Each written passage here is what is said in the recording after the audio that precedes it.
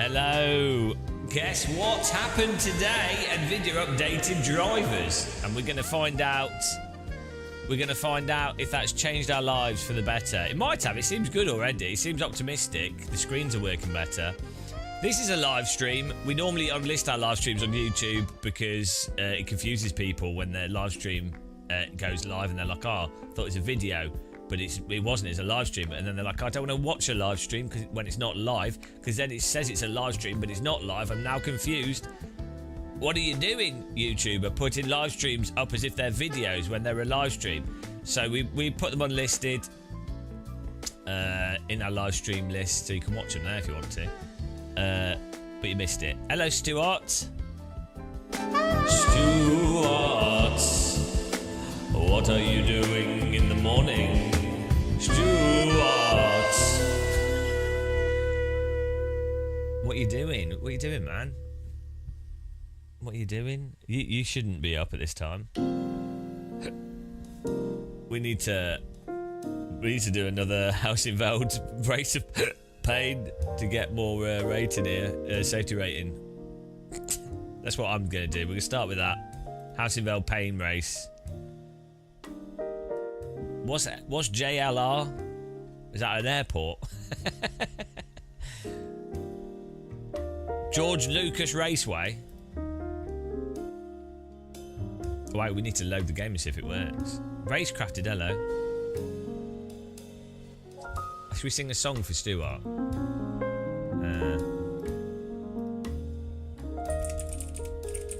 It's a cinematic genre. Jaguar Land Rover. What do you do? Loosely. Don't dox yourself. Loosely, which division? Don't be too precise. I might know people that work with you. Just say very loosely. Right.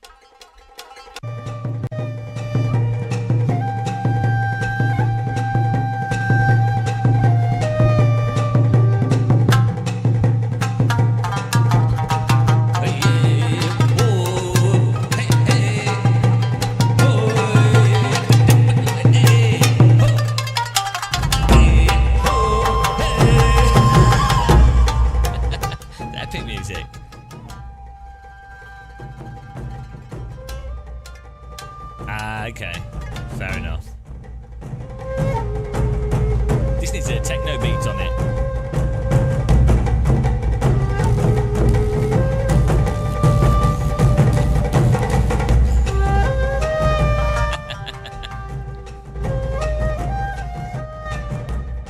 This is my jam. This is effectively vintage techno. Hello CKTL Trenzob.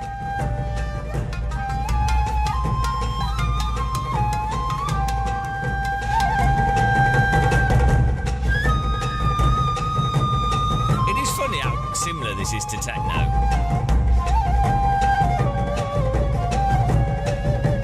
I'm confused if I like this or not. Shall I add your lyrics to it?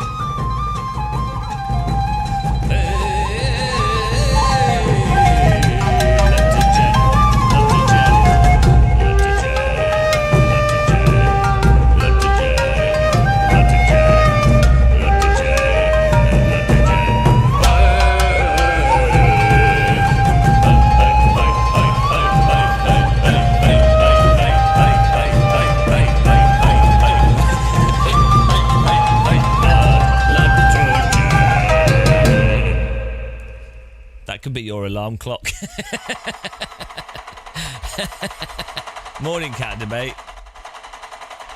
Yeah, it happens when the insomnia happens, but it's fine, I'm used to it. We just found some epic classical music. Hoi hoi.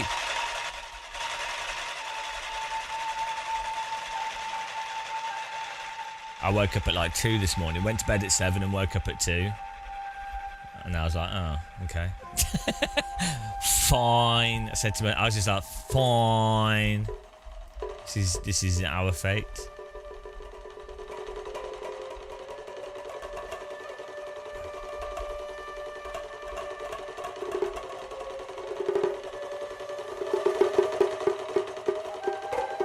of tea. It's all good, guys. It's all good. I could do with some more ibuprofen. But, oh well.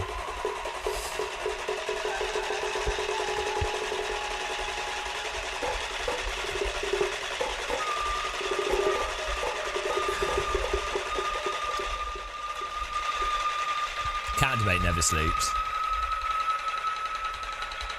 This is actually the noise of counter debate slapping his wife's bottom.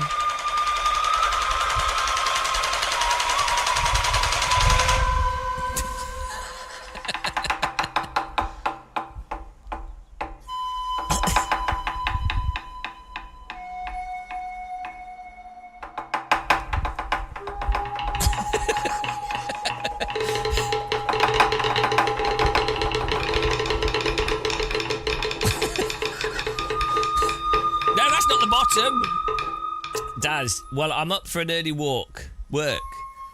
Straight for a flight. Where are you flying to?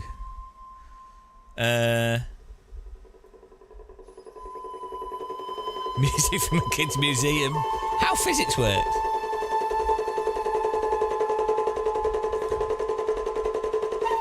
This sounds surprisingly like a 90s road car starting up.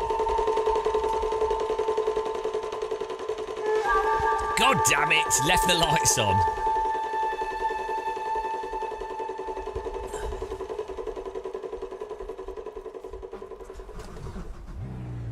Oh, guess what I forgot to load?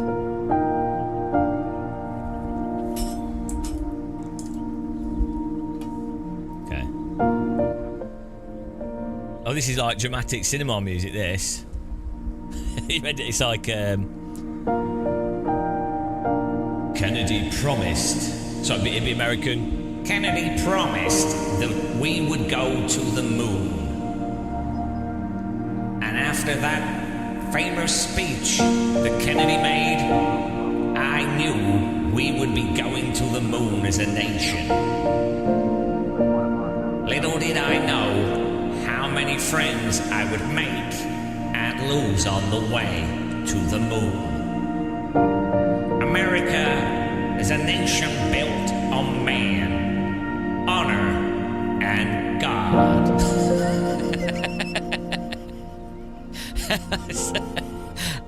It's one of those films. I'll be like, oh, I grew up on a farm. I would help my daddy bring in the crops every year.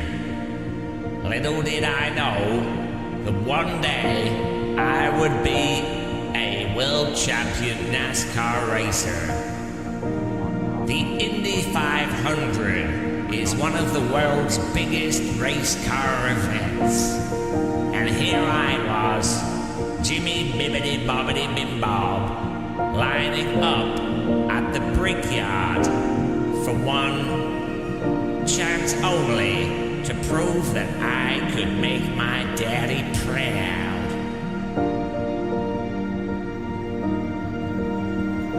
That's the Indy 500 film.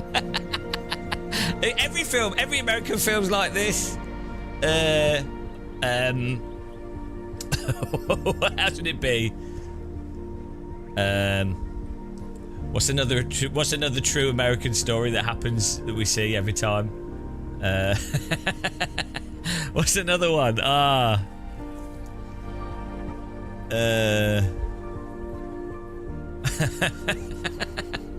Oh no, my brain's not working. It's too early. Jim Dibbity Bob.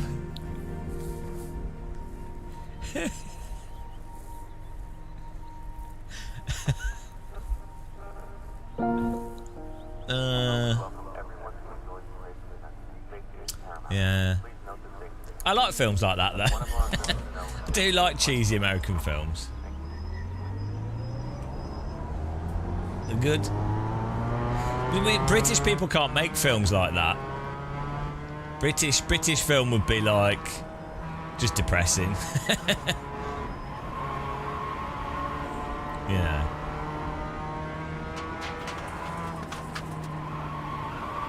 Ooh! Ooh! iRacing tires, they don't work like tires, but don't say it publicly. If you do, they will come for you because you couldn't possibly know. Maybe we should do everything on my channel as song.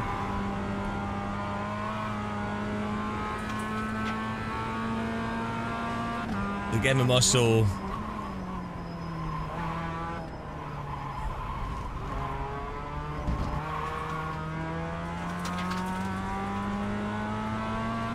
Just do everything as a musical. How's everyone that's joining us on YouTube?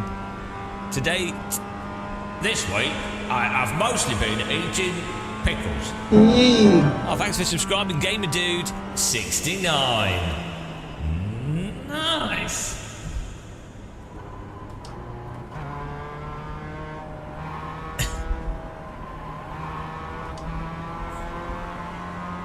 Ooh, I'm a bit out of it today, guys. My brain's cooked. I need some more ibuprofen.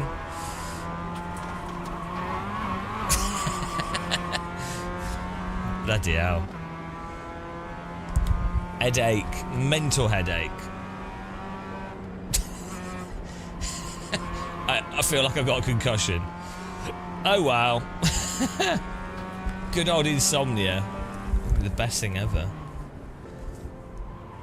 We have to be calmer today as well. We overexerted ourselves a bit yesterday. Turns out, oh, there's a fly on my screen. Get off. Car 3, just set the fastest lap. 2.565. It turns out, 12 hours of live streaming is not conducive to good health, which is a surprise to me. Who would have thought that that was the case? Do you know what I mean? 10 out of 10 doctors.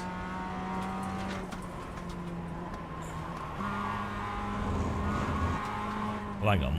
Turn up the jam. Pump up the jam. Pump it up. Pump it. We turned our wheelbase down. Okay. Well, yeah, so those of you that just joined us, NVIDIA just released an update, a driver update a few hours ago. And it might have actually fixed the monitor issue. Like the screens, it is in the update. There's they specifically said they've addressed a display port issue. Car 3, it just set the fastest lap. Did seem quite a bit better. 2.453.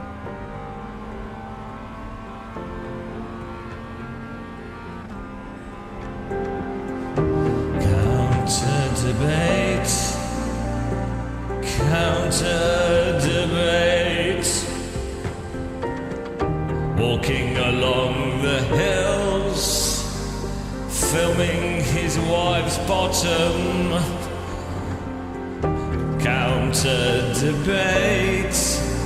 He's a perverted guy.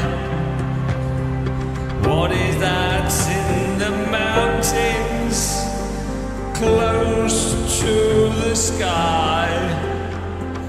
Counter debate with a camera filming his wife's ass. Counter debate, he's a perverted guy in the sky. Counter debate, can we stop this guy?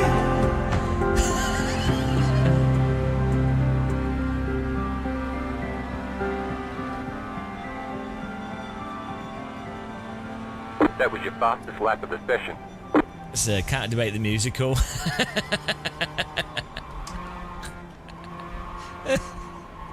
I'll learn how to sing one day. If we keep doing this, we'll eventually be able to sing in tune. There we go. कैसे बताऊं सखी उन्हें मैं बतिया कैसे बताऊं सखी उन्हें मैं बतिया पिया न माने I don't know any Urdu. God damn it. If only I knew Indian languages. If I try and sing this in a made-up Indian language, I'll get done for being racist. I do like Indian music. Oh, now this one's too up. I was recommended your stream from Reddit thread asking for the... That's well good. Yeah, I don't disagree. I am the worst iRacing live streamer.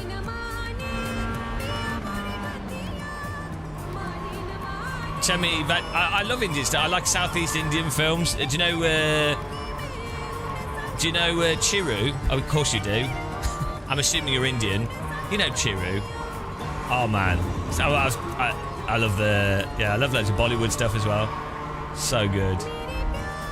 But East Indian films in particular are hilarious. They're so good. They're so insane. Especially the ones from the 80s and 90s. Amazing. I love like mental film stuff like that, like Ninja the Protector as well, which is like a Godfrey Ho.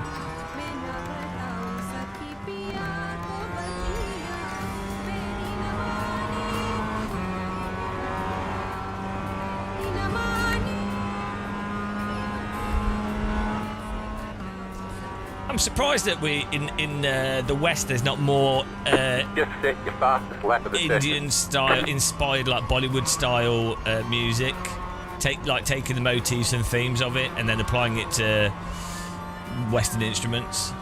There's a little bit of it, but you know, surprised there's not more of it. You know, like I guess you could say that a lot of the dancing and stuff is massively inspired by that.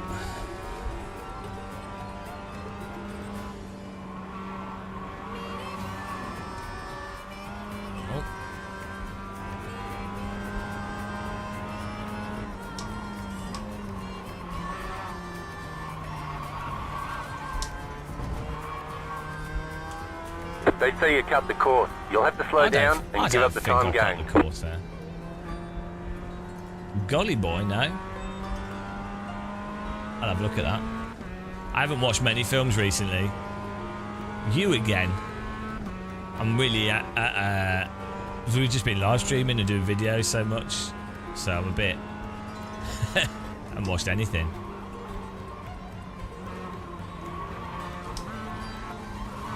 It's pretty funny finding this channel from iRacing, worst iRacing streamers thread.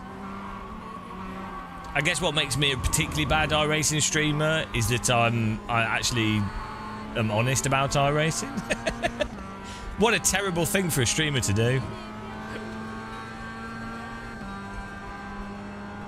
Imagine someone pointing out massively obvious physics issues.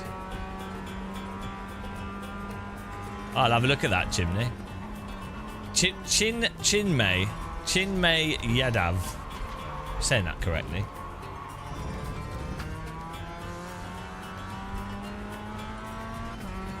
I wouldn't say I'm the most honest. I'd say I'm like I've got the least, the most stupid to just speak their mind.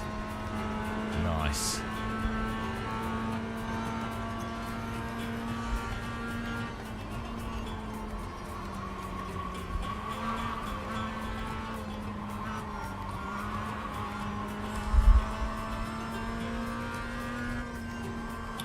We're doing this race here to get safety rating so we can then do a GT3 race and get B-roll and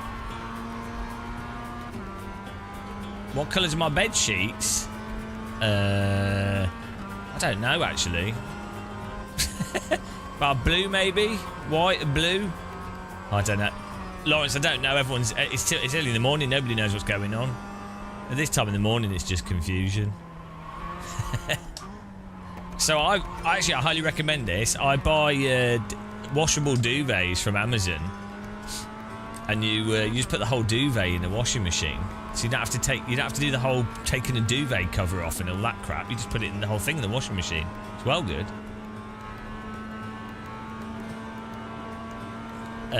We just got D-ranked due to week 13.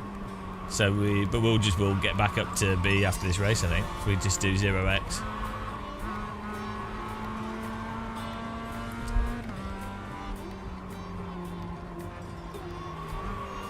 Yeah, we went to bed at 7 PM and then woke up at like 2. And I was like, oh, let's do some live streaming. NVIDIA have updated the drivers. So I was like, oh, let's try that.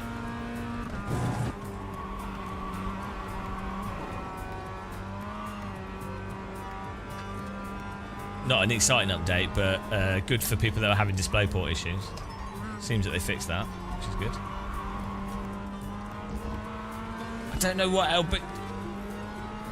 LBJ is. What? What is going on? We've got Stuart going on about LeBron James. I don't know. Well, the basketball player. That was your fastest lap of the session. I don't really follow basketball.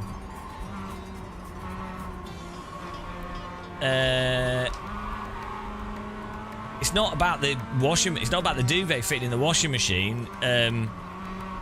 Duvet. It's the point. I can't be bothered to separate a duvet cover from a duvet.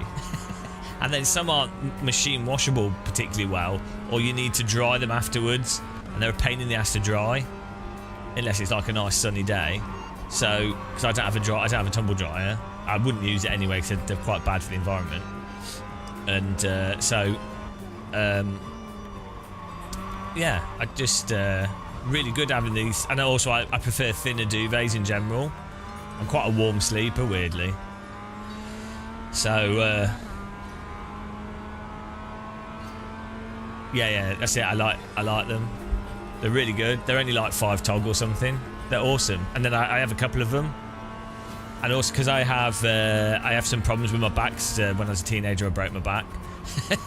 So having been able to move pillows around and stuff really helps. I bet you've got a direct drive washing machine. I guarantee you. But he probably has like an LG washing machine. You disgust me. They're good washing machines, but you disgust me. Do I have a sausage in your bed? Sometimes.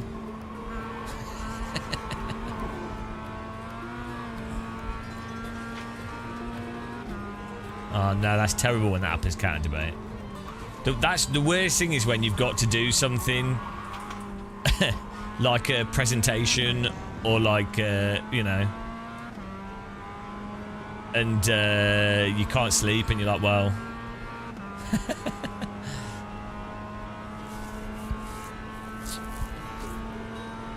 I did not sleep well for the random. That was your fastest lap of the session. The random Ren Sport event we did. I did not sleep well for that. That was funny.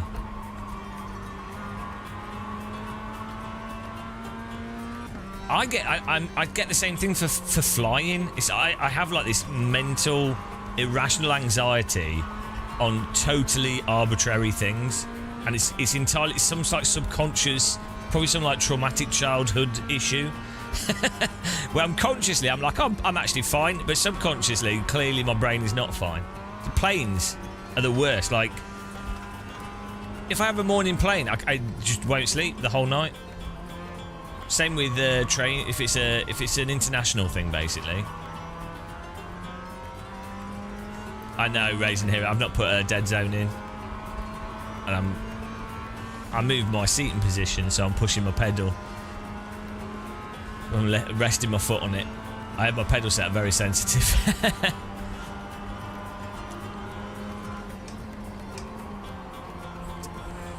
Yeah, it's a good thing to be aware of there.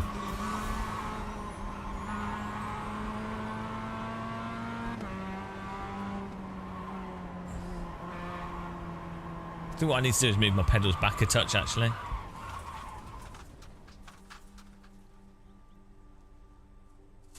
You have 3, yeah. So, oh, I've just moved them too far. That should be better. And the seat can be a bit further. Oh.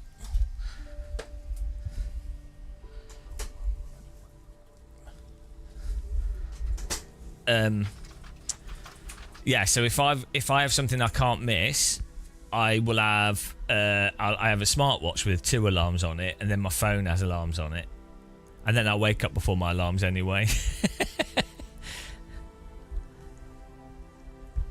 But you know, it's just one of those things. I think so. No, I moved something on my rig the other day. Oh, it's because we changed the wheel over, and this wheel sticks out slightly different to the previous wheel. It's like only by a centimetre or so.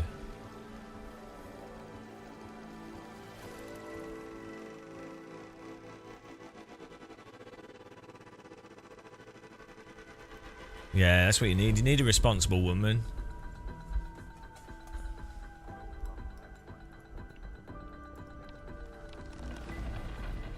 Alright, let's put some jazz music back on.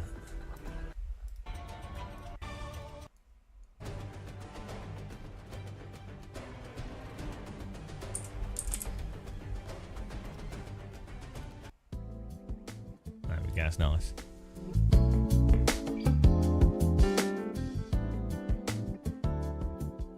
Oh, is there new, like... They're attacking me on Reddit. Oh, let's have a look then. This is good. There's a group of people, iRacing fanboys, that really hate us. Because we're honest. Let's have a look here. Where is it? Is it on just our sim racing or iRacing?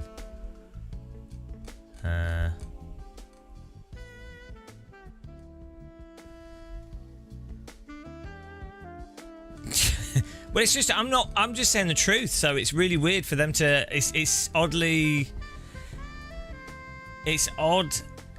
to care. If I'm so wrong and so insignificant and stupid, which I am, why care? I don't see any posts. Where is it? What's it on? There was someone posted asking about stuff. But this is what you get for being honest, and sadly, what you get when you say stuff that goes against a supposed fact. This is why I would prefer it if other influencers and some people that do stuff were a little bit more direct in how they talk about things.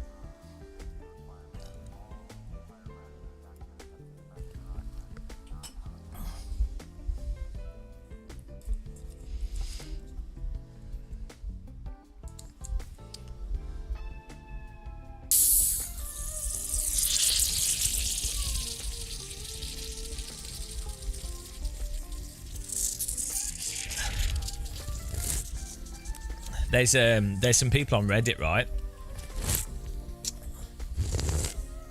that specifically stalk us around Reddit to brigade anything I say negative about iRacing, which is weird. That's strange, isn't it? Like I can't be bothered to do that.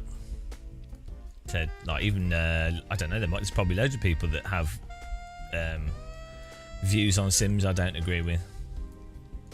Breakfast Guinness. Now I had a bowl of porridge and I can't find this hate. It's not that big. Right, the absurdity as well though. God, can you imagine? I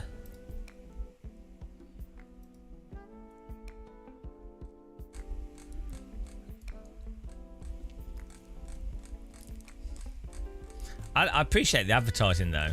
Because there'll be a lot of people that do that have basic critical thinking skills, and they'll play iRacing and they'll go, hang on, it's a bit weird, and then they'll see this and be like, oh, why does that guy say this then?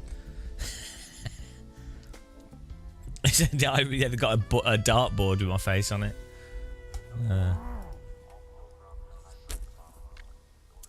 He said I was wrong about LMU. Well, that's the other thing. The thing is, I actually really like LMU. Those videos I made about LMU, right? People assumed that I don't like LMU or I think it's bad. Well, I don't. The whole point of those videos is the updates to LMU will, at least initially, put off a lot of the people that are playing LMU and have got used to LMU. And specifically are playing LMU because the controllable slip makes it more accessible. It's like the AMS2 thing, right? So that's the point of those videos, and also the point is that realistic's hard isn't realistic, and you need decent force feedback if you're going to have more peaky tyres. But like the problem is, a lot of people can't think about stuff at all. Like people don't like nuance. A lot of people do, but a lot of people don't like nuance. They just want a simple thing. What's better? That's it. In the binary sense.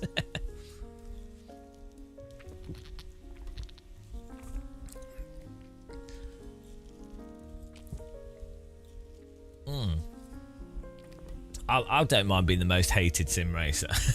I don't really care. It's sim racing at the end of the day.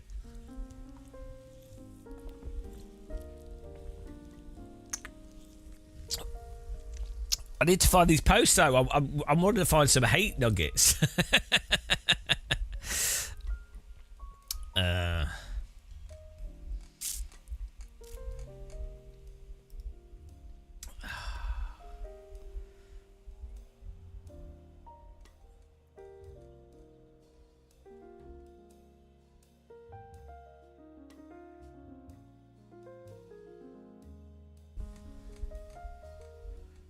Simulated hate.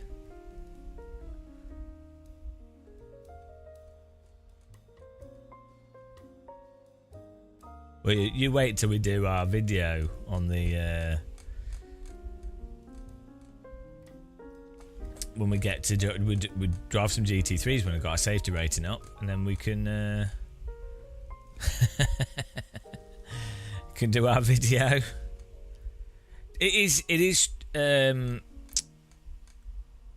So the thing is with iRacing, you can't counter steer.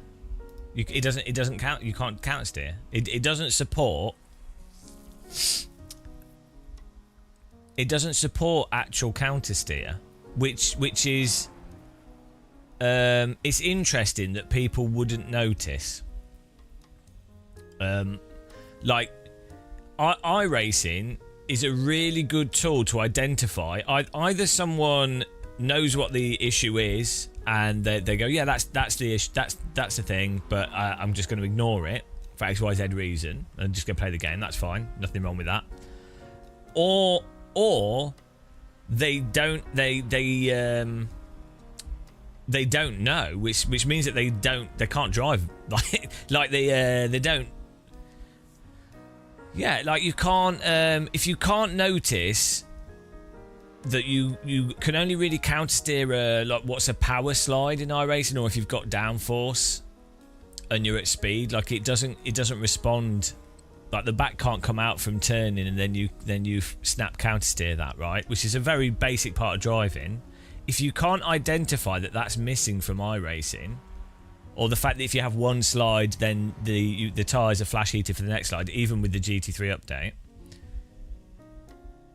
If you can't identify that, it's interesting, right? The thing is, it's actually surprising how iRacing have got away with it, and also surprising the apologists for it as well. It's interesting. Even like real drivers, real race drivers, will sort of obfuscate it. Goes to show you how like you can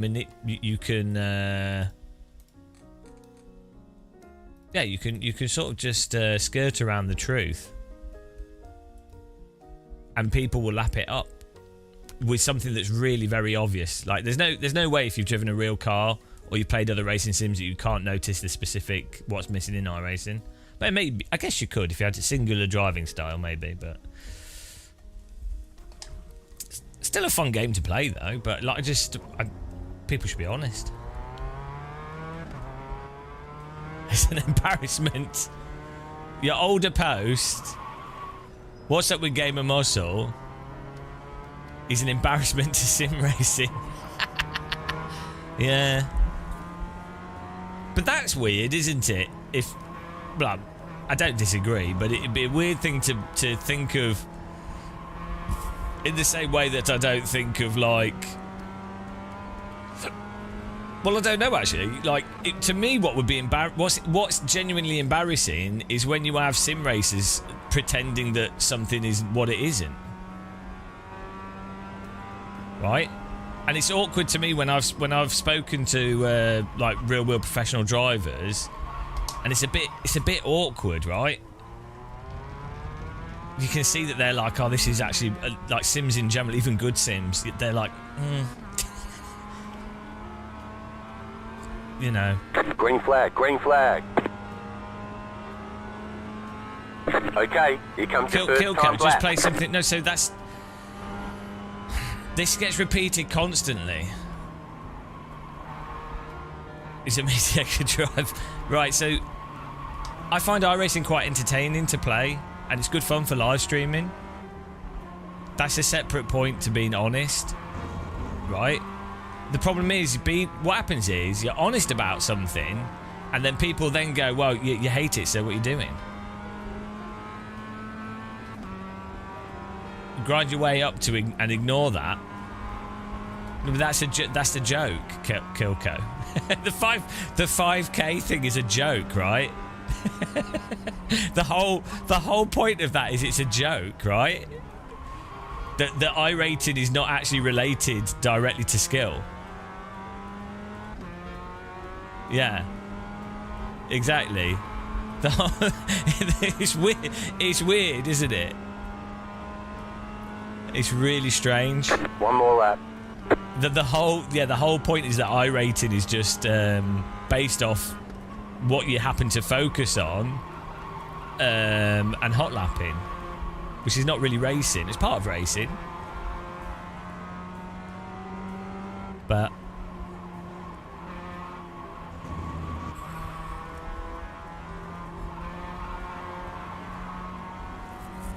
because you're critical of LMU, you don't hate it. Well, that's it. You can actually say that you do and don't like certain things, or you can even say things are more or less realistic. It's funny that, like, you don't have to have driven or flown a real plane or been in the army.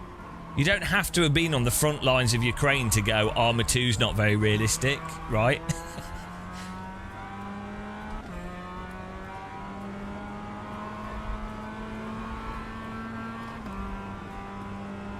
It's lost on people, Kilko.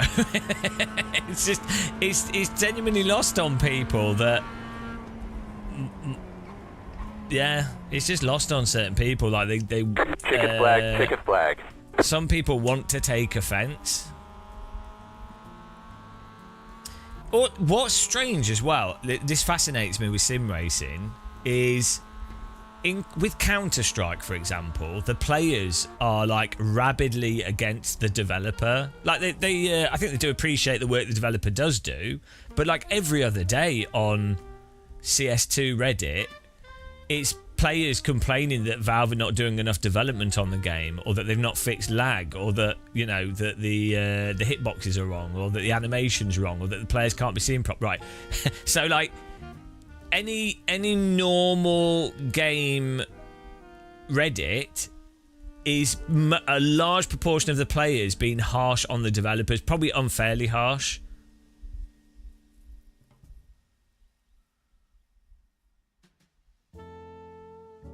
He's rage baiting because the only way he can get views. Yeah.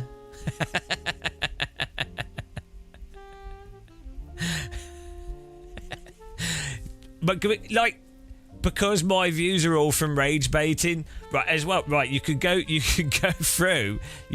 through like all my videos, and you can see that they're actually vastly positive as well. Because I tend not to cover things. It's really funny. Yeah. Oh.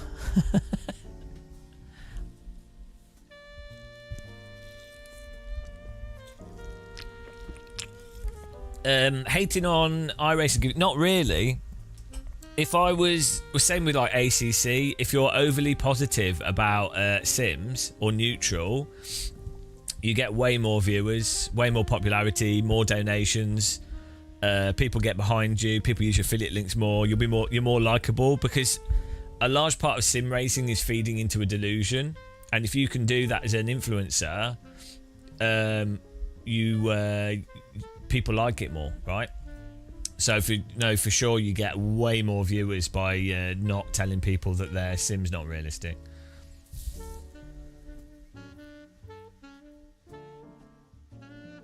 Still keep it installed.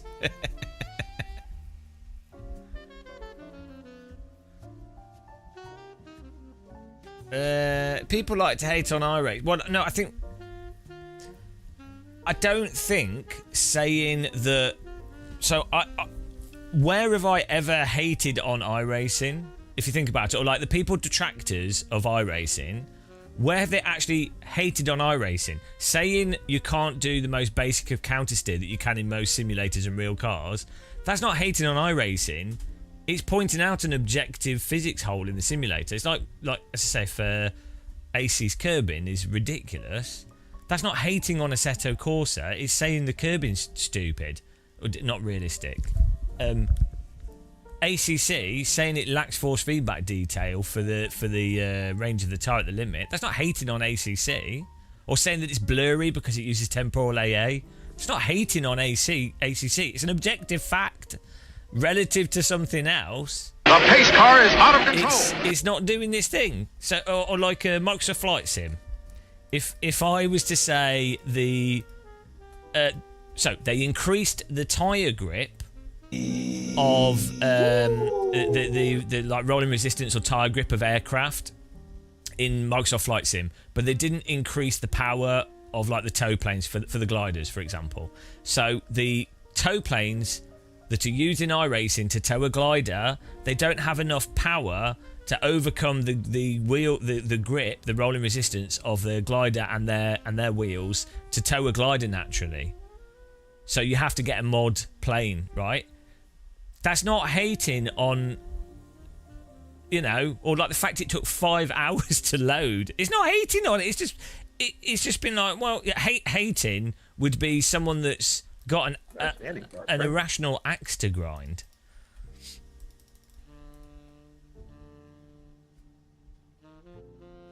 So, yeah, it's right. We go just here for the safety rating. Yeah. The estimated strength of field is 1,873. We expect to be fighting for the podium. I do find it a bit worrying the way that people will just regurgitate iRacing marketing. It's the cult of iRacing is a bit disturbing. Every sim has it, but the degree to which it's like, given how big of an issue that you can't counter steer is, like, maybe that's what's allowed iRacing to not actually ever address it. Maybe they're like it inside of the studio as well.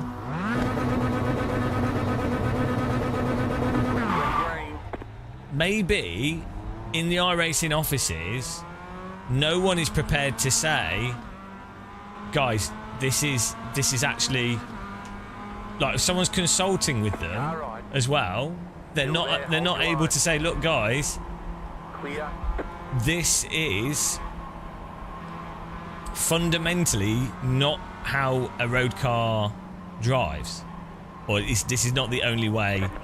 This is fundamentally incorrect, right? Maybe they can't say that because it's just,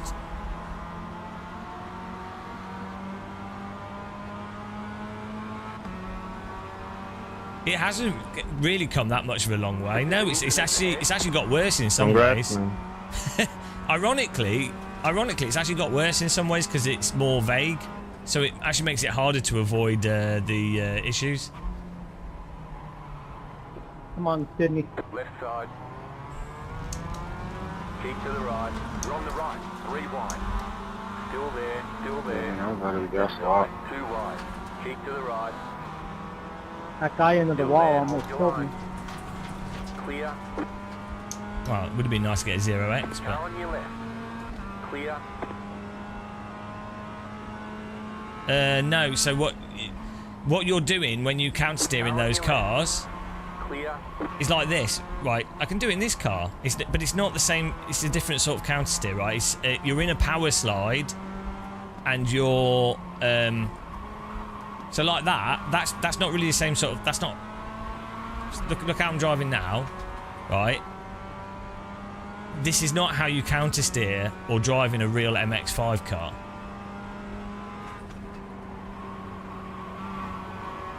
No, but they haven't got that much. They haven't got that much better in terms of. It's just arbitrarily different, right? That's the thing. Like the fundamentals incorrect, so it doesn't make any difference. No entrábamos, Rubén, no entrábamos juntos. Like, so you can clearly see, with me driving this car now, right, it looks like I'm doing counter steer, right? And this is what iRacing's mistake. I mean, I guess you could argue it's a form of counter steer. So look, I'm turning to this. Well, actually, I'm just using the brake to drive the car. I'm holding my steering wheel at a set angle. That's fine, you can do that in a real car. Okay, what I just did there, iRacers would go, that's counter steer. Well, I guess it's a slight form of counter steer, but it's not really the same sort of counter steer as what you're doing. It's a certain type of. You're in a power slide. The car's got momentum through a corner, and you're reducing the rotation in that power slide. That's a different situation to when you've induced oversteer that you then pull out, pulling it out of the oversteer. It's not force feedback settings. I've used iRacing default force feedback. I use Marvin's force feedback app. I don't use any filters. I've used like 100, 200, 300 sim rigs. I've set up sim rigs for real drivers. I've used real drivers sim rigs. Like I'm not saying names, but like people you would probably know. I've used their rigs. I've used esports drivers rigs. Yeah, so the thing is, what it is that this physics engine, I believe, is how it is because it's designed around oval racing, where you're always at a relatively high speed unless it's short oval, and as a result, the type of slide you're going to get in an oval will always be basically a sort of power slide, right? It's not going to be. You're always going to have a lot of momentum that the vehicle's going in. It's probably either going to be massive. It's probably going to be massive understeer rather than oversteer. For the most part, like I guess if an overcar set of neutral, or it's a truck or something, it might be but it's in a consistent oversteer. That's basically a consistent power slide. It's not the sort of snappy mechanical grip that you see on every. Like if you've driven a car in real life on a track. Or been in a car, even passenger laps, it's obvious. Or watch onboards. It's not a subtle thing. We'll just play AC, LMU, R Factor 2.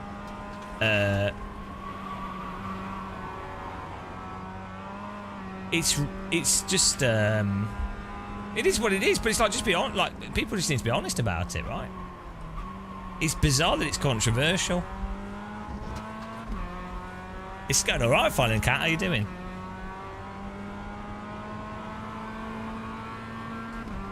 Also, iRacing's grip is really drawn out. It's very slidey. It's like very sloppy. The tyre model, which is weird as well. So that again is probably why the cars don't respond to counter steer properly.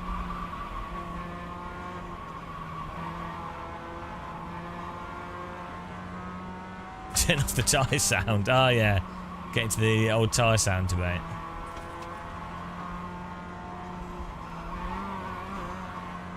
Yeah, do you remember that with Automobilista 2?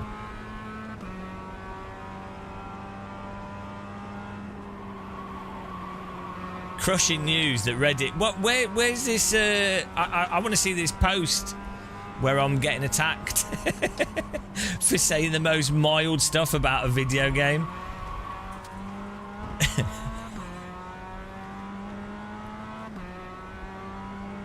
Yeah, so this is the thing, Dirt, I can't say your name, sorry. This is why I think a lot of people don't notice, because so watch how I take this corner, right? So I'm braking. I'll brake a bit harder, the rear's going to come up. Well, we're understeering. It's very hard for me to try and actually purposefully drive in iRacing because of the way it works. Why did you pick? Right, so the back's obviously on the brake, the rear's rotating, right? I'm holding my steering wheel at that angle. You know, you can see the oversteer and the understeer. So you're sliding, and it's very controllable.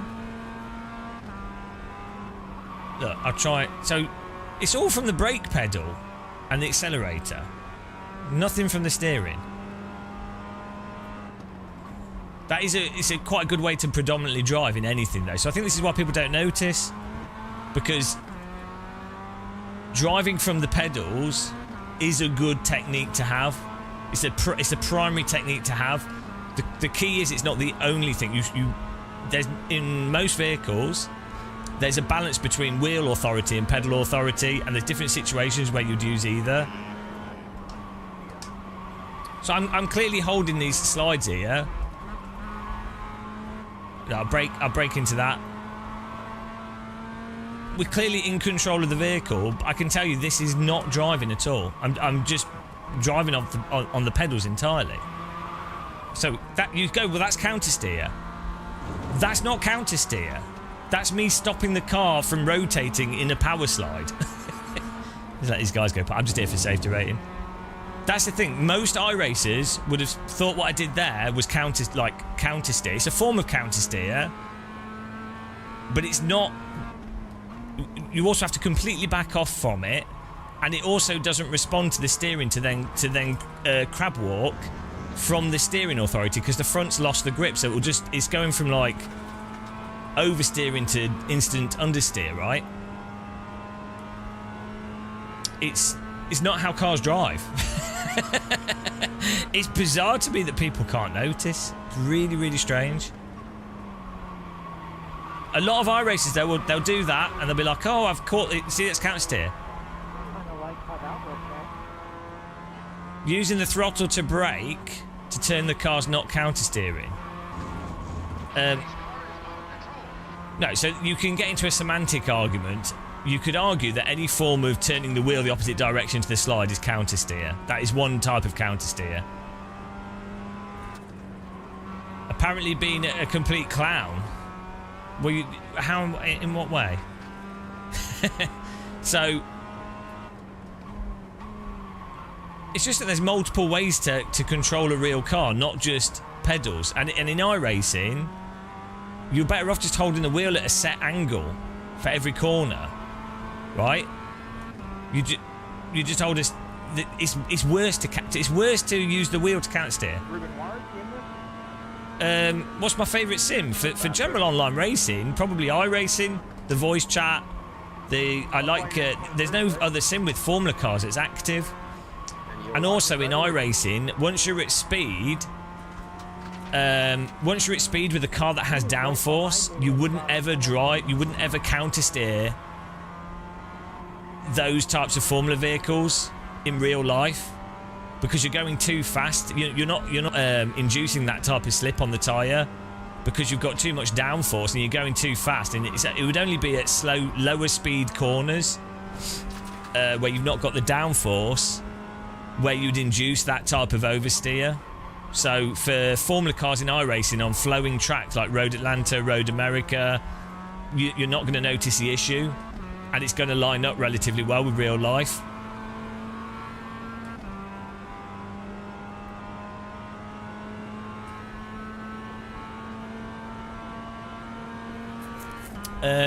No, I bet you what you're doing is you are in a power slide and you're stopping the rotation of the car whilst it's going through that power slide.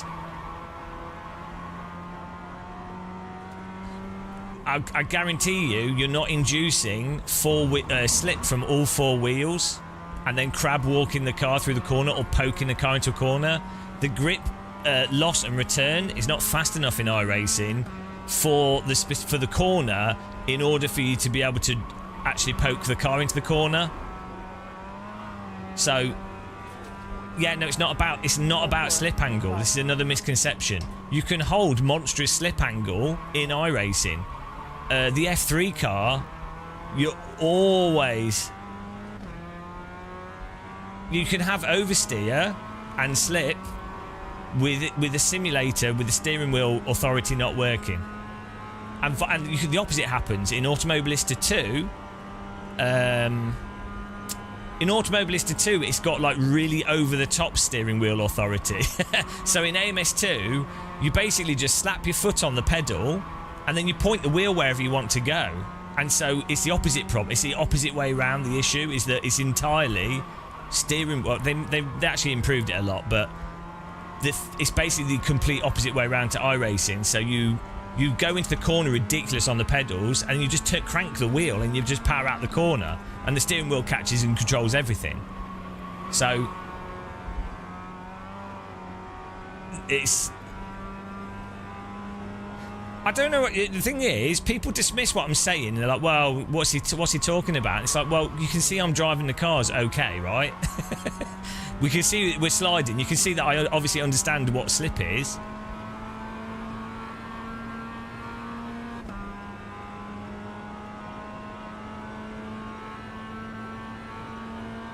It's a combination of issues with iRacing's tyre model that I believe causes the end resultant behaviour.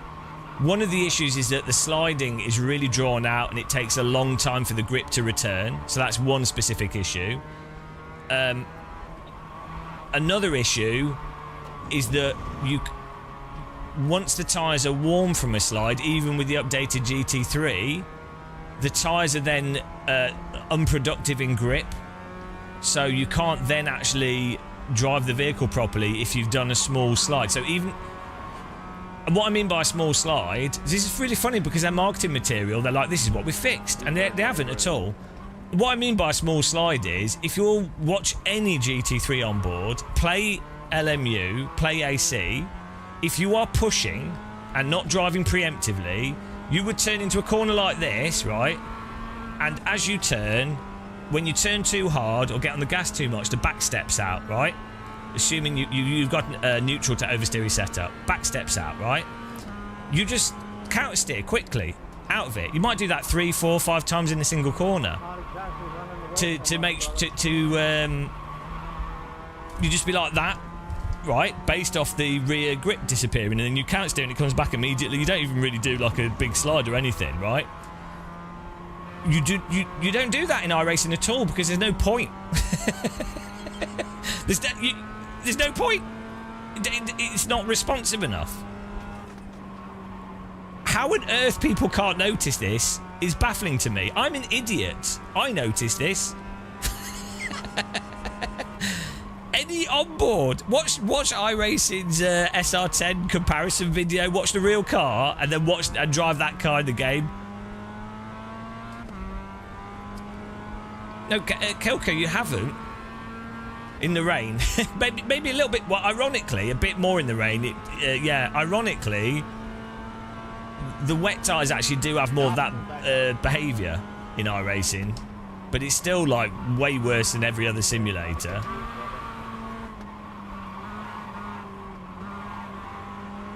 How's your car doing?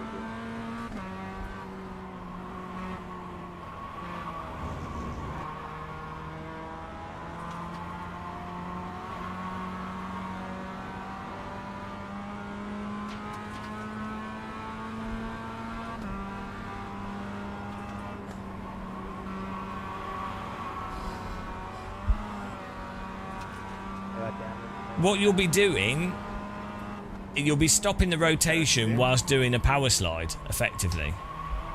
You're not doing the same process.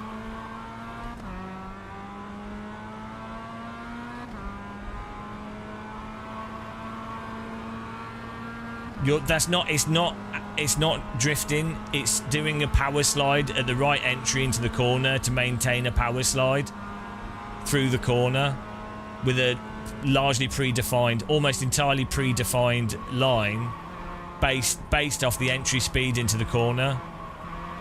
So a power slide is one type of slide that you can do in a drift. Right? It's one type of slide. It's like the most basic type of slide. And it's also something that you'll find in most games that don't have particularly good physics, is that they will at least have a power slide because the vehicle is rotating on it's pivoting but it's not actually applying the tyre grip and the throttle and the, you know, it's not actually drifting properly.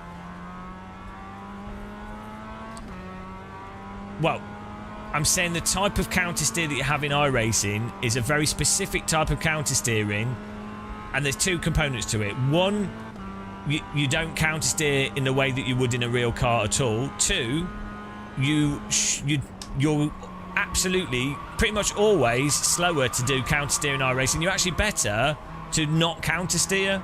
That's the you drive preemptively, and you use the brake pedal and the throttle entirely to rotate the car. You just hold your wheel at a set angle that's the correct set angle for the corner, that's the fastest. What is going on there? It's like bobsledding. Like, look how I'm driving this. Watch how I'm driving this. I know we're slow. I'm just farming safety rating here as fast as possible, so I'm really not trying. But right, I'm using the brake to turn the car there entirely. A bit of correction there. That was maybe somewhat close to counter steer. No, it's not. No, you do want to slide. Right, you do want to slide, but it's a very specific amount. But it's why you're sliding and how. So look, I'm holding the steering wheel.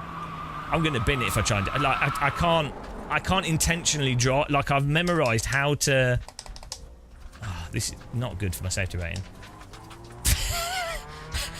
I've learnt how to drive iRacing to a degree where it's very hard for me to intentionally do stuff. It's really weird. It's really, really weird. I think this is why iRacers don't notice. Because it brainwashes you.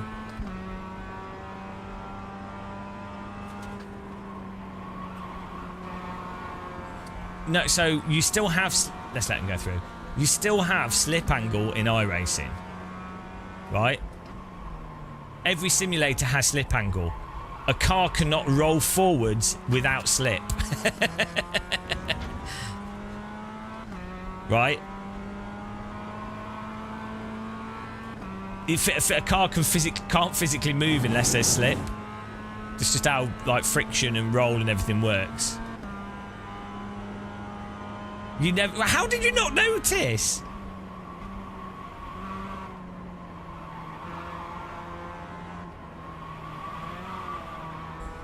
So what's happening? See that counter steer? It's an unproductive counter steer because it's like I've come off the power and I'm just stopping the rotation of the vehicle. It's not the same.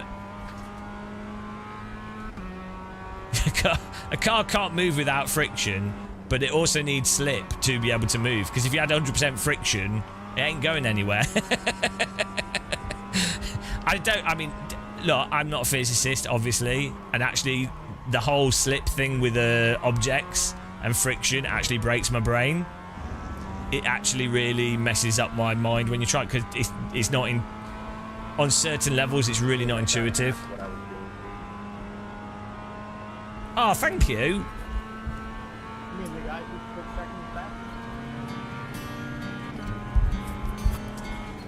Careful the brand. DD girl with the DD wheel. It's a way down the list with the DD girl, babe. It's a DD wheel with the DD girl. Thank you for giving channel memberships, you fool. It's a DD girl, a dreamy girl, beautiful server motor babe. DD girl in the morning, DD girl in the afternoon. Everybody needs a DD girl. Put a DD girl in your sim ring. Everybody wants DD girls. They're so perfect and strong and powered by electricity. DD girl in the DD wheel. What a beautiful babe. It's a DD girl. What a beautiful lady. DD girl. She's so beautiful. Thank you. Oh, thank you very much. Thanks very much. Try the GPT. No, so I've driven it. It has the same issue. But what happens is GPTs have quite a lot of downforce, and downforce hides mechanical behaviour of tyres. This is a thing that goes back to R factor 1. Right? The Formula cars. So there's some specific physics issues in R factor 1, which some people, some modders sort of managed to massively improve, and Automobilista 1 managed to largely fix some specific issues. There are actually more to do, I think, with the drivetrain rather than the tyres. But with downforce, so again, like the behaviour of iRacing, the tyre problem is not going to exhibit itself if you've got downforce and you're at speed, because the type of slide that you have at speed with downforce is pretty much always a ginormous power slide. Right? And also, you're not going to be pushing the tyres over the limit when you're driving at 100 miles an hour with a high downforce car. You're just simply not. There's no corner that's tight enough at those speeds where you're really going to be pushing the tyres over through your turn radius. Like now, even in this car, when we're driving those corners at long corners, we're not turning that much, so we're at a speed where we're not actually using the tyres that much for grip. Right? It's like if you're driving a drag strip, you're not going to notice. If you're driving in a straight line, you're not ever putting any rotational load on the back of the car, right? So that's why, as I say, the F3 car, the Super Formula Light, a lot of the Formula cars in iRacing on tracks like Road Atlanta, Road America, anything that's flowing will hide the mechanical tyre model issues. Like, you can say you're cooked, but can you, like... I'm giving really clear examples. So you would have to say, well, no, you're wrong because of X, Y, Z, but no one ever does. It's always...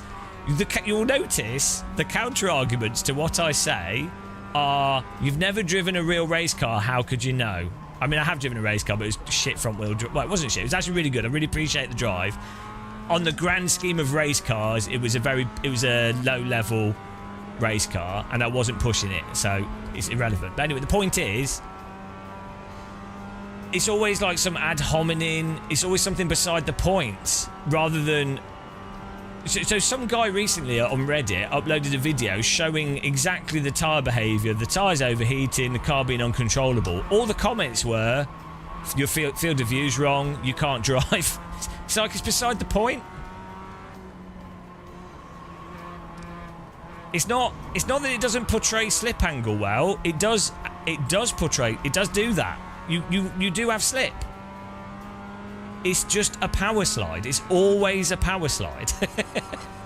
So you can every corner hit, like, look, we've got really, and you have really progressive controllable slip on the brake pedal. It's just really drawn out and sloppy. It's not what slick tyres are like in real life. Like, look, it's just really... I'm exaggerating them. No, that's another counter-argument that you have people make in order for them to be anodyne and on the fence and seem reasonable. The problem is, it's a fundamental technique to driving.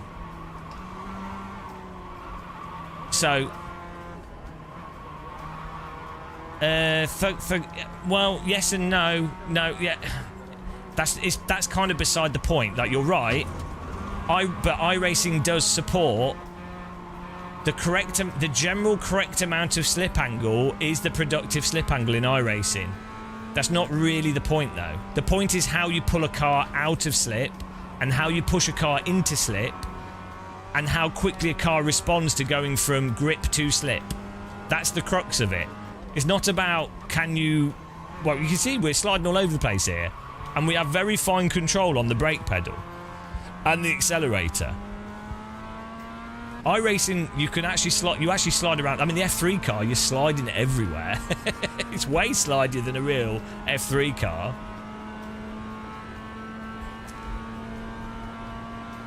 So, yeah, what you'll see is, bizarrely, it's people that are financially benefiting from appealing to iRacers. Strange that. What you'll see is they will say, "Oh, you know, you're just nitpicking. It's you know, it's just a subtle, it's just a slight difference." When it's not, because it's a fundamental part of driving to specific cars as well. Yeah, but even the GT3 cars are incredibly floaty in iRacing. Right? They're actually really, really slidey. Again, this is why I think people don't notice. So people that don't notice what's missing, they think that the people that are pointing out what's missing, they think they're saying that you can't slide. Right? Or that you can't hold a slide through a corner at a set angle. That's not what anyone's saying.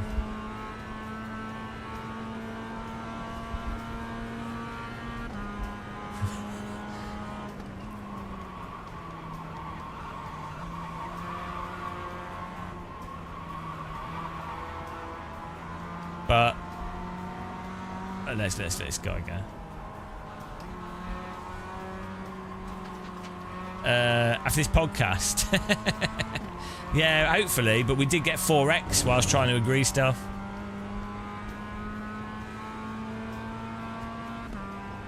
So I guess a way to encapsulate it is the way the vehicles respond, that's a new word. The way the vehicles respond to steering is completely incorrect. And also, the tyres are stuck in whatever physics state was initially induced. So you can't change a car's trajectory in the degree to which you can in any real-world vehicle and most sims on the market.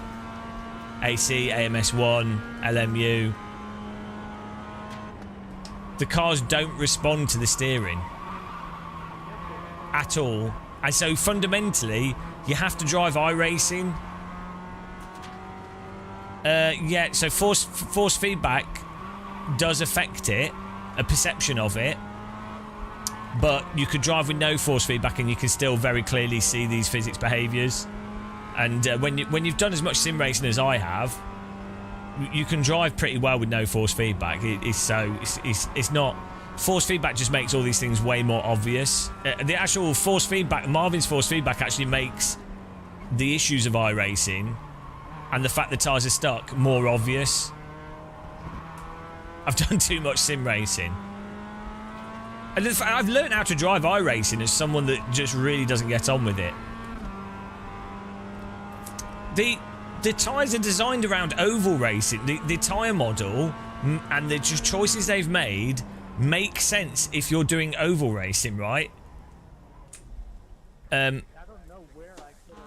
Because if you're doing oval racing, you're at high speed, and you're only ever going to be doing, like, generally large, either a large power slide or holding like a large, like you're just doing a large slide through the momentum, or you're doing a large understeer, and you're talking like huge amounts of it because you're going at what, like 250 from I don't know what, you're going very high speeds, and the track's cambered and the track's massive.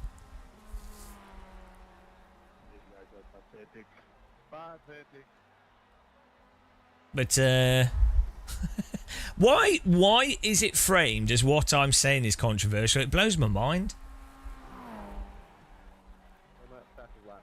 It's just because it's all happening a lot slower, weirdly, and it's more drawn out, and you're not.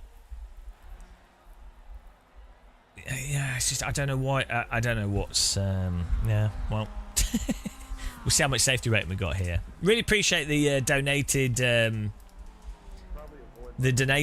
members there from way down the list. Thank you so much, man. Really generous. If you're still there, he's probably gone now. Thank you.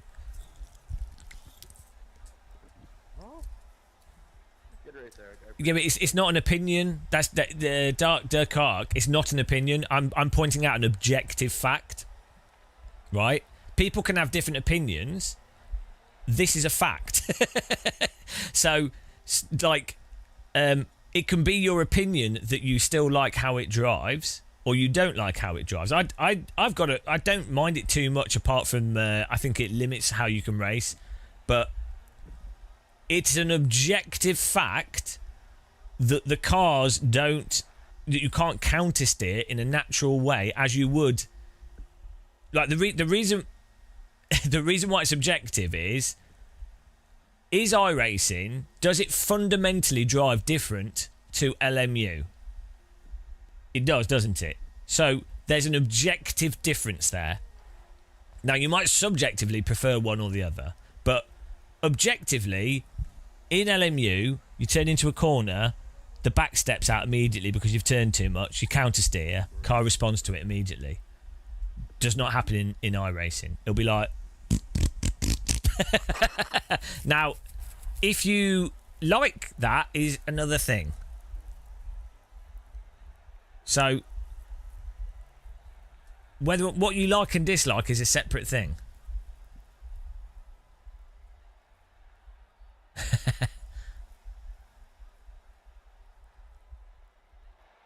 Yeah, like they could present actual direct data as it pertains to the how much rotation is specifically induced at 40 miles an hour when you turn a wheel at this speed, and then if you then counter steer the wheel like this at 40 miles an hour after the rear's already lost grip, to what degree does the car respond to that? Right?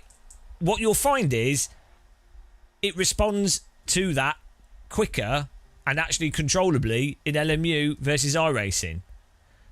And you'll also find that the case in real cars, but you could correlate the data.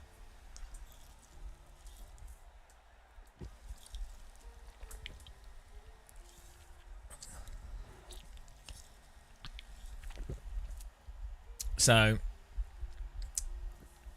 right, let's see what we got safety rating wise from that.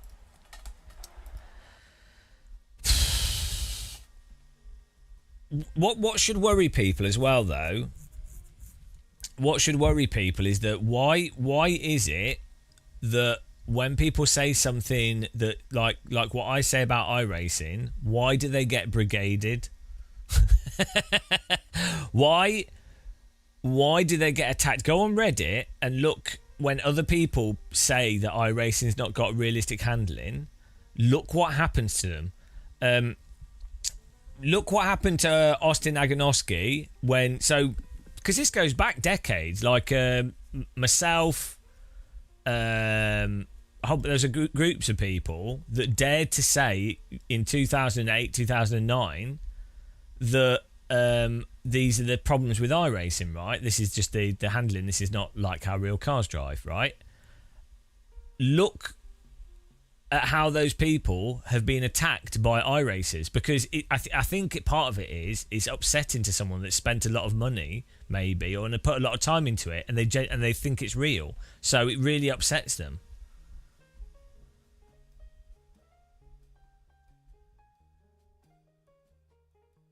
Well, I don't see where are these threads, Sniper Mike. Yeah, I'm not saying everyone. It'll be people that are not iRacers. Where's these threads? Tell me what to search for. I want to read the hate comments. It'd be a funny video. The thing is, why would you even hate me? Like, I mean, I don't mind it. But why would you invest the energy into hating them? Like, there's YouTubers whose content I don't enjoy. I don't watch their channel. I don't engage with it. I don't do anything with them. Like, I actually have no ill feelings towards them as people either. Like, I just...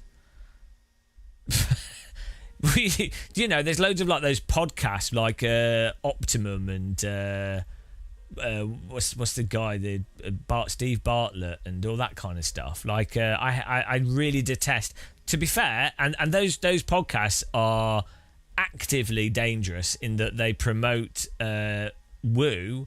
They're not skeptical.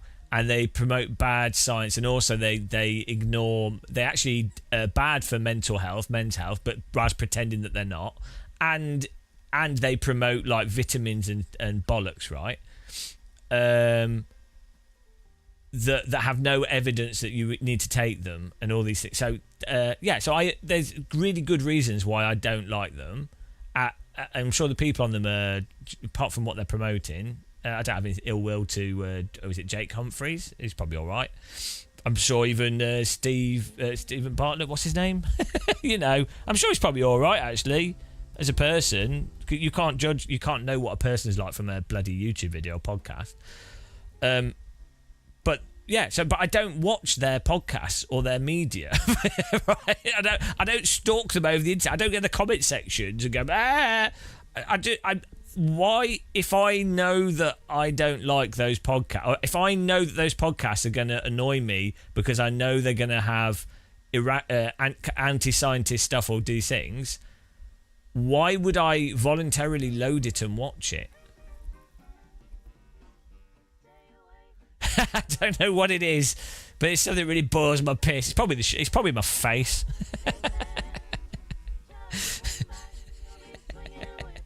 That's fair enough. It's the shirt.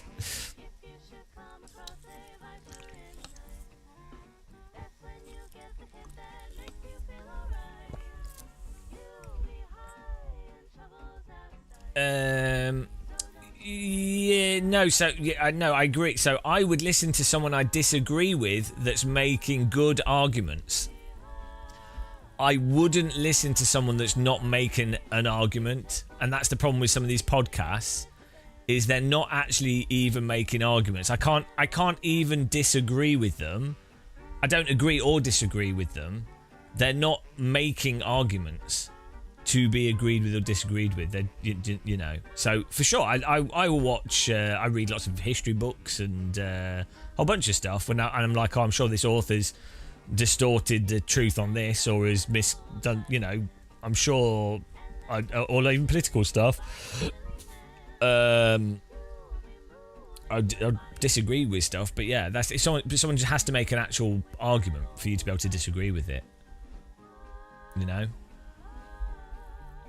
Can I elaborate on vitamins? Well, I'm not a doctor, first of all. If you don't have vitamin deficiency, which you should go to your doctor. If you've got a vitamin deficiency, you should go to your doctors, and they will be able to test what you're deficient in. So if you are deficient in a specific vitamin, ideally you need to be eating a mixed balanced diet, so that you then get those vitamins from your mixed balanced diet, like a range of fruit and vegetables and maybe some protein source or some equivalent. That's where you would ideally get your vitamins from. However, some people, they might have a medical condition where they are vitamin deficient, or they might not be able to access certain food sources, or their body might not be able to get the vitamins out of those food sources, or they're so vitamin deficient for a short period of time where they need vitamins, right? But you need to go to your doctor. But the first thing that you would do is not go to vitamins. The first thing you would do is eat a balanced diet. This is something that's been established since the 80s, right? And it's not controversial. Just eat a range of fruit and vegetable every day. Have a moderate amount of exercise. Don't eat too many calories. Just this is what any doctor will tell you. So why? Well, I don't. Speed Force Sim Race. It just depends on your situation. Like, this is where you go to a doctor. Wombler, exactly. I think it's fair to say if someone only eats one food source or only eats certain things, it's quite likely they're vitamin deficient. So just eat a range of foods. But sure, either way, go to your doctors. I can guarantee you, though, if you only eat like processed pizzas or only eat like one thing, when you go to your doctor will say to you, you need to be eating ideally like a few cups of vegetables and fruit every day, and are you eating this X amount of protein? Do you eat X amount of calories? Do you eat fruit and vegetables? Do you eat a range of fruit? That's what they'll say. It's not. It's like when you go to a doctor if you've got headaches. The first thing they will say is, "Are you hydrated?" Because unfortunately, a lot of people don't. Some people don't drink enough water. Some people drink too much water. But like, you know. So, but the point is, yeah, as I say, like starting off with saying take all these vitamins, they will cure you, or they will make you massively better. Or so a good way of pointing out, a good way of spotting if something's a fallacy, is when something is marketed as being a catch-all. So like this vitamin will this vitamin will make you feel more energized, will make you sleep better, do all this. And it's like, it might do, but this is all because of those 4 X's. We've got to do another one now. Punish, guys. Yeah, normally even like the best medicines don't do billions of different things to like fix your whole life. You know?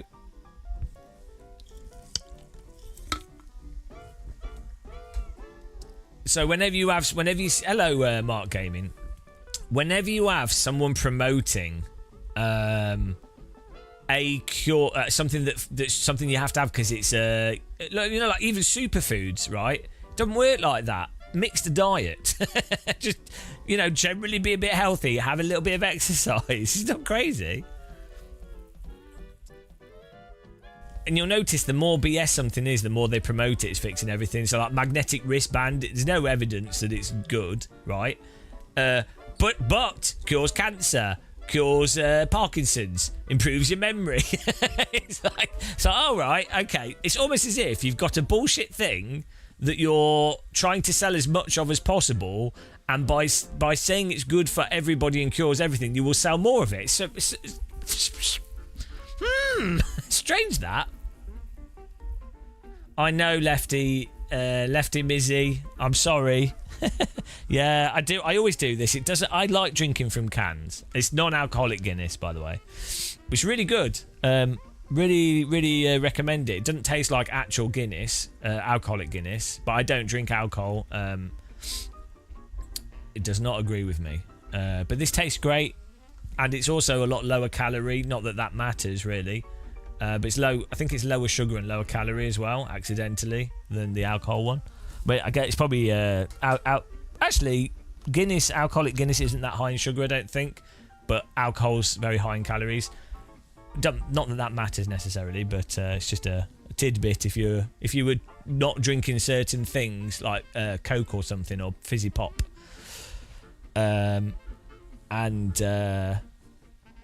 you might not be drinking stuff with a lot of sugar in it for good reason, for health reasons, because sugar. But then you might also not want to drink diet stuff because there's a fair bit of evidence to suggest that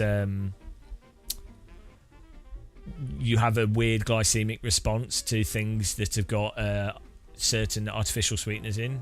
There's a lot of research on that, so you know. But yeah, you might want to just be like, oh, I like drinking water, or sometimes I like a fizzy drink, or I like something a bit bitter. And non-alcoholic Guinness for me does that thing. Chris, can you be more appropriate, please? This is, I mean, it's not that what you typed isn't amusing in a certain way, but this is, we tried to keep this a bit PG. Just be a little bit more obtuse with your language would be good. Just eat less over processed food. Yeah, it's good advice, isn't it? Yeah. It's strange how much small things can actually have a really big impact on quality.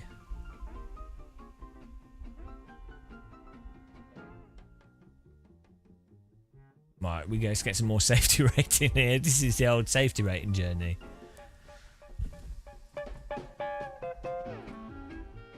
I want want to see this forum post of all the hate we have. This, I don't know where it is. Like everyone's saying that on Reddit we're being attacked.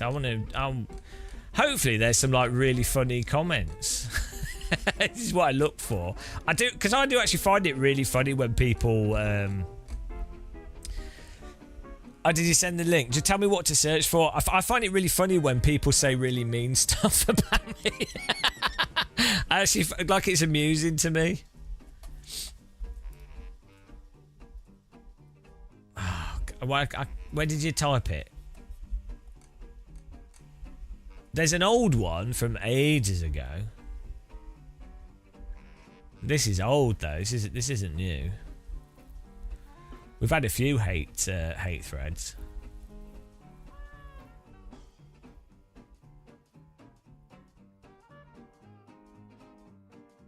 Search Gamer Muscle on is it on an iRacing forum post? Or is it iRacing Reddit? Is it on iRacing? Is it on iRacing? Well, we had a hater thread on we're hated on ACC. We got death threats from ACC fans as well. So did Random Call Sign. With iRacing, we've got haters. AMS2, there's a lot of haters. You'll notice a pattern with sim racers that you'll notice a pattern with sim racers that they don't take criticism too well.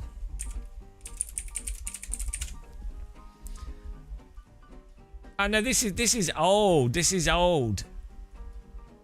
This is all old stuff.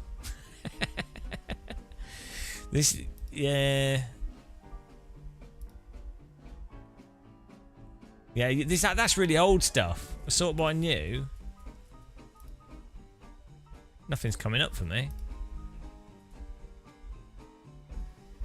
What post is it on?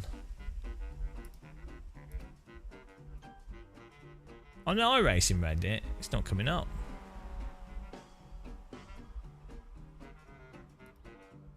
Oh, new, here we go. No, I'm not seeing anything new 9 months ago. Maybe they put a space in my name, I don't know. I can't find the hater comments. Yeah, I can't see it. Are you 12 hours ago on iRacing subreddit? What's your favourite and least favourite YouTube? Okay. New. 3 hours ago.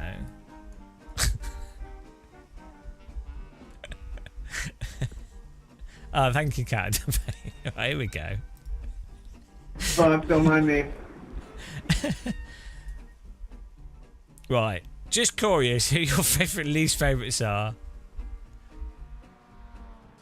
Right.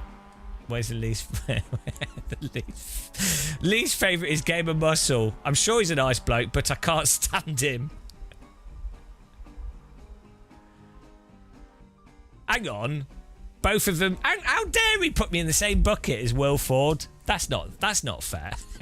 Muscle's an idiot, though. God, he's an idiot. I absolutely cannot stand Gamer Muscle. He thinks the world of himself and is really just a mediocre driver. It's like, right, he thinks the world of himself, yet he's wearing, like... How can people miss the humour? It's really... What it is, if you respect people by being directly honest... They interpret that as arrogance, which is really strange because you wouldn't think that that's what would happen. Whereas if you're someone that's more generally critical, you would be like, when someone's being really anodyne, you would go, oh, they're not being particularly respectful to the audience because they're not saying stuff that's really obvious. So, like, from my perspective, people like Guy Martin, Nicky Lauda, David Hunt, James Hunt. There's a whole bunch of them. There's a whole bunch of people. I'm just picking random names that come to my head in motorsports and stuff. The reason why you're like, oh, right. They just even who's the guy the Formula One team? Eddie Jordan. I would always be like, right, they're saying stuff more clearly. That I think I might disagree with it, but I think they're being more respectful, right? I think they're being actually way more respectful than Jensen Button, right? I'm sure Jensen Button's a really nice guy, but he never really actually says directly what he's thinking, and so it's like, well, like you can't tell what they're thinking about stuff.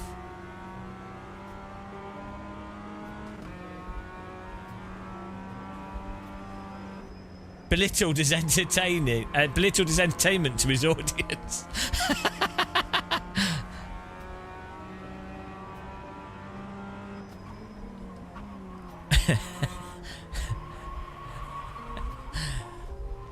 In what way are we belittling F4 drivers, taking them screaming and swearing and turning it into a techno remix? How is that belittling? Green, green, green. The reframing of these things is really, really weird, isn't it? Like,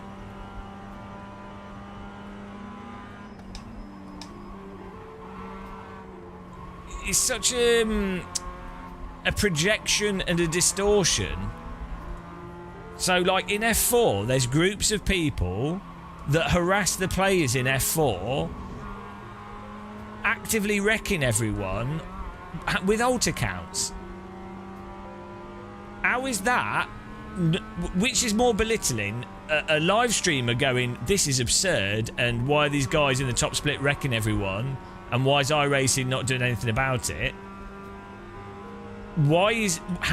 Which is more belittling?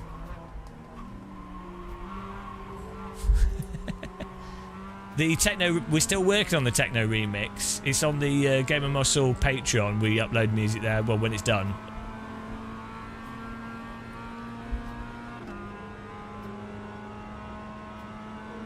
One more lap. So look at all the comments, right, on that post. Every person that's liked are all people that don't say anything negative. Yeah, because Daniel Gray's overly positive about iRacing. He just hates bad drivers. But you see how it's framed? It's like, it all comes down to who is attacking our sim religion. Not, well, who's actually more or less entertaining or what you know. It's entirely framed about who is massaging your confirmation bias. That's what people want. It's what a lot of people want.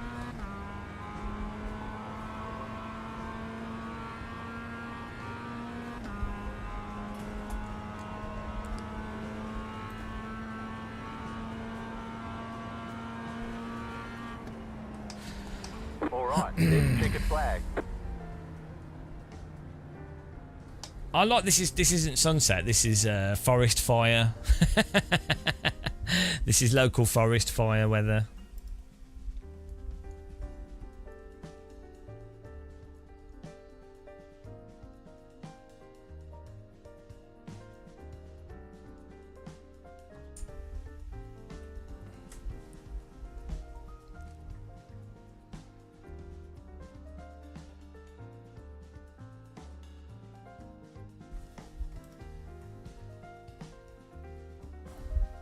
It's all like WWE.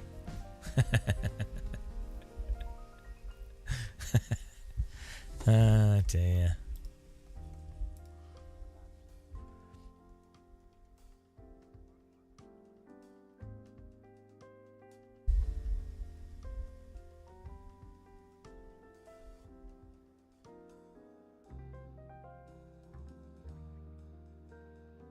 But you can see why influencers don't bother being critical. Like, what's the benefit? Would you rather be critical and upset people that are going to be that you could otherwise make money from? Like, would you rather be anodyne and make money off everyone and be more successful, and just sort of not really talk about issues with things because you know the thing's popular. So if you would point out the issues that you know it will upset people, and make a lot more money, generally be more successful, be liked more, and not get harassed, would you rather do that or be critical? Like, what benefit? What benefit is there, even if you think that something's problematic? What benefit is there to you to point it out? There is no benefit, really. There's no social benefit. There's no financial benefit. You know. Chris, well, so there's this other aspect that if you say the mildest of critical things, if something's got a large deluded user base, it's going to seem like constantly complaining if you respond to someone's countering what you've just said, right? It's going to seem like complaining. But actually, you're actually offering people a fair discussion rather than ignoring them and being rude to them. So, again, ironically, it's better to be rude to people and just ignore them. It's in your interest more to ignore people entirely. Well, so Chris, you're assuming that we're not loose. So what you've done there is actually. So this is what keeps happening: is that people infer something that's not the case. And it's a really weird Machiavellian way of again, it's like a constant promotion or dismissing any whenever you have something outside of a view set, right or wrong, a group will try to like subdue that, right? Sometimes correctly and sometimes incorrectly, but it's just interesting how they do it in a Machiavellian way. They don't just go, oh no, I disagree for XYZ reason. There'll be an ad hominem attack, it'll be reframing, it'll be gaslighting.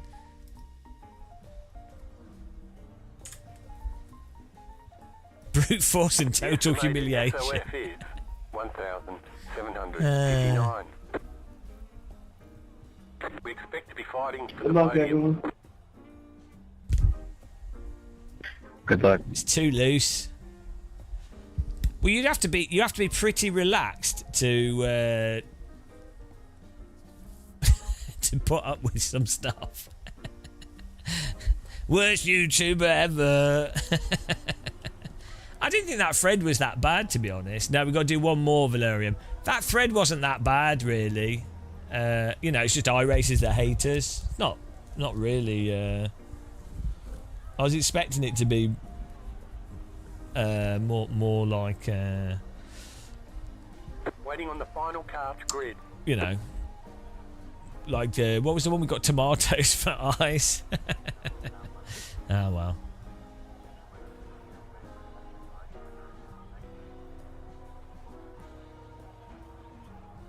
Everyone's gridded.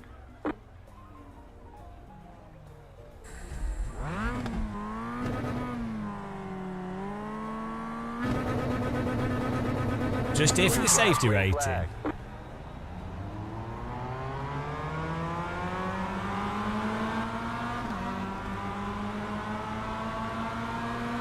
Left side. Still there. Clear.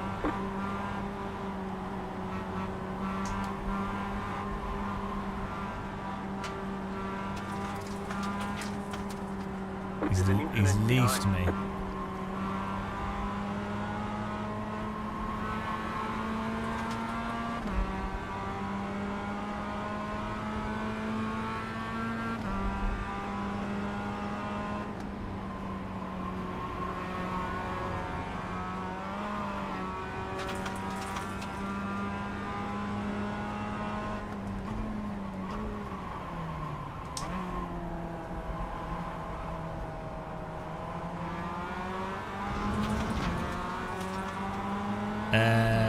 We have 3 OLEDs, but I just use one of them. Triple screen can be good fun, but I don't think you need it. This is Lime Rock Park. It's one of the first tracks in iRacing, this, actually.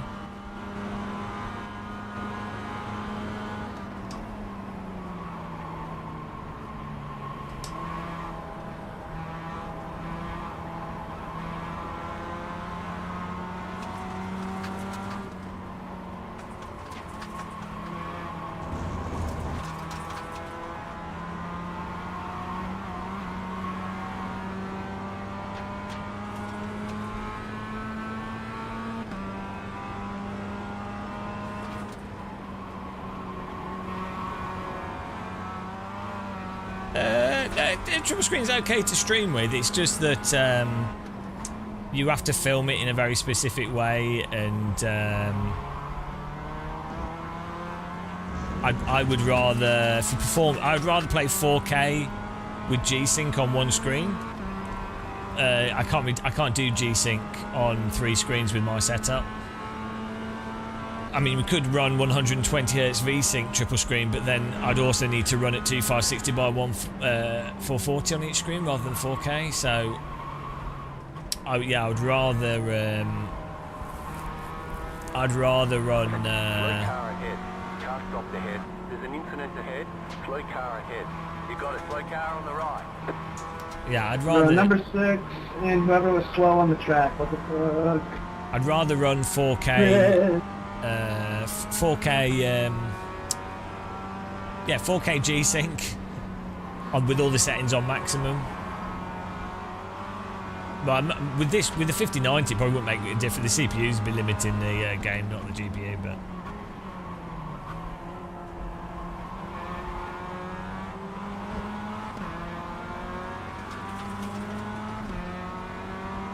no, what do you mean it's not as complicated?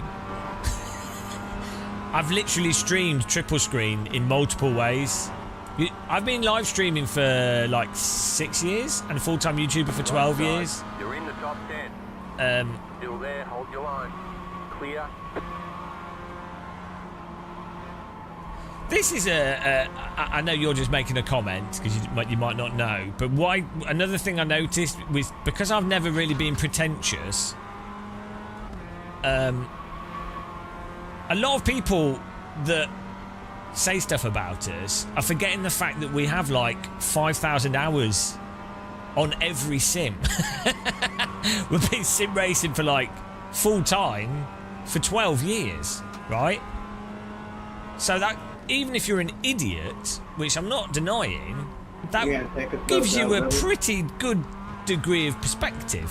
Oh, you replied to okay, that's fine, yeah. But I'm just saying, it's... I'm in VR and I have something in my eye. This is not fun. It's something you get with a lot of comments on... like, unless you are really pretentious with your comment and content, and sort of virtue signal your content by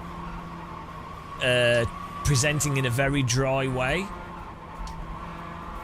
So this is another irony. If you specifically go out of your way to not be pretentious in content, ironically, people think you're being pretentious because they haven't noticed that you're not being pretentious. So you might as well, pragmatically, you might as well just be pretentious at the start because you make. There's an incident ahead. Go right. Slow car ahead.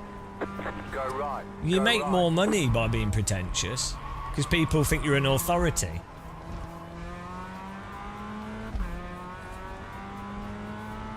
I don't know. It's probably he probably got eyelash.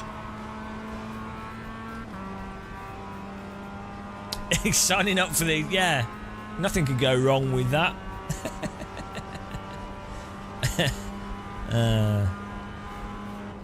You're losing on the car in front. The gap is 3.2 seconds. Oh well. Anyway.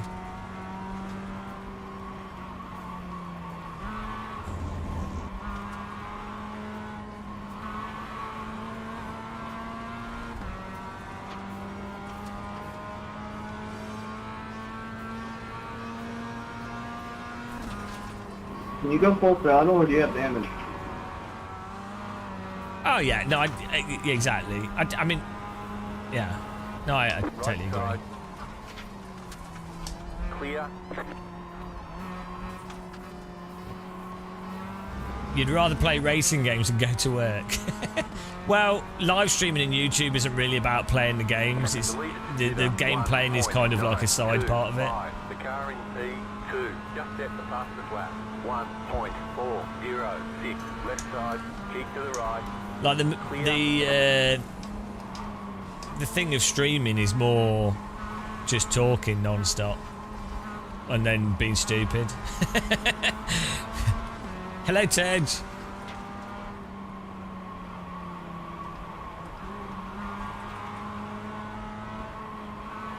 Like, you basically have to have a mental condition.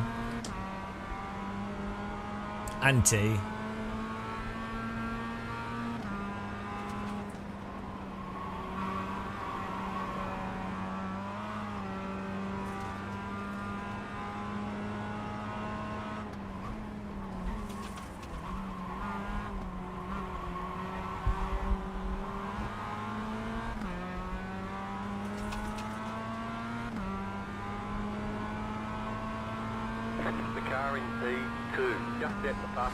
I probably would get fired. No, well, I mean, I have done real jobs. Come but on, man. I don't. I'd rather do. I always want to do my own thing. Dude, my VR completely froze. I'm so sorry. I was literally 1 FPS for a minute. Okay.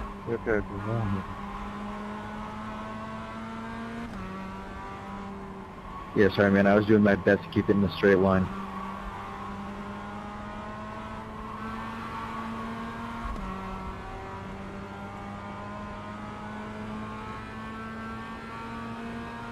Hopefully we can 0x this race and then we should yeah,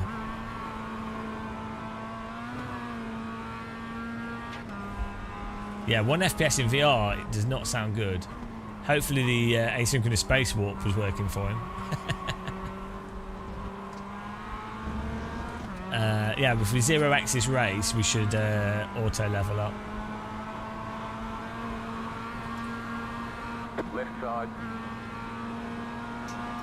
Car 1 is up the front. Clear on the left. No.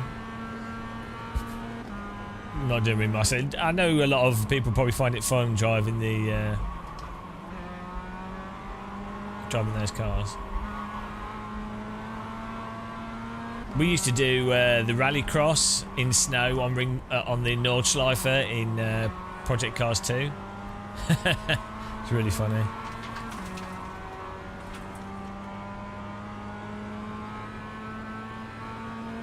I haven't tried the quad VR thing, but that is good work by iRacing, and that should have a big effect on performance.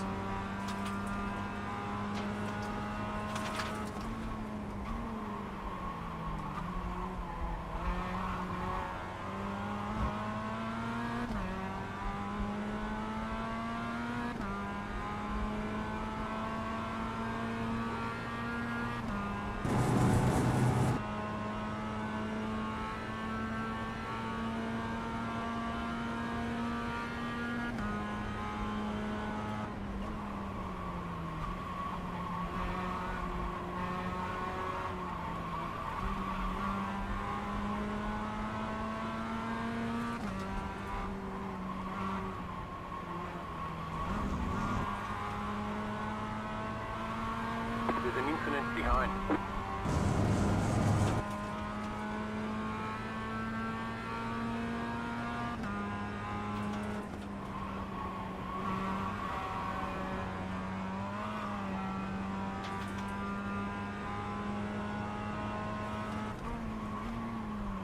Can't be, I just died.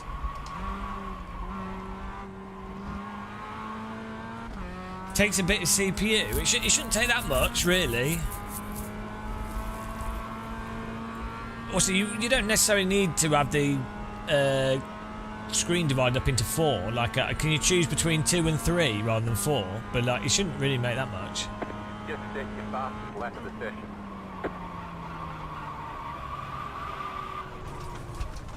Oh no, 1x.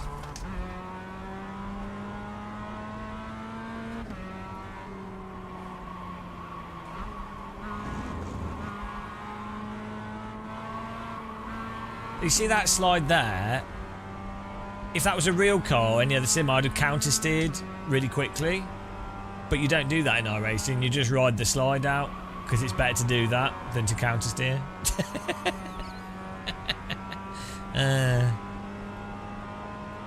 You're losing on the car in front. The gap is 2.8 seconds.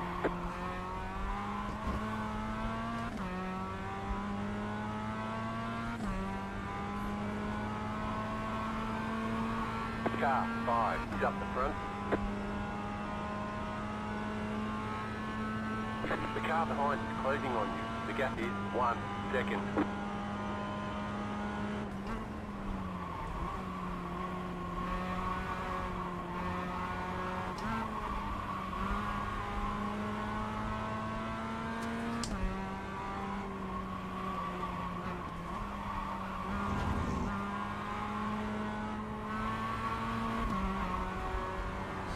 Don't you think it's strange, right? If you know the truth about something, if someone else doesn't know the truth about it, you can't tell someone else this is the truth. You have to show them what the truth is. But most people would be resistant to that unless it's an authority telling them that, which is more powerful than the actual information. So this is for anything. But ironically, if something is an authority, incorrect or correct authority, like if something's perceived as an authority, they don't actually have to show people the truth. They can just tell someone this is the truth and they will just believe it because they're believing an authority.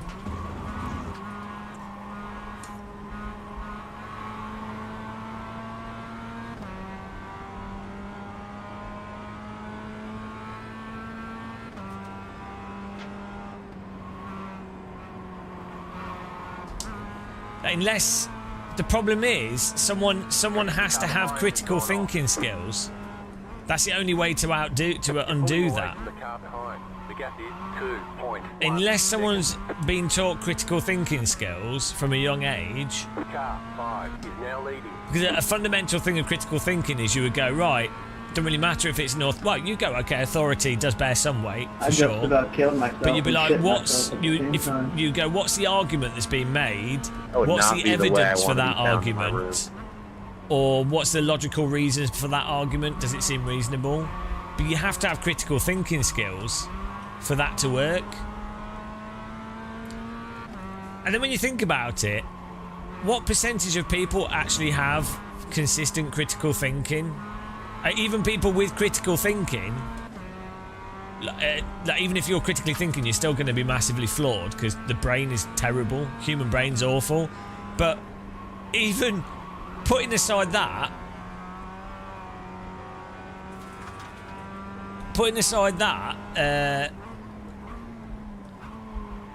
it's really disturbing. Like, you think how many people frame reality and their perception of reality not based off any critical thinking? It's probably what, like over half?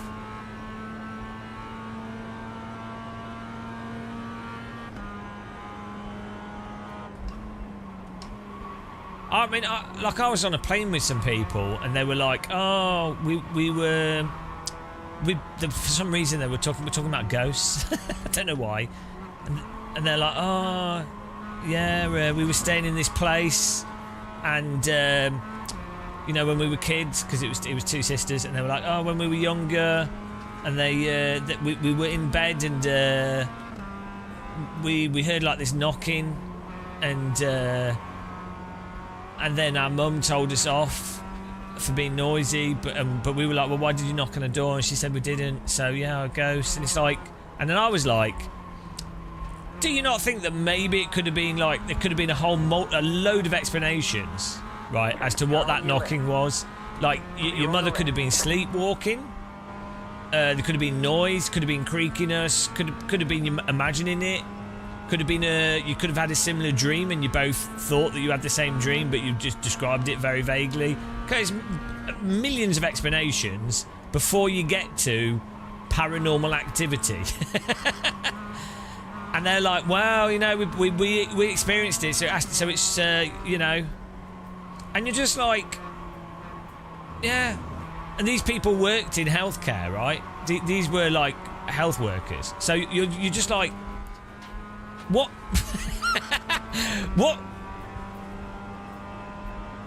What can you do? What can you do? What can you say? Even if you say, look, these are look. What do you think is more likely, ghosts or something that we've got lots of evidence for? And they're like, no, ghosts. So, well, have you seen any other ghosts in day-to-day life? outside of science fiction, why would ghosts only be at night time, generally speaking, in poor lighting conditions? Why, if ghosts were a thing, let's say they are, why would you only get them in creepy situations? Why? Surely you'd ask that question. I mean, I know there is Casper the Friendly Ghost. Car stop on the right.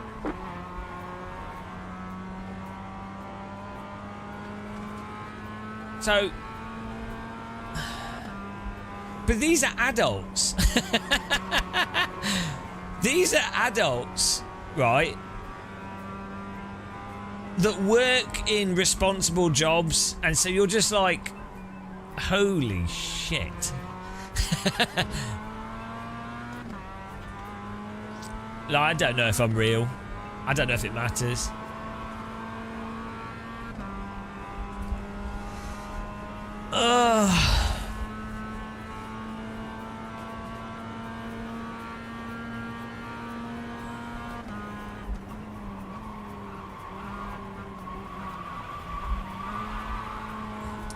They couldn't compute the hair on the game of Muscle.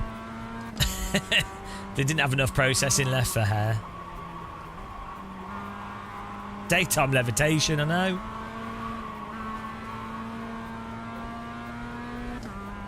Isn't it a bit worrying though, that? To me that's really scary.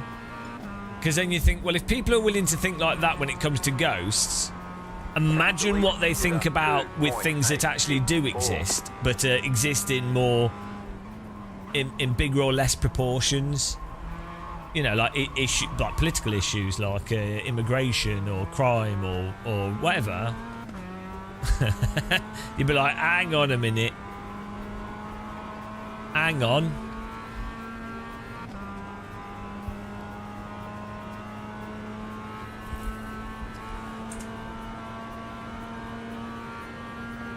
Call him the 1X muscle.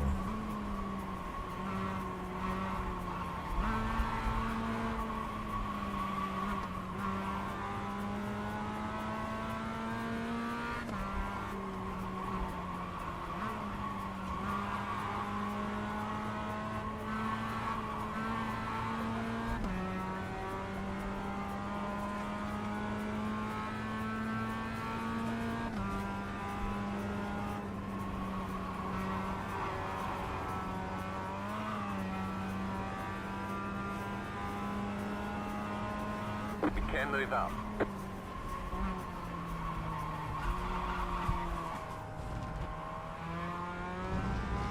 Your mother-in-law's a demon.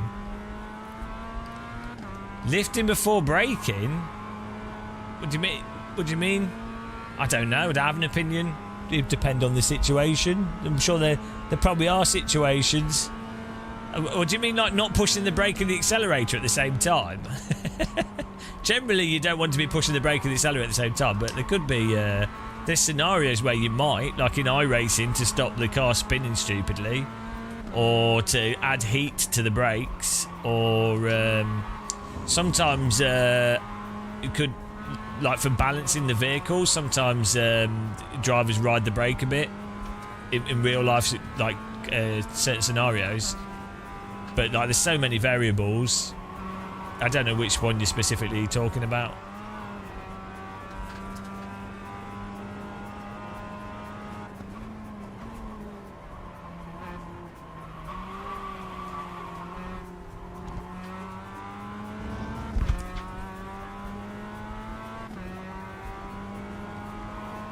Screenshot the car.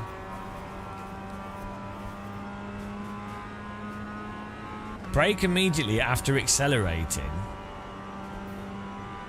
Oh, right, so he said, well, it would probably depend on for that specific thing, it would probably depend on the specific GT3 car that was being driven, the conditions, the state of the tyres, how much TC and ABS, the suspension setup, and then also maybe like the aero balance of that specific car.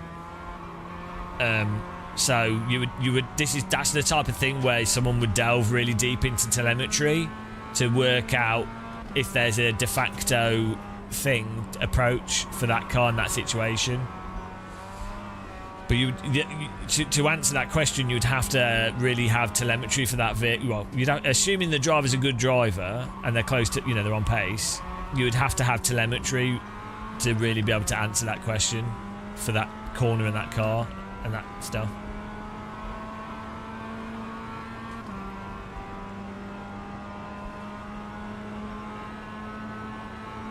Well, steering with the brakes is just basic driving. So, Left side. but Clear. you're over driving, maybe.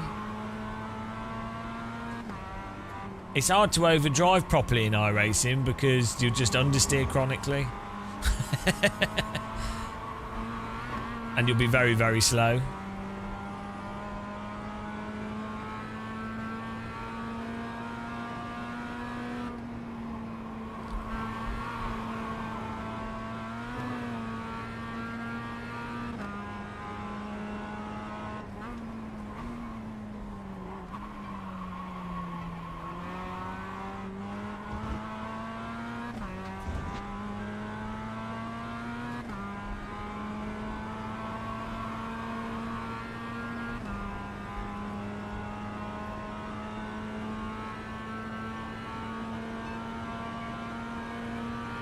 Six minutes of trundling left here.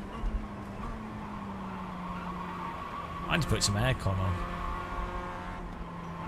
Yeah, that's good. Because the hotfix hopefully addresses the setups and some other random issues, which is a big problem with the. I don't know why they dropped the update they did without. Well, I do. They probably wanted to get it out before Le Mans and. They probably wanted to get it out at the same time as well as iRacing's update. But I don't know. Who knows? Turns out iRacing's update was actually mostly BS, but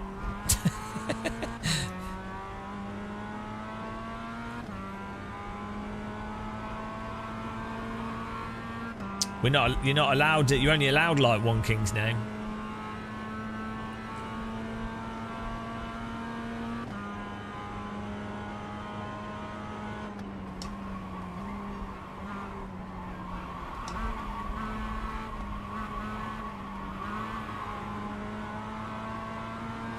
Yeah, well, so this is why we're getting the B license back, so we can do GT3 and iRacing, so we can then talk about the differences. But you know what will happen? First comment, if I point out iRacing's GT3 stuff, they will go, well, LM GT3 is different from the GT3s in iRacing, which is true, but they're still GT3 cars, they still drive like cars, but that would be enough. That's enough to any criticism or direct comparison. That's enough to undermine it. Then it'll be, you're just better at one sim, and it's subjective. I mean, I don't know why I bother. Honestly, I don't know why I bother. Like, I guess it's useful for some people that like honesty, but is there any point to it? Should I just go along with stuff and just print money?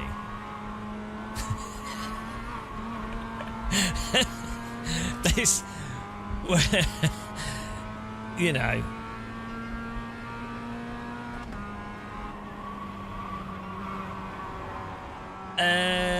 you just have to drive a little bit more carefully, tough feed, and the default setups in LMU are horrendous with the tyre changes.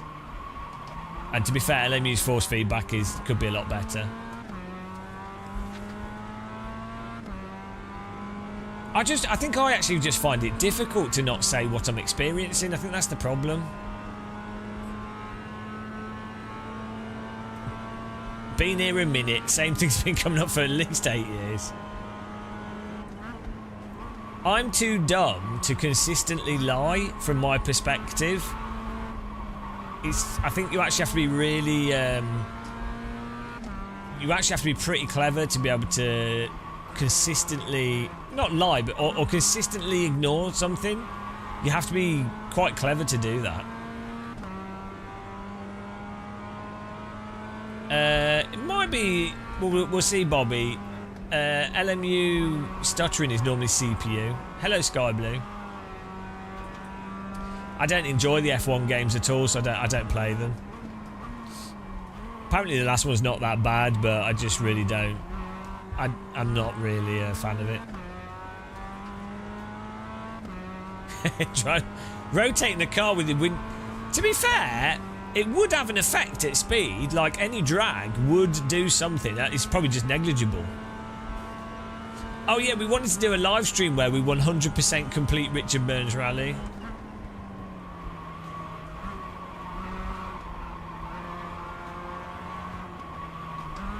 Ryan, the mental gymnastics required is for ignoring a persistent issue. Exactly.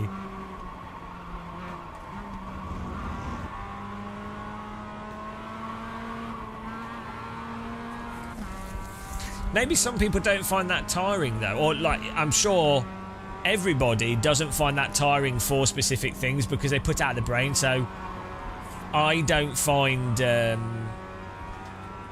there'll be stuff that I just don't notice at all, and so it's just selective, isn't it? It's just how your brain works. Like different people focus on different things. So if it's something that you don't focus on because you don't notice it, it's not going to bother you, is it?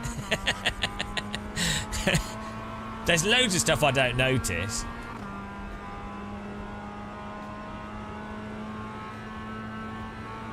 You catch yourself in a white lie when you get passionate.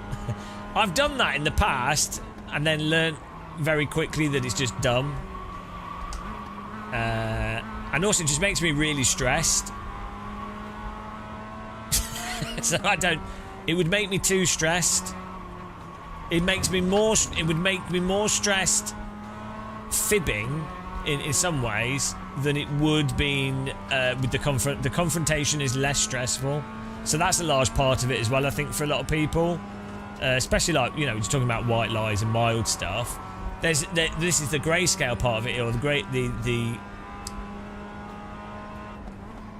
you know, you can have some really quite sensitive things, and you might it can be very hard to be honest in a way that's also compassionate. One more lap to go. With certain issues, you know, surrounding like death and things and disease and stuff, it can be really quite Go ahead, tricky. I'm not taking it. You know, you go, well, what's the point? What? It's a good... Well, I don't want to be depressive, guys, so we won't talk about it too long. We'll try to keep things quite light here. But, like, if you've... You know, stuff with, like, dementia, mental health, it is pretty much... It's generally a really good idea. So if you have someone with dementia, rather than confronting them, they won't understand the confrontation or the thing. You go along with their dementia, right? Good race, you guys. And engineer a positive situation from it, or a low stress situation from working with the dementia, right?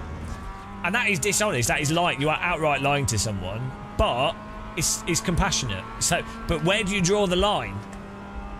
So, you know.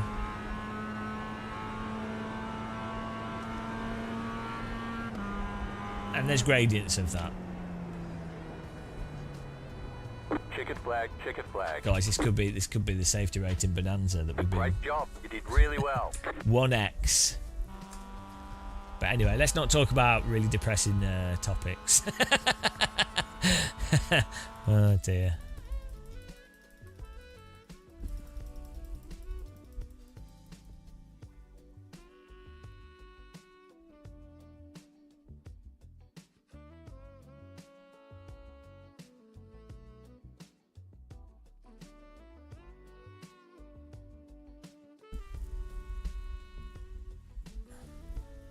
Yeah, I mean, the thing is, we're being promoted. There we go.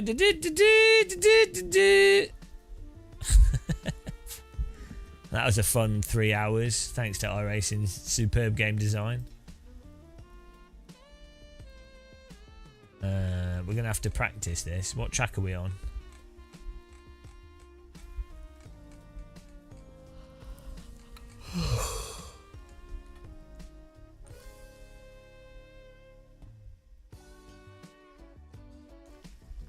Too deep for the youngsters. We need some tips for tax evasion. My tax evasion tip would be to not evade tax. It's gonna cost you a lot more time and effort evading tax. Unless you're a billionaire, you can do whatever you want then. So unless you've got like over 300 million in assets, or let's say you've got over 50 million in assets, you probably tax evasion is probably fine. You'll get away with it.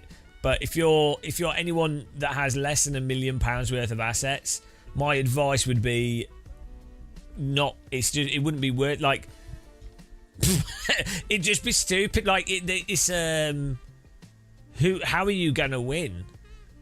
Like, okay, so short term you evaded tax. You're gonna pay it back eventually with interest. Like even if you're not gonna go to prison, you would still. There's legal tax avoidance that you can look into. You get an accountant. So I'd say if you earned over £40,000 a year, totally worth getting a financial advisor, because they will. Well, so how much does a financial advisor cost? Like, let's say you spent $1,500 on a financial advisor. It probably it could be a lot less than that. Depends on your finances, but. Let's say you spent $1,500 on a financial advisor. You make $40,000 a year. You will pay. I would imagine it's very, very likely you would get recouped the cost of that financial advisor. In fact, I almost definitely would. So that would be my advice. And then by the time someone's earning 60,000 plus, 100%, like. There's in the UK, I don't know about other countries, but in the UK, you'd set up a limited company and you pay yourself in dividends and you do, there's a whole load of stuff that's just normal. That's just how it works. But a lot of people might not know that if they happen to. You'd hope that their business would offer the advice though, but some people don't get it and they miss out.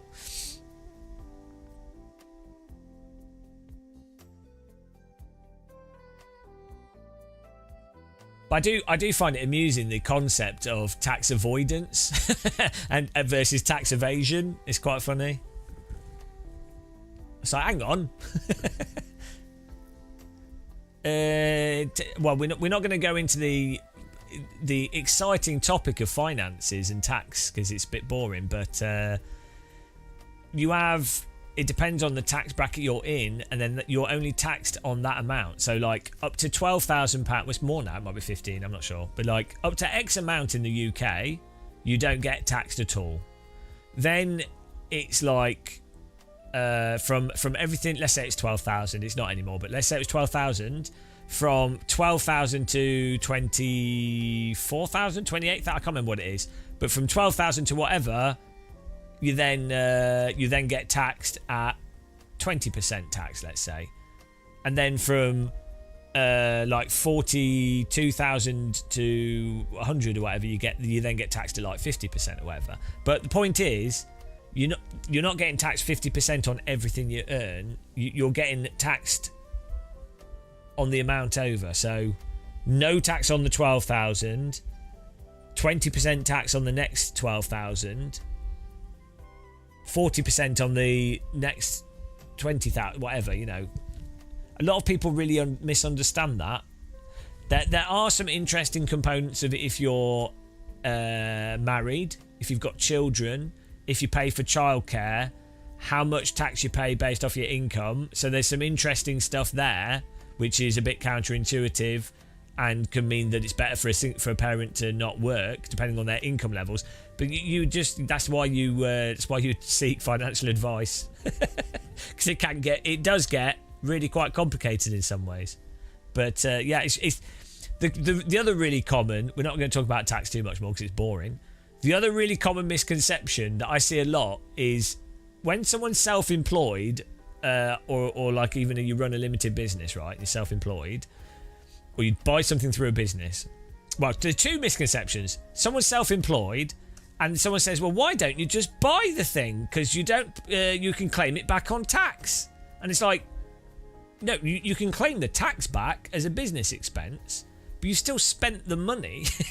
So let's say you bought something for your business that's absolutely needed for your business, which is the requirement, and it's just a business cost, £1,000. Well, when you do let's say you earned you earned over 12,000. So you bought something for £1,000 for your business. Your business earns £20,000. You would put into you would be like, oh, but I didn't earn £20,000 because I spent £1,000 on this thing necessary for business. So you lose. It would minus the taxable amount by £1,000, which would mean you then save 20% of what you spent on that item, right? So you still spent £800. Is that right? What's 20% of 1,000? 800. Yeah, 800. So you still spent £800. You've got the item to do the work with. That's great, but you've still spent £800. You've not paid the tax on it, right? So you haven't really, and so then you would go, well, but you could have bought something cheaper for the business, right? And you could have. So you then could have used the money to do something else. Like, you still spent the money that would have otherwise been taxed. So I'm not giving financial advice. I'm just explaining how general tax works. I'm not giving specific financial advice. You're not allowed to tell someone what to do. That's giving financial advice. I'm just saying I'm explaining the misconception of how tax works. So, but then from the other side of it as well, if someone's running a limited company and let's say they buy an asset for their company, well, that's increased the value of the company. It's a capital asset. So they haven't necessarily spent any money. They've added value to their business.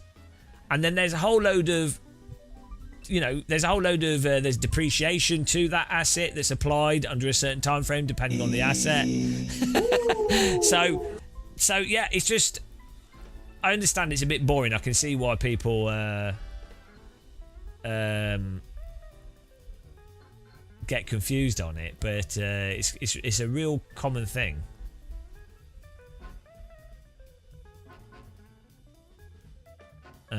Hello, Andosaurus Rex. We're all right, yeah. Hope you're well as well. And then the other thing as well is with a limited company, specific limited company. For example, it could be that buying certain assets would reduce the tax burden because the system's designed to make companies want to invest in the business, and it could be that you're then wanting to reduce other aspects of the cash flow going out to other things, and vice versa. And it could be that it depends on the limited. It could be a really small limited company, and you're paying directors in dividends and plus a salary, and in that scenario, there's just so many variables to it. But this idea that, oh, you just got that for free because it's a business.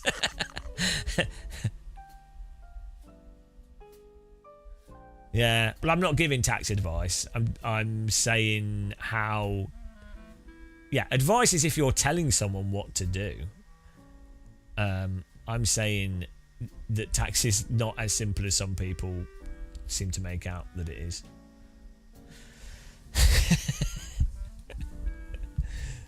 It's like the doctor thing I said with the vitamins.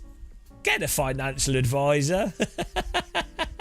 Go and get a financial advisor. You'll probably save a lot of money.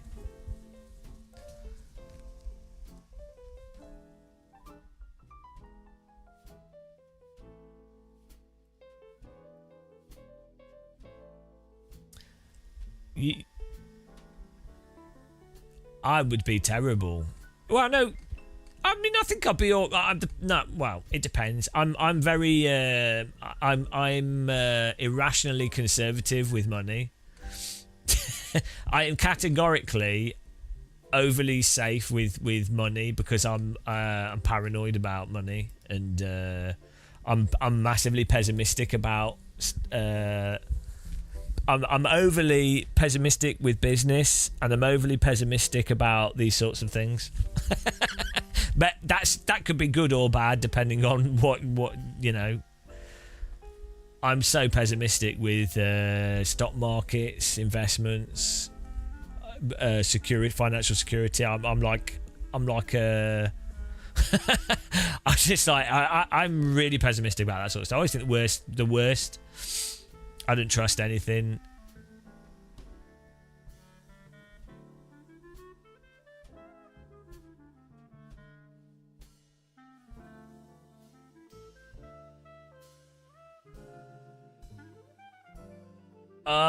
The Audi R8 would be nice. I do like Audis. Is that a new one as well?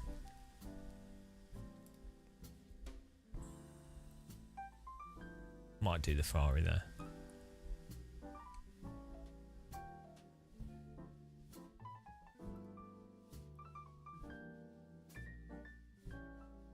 Yeah, no, the reason why I'd be a bad financial advisor is because I'm terrible at maths. I'd be all right at. So I'm pretty good at like critical thinking on stuff. So I'd be good at saying, well, these financial advisors seem like decent financial advisors, or here's a good general approach of how to approach something. But I'd be very bad at giving absolute specific advice because I don't know what I wouldn't be able to, so I wouldn't. So that's what you'd want a financial advisor for, is for a you pick a specific one that's in a specific field that specifically knows the specifics of the specifics, and they know the realities of that specific thing, and they've got the knowledge base, and so that's what saves you time. When they're going to add the Aston, the Vanquish, is that what it's called? Yeah, too much tea. We had to let him go.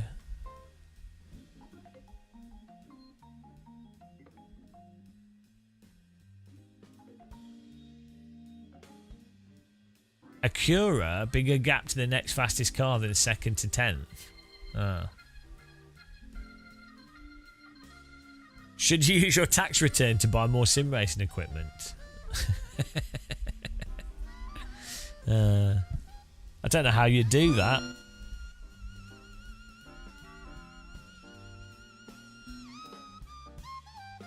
You have to convince the government that you're a full-time sim racer.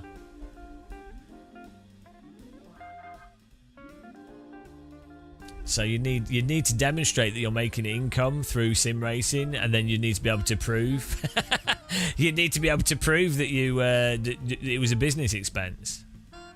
That's the crux of it. It is weird that though, isn't it? That because anything. So you have some influencers that what they do is they video their life, right? They just make video footage of day-to-day life, the travel. So basically, that's all their business is. All the travel, all the like makeup, all the equipment. But they've managed to, those types of influencers have managed to effectively create a situation where their life is their business directly. So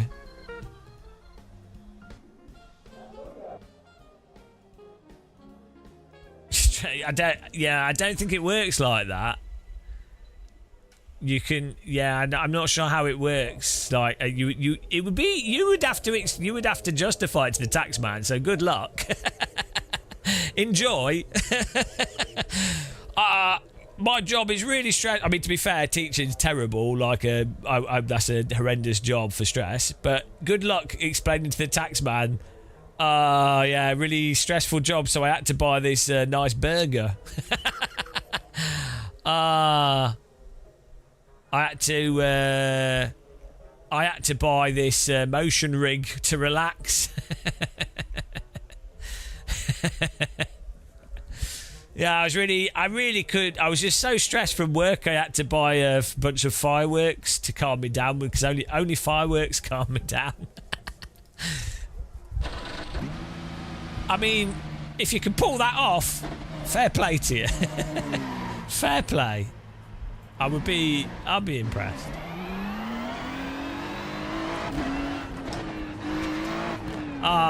We didn't have a speedo on. Whoops.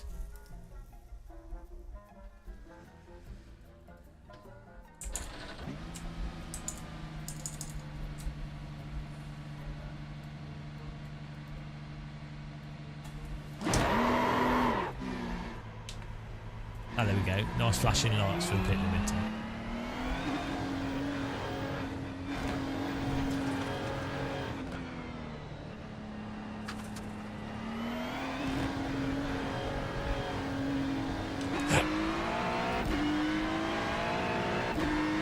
It's a good track, this.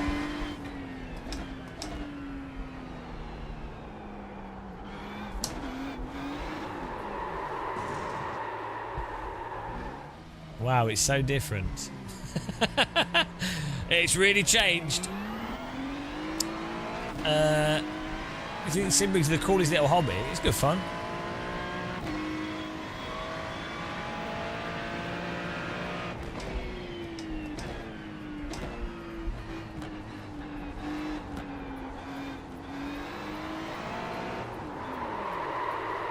This is exactly what cold tyres are like in real life, guys. GT3 driver told me. So they said, if you get on the throttle just slightly too much on the cold tyres, the car bins straight away.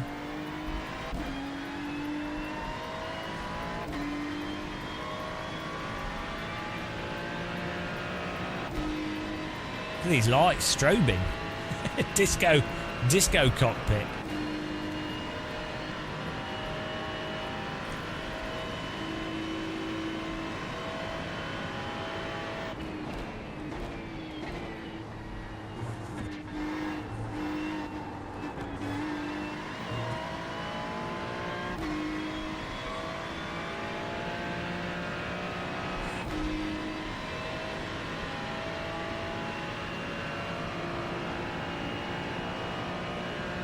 Bloody hell. The lights flashing would be well off-putting.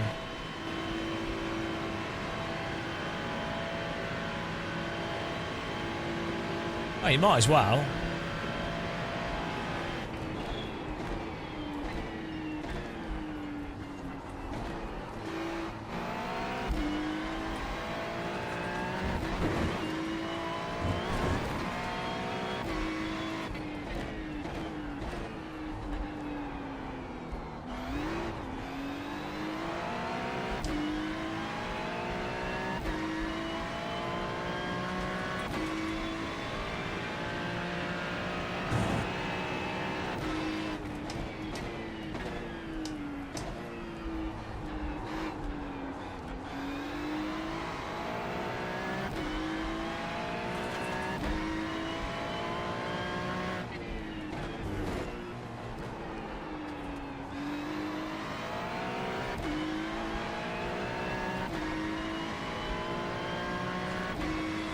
It's quite a good high-speed track, this, so we're not really going to have that many situations where you're really pushing the tyres.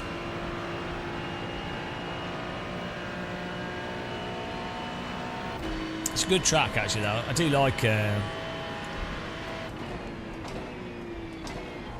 It actually grew on me, this track. I used to hate it, but I quite enjoy it now.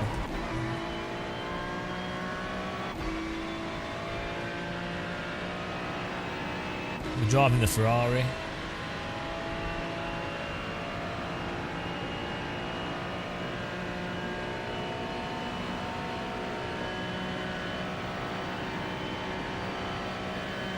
This is on the road side. We have an iRacing for Formula and for road, but also we just had to pootle around in the MX-5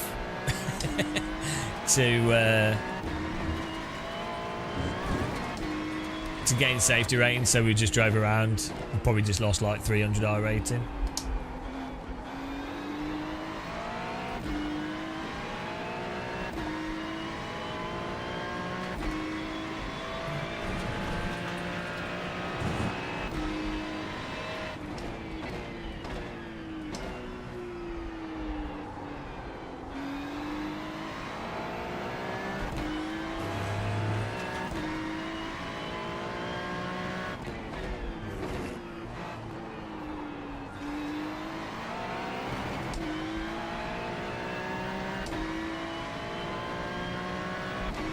Negative energy.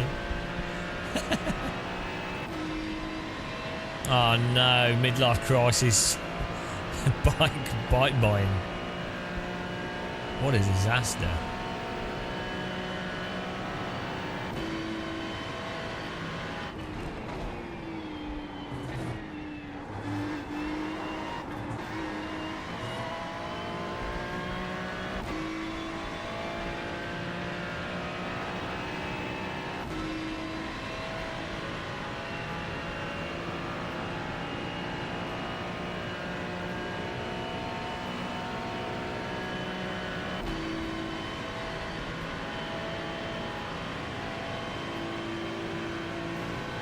The pace car is out of control. Thanks for following.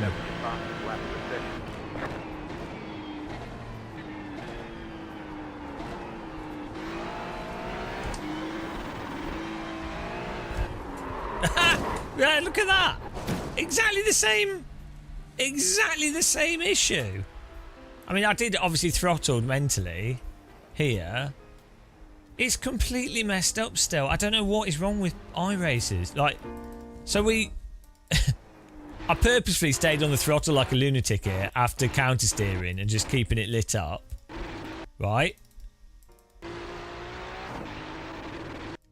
That's with TC on as well. That so we've done this on, like, we've overcooked the tyres, caught the ridiculous amount of throttle, right?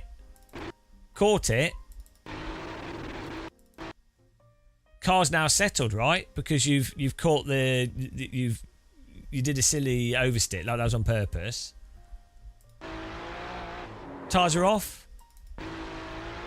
Right, if this behaviour can happen with a GT3 car with TC, it's such an underlying fundamental physics hole. Because it's not that this just happens from you lighting the rears up. It's not that this can happen from you just doing a bit of a slide. Drawn to the problem is that the cold tyres in real life don't operate like cold tyres in a simulator, right? A cold slick tyre in reality operates a bit as if it's like a different compound. The cars can, so on a cold time reality, the tyre can just light up and you could spin immediately, right? And not catch it with a snap. But it will still also be, the vehicle will still also have some degree of balance to it in a sense, because all the tyres are equally cold. Think of a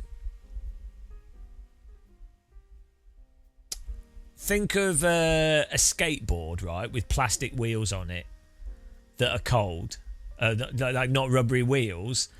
Even though it'll be really low grip, it won't bite the surface of the road, it will still, like, generally the momentum of it and stuff will operate in a certain way, despite it being all low grip tires or all low grip wheels. If you put really rubbery, softer wheels on the skateboard, it will have way more bite, right? Obviously, a skateboard's not a car; it doesn't have a different stuff, but it's a very simplistic. It's effectively as simple as you can get. Obviously, the wheels are disconnected; they're not got a drive. It's different. There's no suspension, whatever. But the problem with simulated cold tires is it's really complicated to have. It's not just a case that they've got lower grip, but ironically, a cold tire should. Yeah, I don't know. It doesn't really matter what I say because I'm not a race driver. So even if I said exactly what a GT3 driver would say, or even if I was 100% correct, it wouldn't matter. So I don't know why I bother really. I don't, people that know, people that don't won't ever accept it. So why? I don't know why I waste my time. Can't help myself.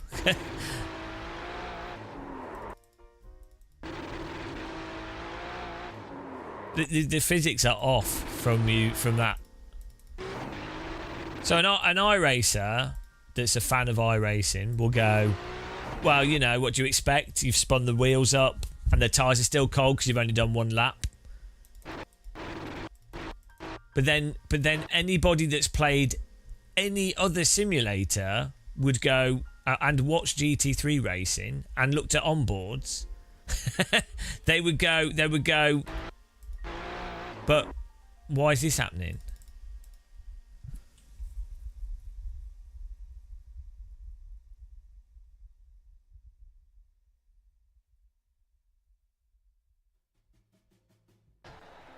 Well, this is the thing as well. Even when a tyre has really low grip, a car can still have a surprising amount of stability to it, which is weird. Like counterintuitively, I'd say in some ways.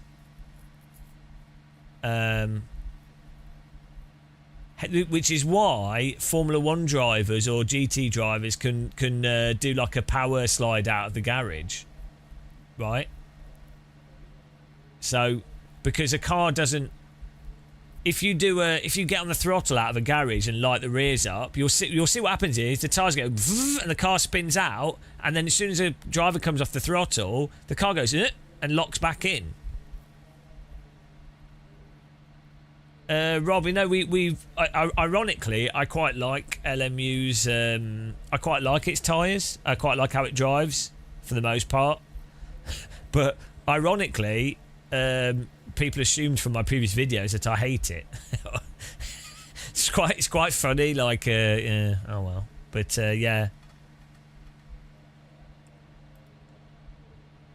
Yeah, you always get this. You always get the real driver gave feedback, and it's like, well, real drivers are giving feedback on games for ages. It's beside the point.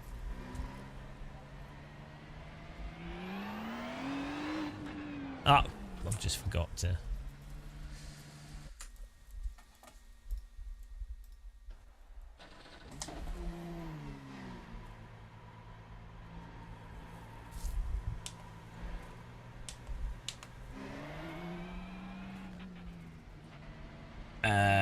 That something to do with that ass? I don't know. What is it, Floyd?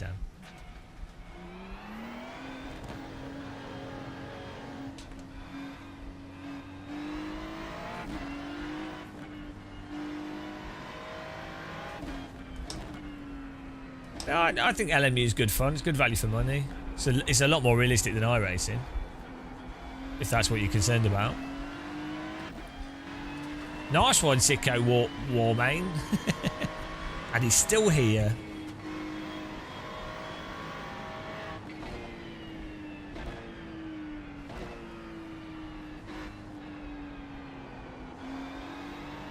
There you go. So I thought it'd be something to do with an ass. I knew it had to be something ass related. It's always ass related.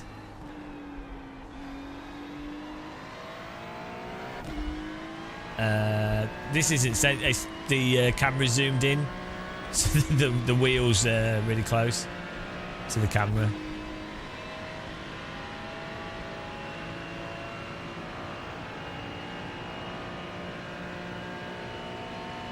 Maybe we'll test the Aquaforce wheel one day, the new one. I don't know.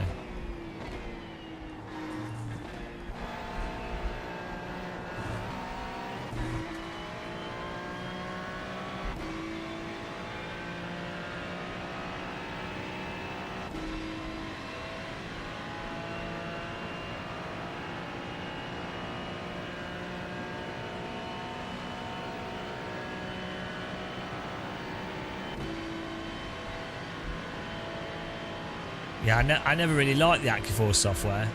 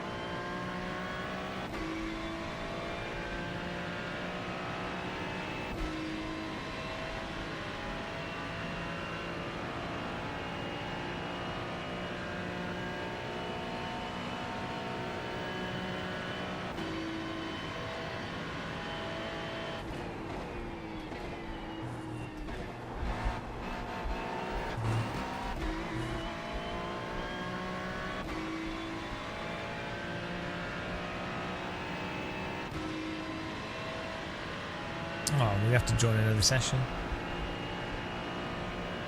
Well, I'm just messing around in practice.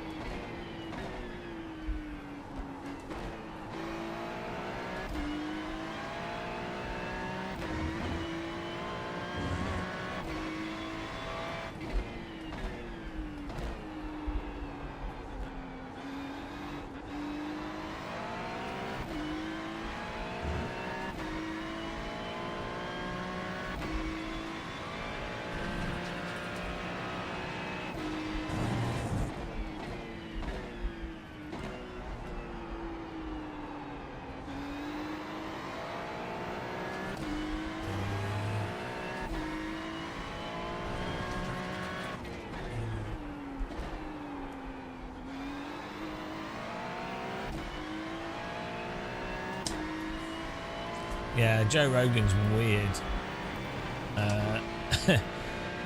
I wonder if you got a big audience and if you talk confidently on a stage, then a lot of people will laugh at really mediocre jokes. But it is weird that he would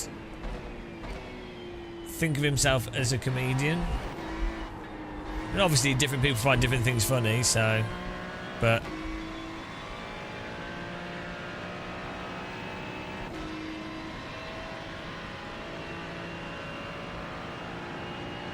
And a lot of comedy is just a popularity contest. Like, if someone can be confident,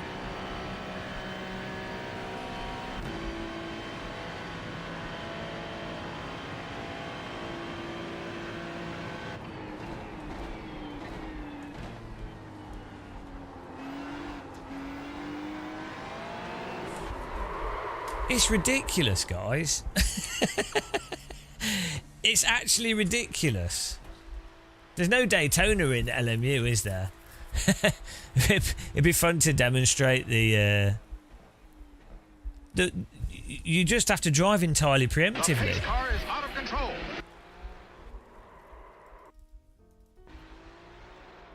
Why are the rears like this? Because, right, the tyres are already warm through going through this corner.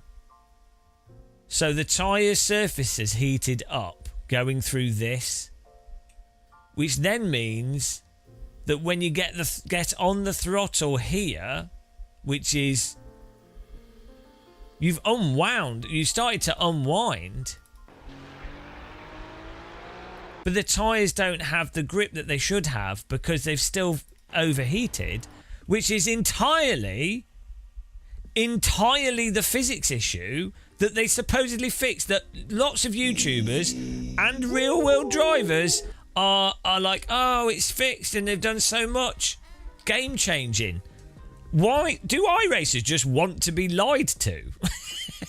I think that's what it is. I think they want to maintain their delusion, and so people feed into that.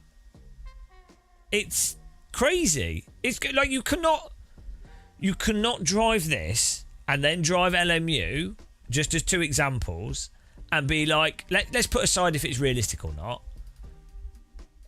They're just utterly incomparable. Like, the way this handles and drives compared to LMU is just not the same thing.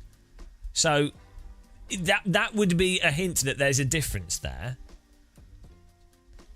They need to get rid of their tyre model entirely and start from scratch.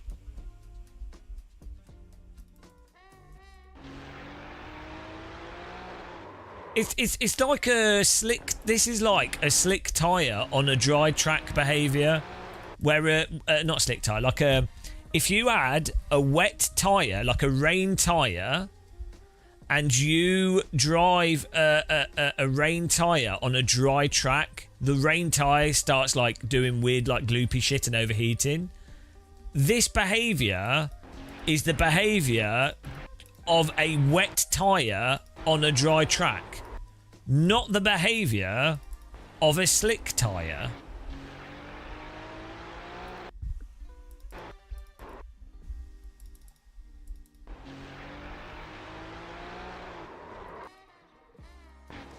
At worst, if the tyre was to lose grip here because you got the throttle too soon, you would snap counter steer it. But it's not even, it's a really slow slide. The way this is actually losing grip, it's really slow. It's like, if you, on slick tyres, especially cold slick tyres, if you give too much throttle with too much steering angle for the rear grip, the car spins like this. Like, it's super aggressive because the rears have completely gone over the limit. So the car pirouettes. It's like, bleh! And it's instant. It's really quick. Like, it's a really, really snappy, right? I mean, maybe you could say it's not the case with the GT3 because it's got the TC, stops it from going quickly. But then that would be like, well, but then the TC would just stop it from doing it. Like, they'll always make excuses for it. There's nothing you could do. There's nothing you could say or do that will convince them. And you have real drivers that will say, oh, the new update's game changing, and then they basically just go, well, what it is a very mild improvement that does address the certain issues, but they're not the pertinent issues for what makes iRacing unrealistic to drive. But you've got enough real world drivers, strangely enough, ones that are financially tied to iRacing or sim racing, that how can they feel okay being like not being honest? Surely they know better. They absolutely know better. There's no way that they don't know. Like either these real world drivers are good, or like decent drivers, right? Either they don't know, which is bizarre because why would they not know?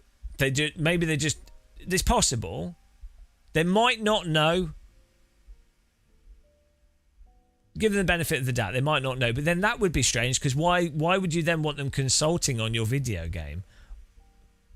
Like, then it undermines their view on what they present, right? But okay, so they might not know, or They know categorically, which you would have to know, wouldn't you? You'd have to know that it's not right. And then you're like, well, you know, I'm paid. I'm either paid, or I don't want the backlash, or I'm just going to be anodyne about it to be positive. Again, it's not that they're shilling or anything. It's just that it's easier, isn't it? You'd be like, oh well, you know, it's an improvement, and we'll just entirely focus on the positives, and then you'd be like, you know, it swings and roundabouts, you know, everything's different, but you can't take that stance when it's something so fundamental. It would be like I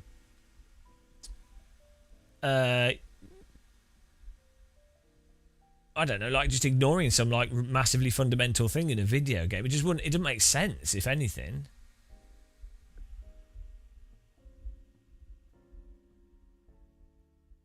Yeah, don't rock the boat. I mean, it's fine. You can still have fun playing it. This is not the problem. But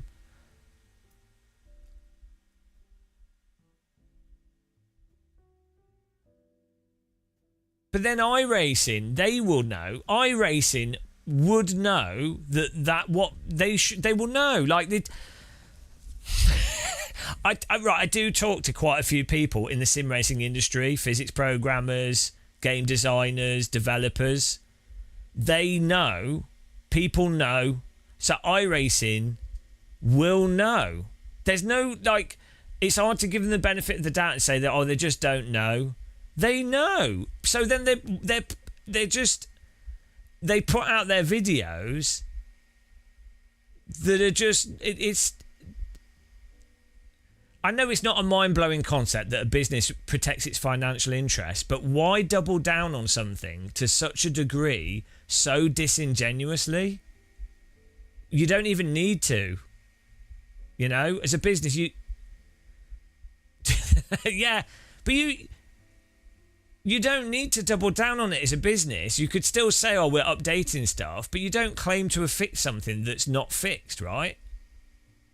And then surely YouTube, the responsibility of sim racing live streamers, YouTubers, influencers, it's their responsibility to just be honest. Or maybe they don't know. But I mean, it can't. I'm not good at sim racing. So if I can tell, and again, I speak to a lot of real world drivers. I speak to a lot of people in general in the industry. People know. This is not. It's only online where what I say is controversial. It's because you get brigaded, because you get shouted at, because you get attacked, because you get emailed death threats. It's only online where this is a thing. So, but I think so. So you have I think there is a responsibility of influencers, real world race drivers, maybe people in the industry, to just directly call them out. Some people do, but then they get brigaded. And if you're working for another company, it looks, but you're not allowed to say, well, look, our thing's better than this thing, you know, because it's not the right thing to do, is it? so you know, you just be like, well, we're doing the best game we can. So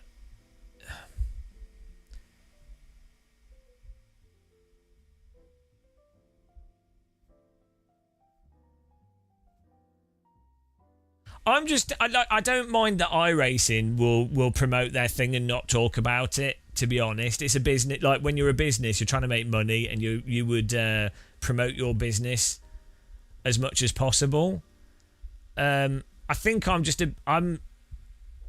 disappointed in real race drivers that do YouTube content not being as direct as I don't think it's unfair that they should be a little bit more direct in pointing out that these are problems. Like I don't see how someone could be a real race driver that's skilled and not be able to point out that the tyres still have the same fundamental physics issue. I don't think that's unfair. I'm not expecting them to be like going, oh, iRacing is terrible, or, you know, I expect them to just be minimally honest about it because they're talking about other aspects of it. So I don't think that's an unfair demand from me. Look, really, I don't think that's unreasonable. And then also, I don't think it's unfair for me to for me to be slightly disappointed in other YouTubers either not noticing this. Like if you're making content on sim racing, I know it's difficult. It's hard to make money from sim racing, so I get that, and you don't want to get attacked. But either they don't notice because they can't drive, which is fine. I've been shit at sim racing and not noticed a whole load of stuff. There's loads of issues in every sim that you don't notice. So that's fine. But to just completely ignore the fact that I'm disappointed. Like, why is it me that has to get all the shit? And not that it matters. It's actually quite funny, so it's actually good. You know, I'm in a position to get shat on, so it doesn't really matter. It's funny. But I expect more from them. I think, like, I don't think that's unreasonable, really. Like, you shouldn't reframe all your views to purely to coincide with what a narrative is that you know you'll get a lot of backlash from if you go against it. Right? But then someone would go, well, you know, it's just subjective and, you know, they're happy with it. And it's like, well, that's beside the point.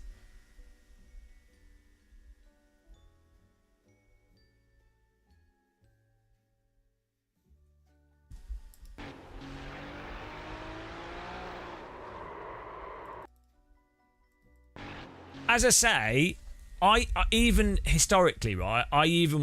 Because obviously I still think about what I'm thinking about, and I'm like, oh, is what I'm thinking correct or not? I don't know for sure. I need to get other sources of other information. You know, I'm not just going to go with my what seems to be the case, even from like playing the games, playing different sims, looking at videos.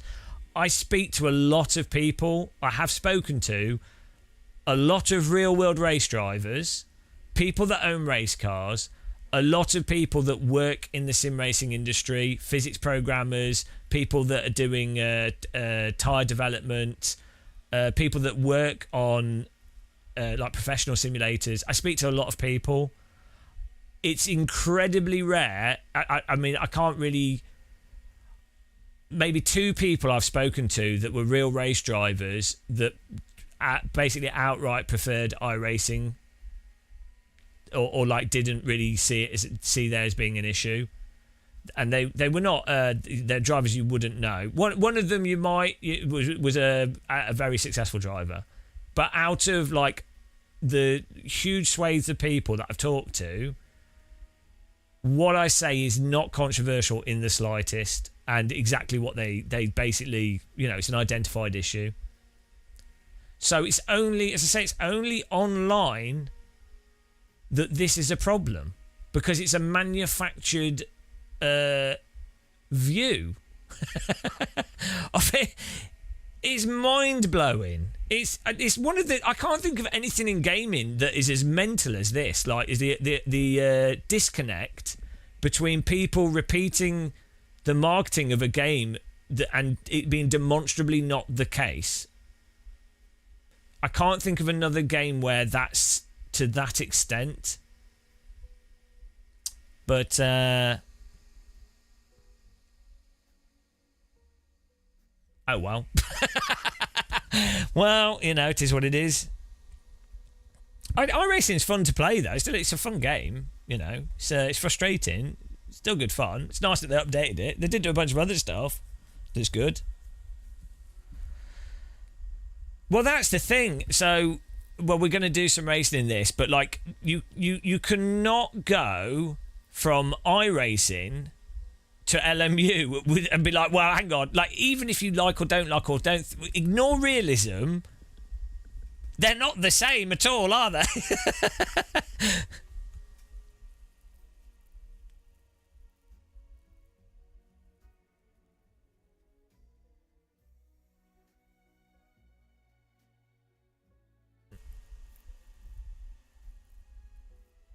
Sounds like Nvidia. Although Nvidia's update did just it has improved the the monitor thing, which is good. So that's nice. I mean, I'm not. I don't. To be fair to iRacing, I do think their VR support's really good. I like their audio stuff's really good. There's a whole load of features in iRacing that are fantastic. Really, really good. You know, they've done some things to tweak the netcode and stuff. So it's not universally bad, but it's be fair. Like, bloody good job iRacing on actually caring about VR because your user base uses it and actually implementing it well. Like, I've not tested it, but I imagine it'll work well. From what I've seen, I've not seen anything that would indicate it wouldn't. It's just performance as well, and the nature of that type of rendering is fairly objectively testable, very simply. So fair play to it, you know, really, really good. But it's a racing simulator. The cars don't drive like cars unless you're at high speed, unless you're talking about a entirely specific way of driving. So,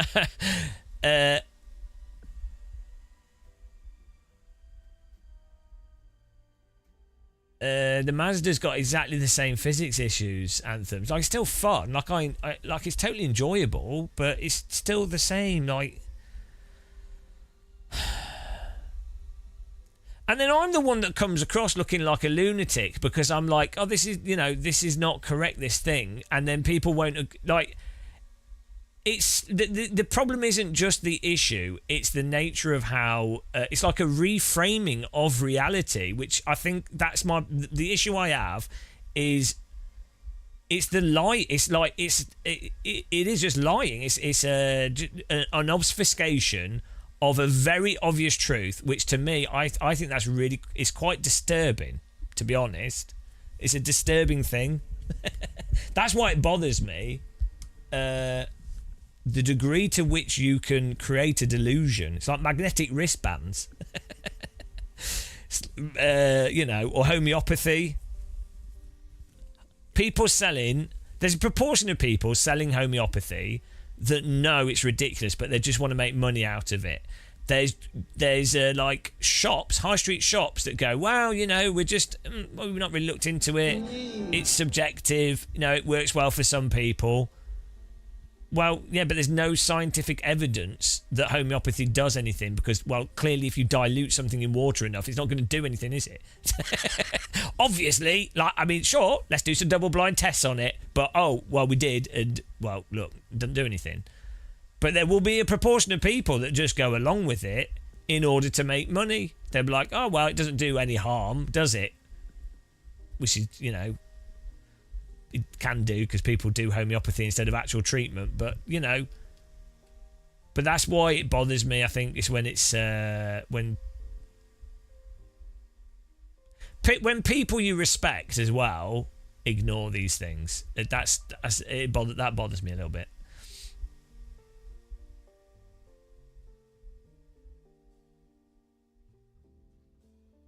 Fear and hope.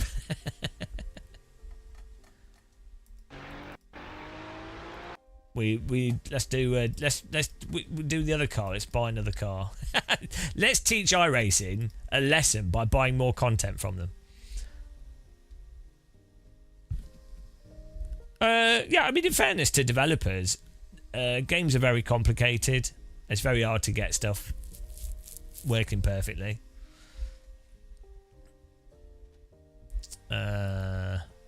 You know, nothing's ever going to be perfect or even close to perfect. But we are talking about an incredibly fundamental physics issue in this title that's fundamental to driving.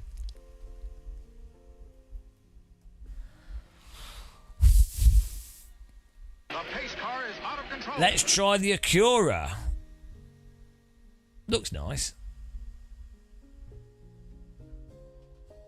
How come people complain about the new LMU tyre update and praise the iRacing update? You've never driven a race car, so the only difference I feel is that one's way easier to bin it. Well, people can equally complain about either for different reasons. You'd have to say what complaint, but there'd be a lot of reasons. There'd be a lot of different reasons as to why someone would have complaints for LMU over iRacing and vice versa. So this is what I was covered in videos recently. The complaints to LMU might not be that it's not more realistic now, but it's if someone's playing LMU and it was quite forgiving, doing a drastic change to it changes the video game they're playing, and so that would obviously not be fun for a lot of people, because they have to relearn how to play the video game, especially if you went from unrealistically forgiving to unforgiving, even if it's realistically unforgiving, right? So that there's a lot of reasons.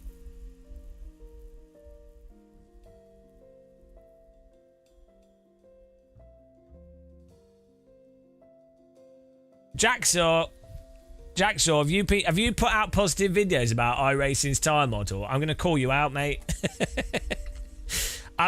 Jacksaw, I'm going to call you out here. How you doing? All right, let's have a look. I'm checking your channel out here. I'm putting YouTubers on blast. Right, what should let's see. Well, we're gonna find out. And then you can make an apology. I'm giving you a chance here. You can make an apology video, right? Jaxa, here we go. By the way, give him a sub and check out his channel, guys.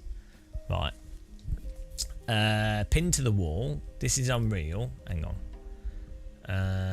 This feels epic. Well, it doesn't, does it, Jack? Maybe you had an epic race. Did you have an epic race? That's fair enough. But what do you mean? Okay, GT3s on iRacing have changed in a big way. But they haven't. Like, okay, it's relative. It's entirely relative. You can wiggle out of that. You can wiggle out of it. Because anybody, they could have not changed much at all. But you could argue from subjectivity, and you could say, well, you know, it's in my view, it's changed in a big way relative to what it was before. And then you could pick something. So you can get away with the title. You can get away with that. On the grand scheme of sim racing, though, it has changed. Okay, yeah, look.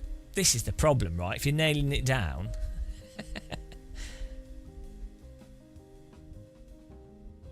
But why are they losing half the field when it's supposedly easier to drive? Right. If it's more forgiving, which is the direction that it should be going in. So this is the thing I was saying before with the tyre changes, is that it's made the tyres more vague, but you still have the fundamental behaviour that was already there. So what happens is people then vaguely drive into the fail situation. So,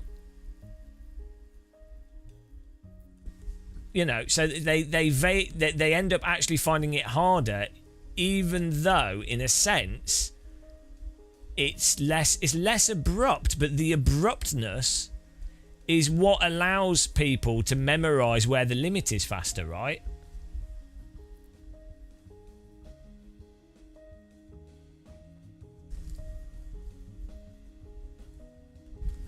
Right, let me watch your video. I'm gonna, guys, give Jacksaw a subscription.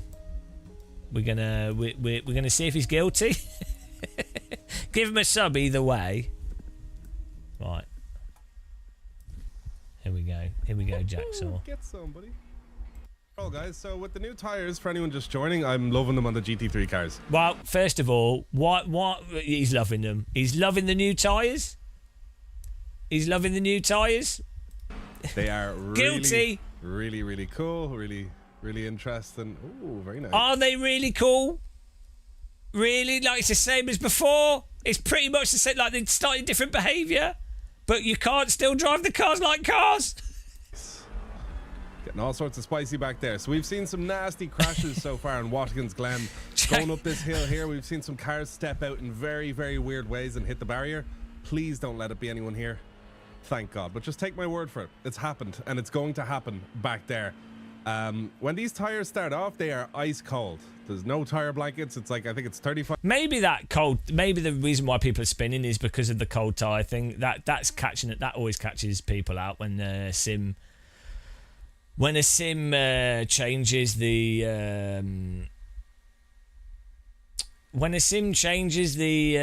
the tire grip, like the speed at which they warm up.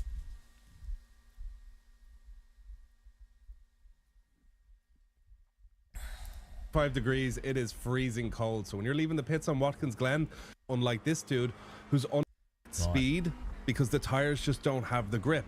Exit than your wise. You can actually, it's good. It's good to emphasize that. You can be a bit more brutal with the GT3 tires now in this update. That's one thing that I've sort of figured out. You know, if you have a little slide in a corner, it's not the end of the world. Is this guy just going to pinch us? Really? You could have a little slide before and it wasn't the end of the world. Is if you had any slide that's standard to a slide that you would just counter steer, the tires would be superheated, and then you have to push the brake and the accelerator, which is exactly the same now. So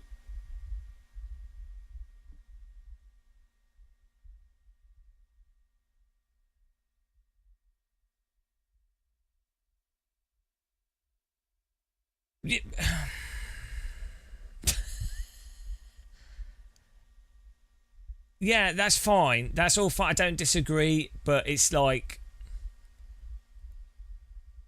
well, also understeer is not fun, is it? Let's be honest. there's no. So it's an argument from subjectivity. Like, you can say whatever you want there, what you enjoy. That's fine. I can't disagree with that. Great. I'm happy. I'm happy for anyone to enjoy what they enjoy. This is what you have to do as an influencer, though, or a YouTuber, is you just you emphasize subjective arguments.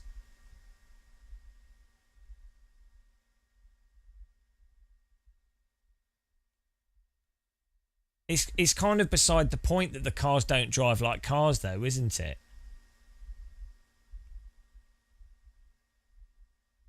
Like, wouldn't that be the primary thing to note of a driver? So the thing is, this update, I'm not having a go at Jacksaw, by the way. I'm just taking a piss about it. It's very hard to be a sim racing YouTuber and to make a job out of it. So give him a sub. The difficulty with updates to video games is they're in the context of that video game. And so everything's then framed from an influencer perspective is framed within the context of that video game. But it's a simulator, so unfortunately, I'm blasting Jack. I'm a full attack on him. The thing is, because I know you can take it and you know it's not. I know that you know it's not. There's no ill will.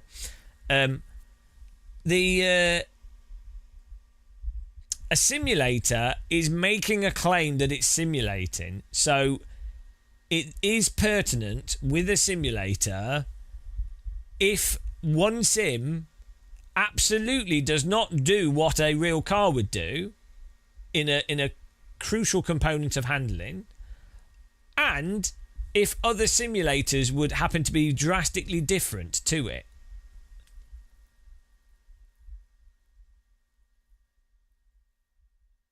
What would it take, Ados, for it to be a step in the wrong direction? Like, I'm not necessarily disagreeing. Like, I don't disagree. Like, but well, I do partially disagree because I'm not sure if it's actually more forgiving. It's been an assumption of most content creators that it's more forgiving, but it actually isn't. If you're trying to actually drive at the limit, it's just vague. It's more it's more understeery. It's less peaky, which just makes it longer for you to actually get to the limit, or less responsive, which if you're someone that can drive is actually harder to find the fail condition that's still a binary fail condition.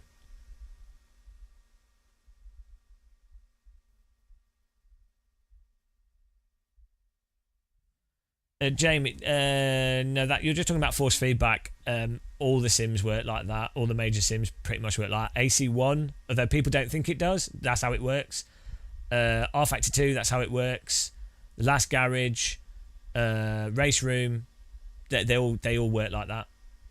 So it's just a misconception that people have created bizarre arguments. ACC works like that. That's a force feedback thing. It's not a force feedback issue because you can do this. You'll notice it with no force feedback. No, they have changed the tyres. Like, it does drive slightly different. It's just that they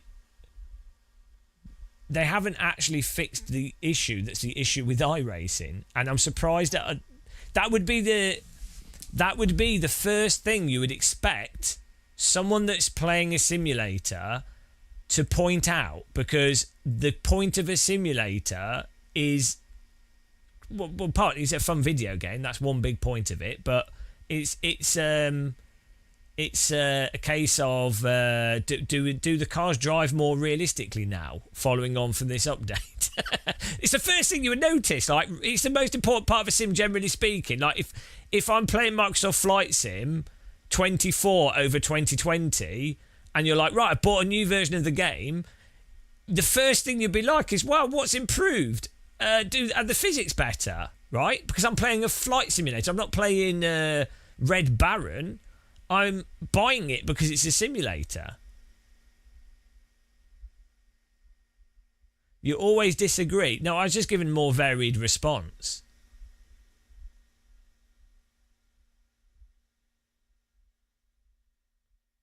But the point, the argument I'd make is that it's so far off that it's arbitrary. So it's very hard to define.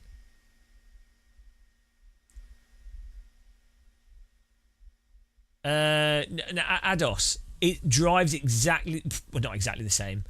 The fundamental problem is if you induce oversteer, mechanical grip oversteer, and you actually get into slip that you need to counter steer, the tyres are flash heated from that scenario. The problem is, you've driven real cars, so you know in a real car, when you turn into a corner, what real car have you driven? Have you driven like a GT3 car or like a Radical or something, like a sporty car that's like decent car, not just a road car at a track day, right? You will know that when you turn into a corner, assuming that you're also driving a setup that's neutral to oversteery, which most race cars are set up that way, you will know that when you turn in, if you turn in too much, or you're turning into the productive grip, right, the back will start to step out and you immediately counter steer, right? And the car will go into a bit of a crab walky slide, right? You know that's how cars drive. That's just driving, right? So, and you will know that that's not how the cars drive in iRacing. That's a problem, right? I don't think it's crazy. I don't think it's unreasonable. I don't know why it's framed as unreasonable. Right. You play, and you can notice this behaviour in LMU. Go into a corner, turn in too hard, back rotates, counter steer, keep driving. That's not mental.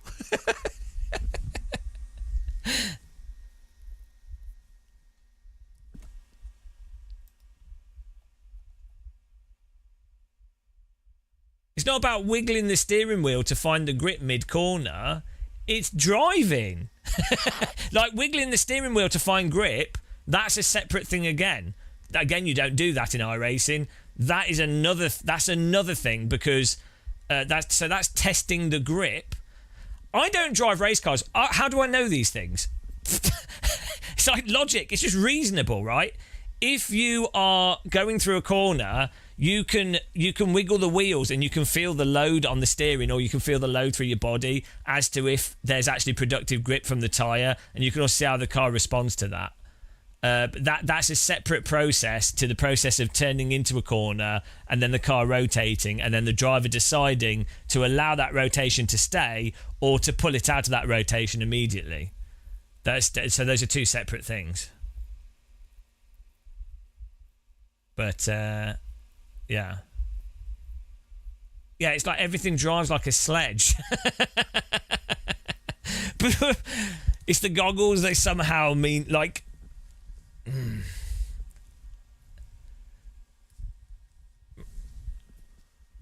So Jacksaw, I dare you. Look, I like you. Wow, not that much.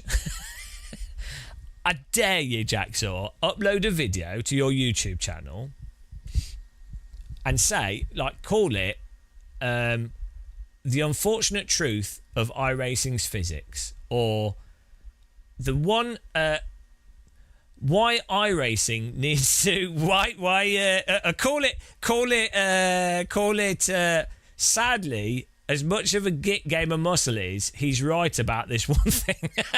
Well, I'll call it iRacing has yet to get this aspect of car handling correct.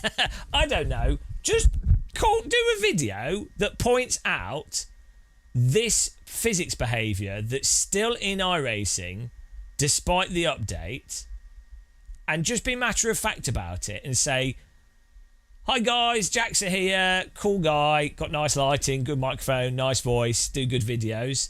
But I don't know how you present. Be like all positive, but then say, look, clearly we can see from onboard videos and LMU that this is just not how cars drive. I dare you. I honestly dare you. And but you know, I wouldn't recommend. Don't do it. Don't do it, because it's not worth the financial loss, and it's not worth looking like an arse.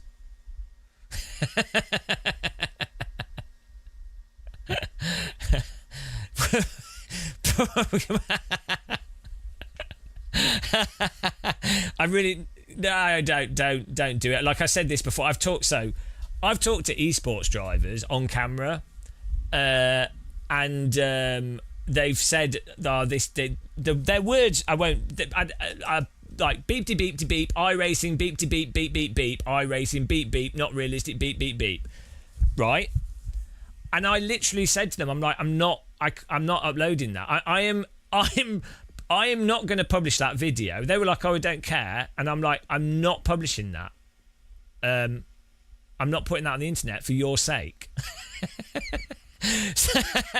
So it's got to the point, the absurdity of it has got to the point where I know I'm protective of someone, because I know, as an old jaded git, that it's in their interests for me not to publish something that would financially impact them. That in and of the fact that I've been manipulated to behave like that is mental. If you think about it, I'd have to do that for any other video game. The fact that I should have to censor something that someone else has said because I know it's going to be detrimental to them is actually for a video game is actually really quite disturbing. That's really quite bad. Like you know.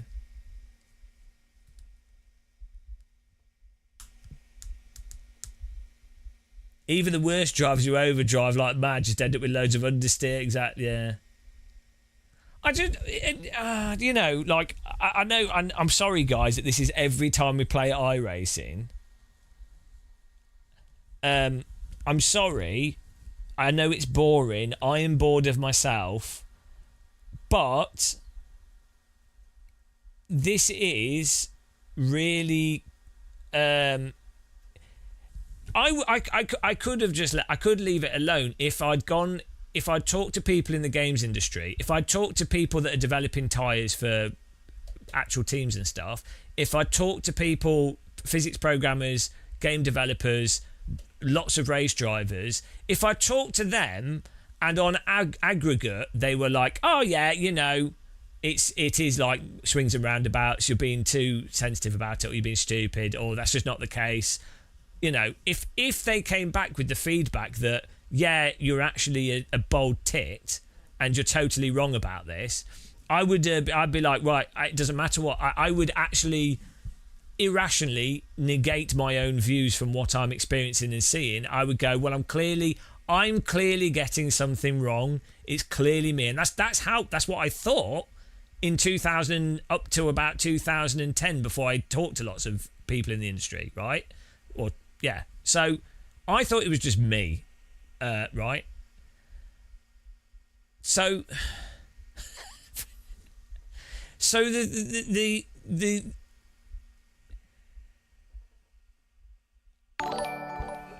thank you, Craig. So this is why I bother going on about it, because I think it's the truth, and I think that matters, even if it's annoying, even if it's tedious.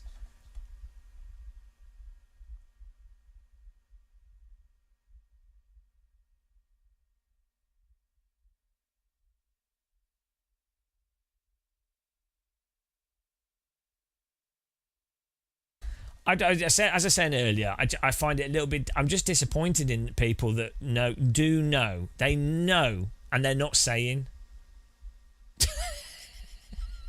Yeah, real drivers. That idiot. What can we say to just get him to go away? Right, we need to do some more practice here. We're buying a car. In protest of iRacing's mild updates, we are going to buy some content from them.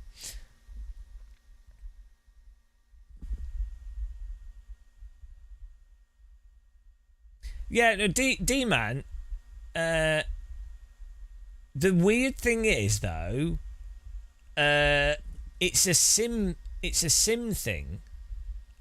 You like me, you've been around like the video games a lot, right? And the weird thing is, like, you could just go to the Counter-Strike 2 Reddit, and most of the players of the game are like slagging it off and attacking it. It's the opposite direction. But with sims, it's really interesting. With simulators, people are so desperate for their simulator to be realistic, and that's part of the immersion, that it pains them to actually be critical or consistently critical to the degree that people would be of other video games. It sounds like a scandal. They all know that, but they won't speak up. No, I'm sure a lot of people don't know. I'm not saying that everyone knows, because they don't. Like you'd have to know what real cars handle like. A lot of people don't, and you would have to maybe have played multiple simulators, which a lot of people haven't. So a lot of people just don't know. And you'd have to be able to drive to a moderate level. A lot of people don't.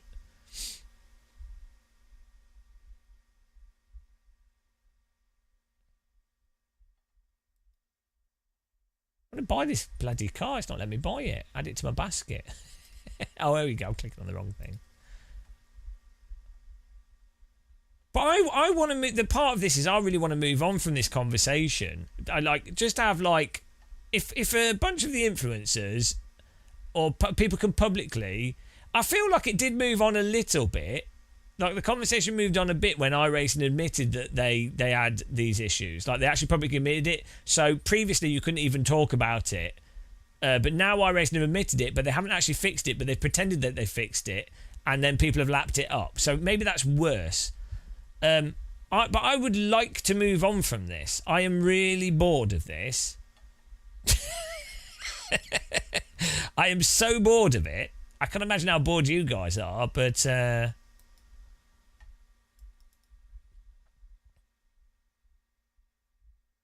it's not just me. Like you've had quite a few people historically, like Nicky Team, Austin Agonoski. I I don't know. There's been quite a few, a bunch of drivers, like indie drivers. A lot of people that did iRacing during COVID. Lots of people said it, pointed it out. What do I think of Evo's tire model? I think they're still doing quite a lot of work on it, so it's really hard to like be precise about it. It has some weird behaviours. It does have some problems. I think the force feedback's not very good, but it's yeah, we'll see. I think I'm really hoping Kunos do quite a big up. Whatever they do for their next thing is actually quite substantial. There's yeah, I mean there's. We'll just see. We'll see.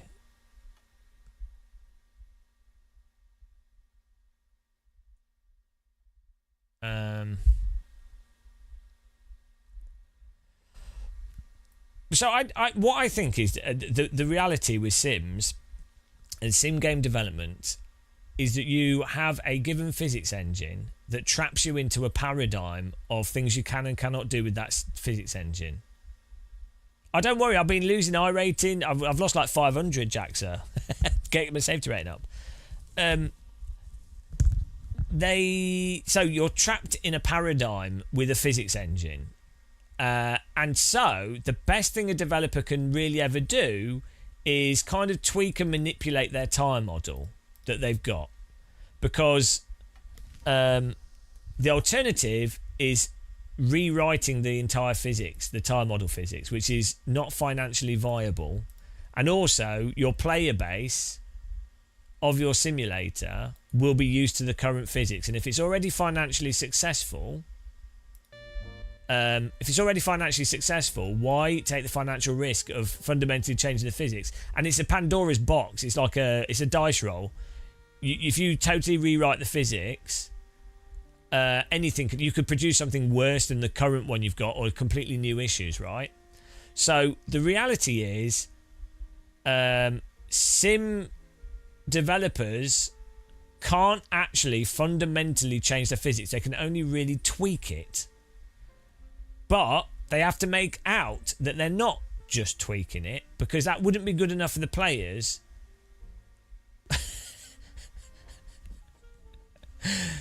But your average sim racer doesn't understand the technical realities of these driving simulators. And the risks, the business risks, and the R&D risks, and the game as a platform.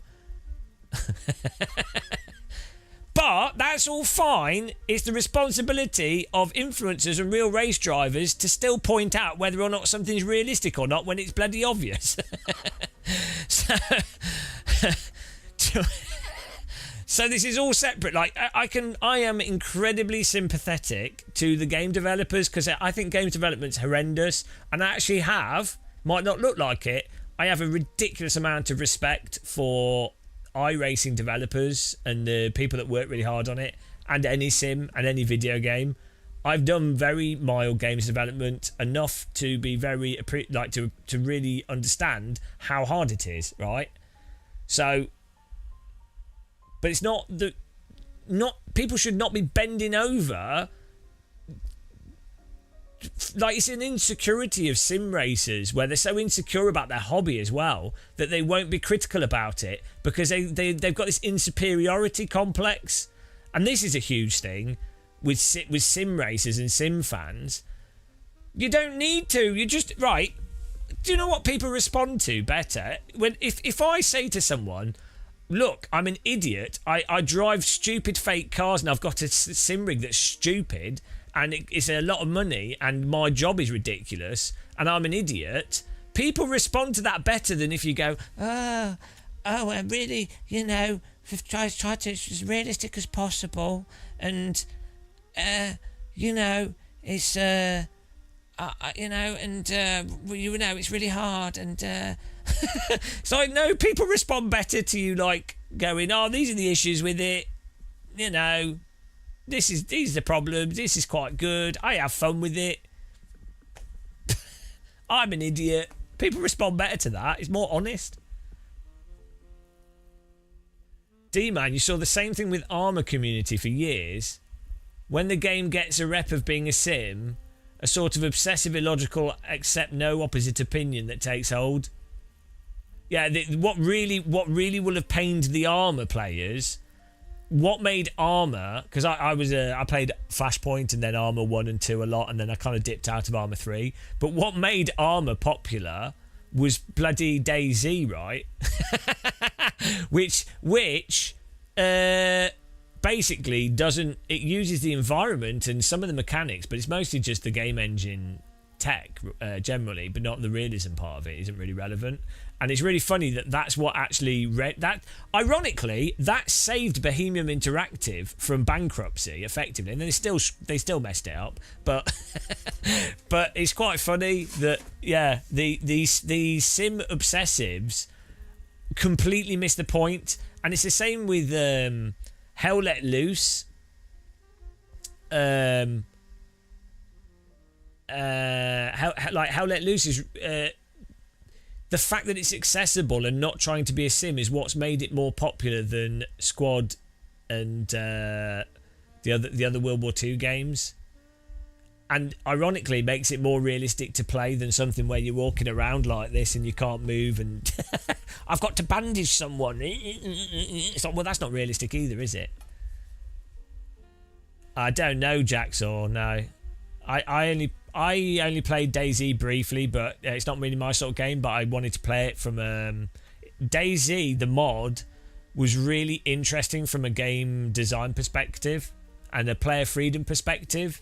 It was really interesting and novel. So like, I have I really enjoy game design and just like games history and game mechanics and all those sorts of things. It's just something I'm interested in. So yeah, I don't like DayZ myself, but I just played it from a sort of academic perspective, I guess. That's a good way to play a game.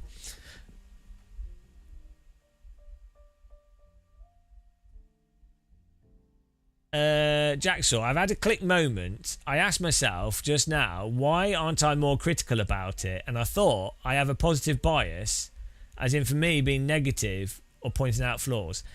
No, so Jacksaw, right?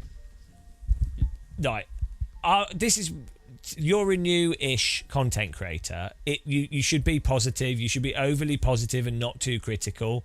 And so I tell you what happened with me. I've said this before, sorry for repeating the same story. If you go back to my content, like 6, 7 years ago, 8 years ago, I would only upload content that was positive. I would be very selective. I would only do videos on something that was absolutely positively exciting. I would still do like comedic review stuff, and I would be a little bit critical. I wouldn't lie. But you will look through all the content. It's like, oh, there's a new product that's exciting. There's a new thing that's exciting. And you're right. It'd all be right. Then when I started live streaming, so I think videos are one thing. And I still do more positive stuff in videos, generally speaking, because you sit down to make a video. You're crafting something. I don't want to sit down and make a negative video. It's putting effort into being critical, which I don't want to be. It's not enjoyable, so I don't. It's less entertaining to make a critical video in many ways than it is to make a fun video where it's like, oh, I'm having fun. Look at me having fun. So anyway, when I started live streaming, we got lots of donations, channel memberships, and people that were like, oh, I really loved I love your positive content, I love your positive attitude, I really like how positive you are. And it's like, there was very obviously a disconnect in that I don't want to be perceived as being overtly positive. I want to be neutral. like in reality, it's like, yeah, sometimes emotionally you're happy, sometimes you're whatever. But it's not really about the emotive thing. It should be neutral, right? Generally speaking, it should be sort of middle of the road. And then it became really obvious to me as well that if you're live streaming and you're overly positive, people send you more money and stuff, and it just feels like manipulation. It is just manipulative. And we got, so basically we were playing ACC and I was being generally positive about it and less critical initially. We were somewhat critical early on, but generally, I would sort of look past the negatives that are very obvious with ACC. And we had a guy called Tall Mike, and he donated like £2,000 or £3,000, and I was just like, that is effed up, right? Like, well, it's not, if he's got the money, do what he wants with it. But he specifically was like, oh, I really like how positive you are and things. It's like, well, that's not right. It's not right. And then, so you have to be more honestly critical, right? And because you don't want people doing that. Like, you could argue, well, it's entertainment, so you're offering positive entertainment, and it's good. You know, they're enjoying it. But like, I don't think it's right to just. Personally, other people can do what they want, to be clear. I say this all the time. Other people do whatever they want. But yeah, so anyway, the point is, you can sit there and, or not you, anyone can do live streams and videos and be overly positive, but you're going to notice that then you'll just get rewarded for being overtly positive as opposed to being real. Thankful donation caused this. Part of a disproportionate, from what I believe is disproportionate positive support, I feel, yeah, it made me go, hang on, there is an actual negative to this. Oh, well, financial positive, but I guess I'm a bit of a masochist, so it's just that really made me go, hang on, this is not right, you know? That's not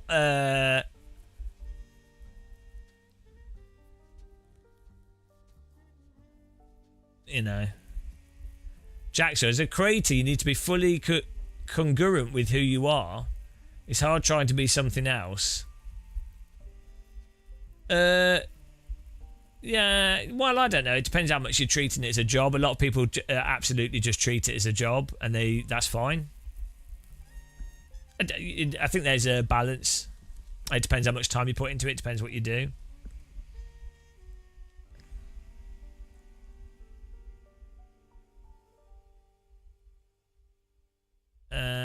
Brecken. Yeah, no, there is it depends what you're going for. Like, if something's just a review channel, sure, you want generally people want critical stuff, but from an influencer perspective, if you want to make as much money as possible from as little effort as possible and be really mega successful, you have to you're actually going more in a parasocial cult development perspective as opposed to a review perspective.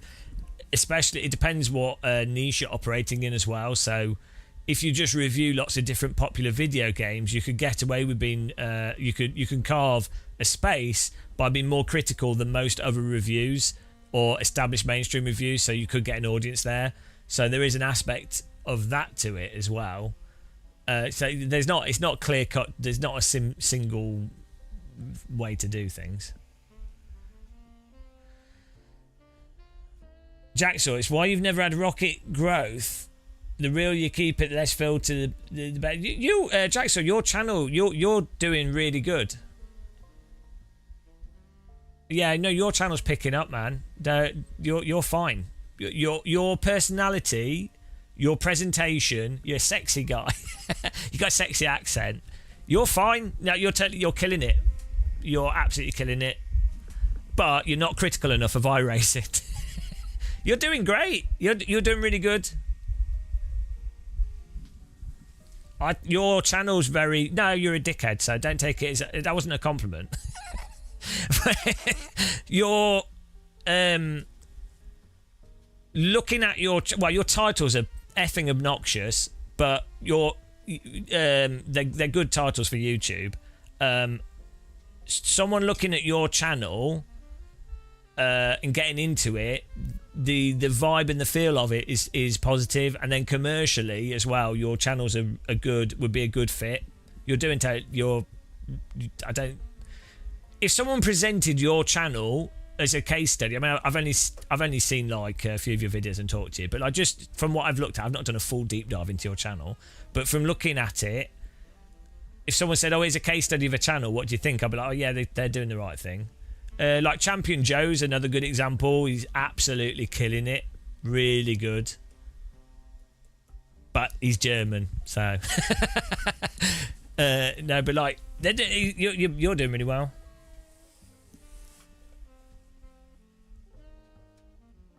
You're here for my looks as well.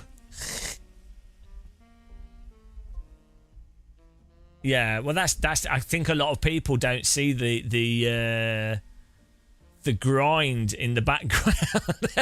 It's actually, that's really funny. Actually, I don't know, guys, if you're finding this conversation boring. Sorry for the YouTuber influencer conversation here. This is probably applicable to like 5 people, but it's better than the time model discussion. So we've got the jazz music. Yeah, a lot of people don't see the 10 years before a channel like sort of gets into it, or before someone can present clearly or edit concisely or light things nicely or just approach things in a certain way. They don't see the 10 years of despair.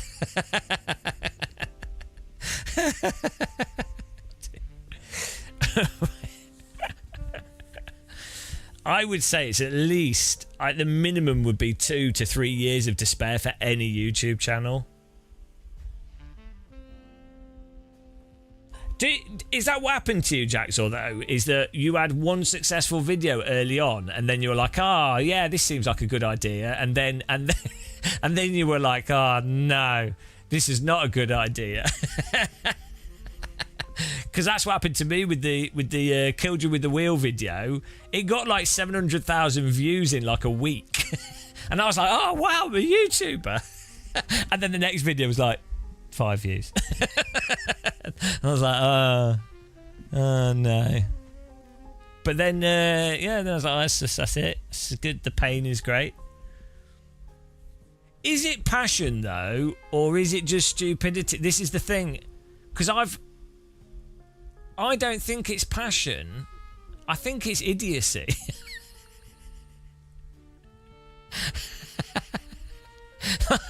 I think it for... No, I don't know, because I'm actually quite neutral with stuff that I really enjoy. So like, it's like, I feel passion just seems far too positive. That just seems like too much. You know, that's like American... it's like the American thing of being like, oh, yeah, like nah. It's more like what else? Just do what feels right. So it's oh, that's good. It just feels all right. That'll do.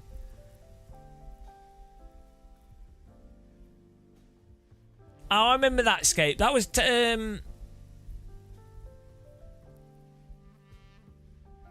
a Tony Hawk's game that failed really miserably. They don't have soul. Well, but what does it come from? Like, so I think what it is.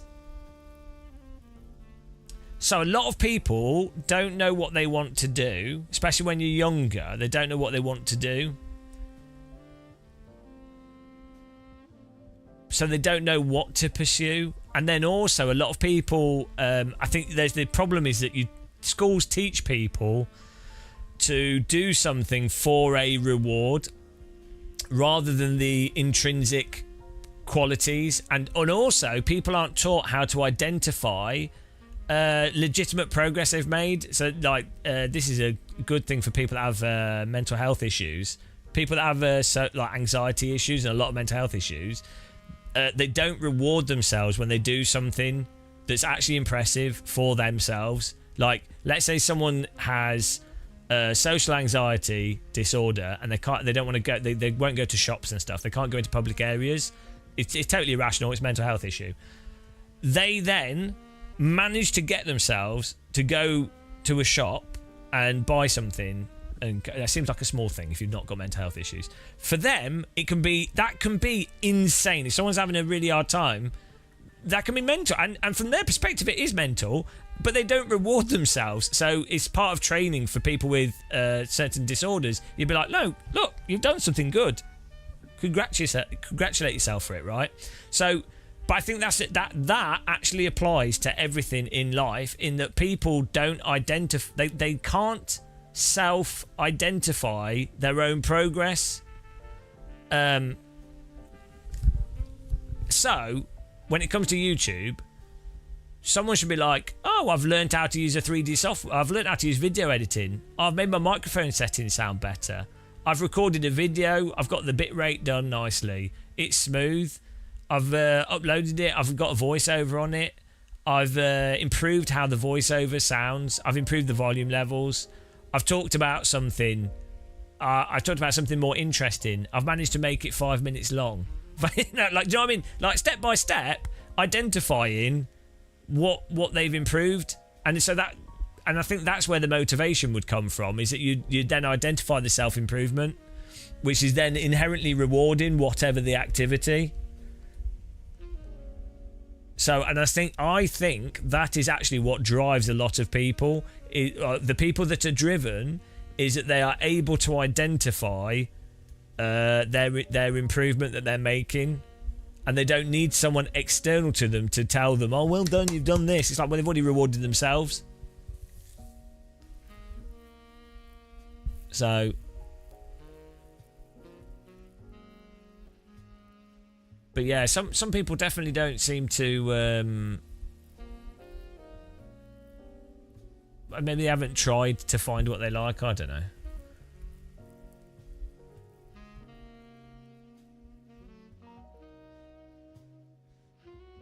D-Man, you would lose your mind putting yourself into the public streaming or being on YouTube. You guys, well, pro tip, don't have a mind in the first place. It feels normal to me. Like, I mean, the thing is, this channel is really small, so it's really good. I'm not sure if I would be comfortable being actually successful. I don't think I want to be actually successful. It'd be awful. I'm happy to make enough money to live on and do what I'm doing. Am I waiting for 10:50? No, we're just talking shit. I need a cup of tea. Jolly Ghost, self-assessing progress is hard. As someone who's doing therapy for anxiety, a part of it was the shop example you gave, but even now, I still struggle to accept praise and give it to self. Yeah, well, that's the other thing as well. Well done for making progress. If you're not making progress, terrible. But no, yeah, it's not accepting praise from other people as well, and not accepting it from yourself. It's a double whammy. But yeah, it's weird, isn't it? Like, if your brain doesn't identify it, you then have to then go, well, what was good? But the thing, the beneficial thing is, though, as you move through it and as you progress, it gives you better perspective. So, for me personally, because I'm quite dyslexic, I went through school being quite, I would get special needs teaching, right? And I'd be separate. You're separated from people. So that was then normal. It was normal to not have a bloody clue what was going on. That was just normal for me. It's just normal. So, and then you're like, well, okay.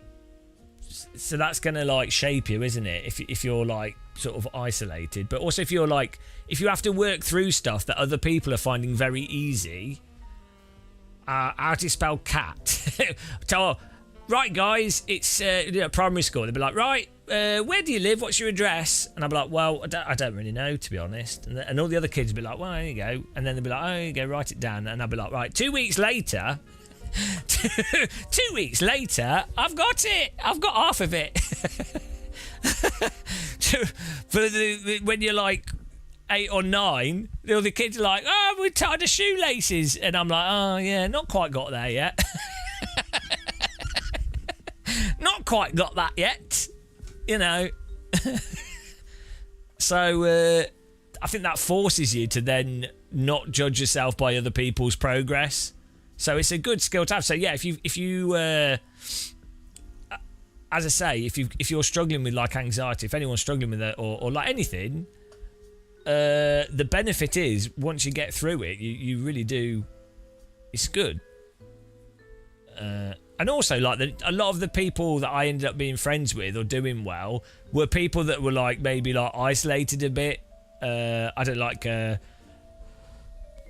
friends that were gay. They like, obviously for them it was like a big thing for them to come out, and then they would be separated and they'd feel like, you know, be separate things. But they end up being more rounded than people that just went through stuff because they, you know, they've experienced being bullied and they put up with a lot of shit. And so it makes them more empathetic and it makes them nicer people. I mean, you'd like that to happen without people being bullied, but... Freaky leak.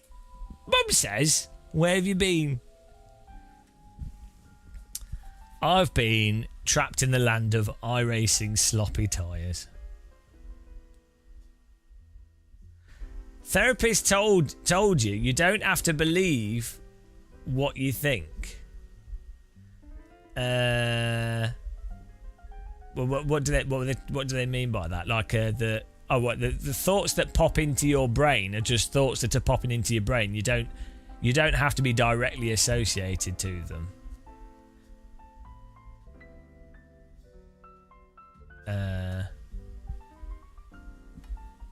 Yeah, I mean that's kind of like a sort of a somewhat of a Buddhist view or like a meditative view. Is that people? So that's part of cognitive behavioural therapy as well. I'd imagine is that thoughts pop into your head and feelings would occur, but they're not. That's just your brain processing stimulation or stuff. Yeah, exactly. Like you're not 100% attached to thoughts. This is why don't they teach that in school? That's a basic thing that everyone should be like. You know how people should be taught meditation from a young age. To be able to go, right, to sit there, try not to think about anything in particular. Well, think about one thing. Just sit there and go, right, I'm going to think about a tree stump. You sit there, think about a tree stump. Just think about a tree stump. That's it, tree stump. I really imagine the tree stump or the shape of it, the patterns, the rings. You're really looking at a tree stump in your mind's eye. Tree stump, wood rings. Right. So immediately in my mind, what happened there was I thought about grass. Some grass. I started thinking about grass around the tree stump. Because it's like, well, a tree stump, it's in grass. The pace car is out of control. But you then go, well, I didn't ask my brain to think about grass, and I didn't need to think about the grass. I'm thinking about a tree stump. So you go, okay, put the grass to one side, tree stump. And now, I've just thought about fungus and mushrooms. I don't need to think about fungus and mushrooms and how they're packaged in a supermarket and the humidity of them. And I don't need to think about that. No, tree stump. Right, rings, tree stump. Thinking about the tree stump. Nice wood texture. Bark is kind of separated a little bit. I now just thought of a ladybird. There's a ladybird. Why am I thinking about ladybirds? Don't need to think about ladybirds. Tree stumps. So, like, the point is, each time when these other thoughts come into your head, you go, oh, that's another thought, and you develop the skills of going, well, these thoughts just come from nowhere, right? And some of the thoughts might be like some like foreboding sense of dread or some political thing that's happening or whatever, but you then go, oh, actually, I don't need to think about them. I can, you can choose. You can genuinely choose what you're thinking about. This is really good, and I don't know why it's just it's basic meditation. I don't know why it's not taught. Yeah, schools are actually, because schools are designed to teach people how to be subservient and follow the rules. iRacing tyres. God damn it! I don't actually think about iRacing tyres when I'm not on a computer doing live streaming. I'm normally thinking about the weather and rivers. And yeah. The thing is, it's like, hang on, the tree stump sliding off the field.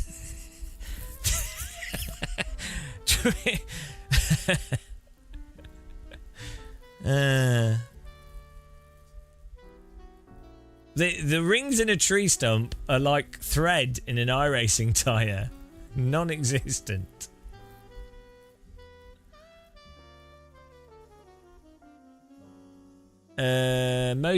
Most teachers are not smart. They might be what makes them good at teaching. It's well, there's different skills, isn't there? Like teaching is a different skill from necessarily. Normally, teachers do have to be pretty smart. A good teacher's probably pretty smart because you have to. A really good teacher has to identify the specific learning style of a specific child within the context of a classroom with the resources they've got available, and then manipulate things in a way to make it work as best possible with what they've got with that group of children, which is an insane skill that obviously teachers aren't actually taught. Funnily enough, so teaching's insane. Good teachers. But I think you should just lock children to tables and whip them until they learn stuff. I think that works as well.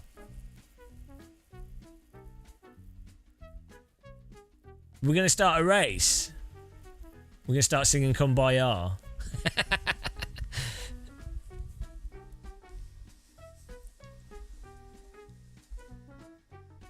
The median age. Go on, have a go at the median age. I know the median age. We're all old, pathetic. But there are quite a few younger people coming to sim racing, which you definitely notice in comments on videos.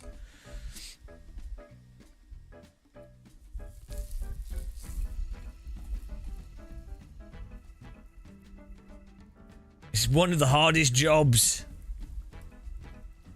Not as hard as being a live streamer, though, let's be honest. That's only really cool people can do that.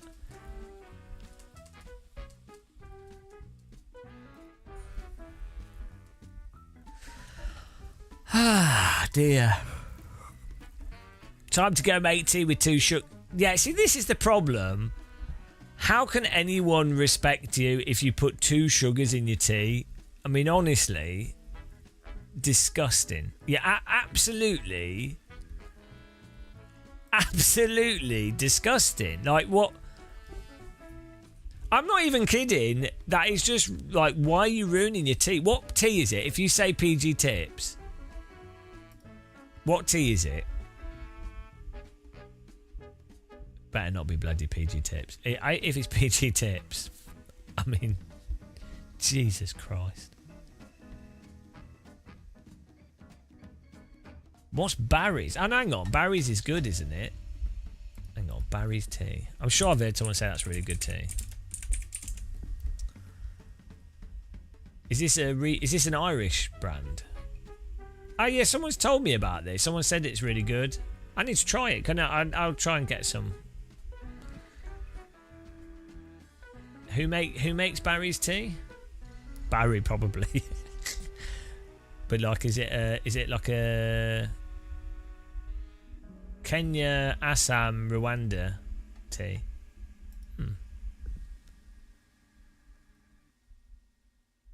Oh, awesome. Well, thanks for that. I'm going to get some. What's the green box? Irish breakfast tea. Hang on.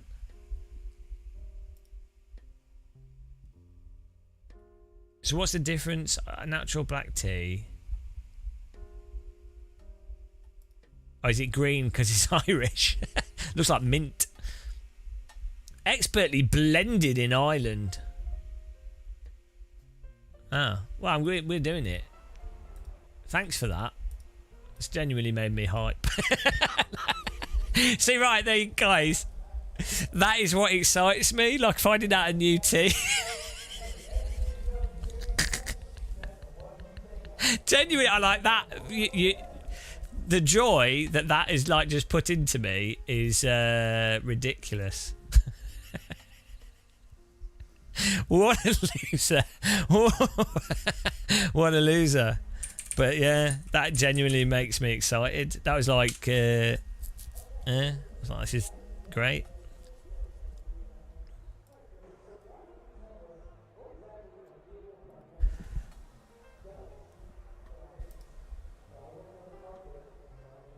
Yeah, I mean, Lawrence doesn't even drink tea, does he? He's more of like a coffee and beer drinker. No, look. What you want in the... oh, hang on, I need to change the camera setting. What you want is... what you want... Twinings, Yorkshire. PG Tips is too, like... it's... why is this not working? Oh, there we go. It's too, like... maybe it's tannins in it. It's very irony. It's very metal tasting. What's the camera where we rebound it? Oh yeah, no, the adverts are good. The adverts are good. But that's how you know it's not good, right? The better the adverts are to something, the worse it normally is. It would be Control F12, but we changed the setting because we have this weird bug where Control F12 didn't work for some really strange reason. By the way, guys, update your NVIDIA drivers if you haven't.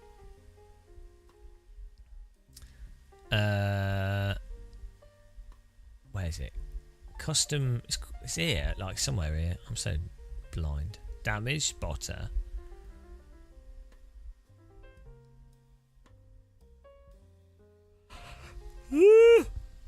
What?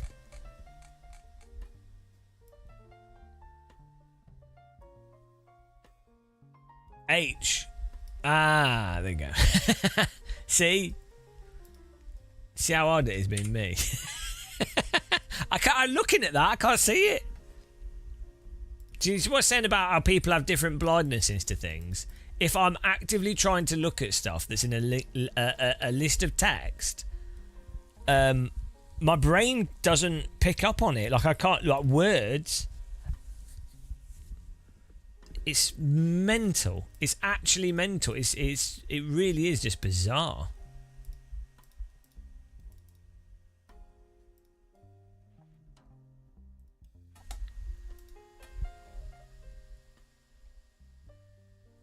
You can only buy... Why are you in Spain? every time you message me, you're like, I'm in Berlin, I'm in Cologne, I'm in... Oh man, I need to put my aircon on. It's so hot down here, my eyes are watering. Does anybody else have that happen?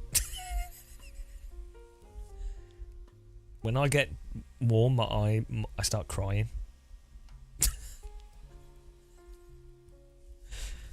It doesn't make any sense, does it? But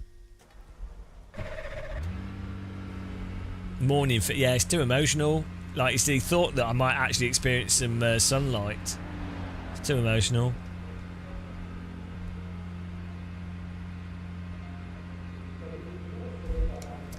It's okay to cry. Right. Oh, look at these headlights. People in the grandstands, they can see. Ah, we're bright. We're lighting them up.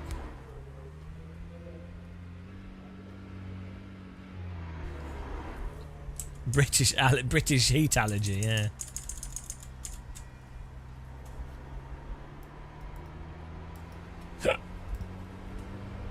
So what is this car?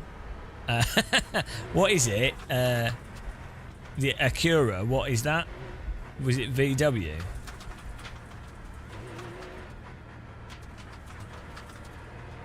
Yeah, there's Lidl's in Spain, and so they'll probably have Lord Admiral Nelson tea bags, even in the Spanish one as well. Oh, it's their Honda. Honda.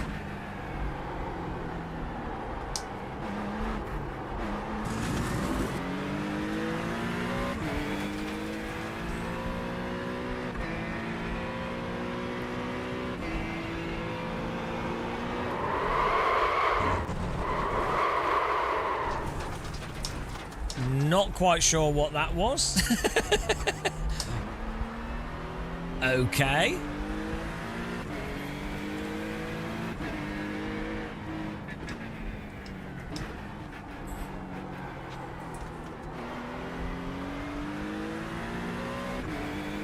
Yeah, we weren't even really turning.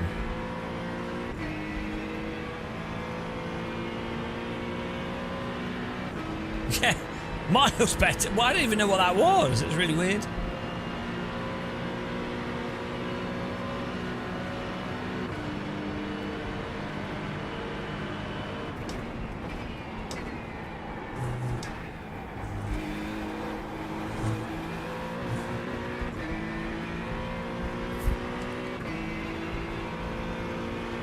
Does he, what's the platform of this car? Is it the same,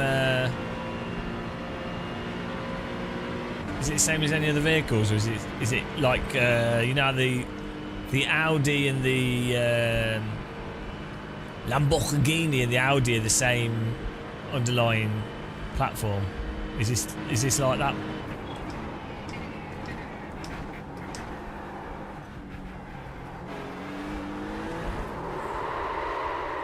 Why does it not respond to counter steer? I don't get it. I don't understand it.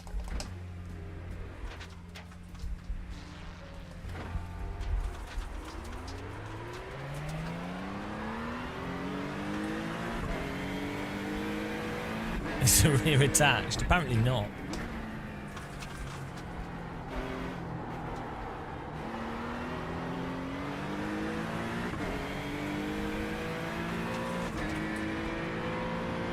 We have to support iRacing. They're a small indie developer.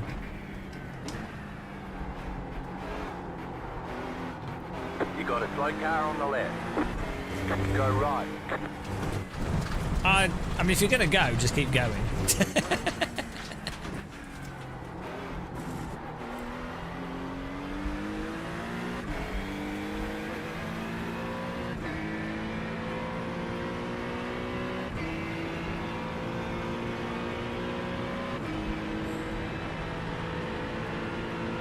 Quality rejoin. It was top notch.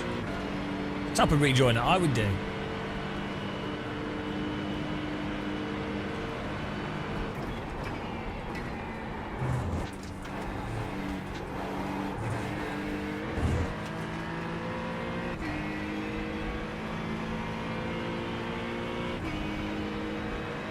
I don't know, Nasty, but like the reputation in the UK, people see Honda as a pretty good brand, I think, like for lawnmowers. But no, like the Honda Type R, people sort of are like ooh. And then motorbikes and things. People I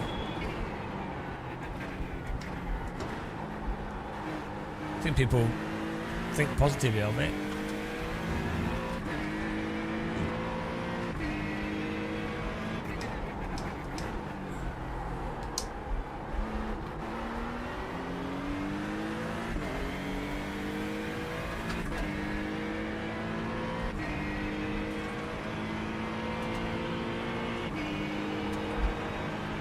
Oh look, he did what I did.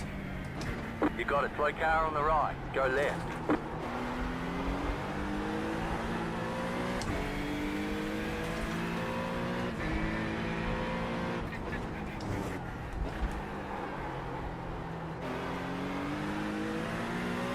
I mean, this car seems a bit better than the Ferrari. I mean, it's still sloppy, but it's I mean, you still have to bobsled it, but it's a little bit more responsive.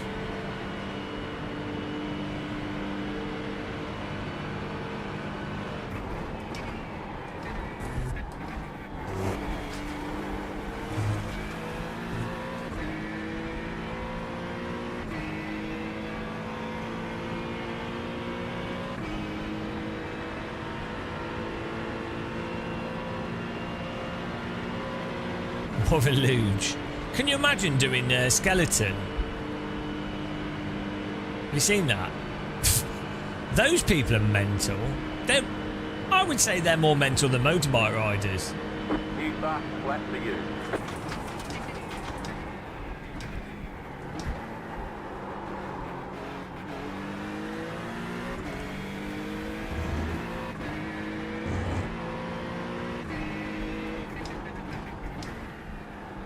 I've not driven the new Ferrari. It's not really my sort of thing. Going down first. Have you seen the one where it's tandem? It's the funniest thing ever. It's like someone was like a closet homosexual, and they're like, oh God, I really want a good-looking man to sit on my groin. I really want someone to sit on me as they bounce up and down, and they were like, but I'm just not out. And they're like, what can I think of? How can I get a nice sporty man in a good lycra with a nice firm buttock resting on my groin? Tandem skeleton. So good. Oh, it's so good. It's like the most. It's like if you thought wrestling was sort of some sort of invention for that. Fair play, though.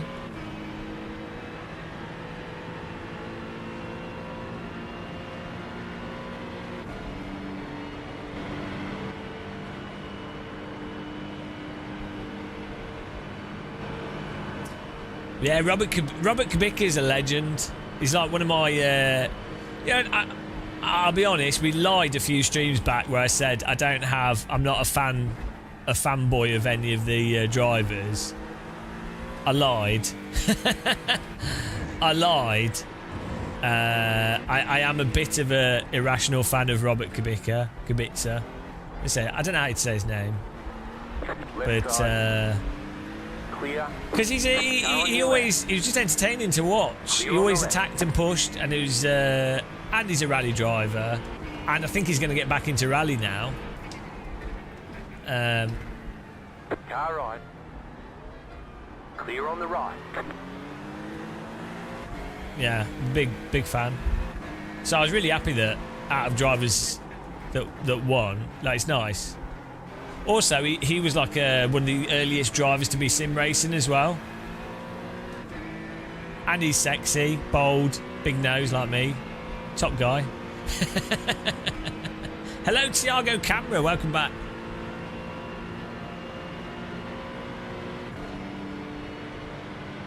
Well, yeah, I mean, it's quite rare for people to enjoy racing, isn't it?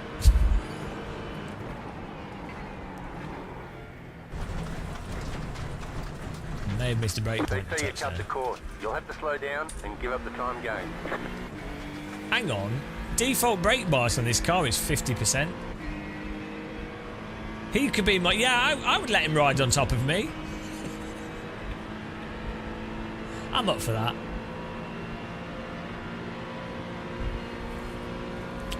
Who wouldn't? What a ledge. What a sledge ledge. He can get on my sledge.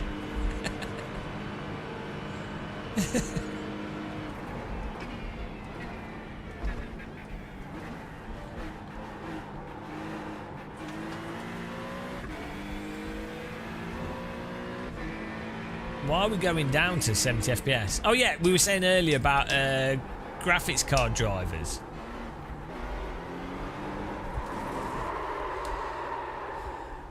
This is still brutal on the throttle, you know, like really brutal on the throttle in a way you can't counter steer. The Indy cars like that as well. This is with TC on 4. NVIDIA graphics card drivers, I think they've fixed the display port issue of the thing that has been a problem for a while with the 50 series cars.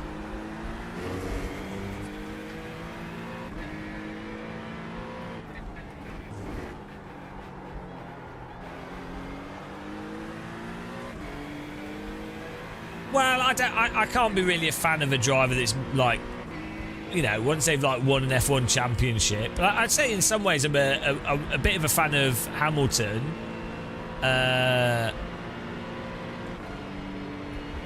And Schumacher and, you know, Verstappen. Like any driver that's like performed really well, you're like, oh, that's cool. But then it's like, well, you know, they've made hundreds of millions of pounds. I don't really care. Like, I've not got much mental space available for people that are wildly successful. Like I'm really happy for them, but you know, it's not. It's nice when you have someone that's deserving of success actually being successful at what they're trying to do. Look, D-Man, the assumption you're making there is that I could totally afford a 5090 when I bought it. I was a wealthy streamer, and then I bought the graphics card.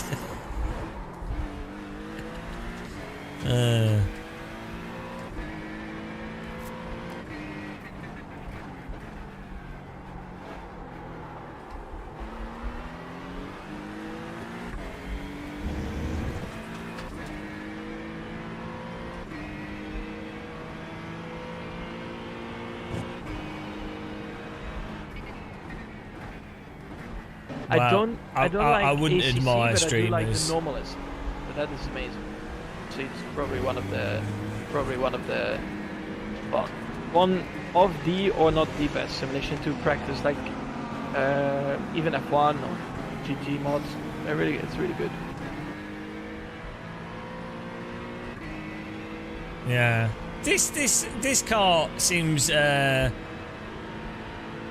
little like better than the Porsche and the Ferrari in terms of it seems to have like a bit more peak grip initially. This track's not the best for really testing things though. But we're still having to drive this like a bobsled, but seems a bit better.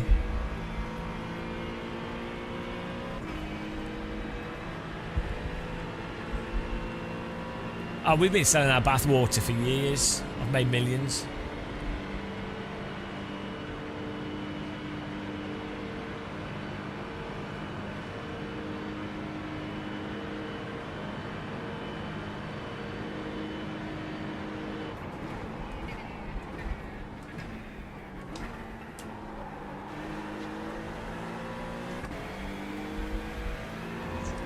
Pure sweat.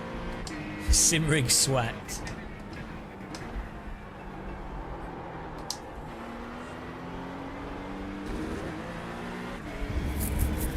We need to paint this gold and it can be the Saudi Acura instead of the Saudi Audi.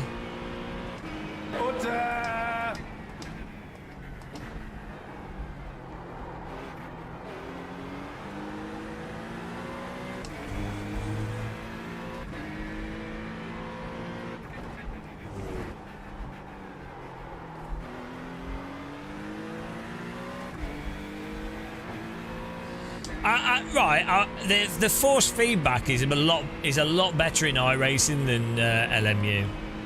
You know, like with Marvin's app, there's so much more. I mean, part of it's because the tyres are more drawn out and less peaky, but still, there's so much better force feedback detail in iRacing than LMU. Sorry for being positive about iRacing.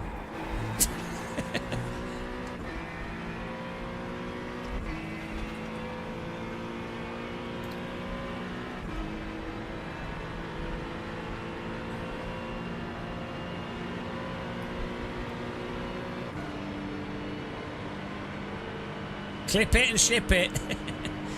No, I really like Marvin's. This is why we started getting back into iRacing, doing the 7K challenge. It was purely because of Marvin's force feedback app.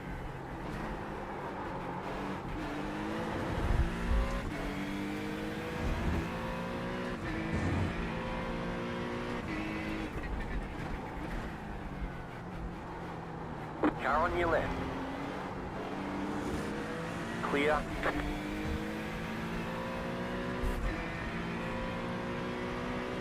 Yeah, we really need a Marvin's force feedback app for LMU.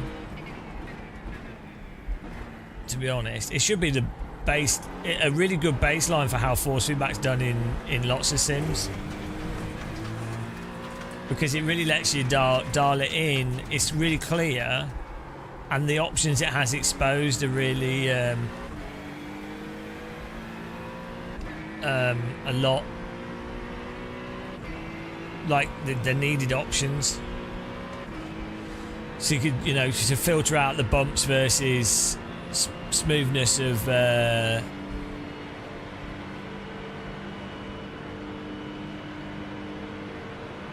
of like the sort of pertinent load forces.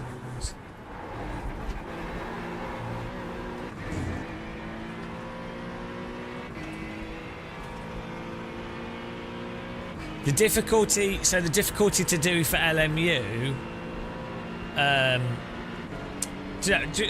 on that subject of code, it is really impressive when you look at software that's programmed really nicely. As someone that, I don't program, but I've worked with programmers on very small shit projects, and mostly I was looking at scripting. But you can really appreciate, as someone that would do a lot of game design on these shitty games that I do, it was so much better when you work with a programmer that formatted everything nicely, commented it all nicely, organised stuff. It's something that you can really, really appreciate if you've ever done any sort of work on games or anything. The problem with the force feedback app for LMU, and the one of the reasons it can work quite easily with iRacing, is you can turn iRacing's force feedback off in game, regardless of the binding of the device. And so one of the issues with a lot of simulators is that you can't turn the force feedback off. So then you have to create, like, this is what you have to end up creating, a virtual device like with VJoy or something, to then bind that with it. It doesn't have force feedback from the game because it's not using direct input, and then you send the force feedback to it.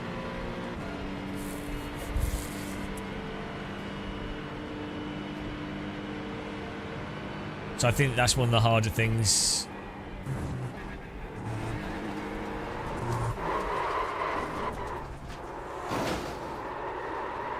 See, I mean,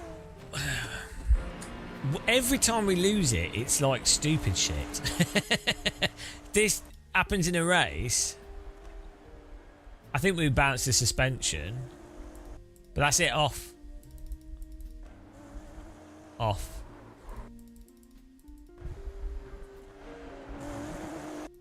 No count, and you don't even know it's off. That's the weird thing with iRacing. You don't know it's off when it is.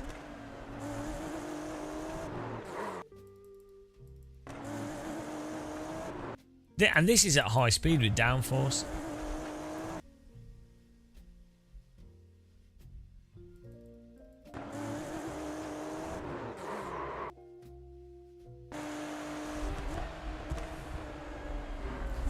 It is better than IIFFB, yeah.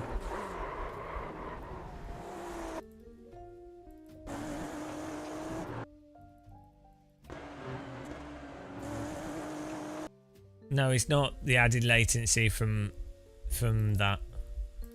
It's not to do with catching it, latency from catching it. It's to do with the physics turning off.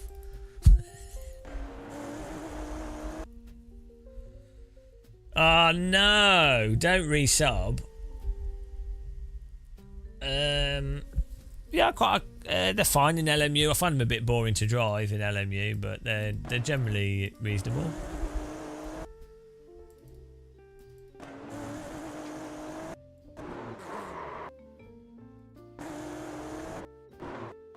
We have tried to stop force feedback. Yeah, we'll go back and forwards. We'll give it a proper test. Part of me doing this is that we want to drive it a bit in races, so we can directly compare. Put a good amount of time on it.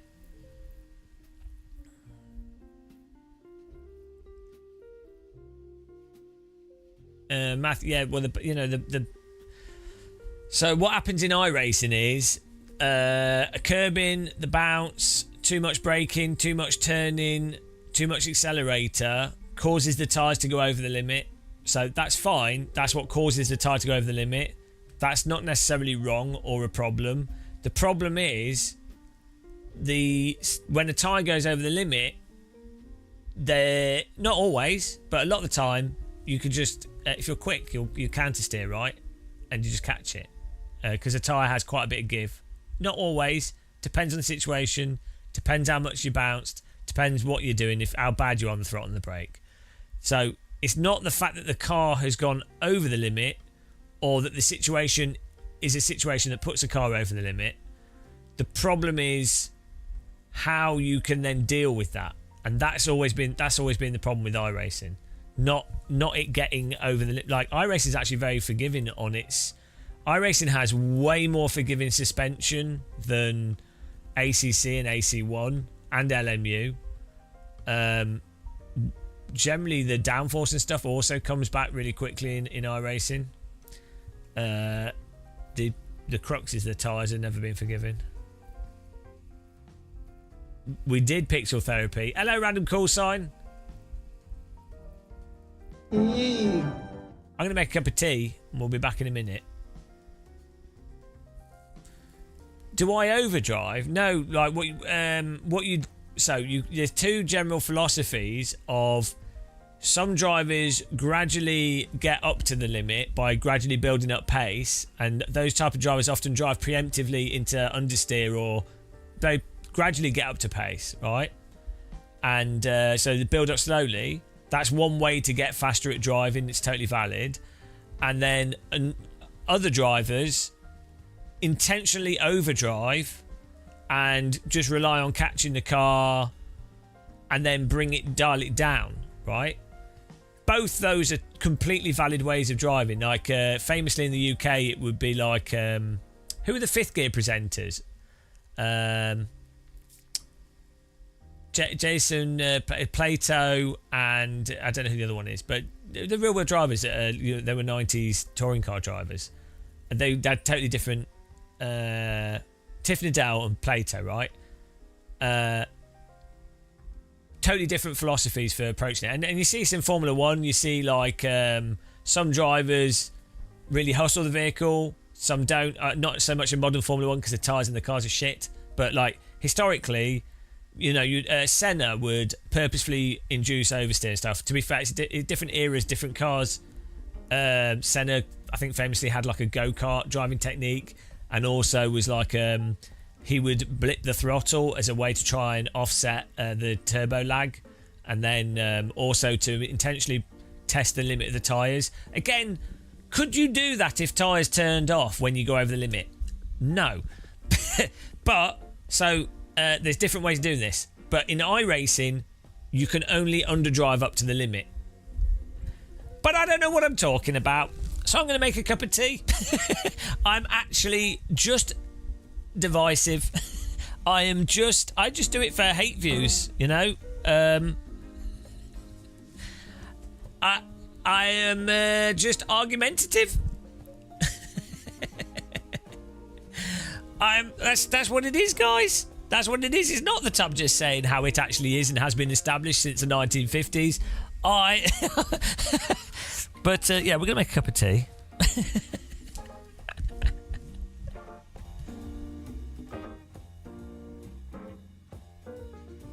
These tyres have said, yeah, it's called iRacing's physics random. Because it's always exactly the same as it's always been. At high downforce, the downforce masks the mechanical grip of the tyre. So at high downforce, you don't get the issue so much because the tyres come back quicker, because the mechanical downforce is the slip curve gets with downforce becomes more progressive, and also it returns faster because there's more load on the tyre. This was a case since R-Factor. It's every simulator, it's even real cars. If you've got more downforce, not always, but generally speaking, the tyre will come back quicker, right? So it's not going to get into the state where it's turned off. But as soon as if you're driving without downforce or slowly, you're driving on the mechanical grip of the tyre alone. And this is why cold tyres magnify the behaviour as well, because you're getting more close to the fail state of the tyre quicker, so it highlights it. Slightly different. It's not quite that simple, because the cold tyre is actually like a different compound in terms of how it actually behaves. It's very complicated.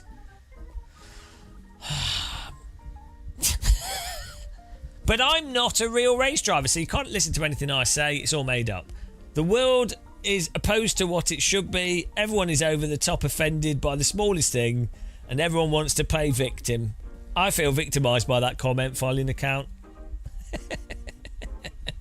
I actually I think we can all agree that that's an incredibly insensitive comment by Filing Account, and actually disgusting that he's not really thought about our feelings, and this is the problem with Filing Account. Absolutely disgraceful display. I think we should brigade him on the internet. I think we should stalk him across every website.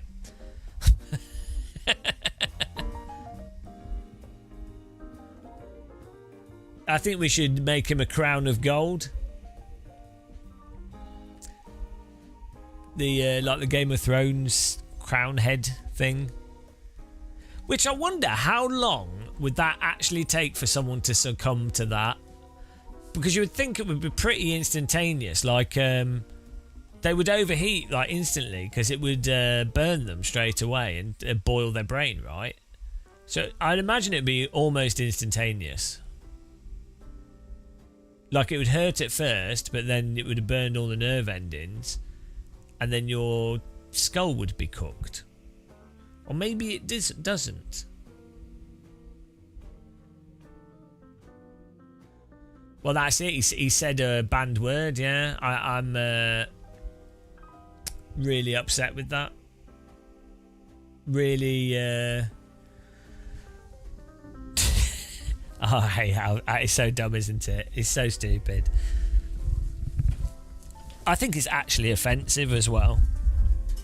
I think it undermines serious issues when people use stupid words instead. It really is Orwellian.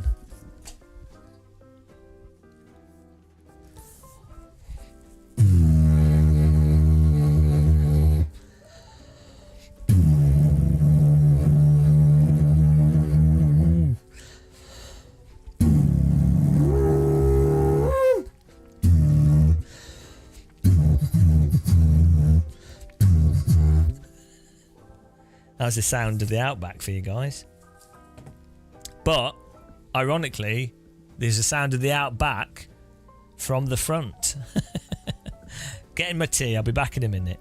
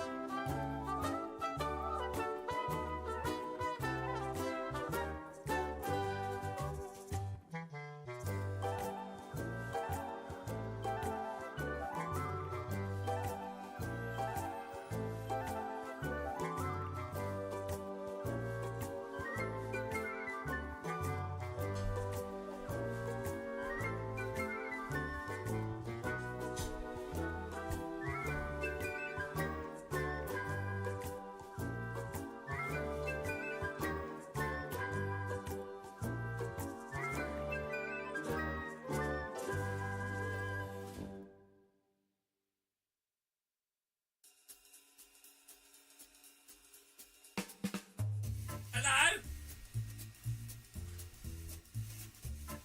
Why's Jackson back here? We got rid of him. This guy. Hello. It's Jack's a guy. You're like, oh, he's finally gone. And he bloody comes back.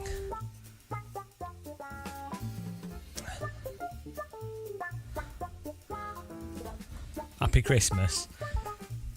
It's always good to have Christmas music. Oh, my aircon. Oh! Is that me electrocuting myself?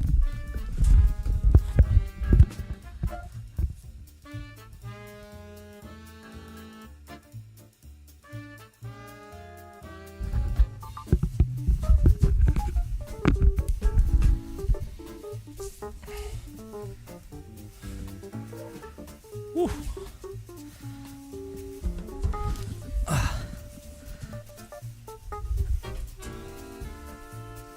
What do you mean a cheap solution for aircon? Like a portable? Just get a portable one. They're quite noisy though.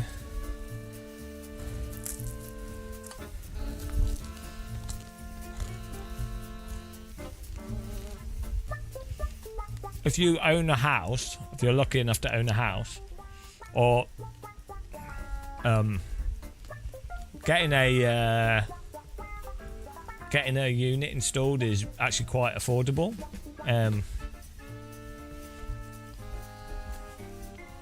You're in a nice shed. Yeah, portable aircon. Yeah, it just has a tube that blows the air out. They're not the most efficient, but they do work. But they're noisy.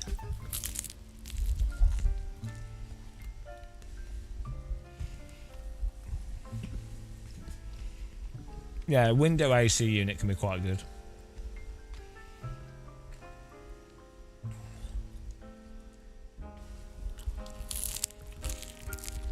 I think I spent like $380 on my aircon, but it's paid for itself because I've been able to. I'm underground and it can get really hot down here in summer, but I've used it loads.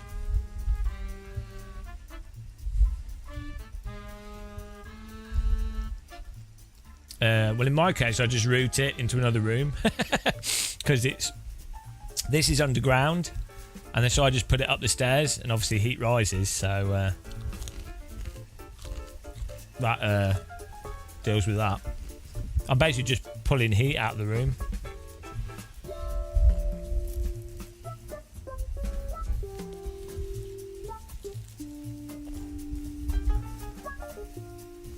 It's about 1,200 watt, I think. But it's in the UK. It's people don't really have houses because it's so expensive, and a lot of the houses are really small. So it's hard to even work out where you could attach an air conditioning unit. Yeah, the only thing to be aware of with the portable aircons, the noise. They're just really noisy and they're very heavy, but they're really worth it. Yeah, it's 100% worth it. That's the kind of thing that I'd even say is worth buying on a card, like if you couldn't afford it immediately, like so yeah, it's well worth it. But it's a business cost, to be honest. If you're just buying it for your office and it's your job, it's a business cost, so that saves you a little bit.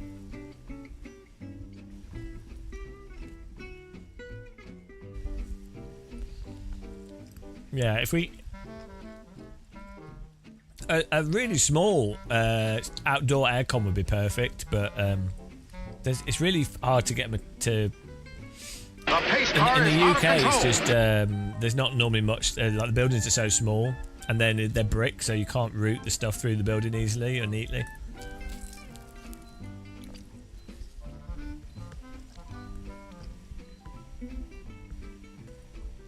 It's too cheap to run it. Boulder Jack, thanks for following.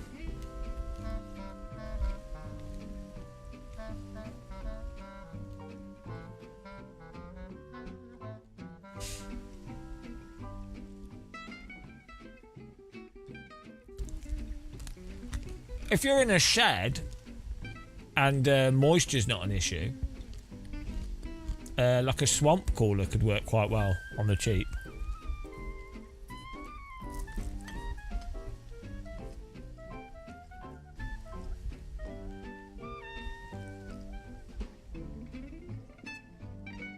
Yeah, well, the problem with UK heat is it's like a weird humid.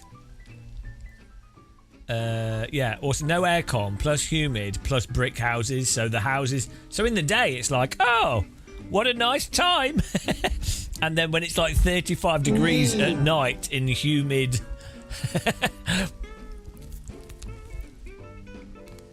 I haven't used a big screen beyond 2. Thanks for subscribing, Felipe.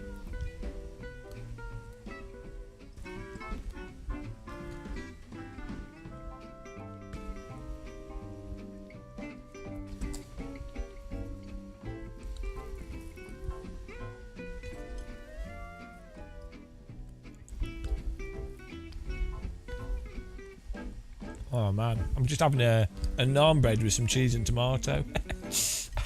We're using it up. I need to go shopping.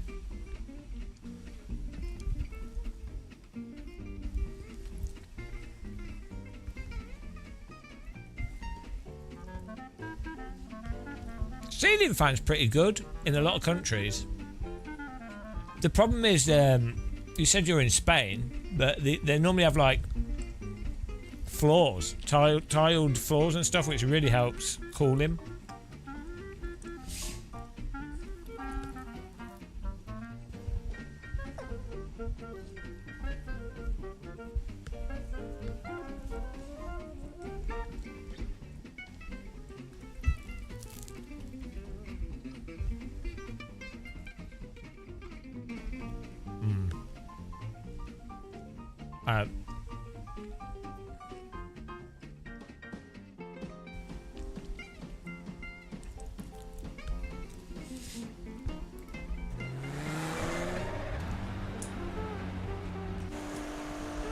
What's the lap time?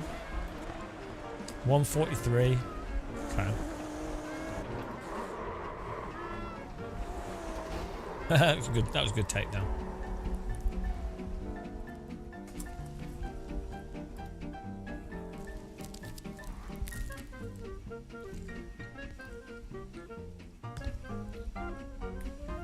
Well, there's too many Jameses. They should all be banned.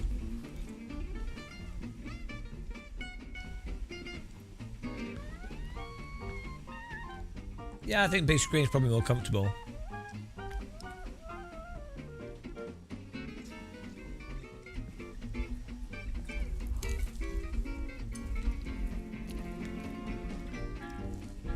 Yeah. That's a weird European thing, that French and Spanish. Like, it's not that much of a thing in Germany, but it's a bit. But when I lived in France, most people had blinds of some kind, and then if it was really hot, you close the window, the blinds in the window, and then the room stays cool.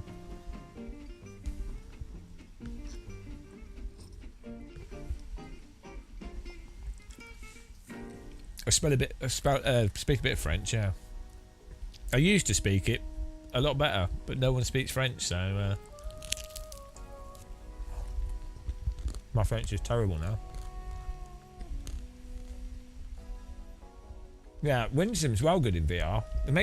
It's weird that it makes it more immersive. Like, just having a fan blow on you when you play VR games makes it feel like you're outside, which is super creepy.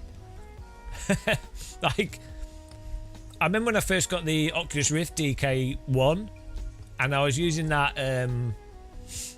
the demo of the Tuscany demo. It's like a house on a hillside, and I put a fan on. I was like, what? Feels like I'm actually outside.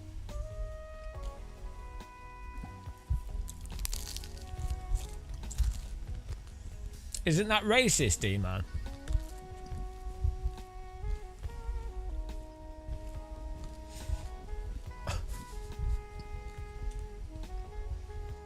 Stupid joke.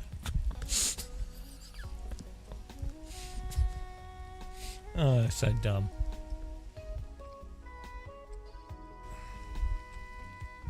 It's weird that we don't have blinds in the UK.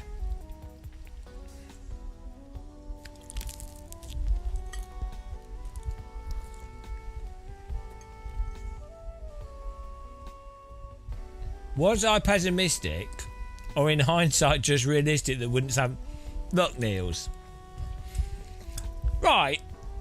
If people, as well, are going to have a go at me...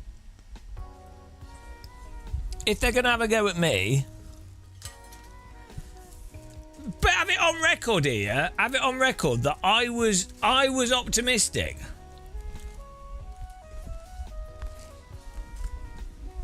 I'm actually quite optimistic. I'm quite an optimist. Sadly, I don't know what's wrong with me. We're seeing Niels. We're trying more cars.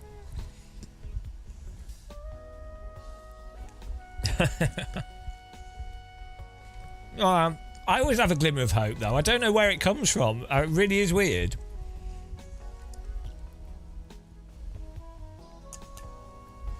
It's like I open my tea cupboard, right? And I've run out. Let's say I've run out of tea bags, and I haven't been to the shop yet. And the next day, I'll wake up and I'll go, "Oh, there must be a tea. There must be a loose tea bag in the cupboard." And I'll genuinely think that there will be, and I'll be really hopeful. And there never is, because I've obviously already looked. but I will be like, there will be. There'll be a tea bag. I don't know what it is.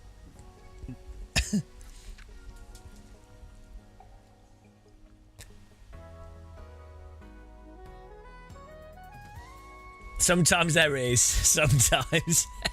How good is that when you've run out? When you think you've run out of tea, or like, well, it doesn't have to be tea for those of you that don't drink tea, but like, you know, you think you've run out of milk, but it turns out you've got a container of UHT somewhere, or you think you've run out of pickles and you actually have a jar of pickles.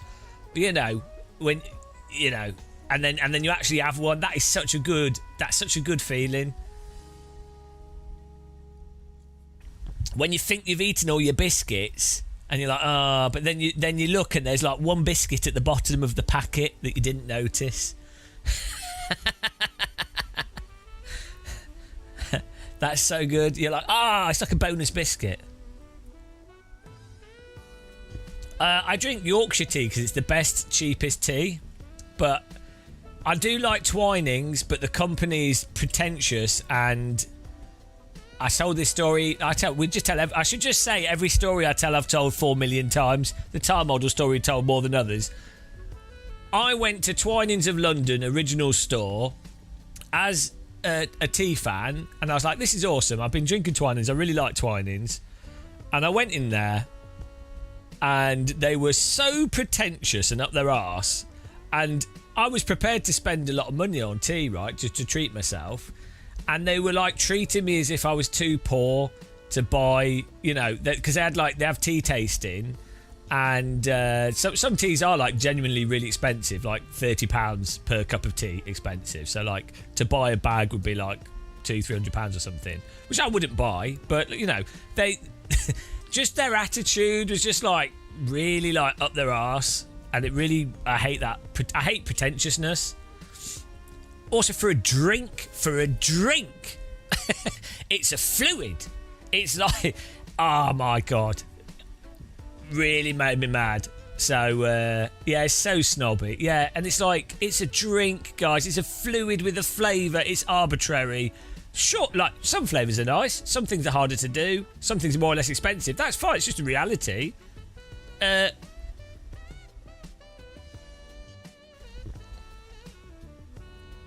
I know, to me, I don't know why it comes back to the same bloody stuff, doesn't it? It's everything. It's just the critical thinking side of stuff. It's exploiting people that don't have critical thinking skills. And that's a way to make a lot of money. And pretentiousness is an argument from authority, and you will get an additional group of people that will then be able to be monetized. I'm not sure if gatekeeping is the right word, JR Racing. I know what you're trying to say, there is the gatekeeping part of it where people want to feel special because they're part of a club and they know better than other people and they've spent time on it. So I'm not saying that's not a thing, but this is a separate component of it. But yeah, it is kind of funny that the people that are more pretentious tend to have been tricked themselves. Whereas you have people that aren't pretentious that are really into hobbies, like you know, I know like audiophiles that aren't idiots, and they you know, they just really really enjoy headphones and audio and amps and stuff. And they're not doing any harm, but they would say straight away, they'd be like, well, you know, you don't need this. Photography is really bad, and the more technical something is, the more moronic people get. The more it's toxic masculinity. Well, it will happen with in female stuff as well, but I do think there's a specific nerd equivalent of generic toxic masculinity that is attached with this as well. And when it's a nerdy thing, you end up with the nerds having an opportunity to be toxically masculine, or like trying to use those things to offset the fact that they weren't able to be with other stuff. So cameras are so bad for it. Less so now, I think, but historically, I used to do a lot of photography. I had a DSLR since I was like 12. Like just grandparents had an old one, and I really did photography for years. And then I would hang around photography stuff, and it was just like the most pretentious wankery ever. It's like, well, what are you doing? Look, take a picture. Oh, we've got to use this. You've taken that picture at the wrong ISO for the film that you've used, and you should have used this f-stop. And look, as you can see, this is incorrect. And you say, I've used this lens because there's less fringing, and the image is exactly what I owned it for. And then if you didn't use that lens, it's the wrong type of lens. And did you know this body has a much better...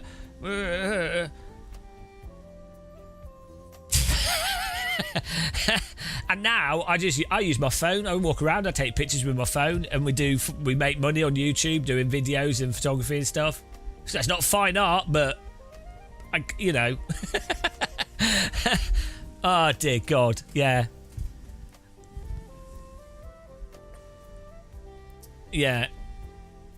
Anything. The worst are people that end up starting businesses around very niche specific components of a hobby. They're the worst, I have to say. Like, you know, they're like, oh, I enjoy something, oh, there's a lack of a certain thing, oh, I'm going to start doing my own design. That's really narcissistic and pretentious, and they're like, oh, I'm going to do my own design, and oh, well, look, we'll make it work commercially, and let's put it together, and you know, they're the worst. I think we can all agree they're the worst people, right? Deefer, I stole my sim rig by tricking companies. People who sell their edit filters slash preset. Oh yeah, preset. Yeah. Wow. I mean, on one side, it's like the car setup thing, though, isn't it? On one side, it's quite nice to be able to buy a specific filter for your specific thing, and you know it happens to match, but you know that there's a lot of people that are getting it because they're paying for it. Because they're paying for it, it's better. Oh well.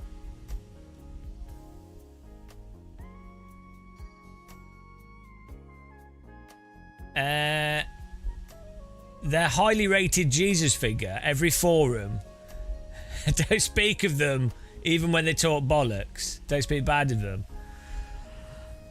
Well, exactly, yeah, you know. I wouldn't know anything about those sort of figurehead people, because you have those type of people that sit on a camera with like people like typing messages, and then they will sit with the microphone and they will just talk as if they're talking from a position of authority, and they'll do that for hours on end, you know. Really, really terrible. Oh no, my computer's crashed. Have we lost the internet? Oh no! Are we still live? I can't tell. Computer says no.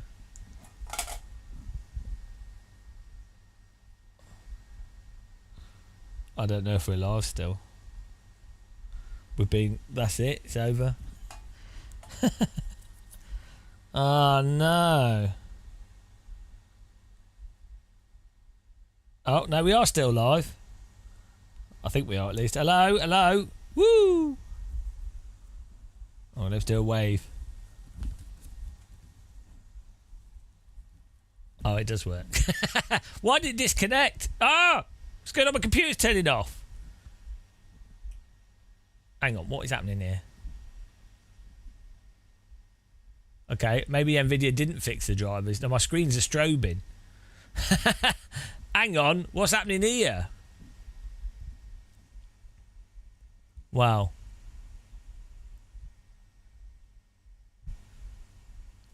That was very strange.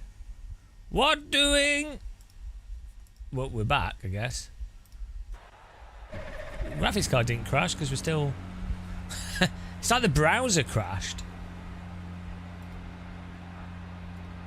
That was a problem that they supposedly fixed. Oh, NVIDIA. NVIDIA Drive is still not quite there. Poor NVIDIA, small company, you know. It's hard, it's hard.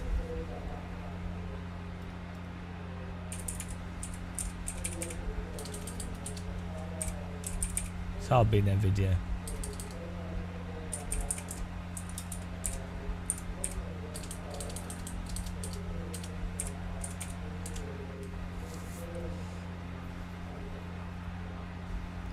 Yeah, they just updated it.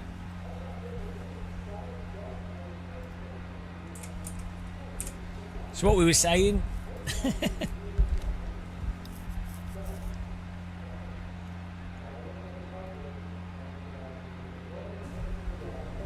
Right, there we go. We can join another session here, see if this works. We can do the next race, actually. JavaScript error occurred. System 32. Race Labs. Oh, Race Labs crashed. That's what that was about. I know that was like all my networking stopped. This is the NVIDIA issue. It seems to cause like weird network issues when the graphics card has problems, which is weird that it would do that.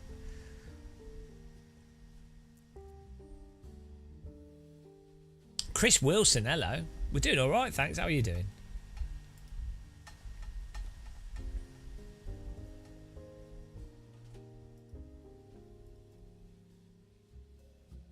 Right, we'll join the next race here. Yeah, this is a weird issue. Like, maybe the graphics card's catching on fire. Doesn't look like it. It's hard to know with NVIDIA. You don't know if you bought a graphics card or a barbecue. But I find that quite exciting, you know. It would be boring if everything went as expected.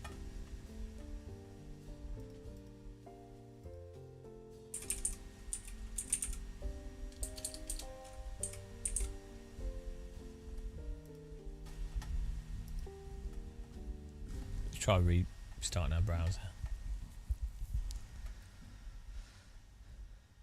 Is there a reason to race in the morning while you're awake? I don't know. Oh, what, for me, live streaming? Now, this is a terrible time to live stream. This is really bad. But I had a pretty bad insomnia, so my sleep schedule was all like skewed off. But that's just me. It's we're used to this. It's good for the Australian viewers. We have quite a large number of Antipodium viewers, which I appreciate actually. They're normally pretty chill.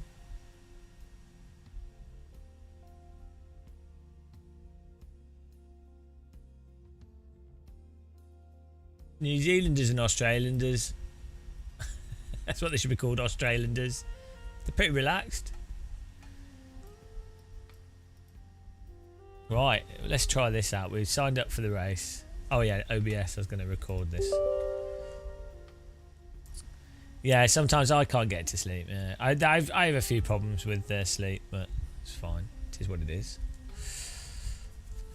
I think the main thing is to just ideally work out what the cause of the insomnia is, which could be a whole bunch of stuff: diet, exercise, pain, bed comfort, sleep apnea, whatever. So, but separate to that, if you have an issue with it, just accepting it whilst it's happening. You know, it's like if you hurt yourself, it's similar to that.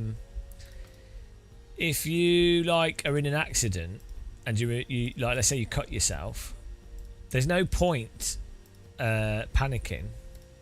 It's if you can get your mind together and go, oh, this is not ideal, but what's the next best thing I can do? It actually makes it a lot less worse for you.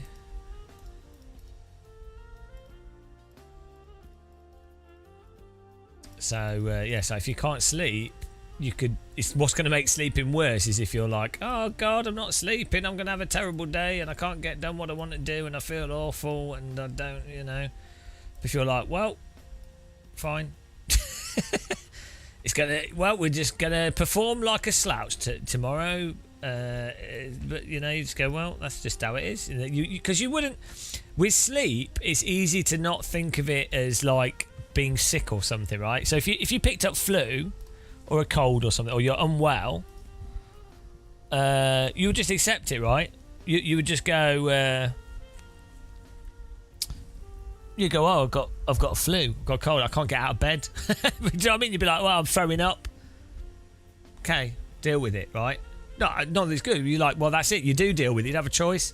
But with insomnia and stuff, because you can still do stuff, but also because it feels like it's not an illness, you beat yourself up over it. There's no point. That's my wisdom there, guys.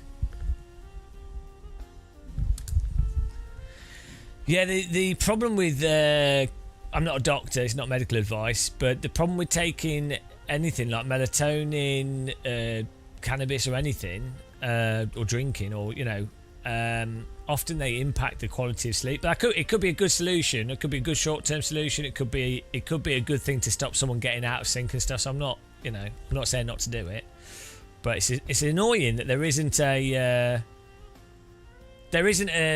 thing that you can just take that works and then also gives you the sleep.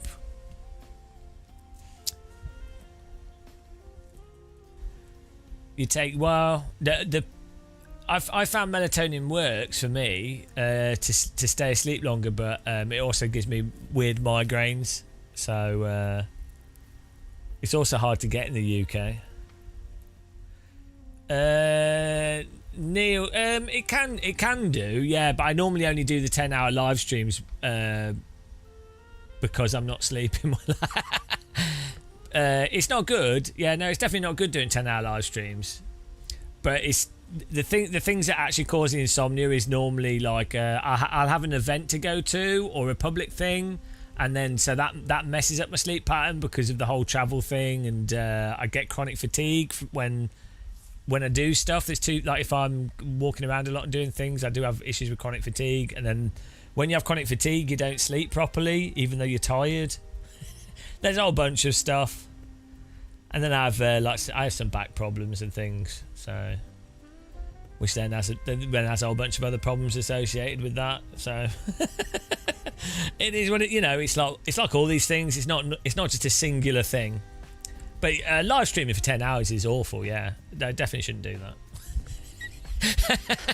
No, live streaming is really bad. But I actually enjoy it weirdly. But it is terrible. It's not good for your health.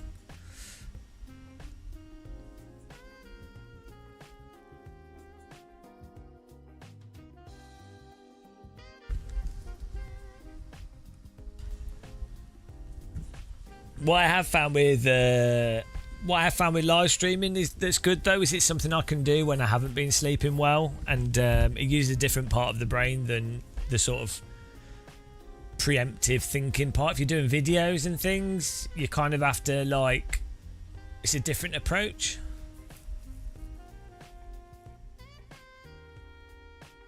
Oh yeah, for sure. 100%, like staying away from screens is really good. Also, like the whole thing of not using the screen after when it gets dark. Just being in the countryside, walking in the countryside. Yeah. I imagine this is what if I go to the doctors, right? And they're like, "Oh, do you use screens?"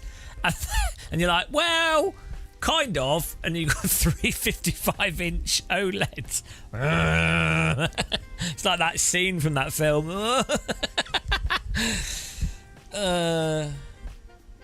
But weirdly, that's less worse. That's genuinely less worse than the effects of chronic fatigue from if I just do slightly too much exercise, or like if I walked like 14 miles instead of 13 miles. If I go past, there's like a threshold that's improving gradually. If I go past it by, it's absurd. If I go past it by like a tiny amount, next day is fantastic. I actually feel amazing the next day because you have like the benefits of that kind of post-exercise positive feeling. Day after, feel a little bit tired, but still feel pretty good. Like mood is like way better.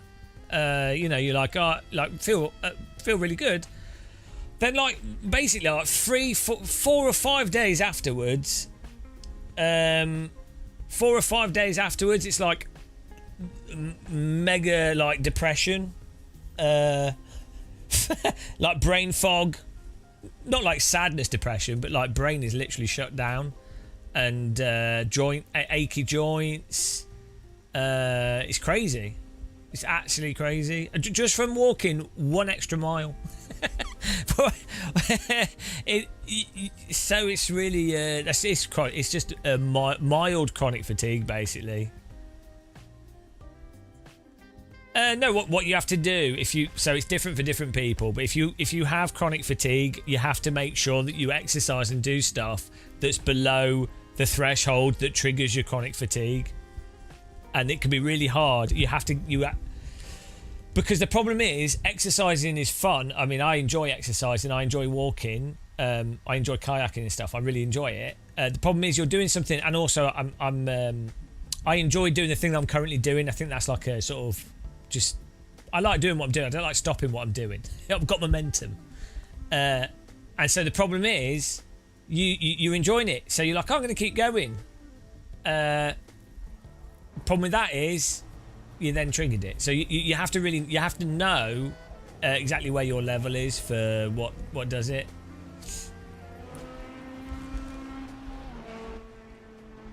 It's graduate. It's been over the years. It's got better and better for me. I had it since 2007. I woke up one day at university with like a really mild cold, and then I was like super dizzy and. Went to the gym and like passed out on a rowing machine basically. and then I was like, oh, okay, great. So it is what it is. There's people that have it really bad, so it could be worse. LTH racing. What do I enjoy in life? Tea, walking, grass. Not the smoking kind, just like fields.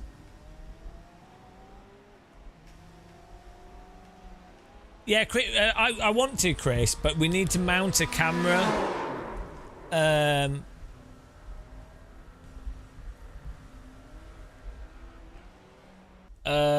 want to mount a camera on the kayak, but it's a bit awkward. And then I've tried to do solutions, and then rivers tend to be in valleys and they tend not to have good internet connection when we've tried it.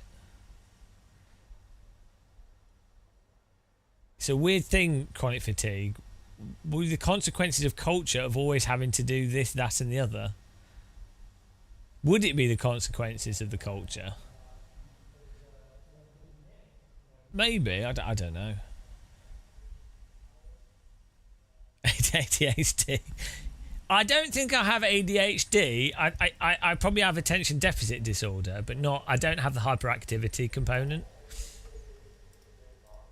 It's very common for dyslexics to have some form of attention deficit disorder.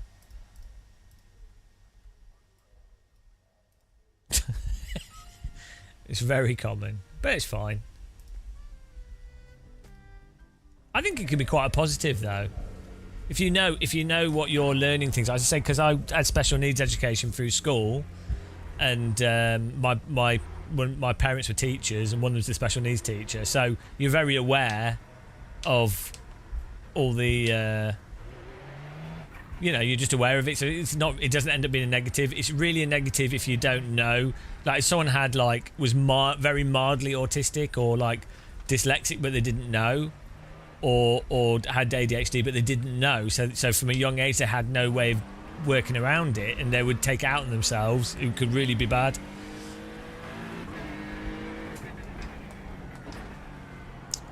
Why are we only getting 60 FPS? What?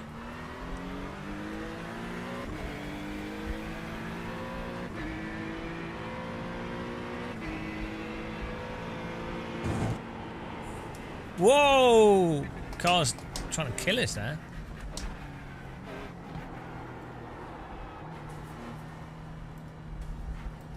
Why are we getting 60 FPS?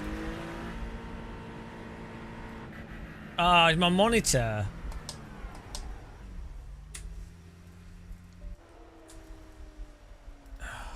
We're gonna try and rejoin this.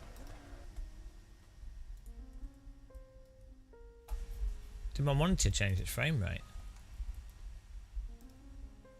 No.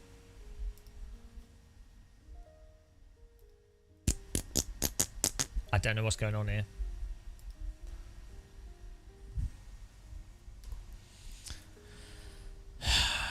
Why is it capping the frame rate at 60? No, I know, but we were just doing practice sessions and it wasn't getting 60 FPS. I'm on a 5090. Yeah, but we're using a 5090 and an X3D chip.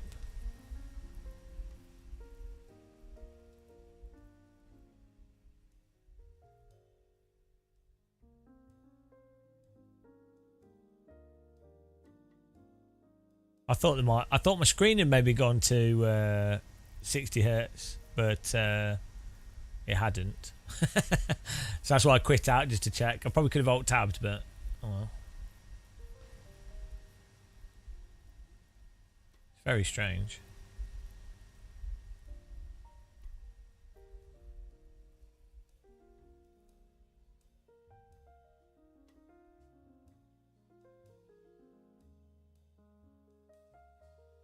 That's exactly like to be sure in the video. It's got to look like a 90s. It's got to look like a 90s game and run terribly. Because the fact is, if it was running at like 300 FPS, you would question the validity of the physics simulation. Because how can a home computer run a simulator that fast, right? Like Armour, Operation Flashpoint, Flight Sim. No simulator can run. That was one of the really impressive things with Flying Side. No, Aerosoft. Why is it's capped at 60? Unless it's might be a G-Sync thing where it's forcing it to just stay at 60, which is really weird.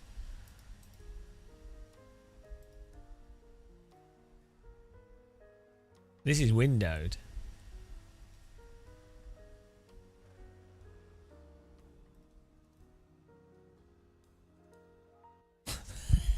What on earth? Like this game just shouldn't be a thing. That this is a.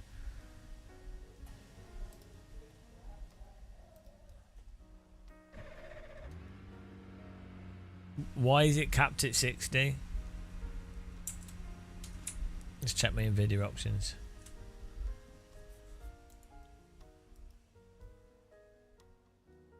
Well, it's not because my monitor's running at 120 hertz.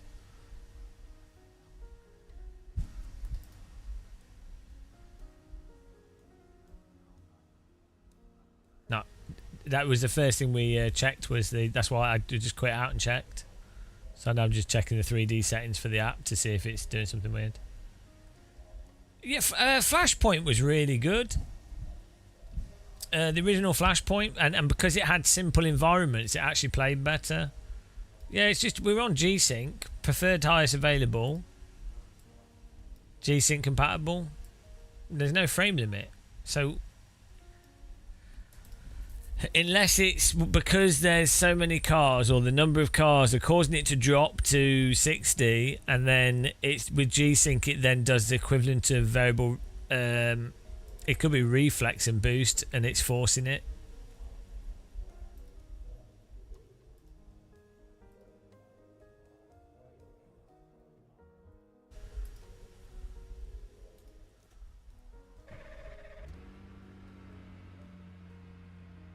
Great.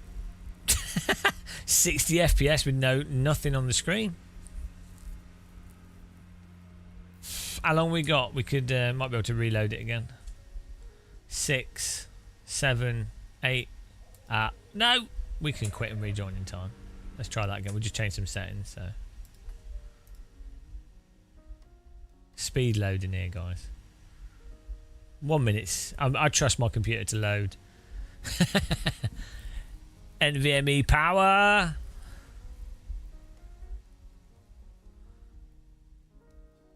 We turned off reflex and boost as well, so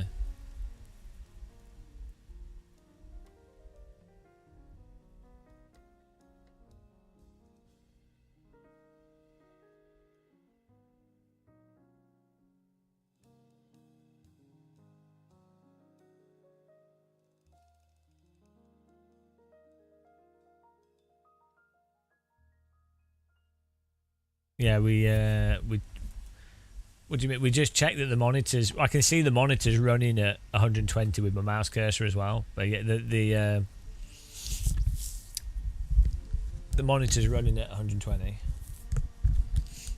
What do you mean? Do you mean in the game?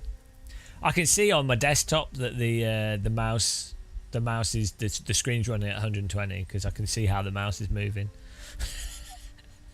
This is really sad. With OLEDs, it's very clear, but I have a 144 hertz monitor on my desktop, and like you can just from how the cursor is displayed, you can tell what frame rate you're running at. That's when you know you nerded yourself too much. Nerded to death. Mate, it's gonna be close for the race start. It's taking longer to load. There we go. Fix setup.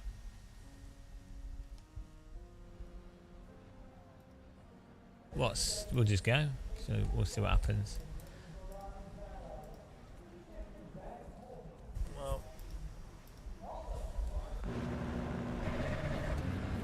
1 to go. Next time by. Yeah, it's still right running up on it. the right It's like side. 60 The estimated FPS. What SOS on is 3,044. Pit road is closed. A Yeah, lot of G-Sync's opportunities on. Today, heads down. Pick your battle. G-Sync's on and it's running at 60. Still waiting on Why? two cars to Why is clear. this running so bad? It's a ridiculous. Right.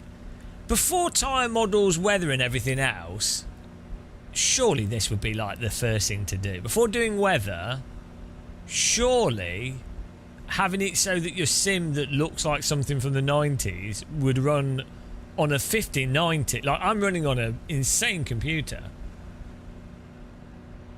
Like 50 FPS we're getting. Wow. Wow.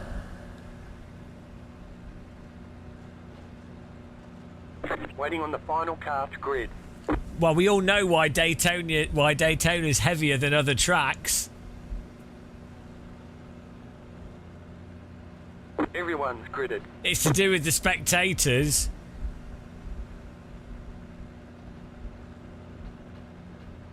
Because the track's in America.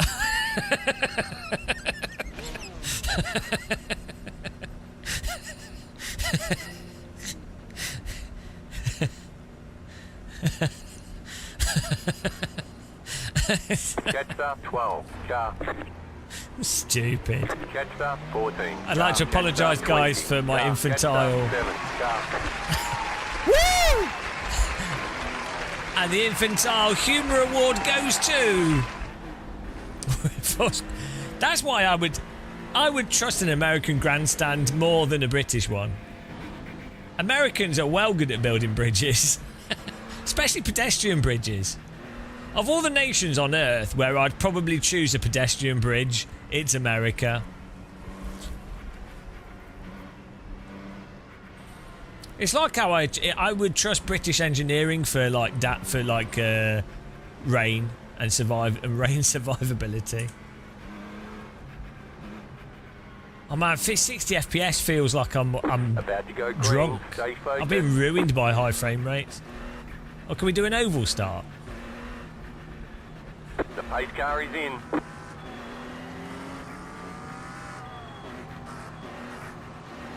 Green, green, Okay, green. that was positively the worst. Nailed it! It was the frame rate. 48! Where's he go? Left I'm side. pretty sure the corner's left. Clear on the left. Ah! Car on your left. Keep to the right. Clear on the left. Car stopped ahead. Mate, are you Stay on the stupid? right. How do you do that? Keep to the right. Car on your left. Too wide. Clear on the left. Still there. Clear on the left. Right side. I mean, I'm Clear on the blaming him right. for that. That was not on me. He's just come across my nose. Good quality driving in iRacing. Left side. Clear. He just killed himself. I mean, how do you fuck up the start, dude? Honestly.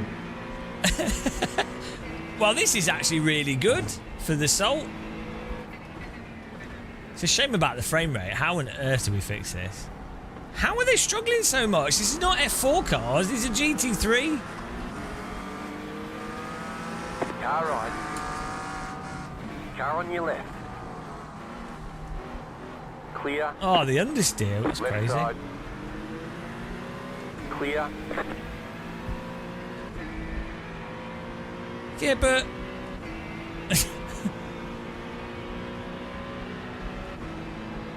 I don't get it, guys. I really don't get it.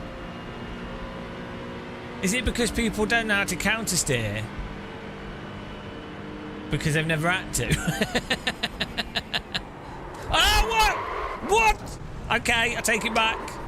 You cut the course. You've got to slow down and give up that time. Okay, I take it back. We're dead. What happened? Like, Side repairs are 13 minutes. 53 why did the car just rotate from that? Minutes. 51 seconds. All the damage. What? Right, honestly, what on earth is that? Can anyone explain that?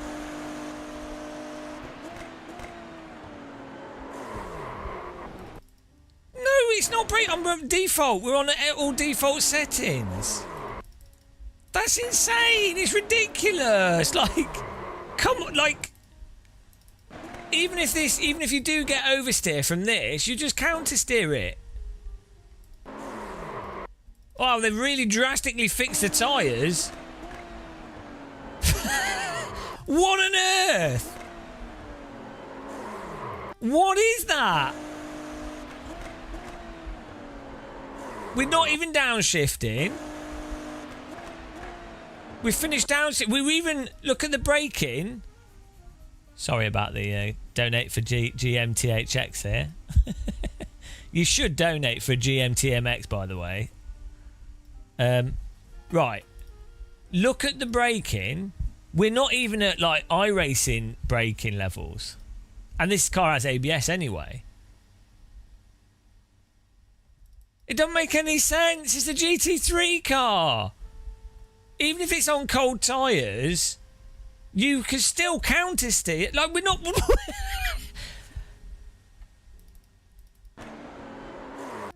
I don't know how people can defend this. Like, a skill issue, I guess.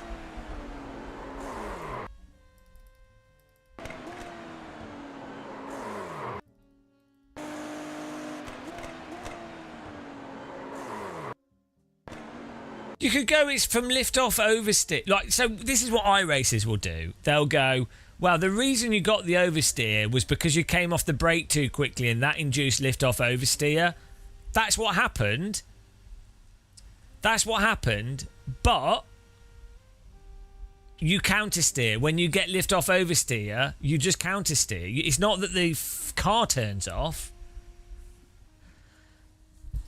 Right? Like, I think what occurred here is that we're braking, so the tyres are warm because we're braking. The iRacing logic. Tyres are warm, and then we came off the brake whilst turning, which induced lift off oversteer. Fine, that's fine. But then it's gone. This is the problem. The problem is, if this happens, you counter steer, and it's not a problem. Let's have a look at the start of the race. But you know what will happen? People will memorise what you can and can't do for this. They will memorise, right, we need to really go really, really slow for the first 2 laps to not get into this situation that would cause us to have to counter steer. And then they memorise it, and then they convince themselves that it's fine because they're no longer affected by the issue. And then anyone else that complains about it, it's a skill issue because they haven't memorised what they can't do, which is all beside the point. Oh, well. Yeah, it's called learning. Yeah, it doesn't matter if a setup's got no downforce. It's irrelevant. Well, it's not irrelevant. A lower downforce will mean it's easier to induce oversteer. It's easier for the back of the car to lose grip. It's easier to lose it. However, you just respond to the car that you're driving. Sure, some setups, you could set up a car so it's undrivable. That can happen.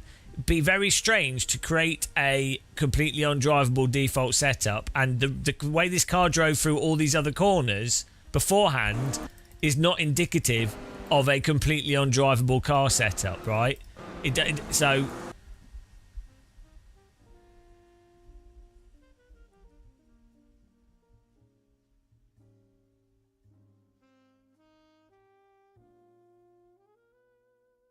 what's on the L1?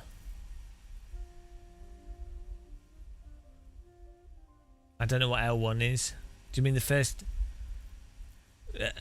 There will be specific speed, so you're not actually counter steering properly. You're just doing a power slide, and so your counter steer is not really to stop to bring the back of the tyres in. Oh, lap 1. Well, it doesn't work fine on. There's no. It's stupid. There's no counter steering in iRacing. It doesn't work. If you go over the limit of the tyres, you can't bring it back at all. Like it doesn't support really slip. It's not counter steer.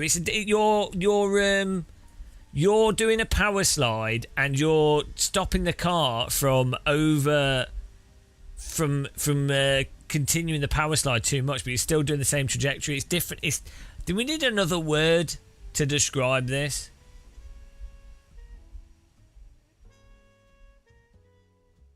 We need another word because it is a form of counter steer, but there's because you could define counter steer as just turning the opposite way to which way the car's rotating.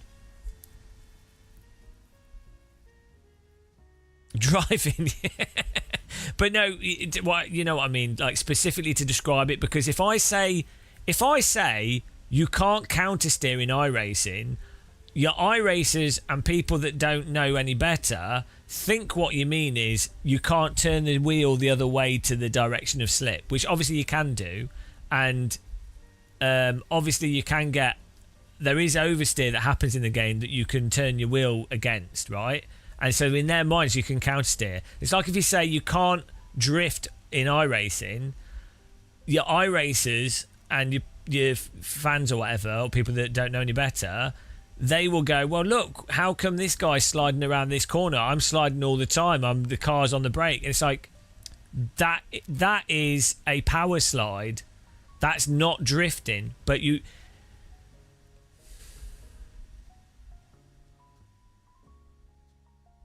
It is amazing. This game really does highlight cognitive dissonance in the sim racing space.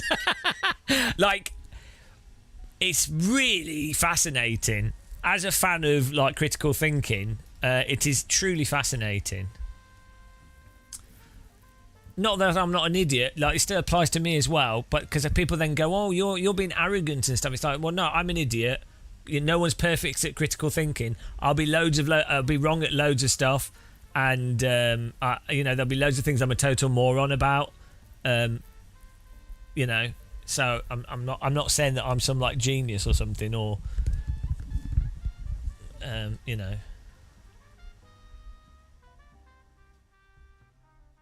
Yeah, normally D-man. Right, let's have a look at the start of this. You don't think that... Yeah, I think I'm... Monitor 35, yeah, I think I'm making... This is one of the mistakes that people on the left often make, or people that are generally quite critical. A common mistake is that they think you can explain something to someone, and sometimes you can't explain things because they won't accept it. And so it's a common... If you're really used to having good conversations with people and devil's advocate conversations and whatever you then assume that that's the case for most people, or for a majority or whatever, and it often isn't, sadly. But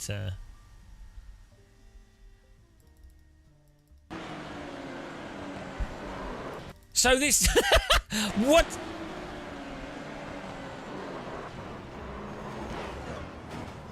So this whole pile-up is caused... This is absurd. Like this guy's qualified. Tu Qingjian has qualified in second. So I assume this is like 2.3 or 3K iRacing split. Yeah, maybe he's turned in too quickly on the brakes.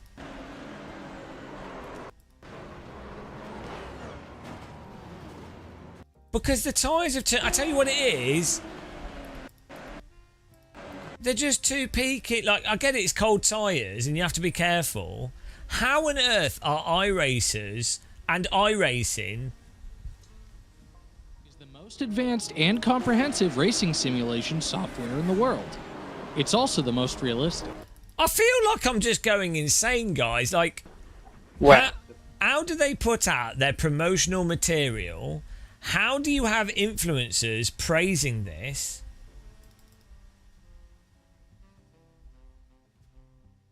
They know there's...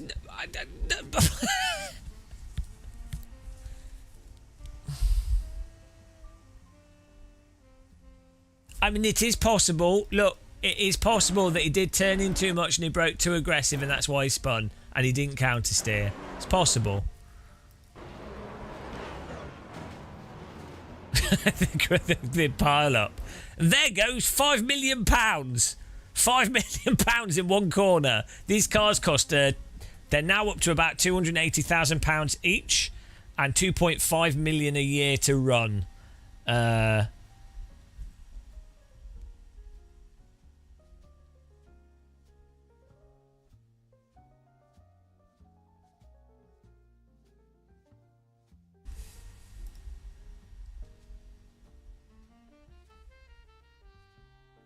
The fact that people don't slow down as well is pretty funny.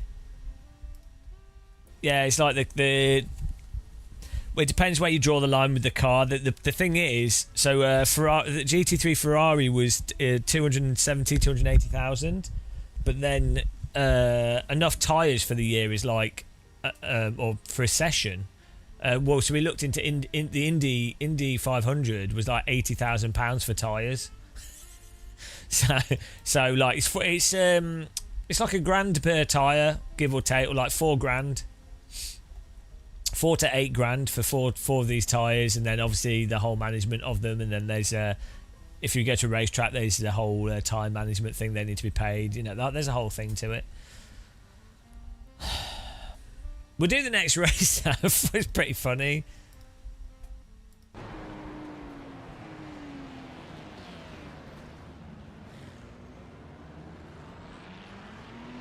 Alright, let's just do a clip of him crashing.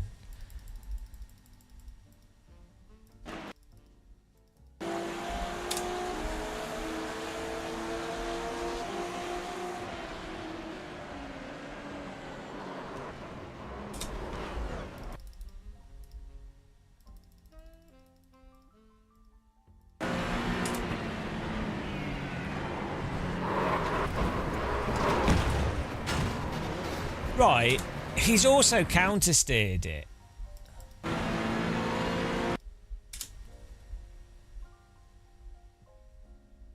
It's not a big enough... Right, this is the other thing that's a clue to how messed up this is. It's not a big enough slide to justify a massive counter-steer, but the slide that occurs is a slide that would require a huge amount of counter-steer. Like, it's just off. It's just total... Like, it's... The tyres are off. They've just turned off. Right, so this initial turn in here... That initial slide there, the beginning of it, would not justify you doing a big correction. It'd be like, oh, the back's going, right? But it's off. It's just the physics are off.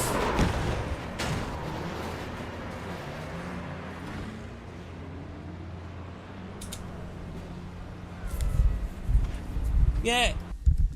Well, and then the slide that we do is exactly the same sort of thing.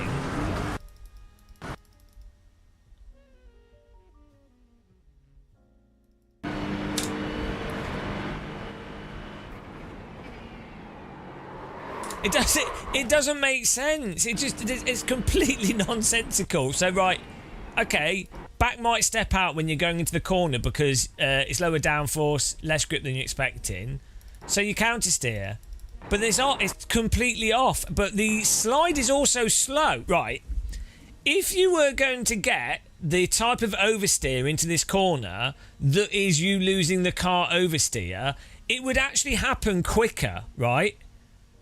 Which would force you to correct it quicker because you'd be like, right, the slide is actually happening, so I need to correct it. But the thing that really gets you in iRacing is that the slide happens really slowly. It's actually really progressive, but the tyres have turned off. So it's like a double whammy. It's a double whammy of absolute nonsensical tyre behaviour. Even for cold, so a cold tyre, the whole car would generally have lower grip.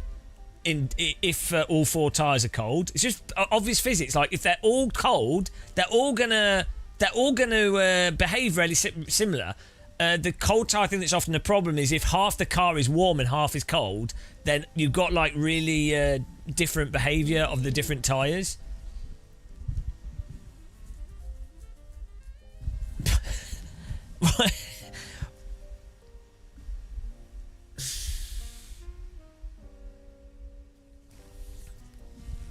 I'm going to have some non-alcoholic Guinness, guys. I appreciate everyone watching. I'm sorry to be whinging about this. I'm sorry. Dear. I'm sorry. I would rather not be... I mean, we could just not do this, I guess.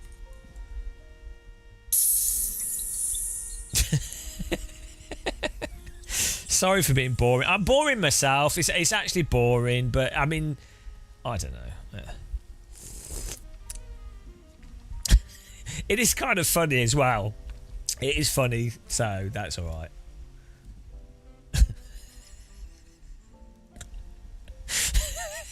Yeah, it is funny. If it wasn't funny, then I wouldn't. But it is actually quite funny. Like it's obviously, someone's talking bollocks. About maybe it's me. But that's when you've got something this evident. We're going to do some LMU. I'm trying to get some comparative footage. I was hoping to do at least a race. Also, the frame rate issue. What's that about? 2XAA, MSAA, rain only. Let's turn the number of cars down. Particles can be low res. I think it's the event, isn't it? Low detail. Let's just put this on low detail. We really shouldn't have to do this, but... Cheers, guys. As I say, non-alcoholic Guinness is bloody good. I wonder if we can get sponsored by them. Really, really good. Be really good for gamers as a gamer drink as well. And I don't think it's particularly unhealthy. I mean, if you drink a lot of it, it will be, but... it's got 3 grams of sugar, which is quite a lot of sugar, but it's got some protein in it. It's got some actual stuff in it though. I think it's got there's some like vitamins and things in it. 75 calories for a whole can, which isn't too bad for a 440 milliliter can. Well, it's better than energy drink, I think. I mean, it's not as good as a cup of tea, but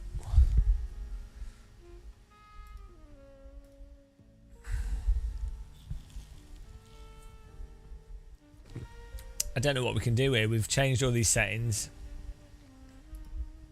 Repairs are almost finished up. Oh, that's good. Why am I using VSync? Because, well, it's actually off now. I know, let's put it back on. If you use G-Sync, you have VSync on as well. Because for G-Sync to work, it ideally has to be slightly below the monitor's refresh actual refresh rate. So it basically you have VSync on all the time, so it's always in variable refresh rate. If you use G-Sync and you don't put VSync on or reflex and boost, the game will run faster than the monitor, and then it's basically not using G-Sync. And also, so you might as well not over render. You get better frame timing as well by using VSync with G-Sync. It can depend on the game engine to some degree as to how well that works. But yeah, you're not when you use G-Sync, it's not the same as VSync as well in the traditional sense, because the frame timing is actually, well, normally we are at the maximum frame rate. So with the way that this works, it's in G-Sync, so it's changing the monitor's frame rate to the game's frame rate, and the game is for some reason getting stuck at 60. Yeah, when you have G-Sync and you put VSync on a monitor, it's not actually working like traditional VSync. And then what it also is there's an aspect of a graphics card renders like frames, but then you want it to be rendering the actual information as soon as possible to send it to the monitor as soon as possible. So you can actually have a situation where a graphics card is rendering too many frames that can't be displayed. So those frames would technically be would have more latency than if it was rendering just in time. It gets really complicated. Oh, Random, it was good. It was a good race. Good. I enjoyed it. We didn't even get past the first chicane. It was good.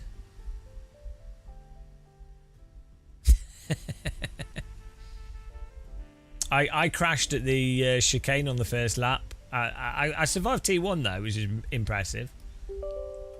It's game changing.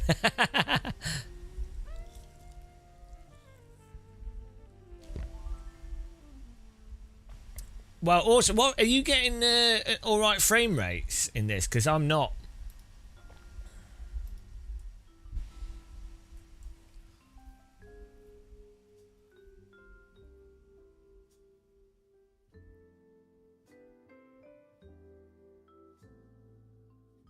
Yeah, so what's going on there? There's some like weird, some weird issue that it's forced. It's struggling. It's. Tell you what, let's force this.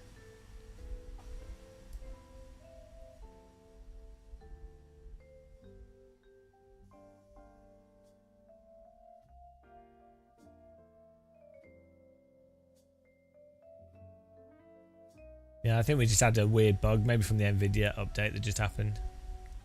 No, we don't use Rivia Tuner now because it causes a whole bunch of random issues. It can be good. I have used it in the past.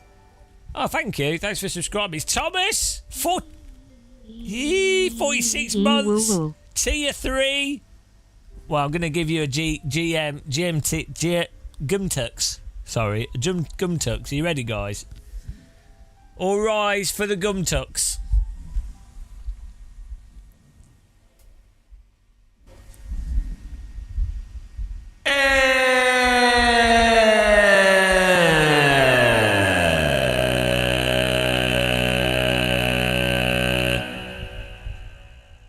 Thank you. Thank you very much. It's beautiful. As a beautiful gum tucks.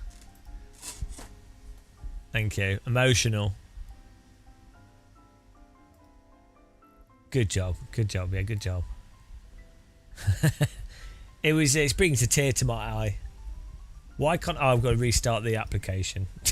We've got this problem now.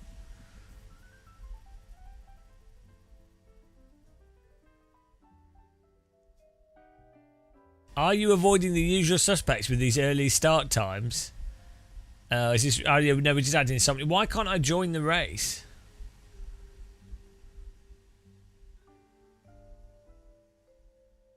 Oh, because it's at 12:15, not 11:15. Why is there not an 11:15 one?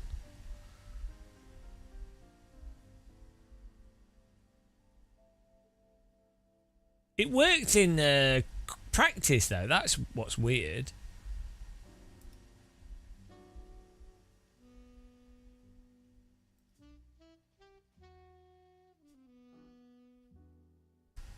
Well, we can try the open one. Where's the where is it?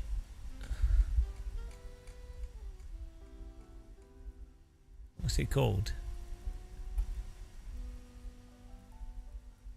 My frame rate. Is it this one? GT Sprint. SimuCube GT Sprint.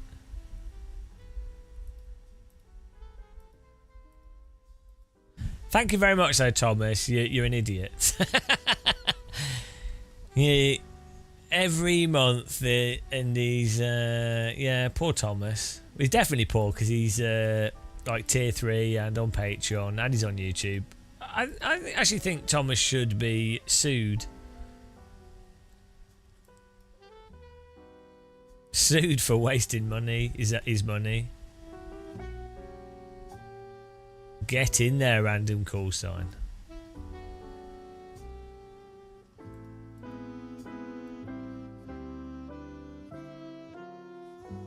Does anyone have a setup for this car? El Chubbo, the world's gone much crazier. Ah, wow.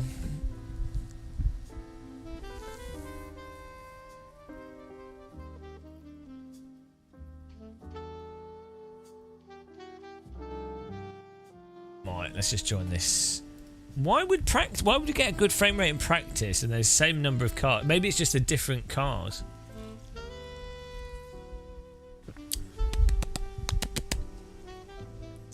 Oh, it's a shame that smoking gives you lung cancer, because it'd be really nice to just smoke a pipe. It's such a shame. Wouldn't that be nice to be like, oh, just put some tobacco and some other stuff and be like, you know, have a cigar. That'd be so nice. But it just gives you lung cancer. What a shame.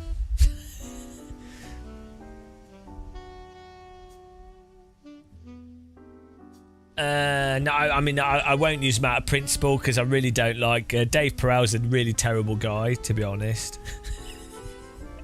One of the worst people I've ever talked to, actually. He's horrible. Really nasty piece of work.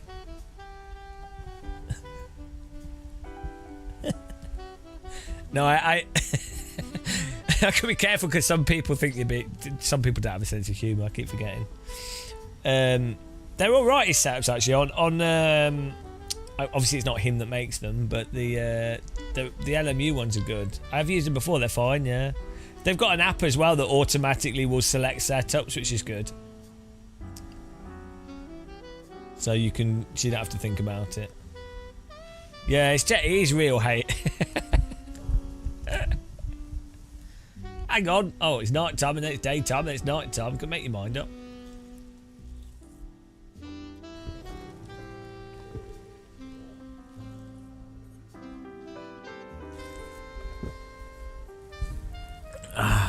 Right.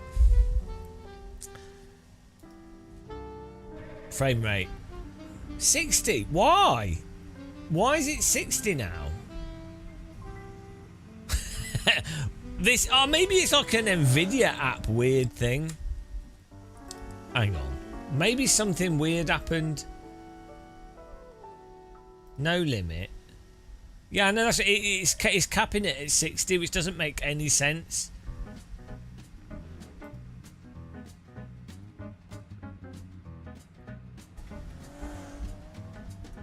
It doesn't make any sense. Maybe we need to reboot. we literally in Windows. There's no frame cap on this. The Windows window is running at 120.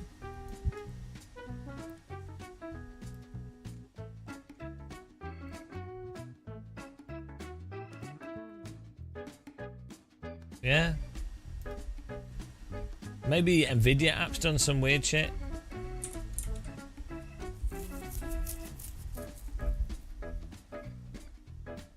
This is the best music. This music summarises our channel.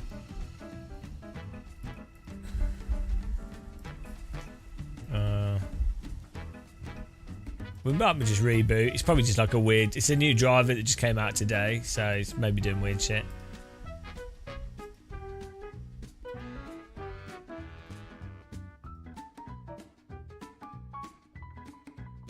They're all. Yeah, everything's running at. I'm going to reboot the computer. I think something weird's going on.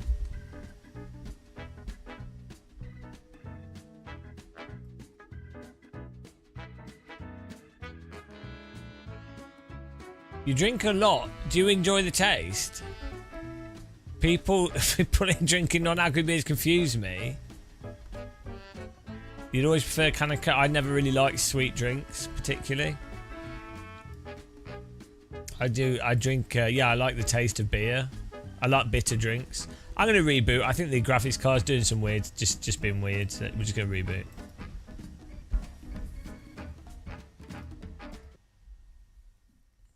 Yeah, I just did check the Nvidia app. It's very strange. The updates fixed the DisplayPort issue with it not finding the thing. What's weird is my monitor is running at 120 and VSync and G-Sync is on. It's very strange.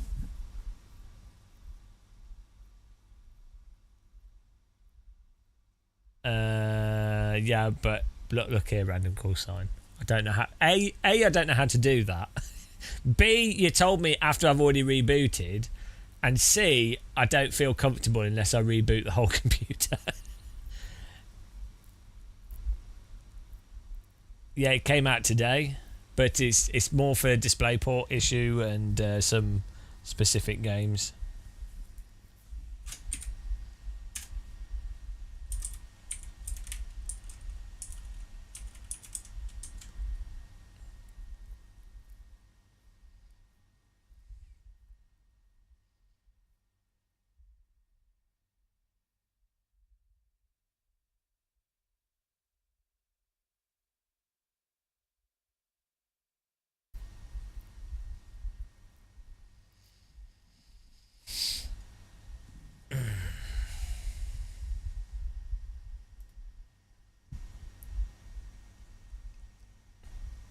Yeah. Give it a go.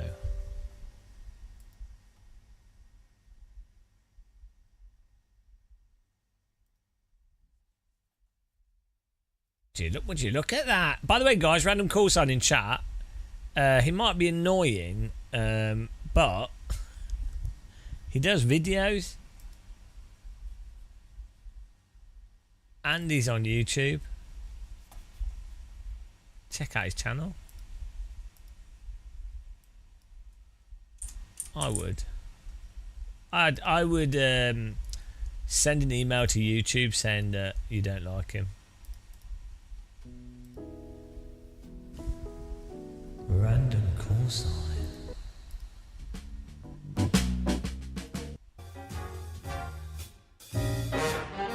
Skulking through the streets at night, there's a Portuguese man in a tuxedo, minding his own business, dancing from streetlight to streetlight. He goes by the name of Ricardo Claro. Has he seen a steering wheel in a shop window?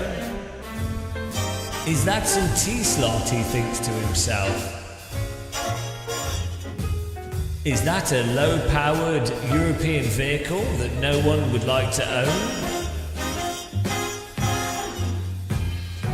That is Random Call Sign, thinking his way through the streets of London. It looks like Random Call Sign has spotted a beautiful, beautiful Alfa Romeo. How did he know it was an Alfa Romeo in the London smog? Simple. There was a stream of fluid dribbling behind the car as he walked along, and the vehicle was making a strange screeching noise as the components ground together on each other. Ah, click the wrong button! No! I just quit the race that I joined.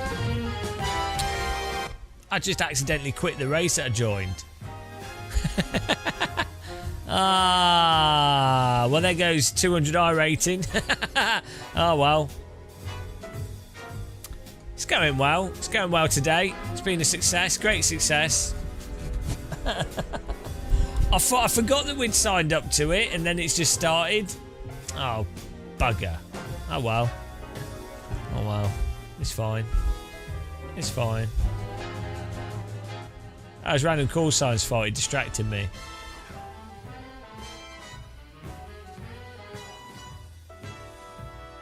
High skill. We're going like 2,500 I rated. We've lost like 500 I rated in one day just by signing up to stuff. Oh well, don't really matter.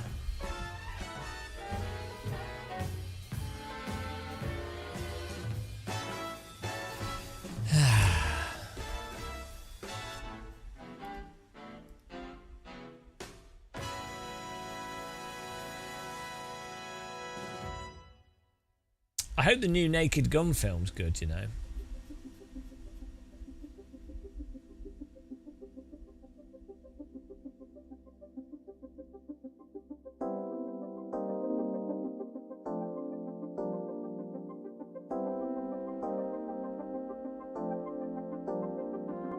I do like a bit of sarcasm, a bit of comedy.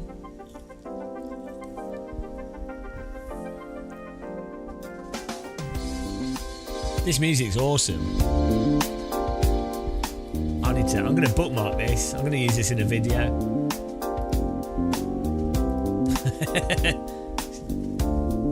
Maybe we'll use this as our Sim Racing Expo coverage music.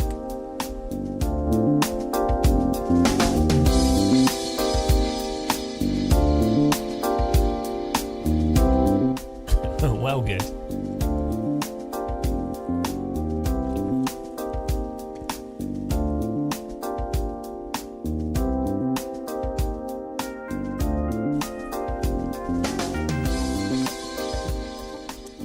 It's kind of menu music-y.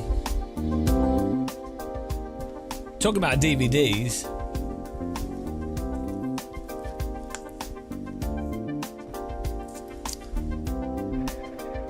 Ah, 100, there we go. Frame rate's back.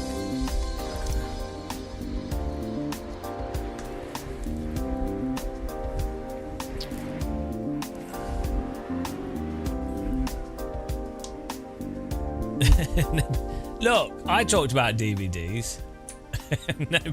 Nobody dares talk about DVDs. It's like being critical of the iRacing tyre model. It's too controversial.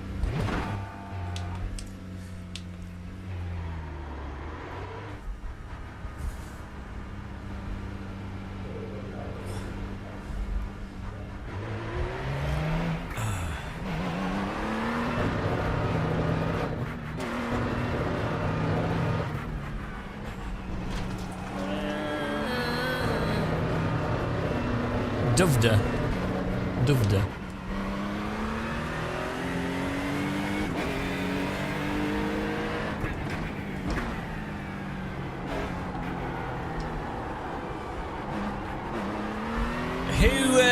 Who in chat has rewound a tape?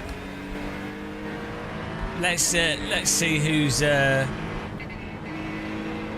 in chat is a legend.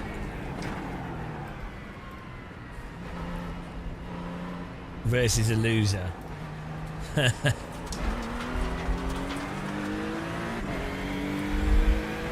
Good times. Who in chat has rewound a video rental VHS before taking it back?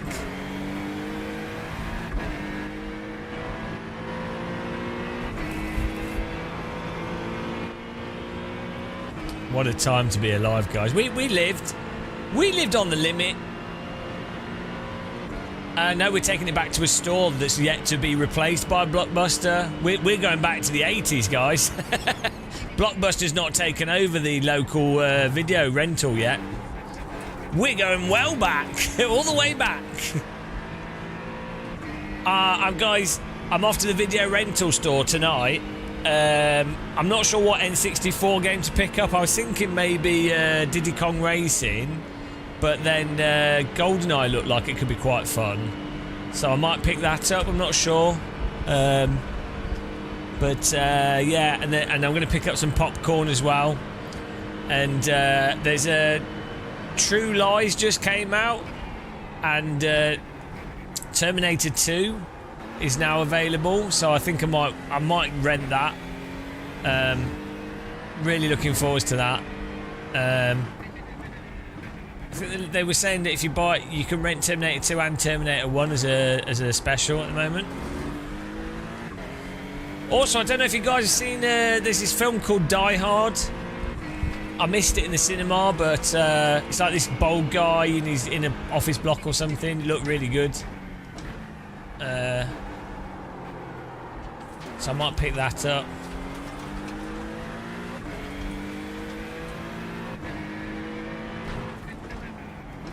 Yeah. Do you remember the green motorbike JR Racing?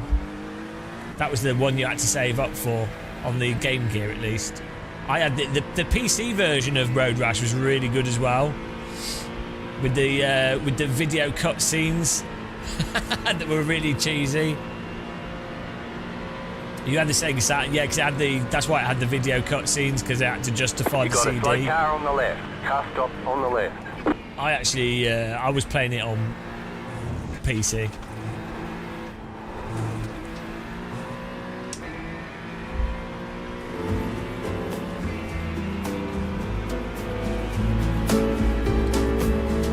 Hello, everyone. We're playing iRacing for fun. I heard it had an updated tyre. Is it nice and good to drive? We will find out in this race. I hope the tyres aren't spaghetti from space. What are we doing with our life on this earth? Wasting it playing driving sims. Wasting it doing driving things. Ah, thank you, thank you. Getting old sucks. Well, I've got a song about that.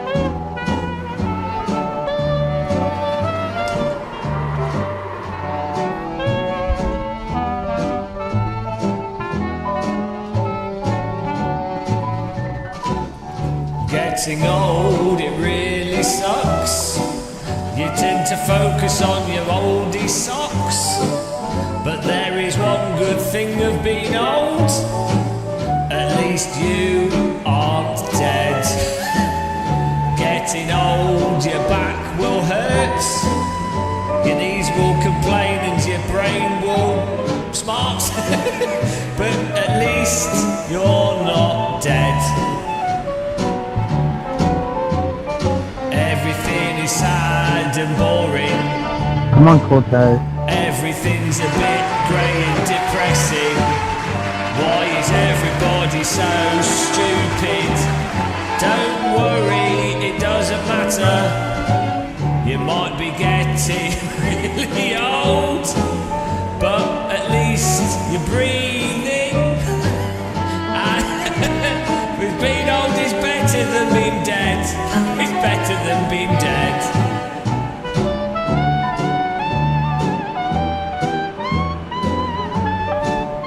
the song. It's a famous song, that. Yeah, old, but at least you're not dead. Another verse. Your teeth are falling out, your friends are gone. You question where it all went wrong. But does it really matter? No, it doesn't. At least you're not dead.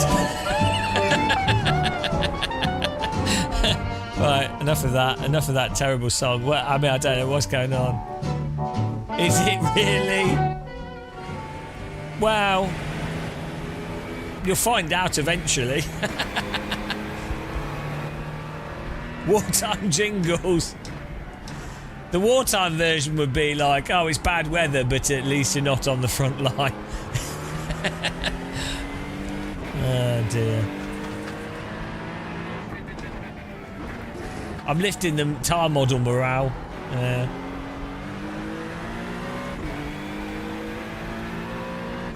Could be a banger back in the 40s.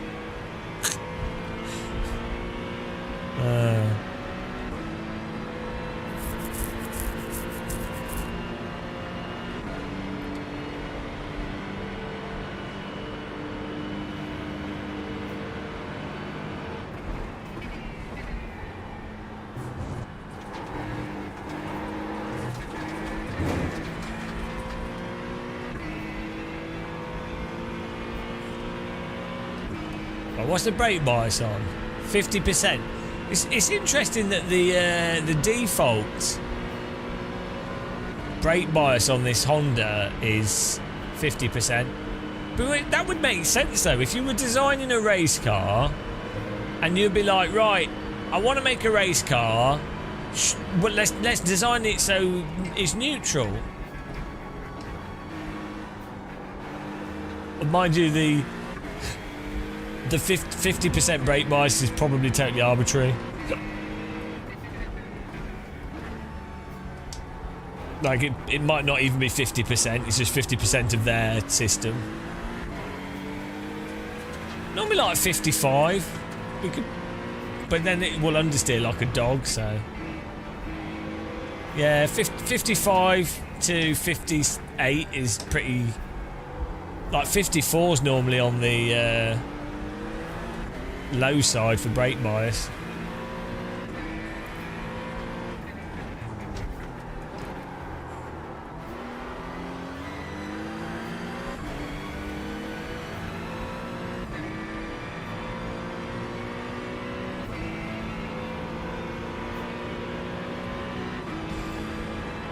Oh, if anyone has a setup for the open race, if they could throw it to me on Discord, that would be wunderbar.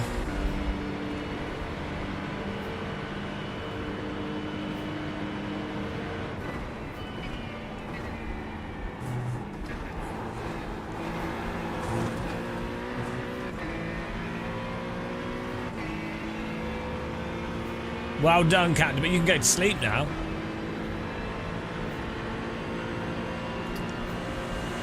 Right side, clear on the right. We can't have 53.3. We can have 53.4 and 53.2. No, the elusive 53.3 is illegal. Not allowed. Just set your fastest lap of the session. You got a slow car on the right. You've got a slow brain in your head.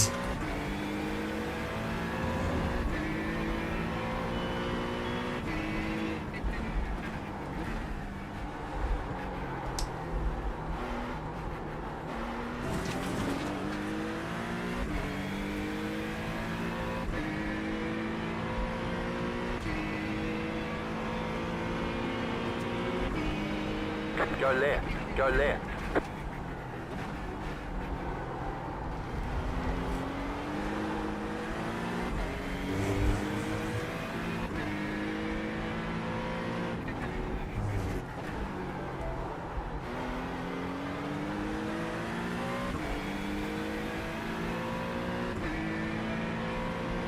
Our frame rate's dropping quite a lot here though, it's still running awful. The pace car is out of control. Local Chad, thanks for following. Welcome along. What a Chad. Do you know Jamie Chadwick?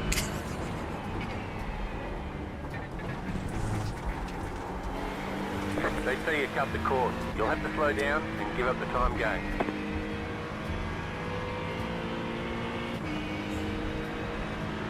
Looks like your car's toast. Oh, get out some baked beans. I was hungry. It looks like your car's toast. Oh, I like jam and toast. I should put some jam on my sim rig when we play iRacing, and people go, "What's that jam for?" And I go, "Because my car's often toast." Right side, clear on the right. It'll be worth it. It'll be worth it, guys. The joke will be worth it for that person that comes in to chat, and they'll be like, "What's the jam for?" And we'll all know. I'm gonna do it, guys. We'll wait for them. We'll wait for it to happen.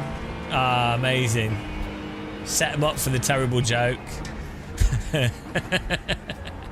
I love pointless stuff like that.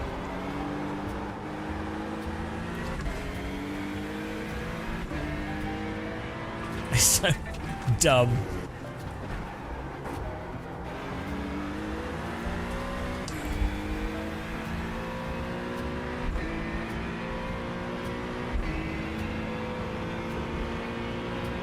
Jelly.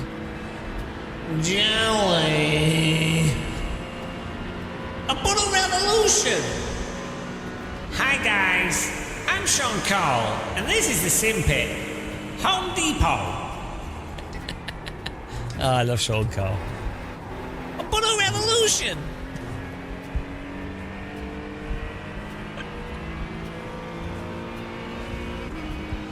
The Buddha Revolution.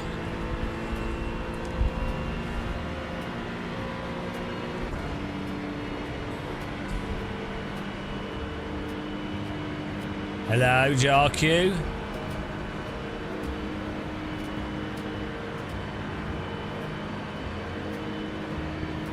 Yeah, whoever made this fixed setup is dog shit. Oh, iRacing's upsetting the fans.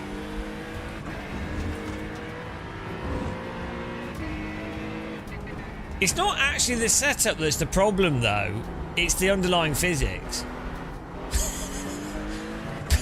But they're blaming the setup, but it's actually not the setup that's the fault. The setup's actually fine. It's that the car doesn't respond to counter steer, which then makes it seem like the setup's a problem, right? Or like when the tyres are cold. Why are we going down to 80 FPS? Is it the headlights, maybe?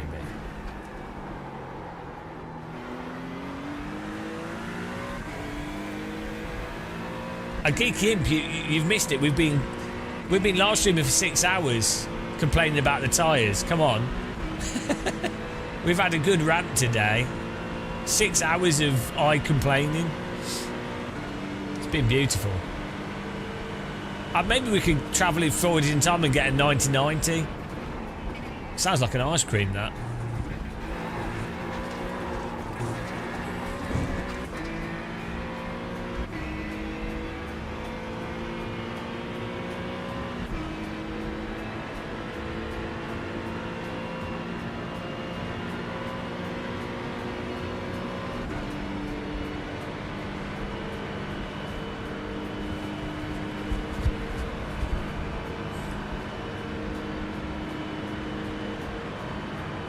That was your fastest lap of the session. Oh, this music's well good. Yeah, this guy is... I don't say broken, but it's okay. Man with a gun, shooting people around the world. Man with a gun, shooting people is really fun. There's a woman I can't sleep with. She's a Russian spy. So I took out my gun and I shot her in the thigh.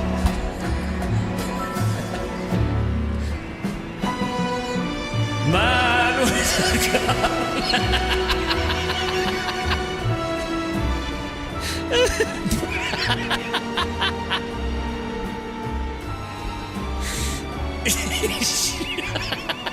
he shot, the only reason he shot her in the thigh. The only reason he shot her in the thigh is because it rhymes. That's it. That's the only reason.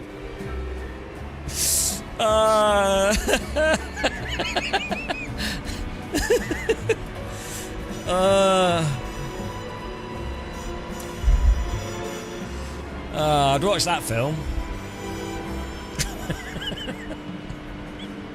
That man.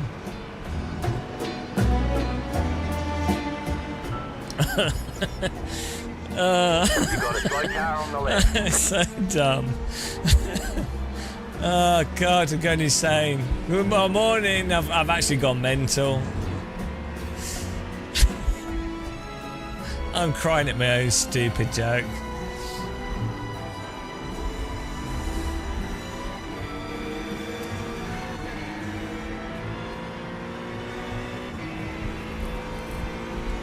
Imagine like a James Bond like character, but everything he does out of it rhyming.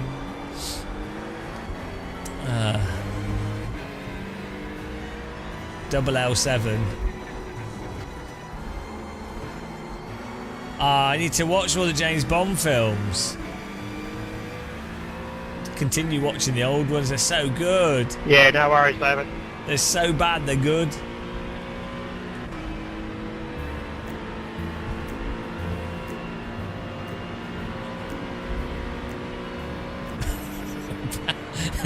Finger comment. Yeah.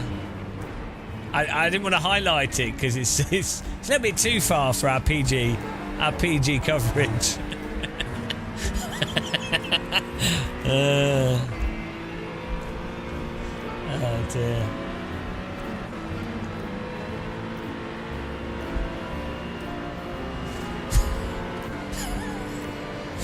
That's the pressure. Come on, guys, keep it together. The perfect pressure is like keep it together. 178, 76, yeah, something like that.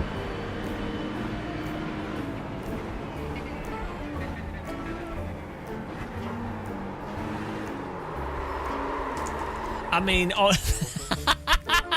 right.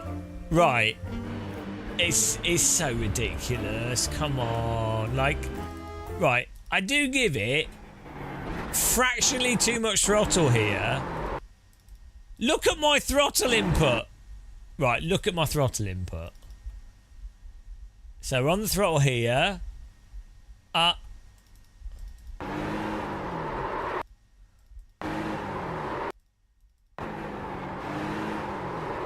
It's like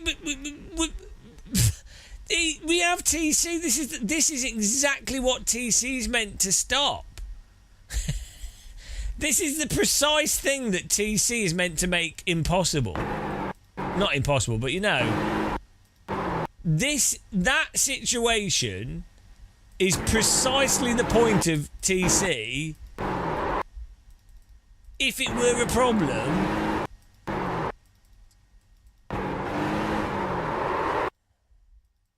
but the thing is also, look at the input.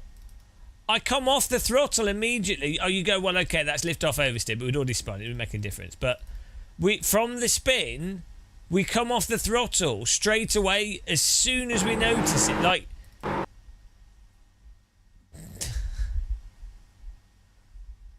Kima, you do realise that when you're on the throttle here and the rears light up, you understand that is what TC stops, right? So if you get on the throttle and the rear wheels start spinning, traction control, what it does is it cuts the engine power to the driven wheels so that they don't spin, right? That's what TC. This situation here is a traction control issue. Too much power for the grip of the rear. Followed by iRacing's physics turning off.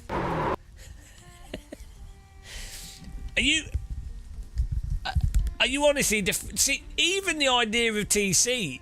Are you defending iRacing, matey? Honest question. Honest question. Honest question. But you also got understeer there.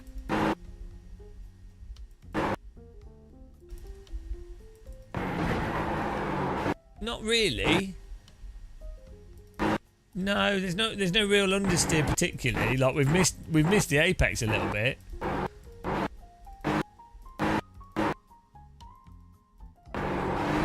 No, it's pretty much all oversteer. Rage splaining.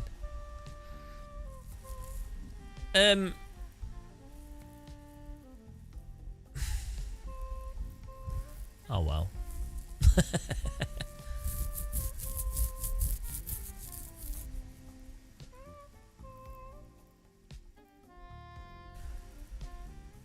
That's what you. Hang on, you're seeing understeer. Okay. Let's just look at this. Where are you seeing the understeer?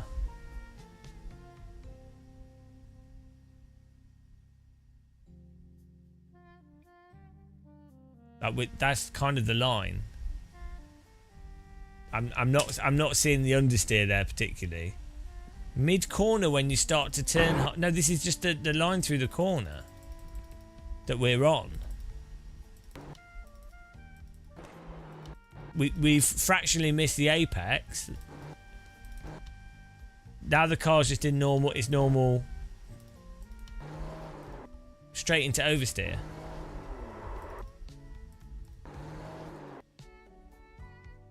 I'm not sure what you're. It's just that's just the line through the corner at that angle.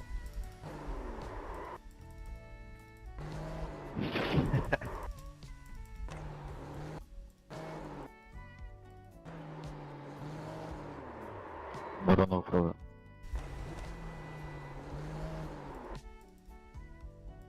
I'm not sure. I mean, unless you're just describing going through a corner. Alan, are you causing dramas again? We just missed the apex a bit. Oh, I spun and then he spun again. It's okay.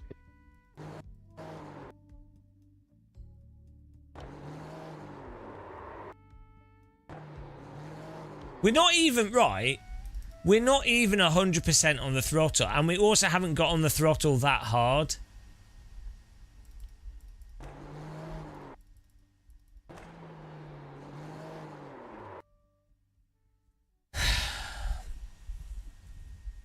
And this is after 2 or 3 laps.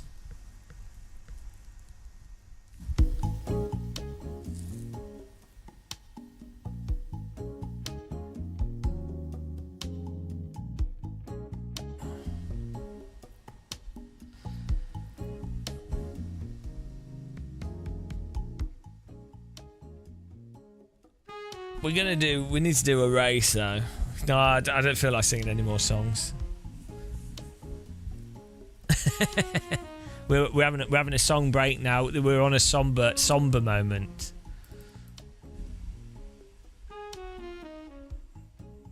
Full of protein.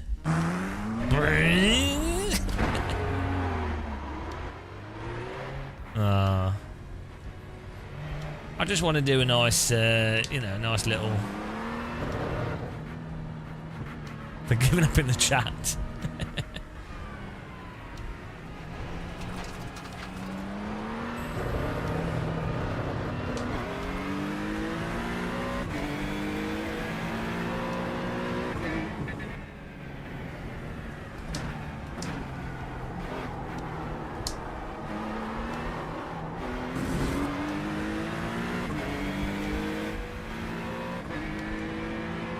Oh, wow. That, I mean, not again. That's actually the line through there. Right. That, like twice now. Everyone's going to be doing that.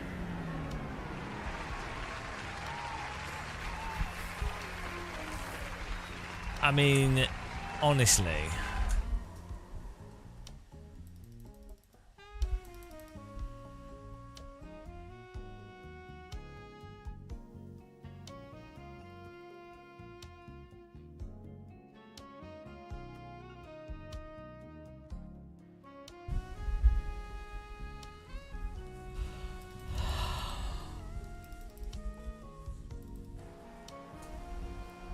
The point at where it's sliding there doesn't even make sense.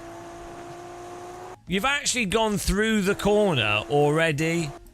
You've actually already gone through the point of the corner where the tyres are really at. This is every time as well. The point where the tyres are under most load is not where the car spins. It's afterwards, after you've heated the tyres from the previous thing. The car then spins on a much weaker bit of the corner because of the flash heating of the tyre, which iRacing have supposedly fixed, but they bloody haven't, and they're absolutely, categorically not being totally honest with everybody.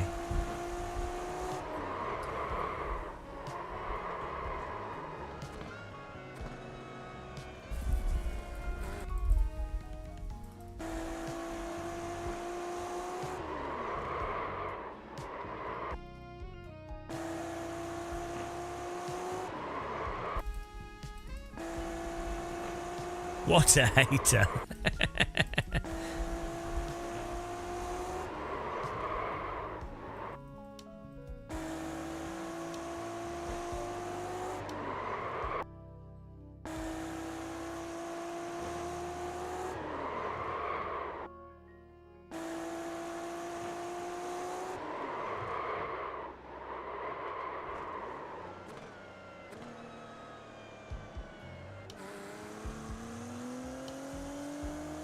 I'm not angry about it. The tyre model is what it is. I'm disappointed that iRacing will just lie to their user base, and I'm disappointed that a lot of influencers and YouTubers will just lie to their user base and not be honest. I'm disappointed. I'm not angry.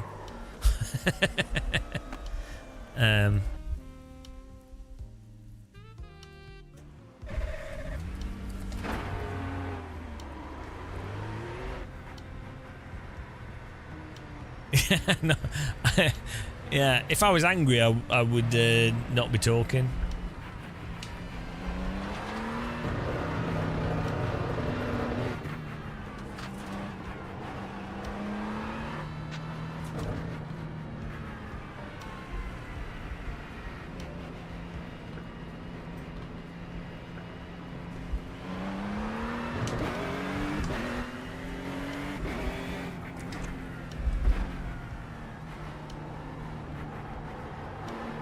It does happen in real life that you can end up with like really messed up stuff.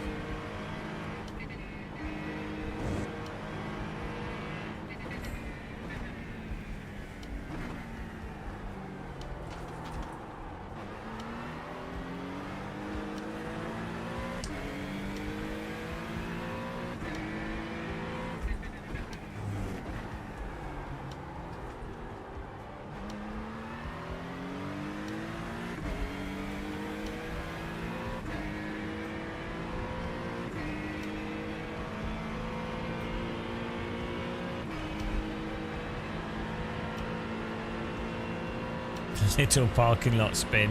They're the worst.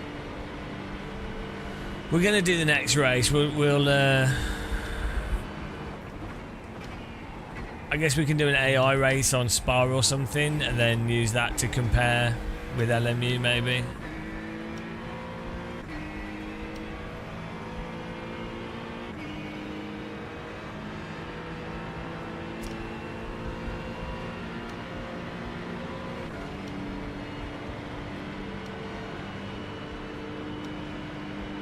It's not about it being slippy. It's not. That's not really the problem. Like a looser car is normally better.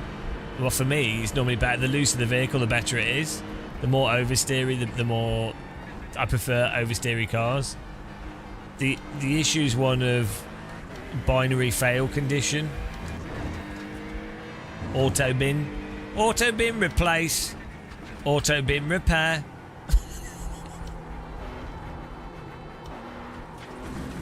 Oh, get LMU easy, Data Blunder. Yeah, 100%. Easy. Like, iRacing is good if you do Formula racing and voice chat and live stream. It's entertaining, but for fun, LMU. Not that LMU's not got its own problems. It definitely does. Oh, sorry, Mister.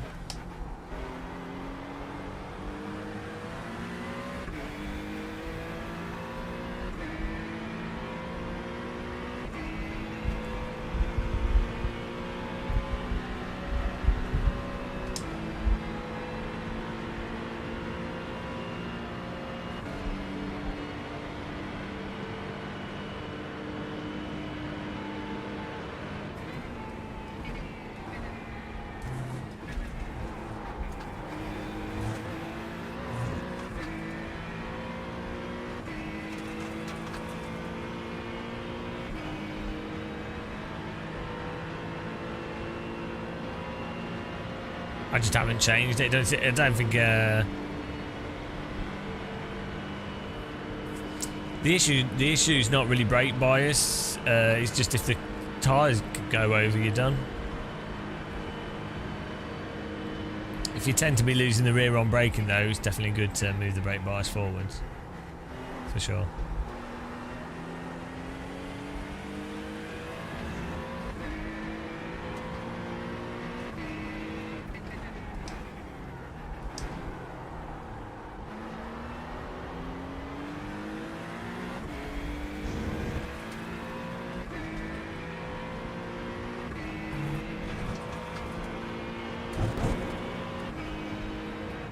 Do you know what iRacing will do next season? If they don't change the physics again, which I don't think they will just put on the fixed setup. They'll just make it more understeery and more downforce to try and mask the tyre issue.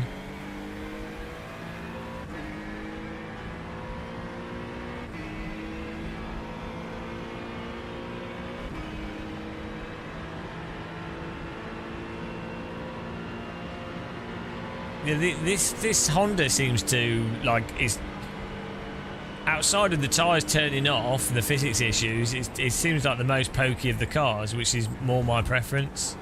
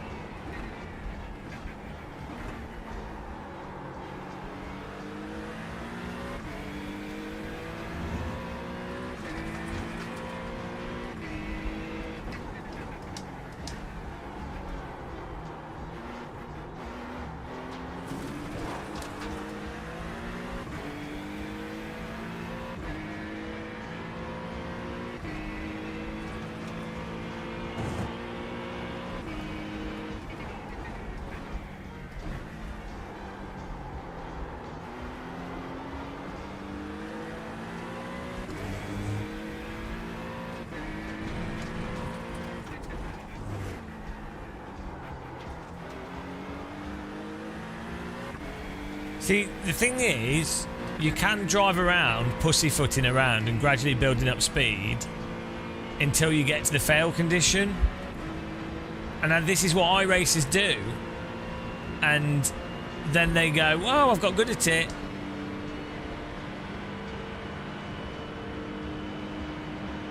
Not realising that they're not driving. They're not actually driving. They're bobsledding.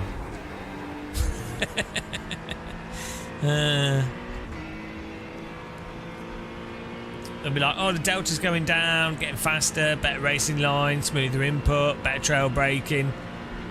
All beside the point. You're not actually driving.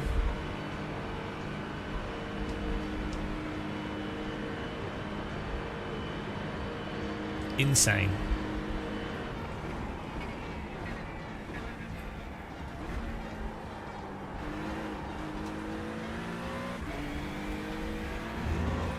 Like this looks like I'm driving right now, right? Generally speaking, this looks like someone driving a car. I'm not. This is not driving. This is floating a car around a track, chronically under the limit, listening to the tyre skid sound.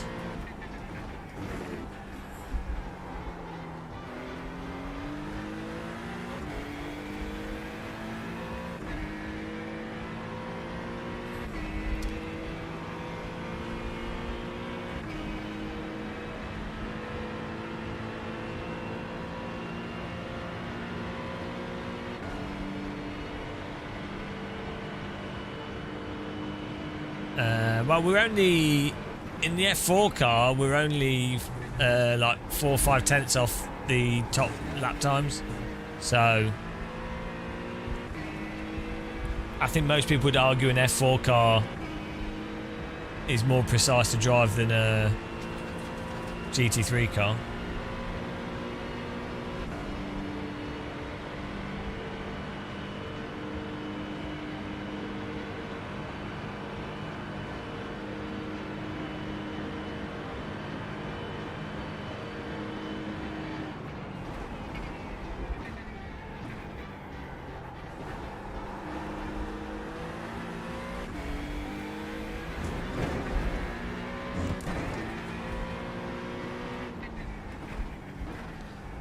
Yeah, what they did is they made it so the F4 car is less peaky to try and hide the slip behaviour.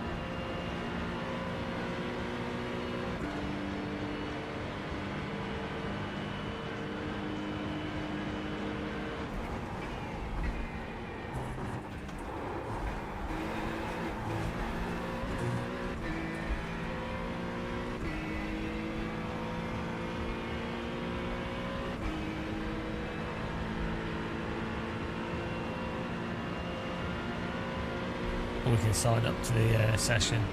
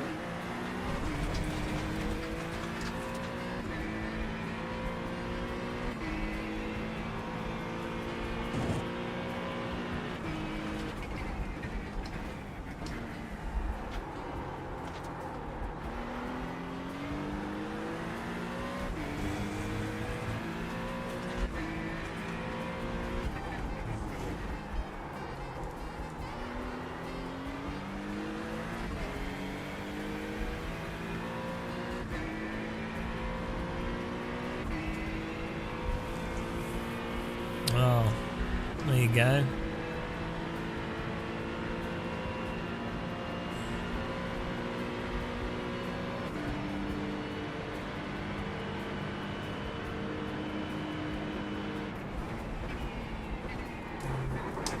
I mean, it's completely bollocks. No, go and race me in a Formula car if you want. Like, if it's my inputs that are a problem, well, it wouldn't even matter anyway. It's a stupid thing to type. Yeah, that's it. Yeah, I'm sorry, being someone that even if you were like 2 seconds off the pace, it would be irrelevant. It's just not even. We're gonna sign up to the next session. It's so dumb. I probably beat probably faster than you in multiple simulators as well. I might not be, but I have noticed. The we'll get criticisms from people going, "Oh, you're driving," and it's like, okay, I've never seen you on our servers. Not seen you in other simulators. Not, don't remember racing you in Super Formula Light or F4 or MX5 and stuff. So, we're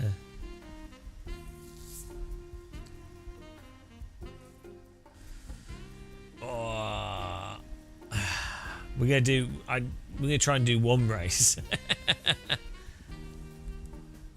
I'm pretty relaxed. We're just chilling out. We just had a nice non-alcoholic beer. And we're not...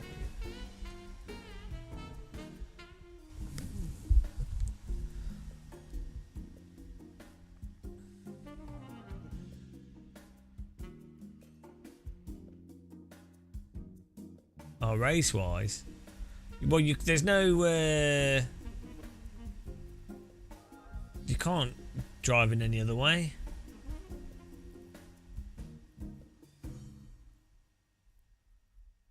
Yeah, we should 1v1 people. Well, so the way gearings will work through corners is that you might. So this is another. No, you. So it is handy to know what gear you should be at through a corner when you're driving at pace, right?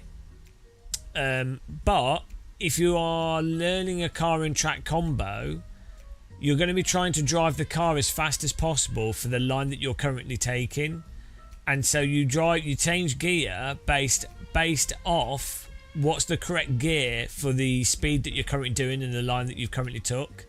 So unfortunately, what people do is they just watch the top laps and then they go through a process of rote memorization to that specific thing, right? I'm not saying that's not a bad thing to generally look at, be aware of, but what blows people's minds is the idea that you drive as best you can and you gradually carve your way up to what would be the fastest lap time, or what would be a good lap time, right? And until you are hitting the apexes correctly or carrying the speed correctly through the corner, which requires you to enter the corner correctly in the first place for that line, which you'll get to eventually, but until you do, you would be better off using a lower gear because it's a better gear for the line that you're currently on. And the reason why it's worthwhile carving out a lap time going through that process rather than being in the wrong gear for that specific moment, the reason why it's worth doing that is because you might drive the track in wet conditions. You might drive the track with a car that's slightly damaged. You might be offline overtaking another vehicle. You might, for whatever reason, you might not be driving the hot lap line. So it's good to not just memorise just that gear for that corner. Again, to be clear, it's really useful once you're like moderately comfortable with a car and track and you're moderately there.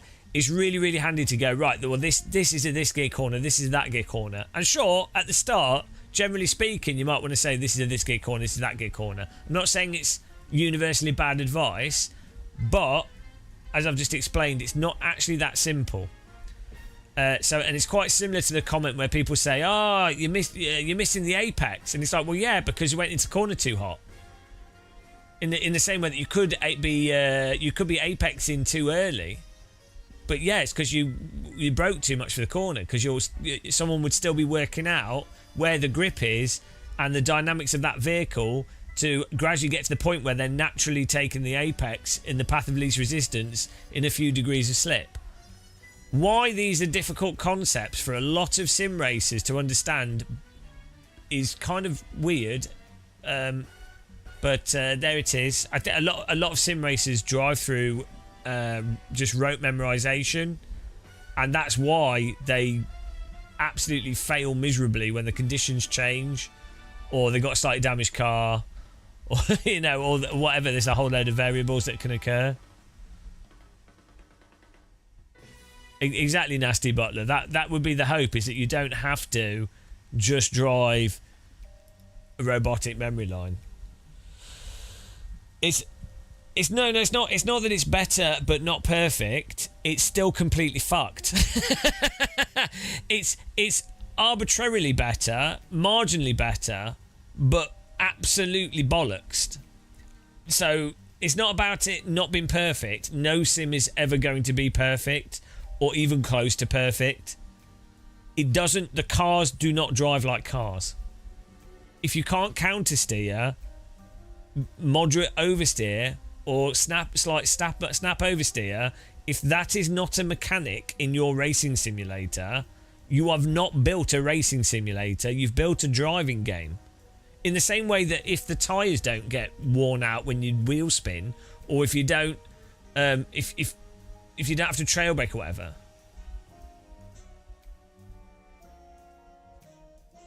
You got to drive the car, not the line. What on earth are you talking about? I don't know what you're saying. Or you're saying that you need to I don't know what you mean.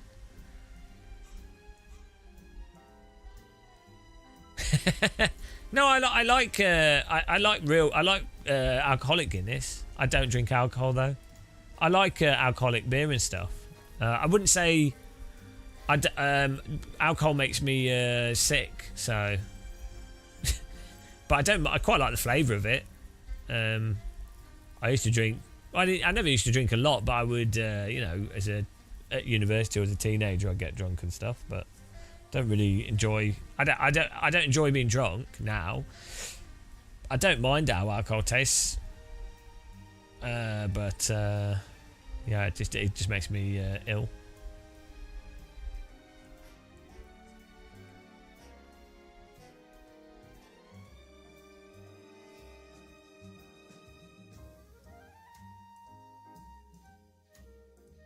Oh yeah, okay, I get you.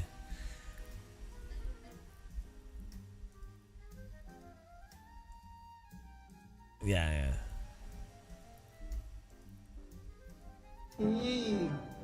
Thought you were making a counterpoint.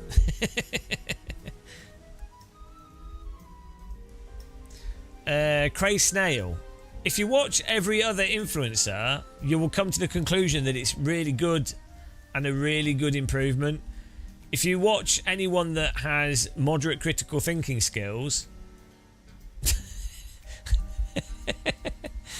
I really hate Gamer Muscle. Really hate him.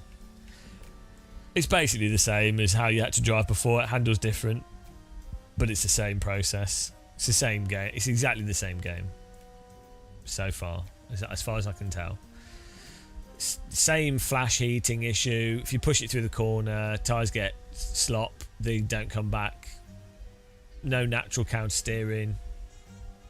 There's definitely going to be a Reddit for it. Another one?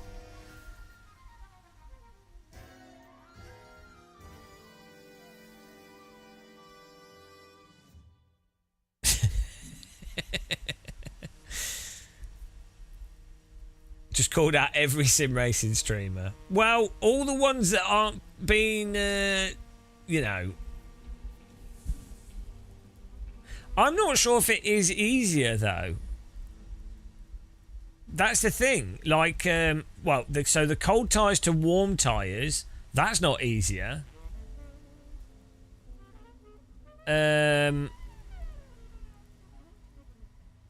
No, well, if you think about it, a tyre that starts off cold and then has to get to warm is going to be more complicated, so that's going to be harder for most people. If the limit is less defined, like if you have a fail condition limit with a binary turn-off that you can't catch, no, there's not a recoverable limit, right? If that limit is more abrupt and more immediate, it's more obvious where it is. If the limit to that is more vague, but you still have an instant fail condition that's not exactly, that's a bit, that's how it is in iRacing, that's arguably harder, in a sense. But there are some types of initial slides that you can, it's that you won't spin from them, but you're not really catching them, you're just not spinning from them. So I guess that aspect, that singular aspect, is a little bit easier.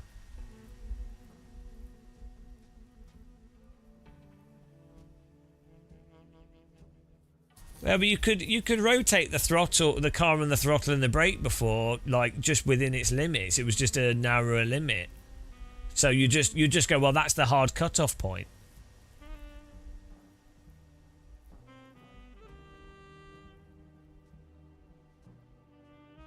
Limit.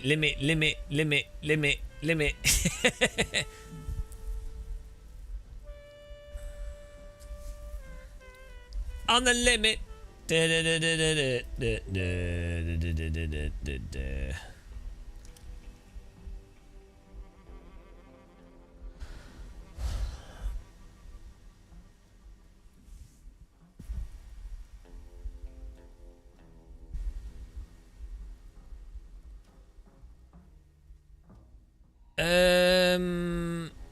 I think anyone above average that's a good iRacer will just rote memorize the fail conditions, and so at first it will be hard, and then they will just memorize it like they did previously, and it will effectively be largely the same, make like 5 to 10% more forgiving, like a very, like, but the fact is, the type of slides that you have that are catchable, you're not even catching them, you're just not spinning, because you're not spinning. It's not even catching it, it's just the slide's not a slide that causes you to crash. So the fact is, you can't just counter steer. If you can't do that, you can't do that. It doesn't really matter who you are. But and then, so again, it just comes down to, if you're more experienced, you just memorize what you can and can't do. And so that's the same if you're talking difficulty. It's like, if you have a Guitar Hero track, if it's the same track and you have no life bar, like if you miss one note, you fail the track. You're still just going to be memorizing the track. If you then, what's an analogous way of changing it?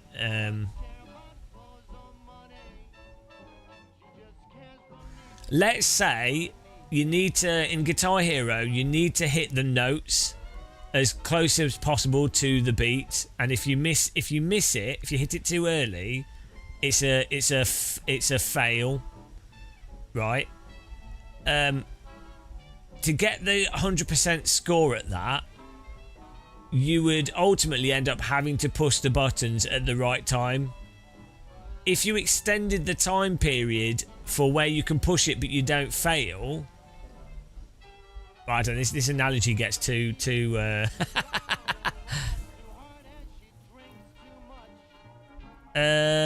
but the micro, yeah. Okay, so you had the for longer races, a small slide might wear the tyres out. It still has the physics issue where if you do a slide that's a normal slide and you have to catch it, the car's lost grip for the entirety of that corner. So that's still there. That's it just doesn't have counter steer. Like I don't know. It just doesn't drive like a car. I think that's the problem that matters, right? That's matters. I don't know how sim racers would overlook that, but apparently they do.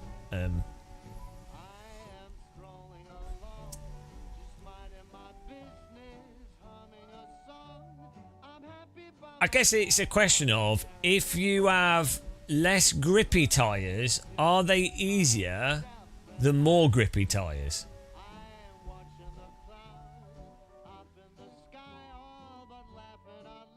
So let's say you have effectively the same fail conditions, but your tyres are less peaky. That's kind of like what's happened in a sense.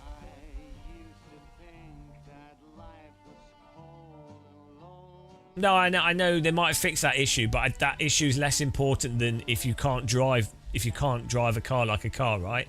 That's what's also weirdly mind-blowing with iRacing, is the focusing on stuff that's absolutely beside the point of, on the hierarchy of what's important, being able to counter steer naturally. You would have thought Billy Orange, thank you. Don't send people here.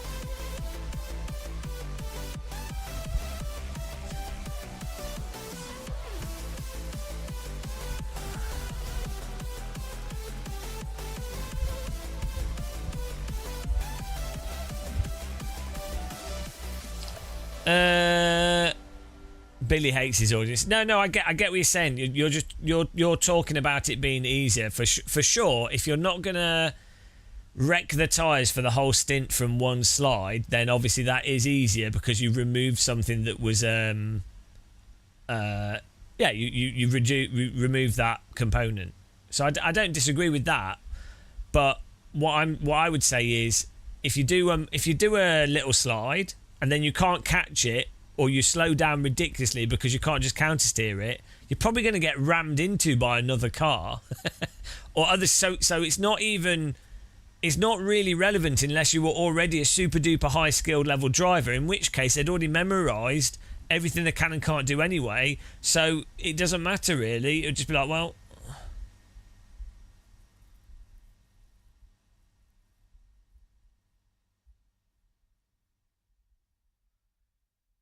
you just Billy quit. Thanks for the raid, man. Welcome along, guys. We're just I complaining as usual. It's what we do. Have no life. We're trying to get a race so I can record it. We're just going to go to AI and I'm just going to record AI at this rate.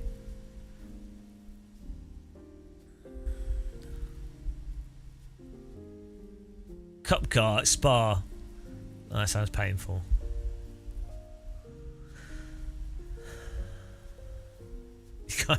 Don't worry about it. Who needs to type? It's overrated these days, typing.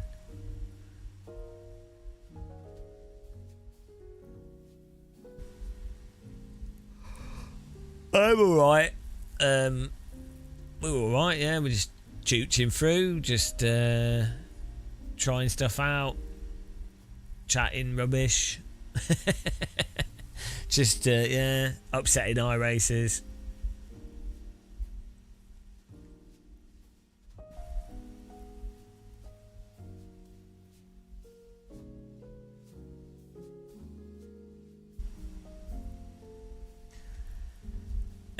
Brecon, you did a stint in the 911 with some stolen setup from Gary61. Yeah, well, so what you will find is that a setup can mask the behaviour of the tyres, and this is what happens in sim racing often, is that, in fact, this is a good argument for fixed setups. Is it because you can make a car that drives really bad in a simulator drive a lot less bad by putting a setup on it? And if everyone's driving the same setup, for example, you can then, so you could have a car that's completely terrible, right? Maybe the tyres are ridiculous on the rear, but you just run way more downforce than you'd otherwise run, or whatever setting, and then if everyone's got the same setup, well, they're all driving the same car, so it doesn't really matter. So But then that does bring up a big misconception with setups and physics in a sim. When the physics don't work well, you often get people going, "Oh, it's just a setup," and it's like, well, no, the setup just hides bad physics, or can hide bad physics, or make bad physics more obvious. And you can have bad setups as well, obviously. But look, weirdly, and I don't think a lot of people know this, on some cars in real life, you can run incredibly bad setups on them and they're still drivable. Now, people would be surprised how terrible of a setup can be run on a car and it will still be drivable. It won't be optimal it'll be terrible, like it won't be fast, but you can put god-awful setups on some cars and like god-awful oversteery setups with aero balance totally messed up, and the car can still be driven by the driver.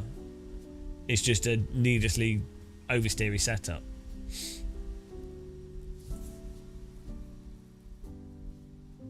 But yeah, oh well.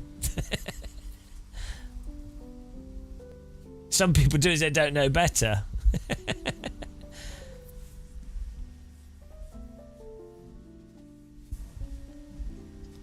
To be fair, Freaky Leak, a rally car is quite different from a track car in many ways, but yeah, I don't get what you're saying.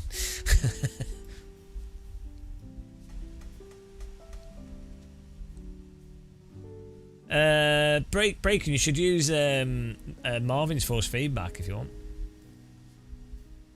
Well, this is a whole nother thing.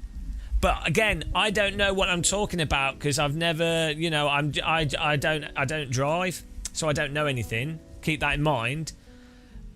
You could make a pretty explosive documentary about about race teams, low-level club racing, and people that sell race cars to people for like track days or people getting into motorsport.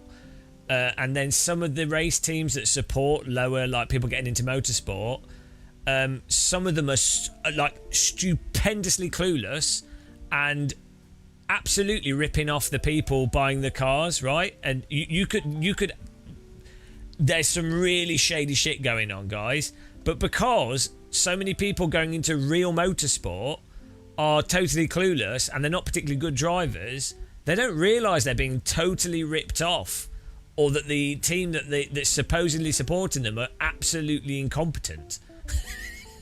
They don't know. And again, sim racers think that all real motorsport, or the vast majority of it, is some like well thought out thing where it's people with money and people know what they're doing, and there's teams and people are paying lots of money and they get a good service. It's again, there's just this like distortion field in sim racing. Oh well. But I don't know what I'm talking about at all, so apparently you have to be a Formula 1 driver to be able to notice reality. Oh well.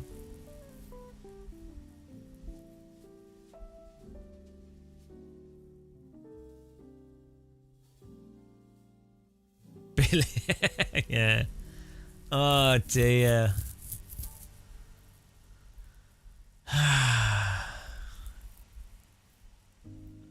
Well, so Marvin's app is open source, so someone could potentially make a LMU version, but there's some like, it's a little bit trickier, and it might depend on the telemetry and the delay of telemetry from R Factor 2, but it should be possible. Yeah.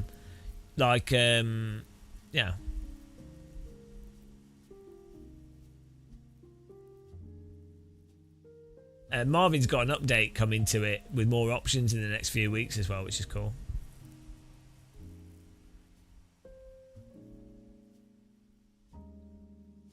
What detail scale? It's on 100, but I normally turn it down a little bit just to make the just to focus on the load forces on the car.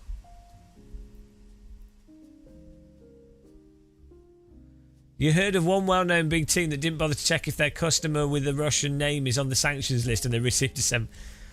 Well, you know, I know of a large team that was racing in Formula One, right? That was using. They might have been using a stock version of R Factor 1 with absolutely The pace car is out of control. with absolutely nothing custom on it at all, and a mod car that anybody could have downloaded off the internet as their primary vehicle for testing in Formula One. Now, you'd think that would be insane, and how on earth could that happen? I'm not going to say which team it was, but it's quite a few years back, and they're no longer racing in Formula One.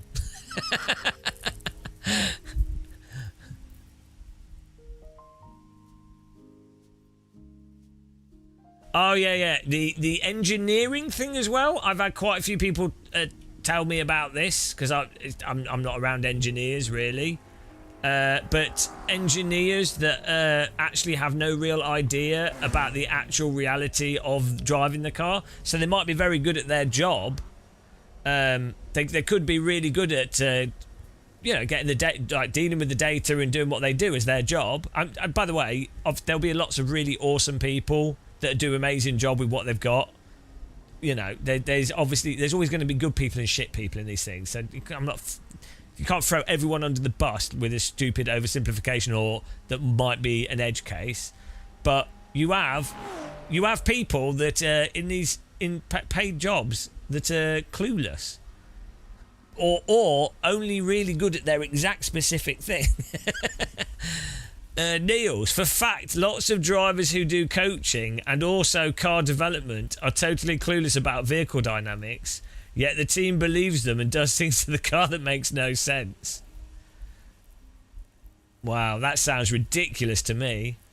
Every time I watch a driving coach video, I end up making a comment how wrong they simply are. Not a bit, but 1 + 1 = 3 levels of wrong. Yeah, but they're driving a race car, so obviously what they say, everything they say is correct. We do have a Patreon. Thank you. If you want to support us, but I don't expect it. I'll put the remixes up there. We're going to put force feedback files and stuff as well. And I want to do some glider flying soon. So we might try and put some glider routes up there. There's some really cool... Microsoft shit the bed on the glider stuff. But there's some really amazing... Is it Tuscany? What's the island? There's... it might be one of the Spanish islands, actually. I'm not sure. But there's some really good glider flights in Europe that I totally missed out on. That would be really fun to do in Flight Sim. And there's some really good... There's some people who have put together some really good auto weather, and there's now some really good mod gliders for Flight Sim.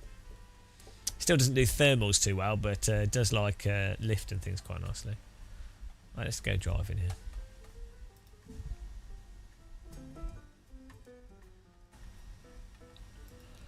Oh dear.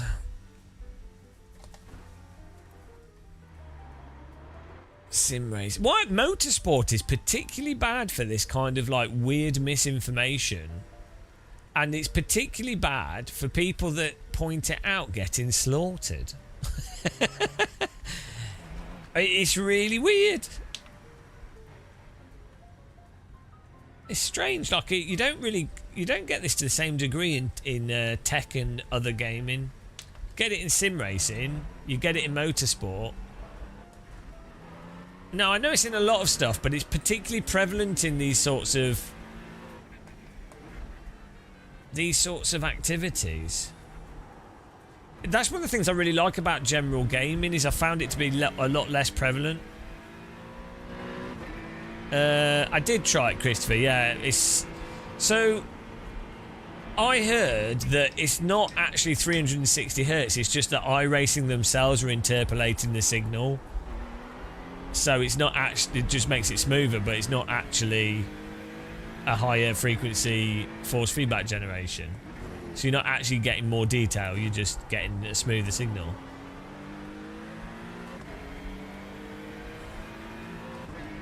The alpha nerds, yeah, maybe. The thing with Marvin's app that's so good isn't that it's just smooth or the frequency thing. It's that you can dial in the strength absolutely spot on, and then you can dial in like the bumps and noise, and you know, you can just set it up exactly right to what you want. It's pretty similar to iRacing force feedback. You can just dial it in perfectly. I think he is using telemetry, but I'm not sure if it still uses any interpolation on that.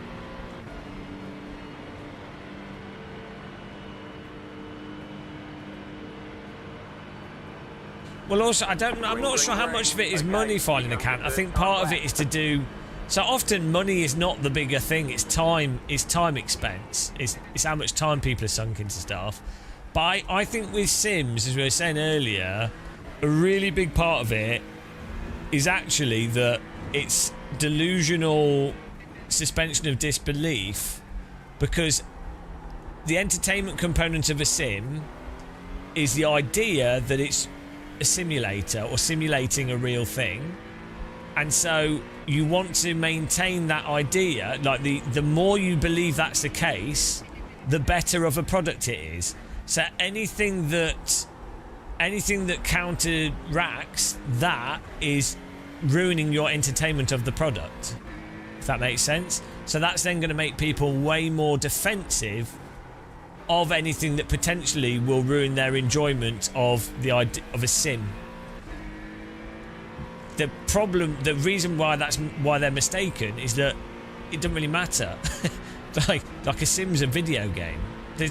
Fundamentally, I mean, I said this in a video, but my videos are really boring as shit, so I'm not surprised people. I don't expect people to watch them. I should probably put more effort into the videos and actually make them interesting. But a lot of sim racers would probably be surprised with how much software crossover there is with something like a Burnout Legends, for example, Burnout, whatever, like a Burnout Paradise was the example I used. It actually has 4 separate wheels, suspension simulation, drivetrain, and engine. One more lap. It has a tyre model, right? It's that code and the slip of the tyres and stuff. Like, sure, they've engineered it into an arcade game, but it's actually pretty much the same sort of stuff that you'd have in a driving sim. Like, to be fair, tyre models in R-Factor 2 and iRacing, they're quite complicated tyre models, but yeah, the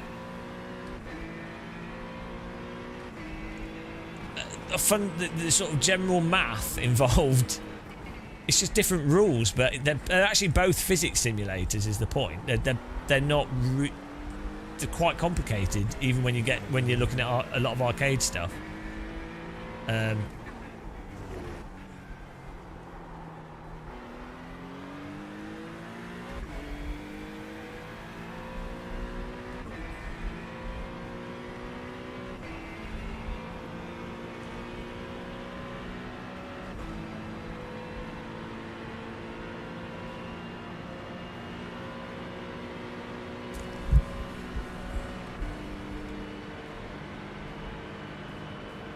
I have a bloody dent in my head from smacking my head on a tree the other day. Still hurts.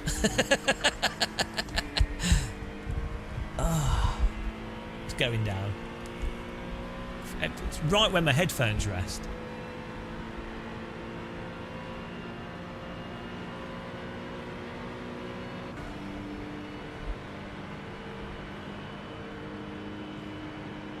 Dash is quite good on this car.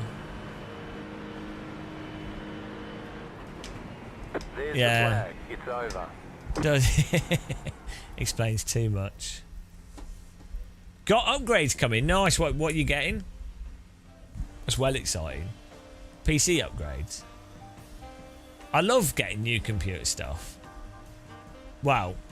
I don't like the fiddle when it doesn't work and the anxiety of is it broken or not. But when when you build a new computer and do a fresh Windows install, there's something about that that's really quite nice. Brand new computer. Install all your programs. Tree hugger gets beaten up by... I know! Absolutely assaulted. It's terrible.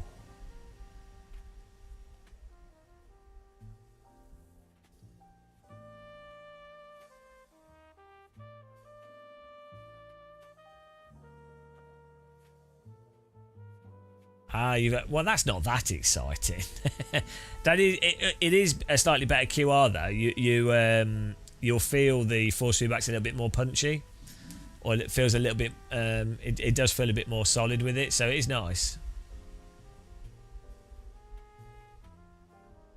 You're such a glass half empty guy. The new PC with fresh windows just feels like you're starting the countdown to when it goes to shit. I think I benefit from poor memory, so every time I'm just like... It's because I remember the nostalgia of building my first computer when I was like 12, 13, and, you know, getting Windows XP for the first time, or like building computer labs and stuff when I was a teenager. And back then I was like, oh, I managed to do it, so I felt good about myself.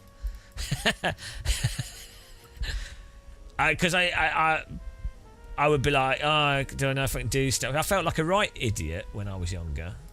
So I say, like, just felt a bit dumb, to be honest. And I was. But you know, until you do something. Because even when I worked at McDonald's, I couldn't remember how to make the burgers.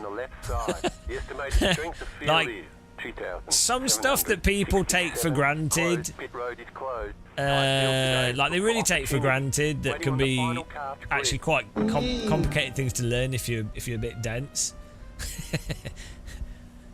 So yeah, I think that's the computer nostalgia for me, is because it was like, oh, you know, I built all these computers, they're all working, they're being used by a college. That's good, you know. So yeah, that's what I go back to. So it's a purely nostalgic positivity. Well, someone did research on the Windows thing, and supposedly there isn't actually a reason as to why it would slow down. Like if you, so the argument was that the as you install more applications, it adds stuff to the registry and what have you. But yeah, someone was like, I don't know, maybe it's BS, but I remember specifically reading something about it, and there was like, well, there isn't really a reason why that should, separate to if you installed malware, obviously, but fundamentally, not in Windows XP, but from Windows 10 onwards, I believe, or no, it might be Windows 10 onwards, or Windows Server, Windows NT onwards, I think it was. There shouldn't actually be an issue with that. I don't believe them. I don't believe them at all. But supposedly that's the case.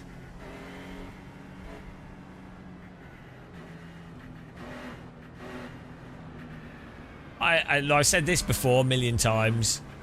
We set up a Linux computer that was used daily for like, I think it was on for like, I mean, it might have been turned off occasionally, but generally it was on for like 4 years non-stop, used daily as like an information terminal, a print terminal. People could search for on it, people could use the internet on it. Never needed update. It just worked all the time, always worked. I've never seen a Windows computer do that. Pace car is off.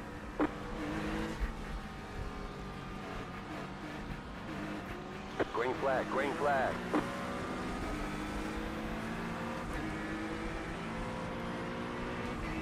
That guy was going full send.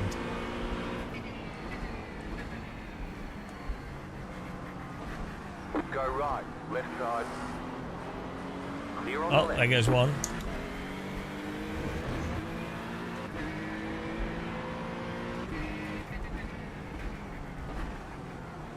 There goes two. Slow car ahead. Left side, clear, go right. There's an incident ahead.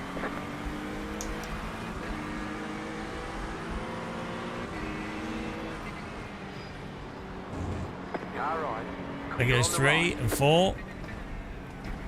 Thank you for that question. You done it.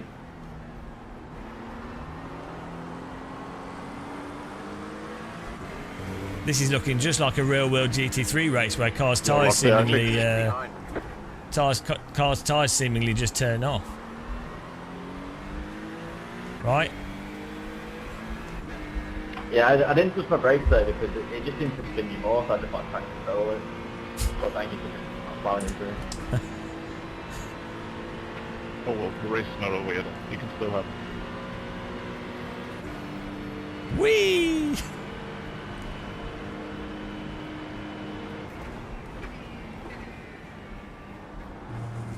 Well, part of the reason why I made the video I did on the Marvin's app is that more people outside of iRacing would see it, because I was well aware that Dave Cam had done a video, and so people would have seen that. But I have a different audience to iRacers. I mean, Dave Cam has a really good broad audience, but I have a different audience, so. Go past me, go past me. For some reason, we have this audience of bizarro force feedback fanatics. Which is weird. Don't know why that would happen. Oh.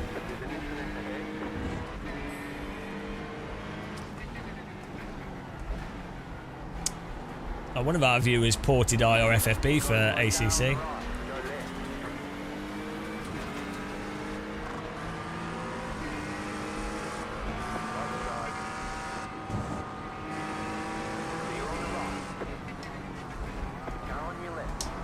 Oh yeah. Well, that just makes sense, doesn't it?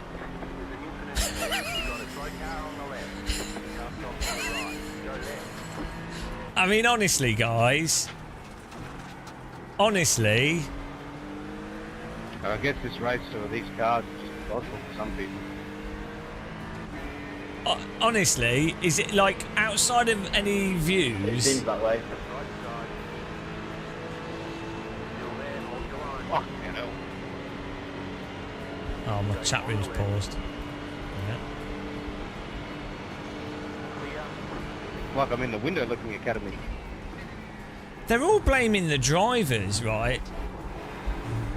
And it really isn't the driver's fault. It's iRacing. I've noticed this on iRacing as well. Like, I do this. You tend to blame the drivers, but it's actually the simulator's fault. It's the game's fault. A lot of the time, not always. It's always convenient to blame people because you want to blame a human. It's a natural thing to sort of go towards blaming a person because that's a thing that you can put blame on, as if they will receive the blame. So there's a satisfaction to blaming a person. Well, it's very hard to blame the weather or to blame a piece of software, right? In the moment. In fairness, everyone's playing the same game. You have to play that game how you play it and be aware of it. But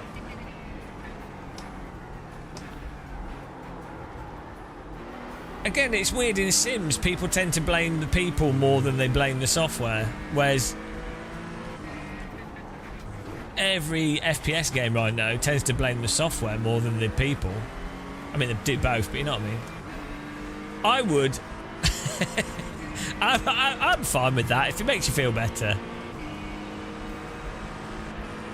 Honestly, skill issue. No one says it should be easy to drive GT3. Well, actually, you'd be surprised.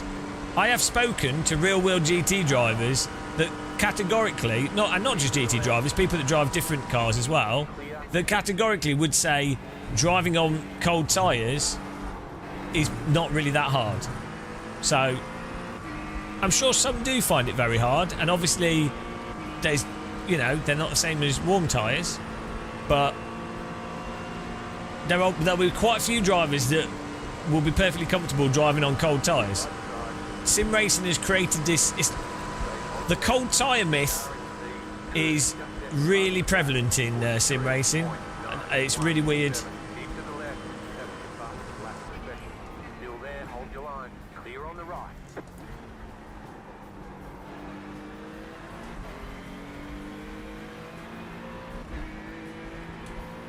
It's like the heavy Formula One brake or the solid Formula One brake myth. Well, I don't care what Morad says. Good. That's one GT3 driver. There's also an iRacer. I mean, he might be right, but you'd also have to define what you mean by easy and hard as well. This is the thing.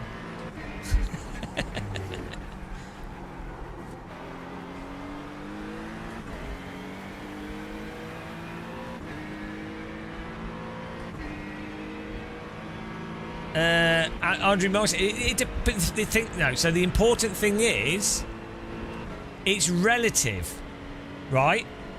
So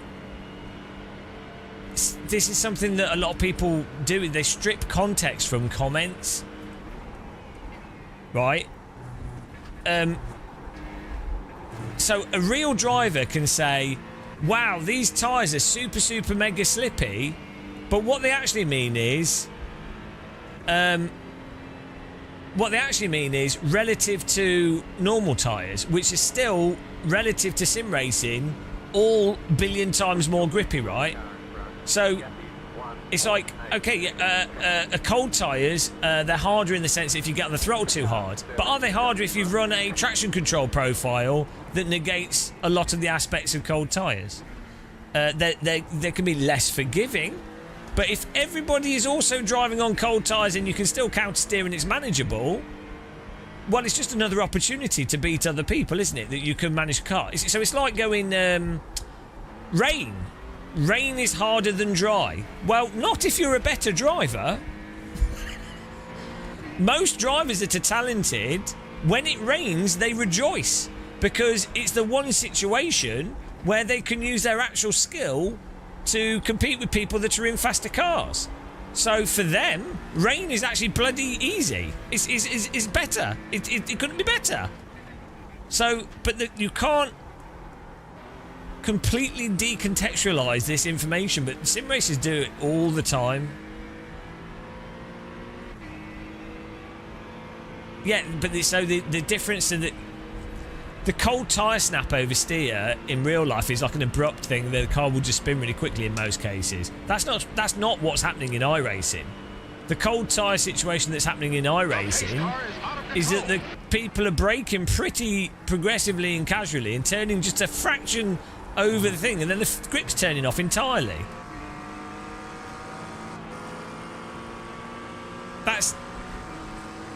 It's a different situation for the most part.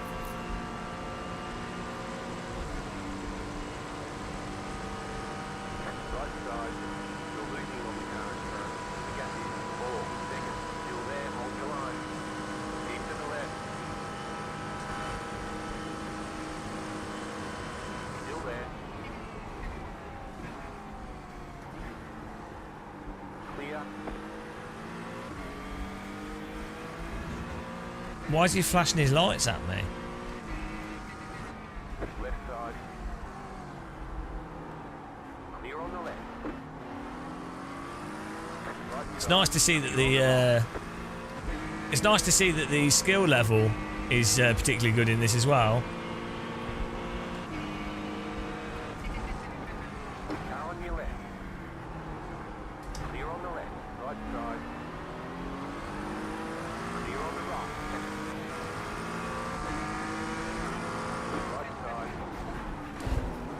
You reactively block me, I'm going to keep going, mate. Don't reactively block.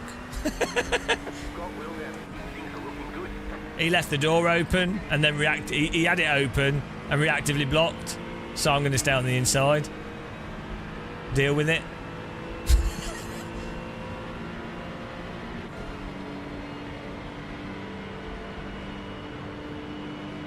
Well, he's going to wreck me now.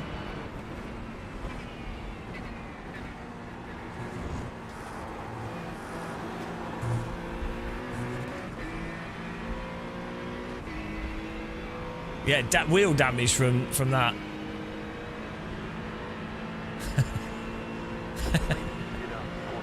They've reduced the 4Xs from contact though. I'm not riled up. I'm driving totally normal. Have GT3's always been this chaotic at the start, or is it just since the new tire update? If new tire update.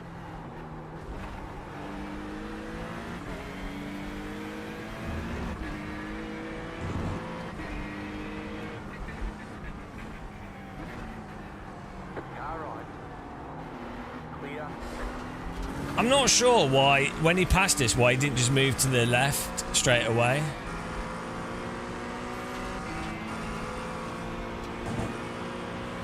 I guess I picked the wrong time to start focusing on sports car then, didn't I?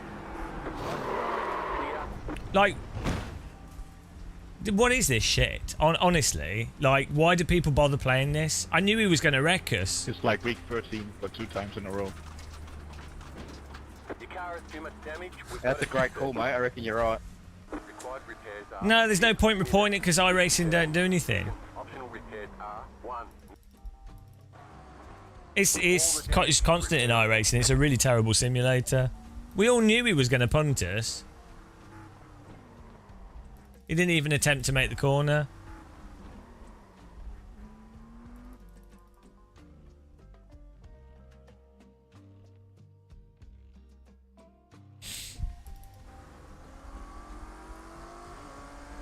Right, you've come off the corner here. We are behind him here on the inside.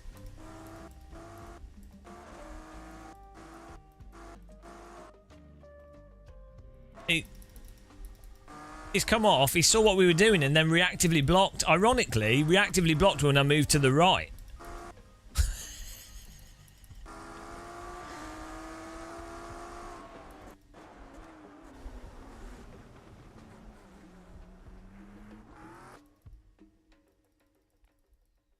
So, this is after he'd already driven into us 5 times.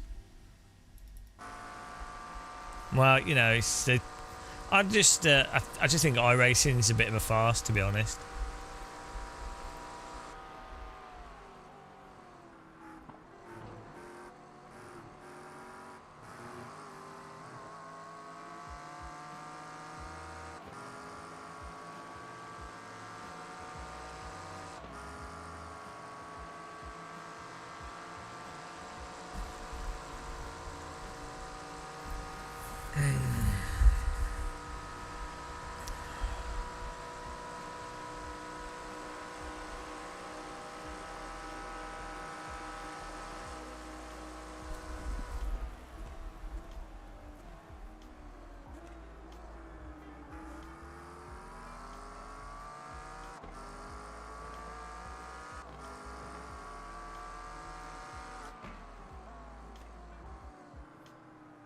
Dennis, are you catching these people in front or not?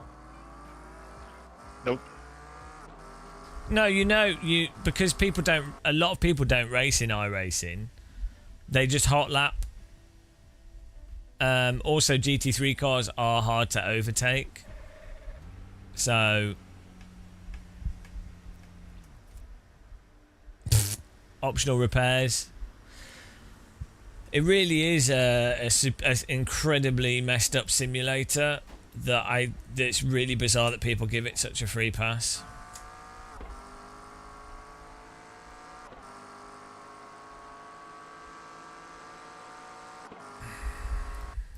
I don't know how I mean, outside of using it to make money, the Formula cars aren't too bad.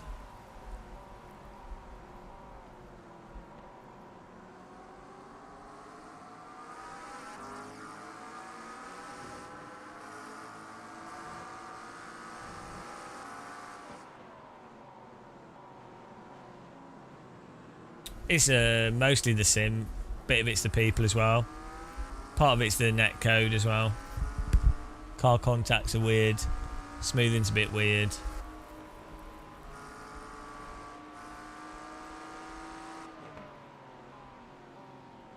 The problem is, people just hot lapping it, and then they think they're racing, but they're not. They're hot lapping, and then they're just driving the hot lap lap in traffic, but not actually racing, which is fine. I just don't know why this game gets such a free pass from people. I really don't get it. Yeah, I mean, I probably, I don't know. It can be entertaining, but I'll find it a bit tedious. I was really hoping that this update would not like fix it entirely, but just improve things a bit. Because it's good for live streams.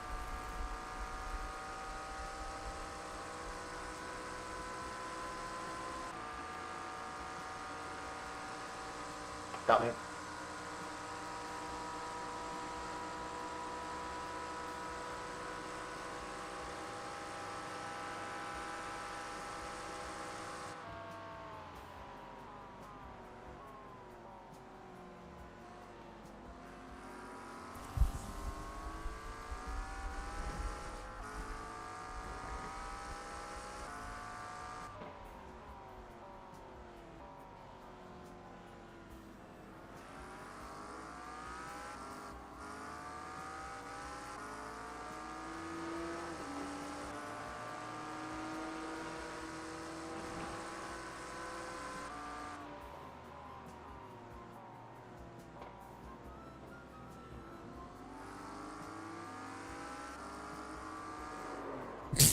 This is why he was angry. This is why he was behind us. So ironically, he was taken out by this guy who had a tyre model issue because he's got on the throttle slightly too much after the tyres are already warm through going through the corner, and as a result he's then lost it into the back of him, which has then took him out. And it's all from the physics. It's all, this is like lap 14 or something like lap. Oh no, this is lap 2. But still, 2 laps in, he's not doing anything egregious on the throttle here. It's at.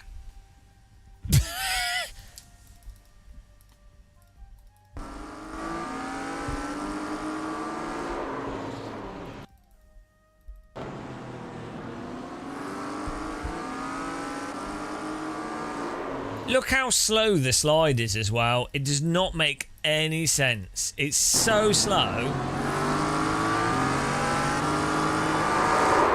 It just doesn't make any sense. And it's not even about the TC being too low. It's the tyres that you could just counter steer. If the TC was on high, it'd be like and it's on 4. But I don't. 4's quite high, I'd have thought.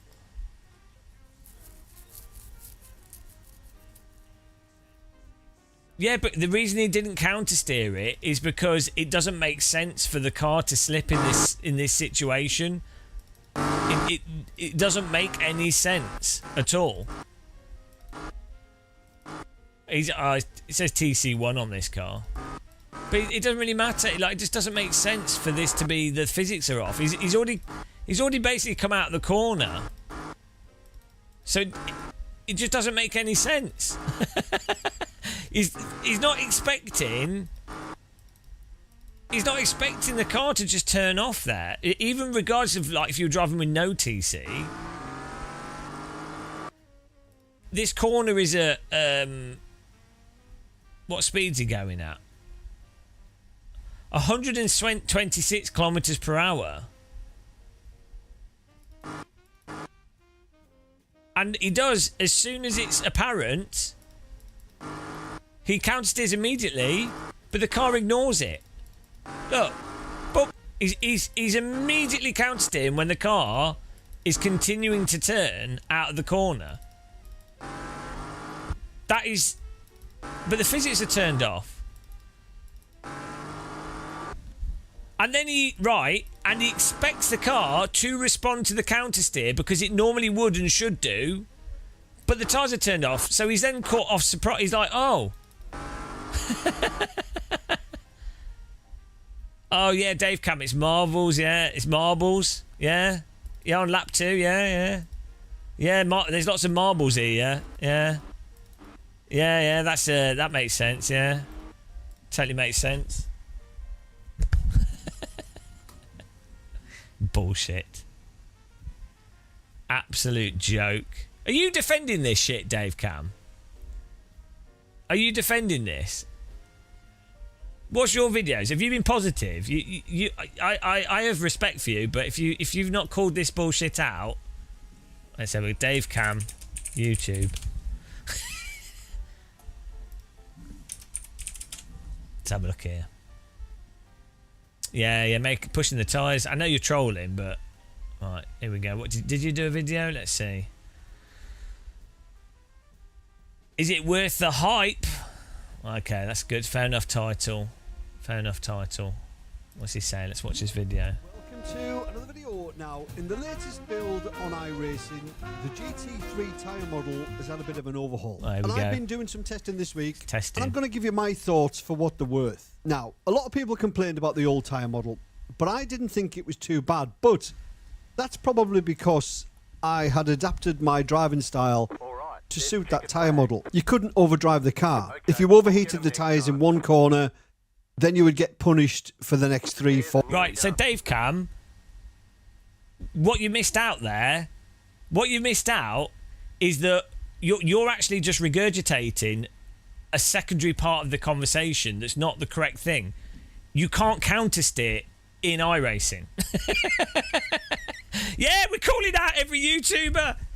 It's not the following corners. That is a problem.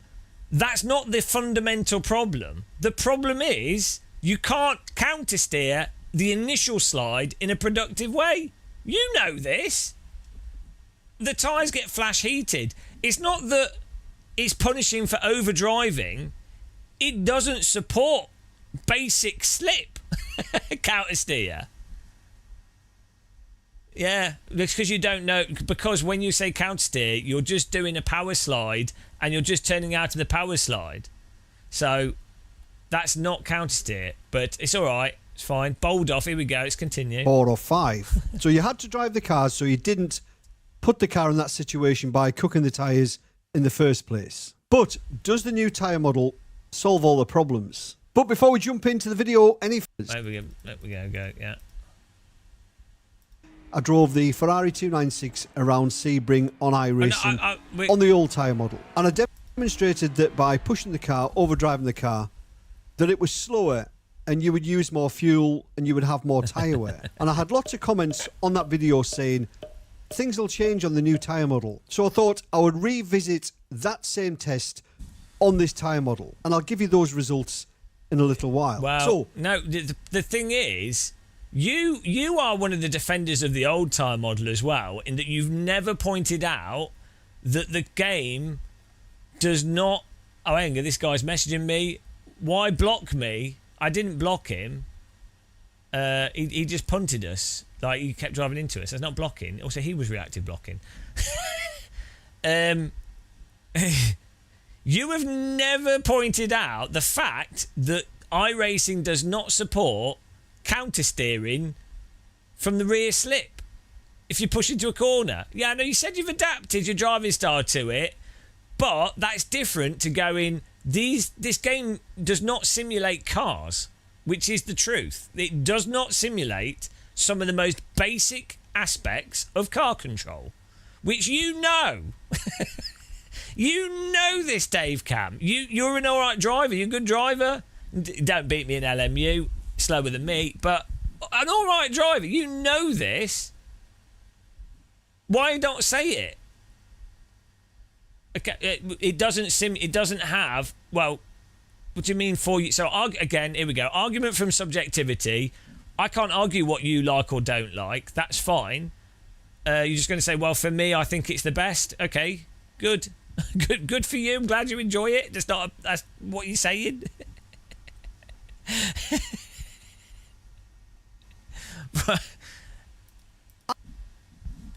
That's separate to whether or not. I've been driving round the Bend, the new circuit on iRacing, and I spent about 2 hours learning that circuit, driving the McLaren on the new tyre model. Okay. So what did I learn in that test, learning that track? Well, What track The was that? car is much easier to control. It's not. They're not easier to control. Dave Camp, wrong. But not on cold tyres. Cold tyres, there's lots more understeer and lots more oversteer, but it's not snap oversteer. They just feel like cold tyres. And No, it is snap oversteer. You can't. If you accelerate too hard and the grip goes, that's snap oversteer. That you can't countersteer. It does not support countersteer of snap oversteer. the car is much easier to control when the car actually starts to slide. You can actually control it. You can do what you did before, which was a power slide through the corners. I wouldn't say you're going to be power sliding or drifting, but no, you are only power sliding. You can't drift, but you can power slide. No wonder people watch your video or watch these videos, and what they're coming away from it is just incorrect. It's not going to kill you like it used to. And the big thing is, when you do heat the tyres up now, when you do have a moment, when you do have a slide, as soon as you get the car straight again and moving forwards, it's fixed. It isn't. It absolutely isn't. It absolutely is not. It isn't. Like, even on the warm tyres, we've just done multiple races in multiple cars. It is not. So what are you talking about in this video, Dave? Like, you're better than this. It isn't. We've just been doing we've done the IndyCar, which I think also has new tyres. We've been practicing this on some other tracks, and we've done some other driving on this.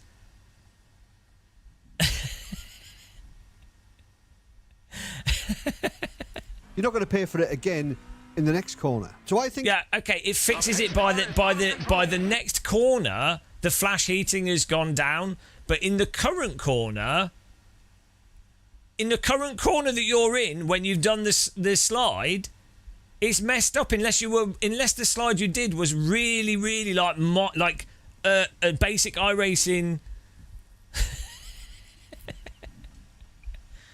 I think it's a huge improvement over the previous tyre model, just the way the car now feels on the limit. So like I mentioned a short time ago, I did the same test again. Right, Dave Cam, you play LMU as well with the GT3 cars. It's totally different, right? The handling. Like, you might like one or the other, right? Or not like one or the other, whatever. You have to admit that the handling...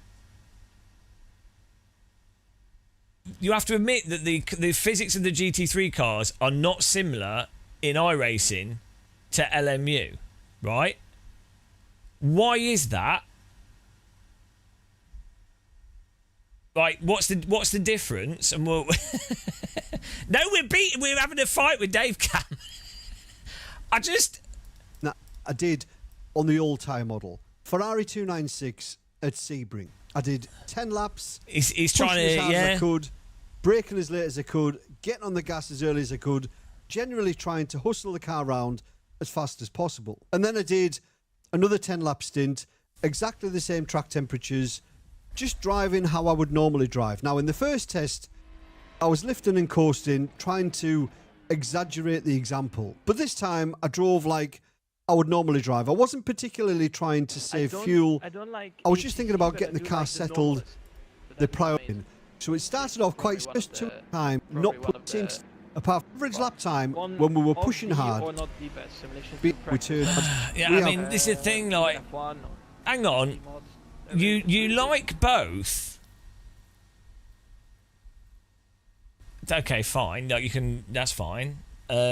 You prefer iRacing. Why do you prefer iRacing over LMU? But you, separate to that, you identify that they're very different to drive, right? Or do you just always drive under the limit into a slide? No, because right, there's opinions are what you like and what you dislike. The problem I have is that iRacing objectively has different handling in specific ways to other simulators and real cars. One of those specific ways is that you cannot catch countersteer, snap oversteer in the way that you can in just about every other simulator and real cars. and the tyres flash heat, which means that you've gone through the phase of the corner where the tyres should normally be okay, and then the car is mental on the throttle or the steering because the tyres are in a state of super low grip due to probably iRacing's thermal modelling of the tyre. Those are objective quantitative differences, which you may prefer that or not. That's the point. The problem that I have is the amount of people ignoring it. LMU's too sensitive to lift-off rotation.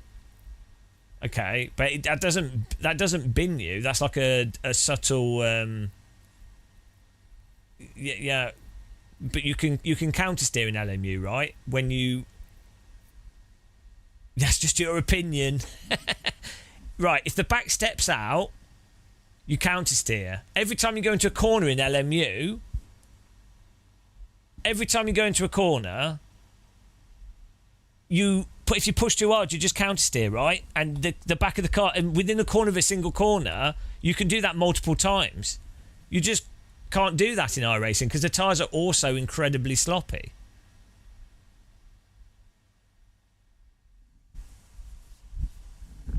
The only thing I can assume is that your driving style is to drive like iRacing in every sim, so that you're not noticing the lack of the counter steer component from actually driving hard, actually intentionally putting the car into slip, like from the steering.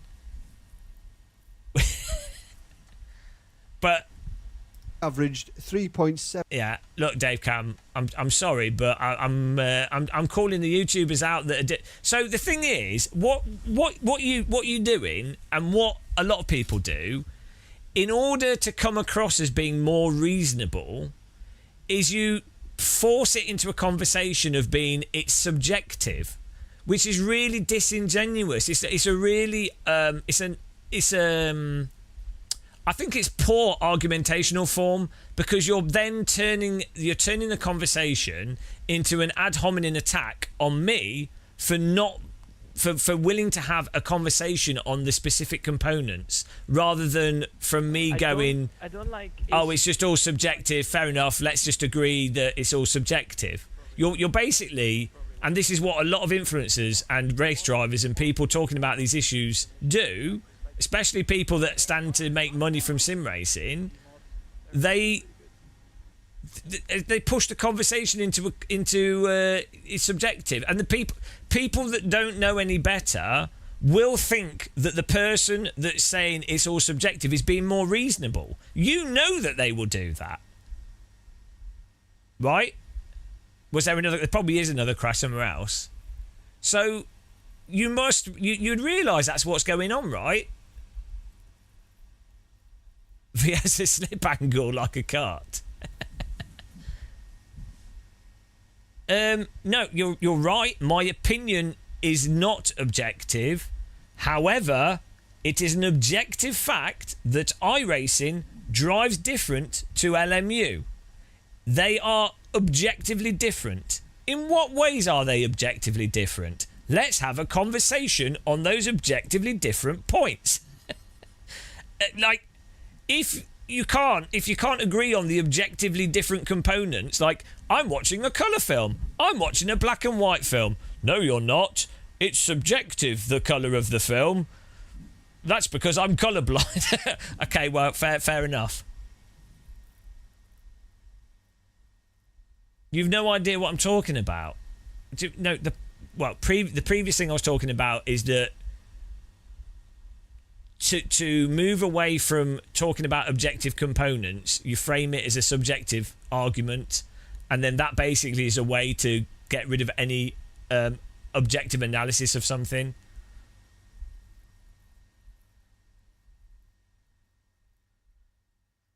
Yeah, so they are they are similar in some ways. Look, I'll concede that. I will concede that they are similar in many ways, but not in some ways. What are those specific ways that they're not similar? Look here, Niels. He's starting a fight.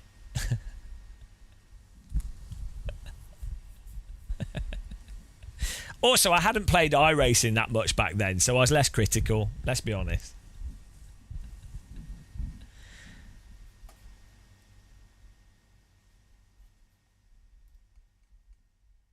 There's no sim racing title that is pretty good yet. It's very clear that LMU and AC are miles ahead of iRacing's fundamental handling, which is why real-world drivers will use Assetto Corsa 1 for the most part, and if they were going to drive a GT3 car, to actually train a GT3 car, they would use LMU. It would be, you would be, if someone came to you and asked you, which simulator should I train on? I need you to tell me the best one as a person that's knowledgeable about sims. They would be fully within their rights to sue you for giving them incorrect advice if you told them iRacing was the go-to sim. Because as soon as they drove their real GT3 car, they would be like, fuck, what's going on? It's good to be critical about everything. Yeah, might as well. Well, I did a video on this as well. Like, one advantage of iRacing is because it's so ridiculous in its forcing you to underdrive. If you're a driver that overdrives too much or is unaware of their overdriving, iRacing will force you to underdrive. Also, if you're a driver that tends not to focus on their brake and their accelerator use, iRacing will force you to focus on your smooth braking input and your accelerator. But it also has the other thing of negative training in that people go from iRacing to real cars and then they chronically underdrive the real cars because they don't realise that you actually need to induce slip in some scenarios with some vehicles. But the advantage is, if you're chronically underdriving, generally, you know, it's actually quite, it's not too hard to countersteer a lot of vehicles in real life. So you can just say, no, look, just keep pushing, right, that's it, get on the limit. And then, you know, if they've got reasonable natural talent, they will get to grips with things quite quickly. But with real drivers, you typically find there's a group of people that overdrive and there's a group of people that underdrive. If someone can overdrive without spinning the car, they're probably going to be a more talented driver than someone that's underdriving all the time, because someone that's underdriving might not actually have the feel to be able to catch a vehicle and hold slides. And if someone can't catch a vehicle and hold slides, it doesn't matter how much training you give them or what lines you tell them, whatever you do with them, they need to develop that fundamental skill to be able to drive quickly.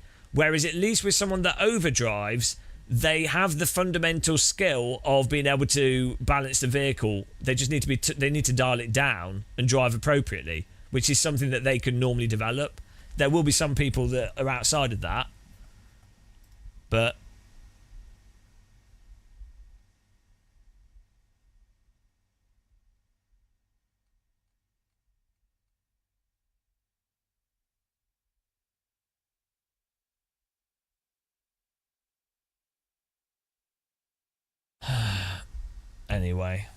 Anyway, I'm disappointed, Dave Cam. I think you know better, and yeah, that's it. It's just you're a good enough sim racer to know that you can't countersteer in iRacing properly, and it doesn't support it, and the flash heating issue through the corner. You know better.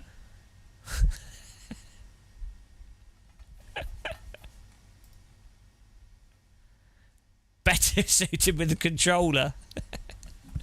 No, you know better, Dave Cam. I mean, you know better. I'm disappointed. You've been told. Been a very naughty boy, and that's it. I'm putting you on the naughty list.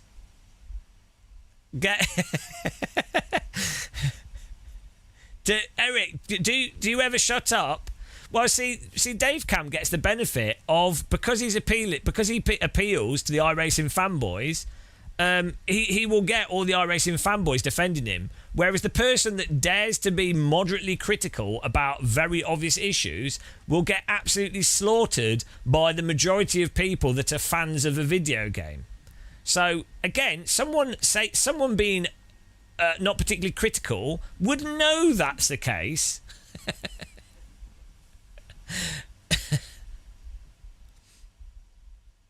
So you know, it's all right though. It's all right. I need a cup of tea. Why is my music not playing? Oh, we muted it.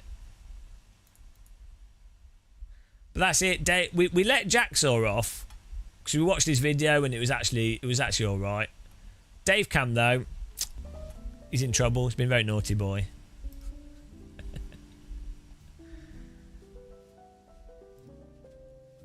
Well, I'm happy that you like it. I'm happy that you like it. It seems that a lot of iRacers don't. They're struggling with it, but they're blaming it on the cold tyres.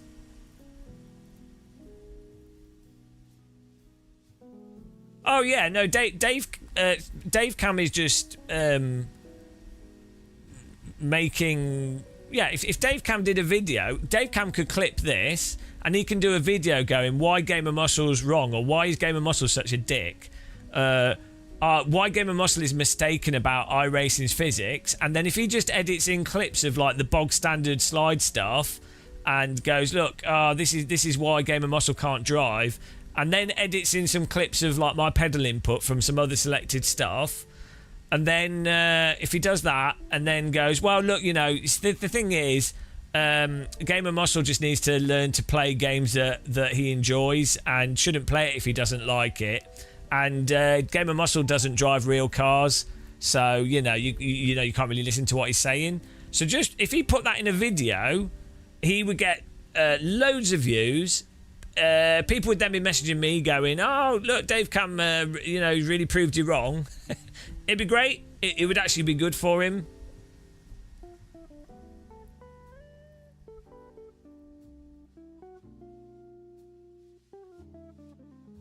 Well, yeah, drivers will always be the problem.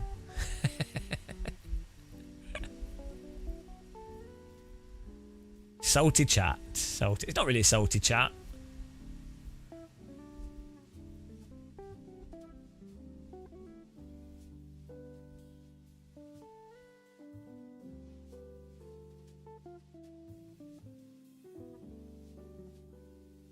All you did was avoid incidences. Yeah, it was a total wreck fest, the whole race.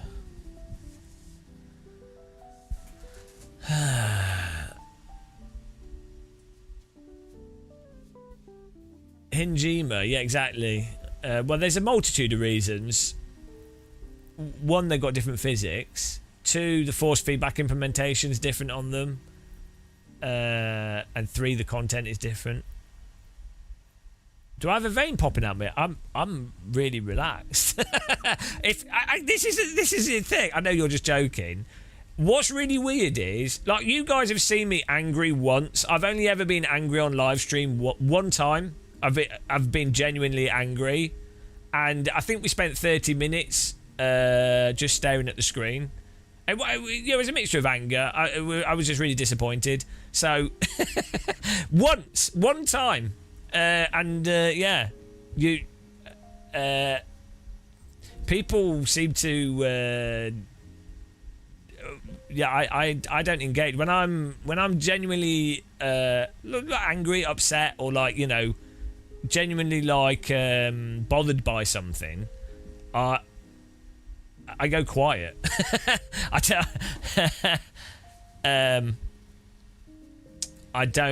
I wouldn't even have a conversation.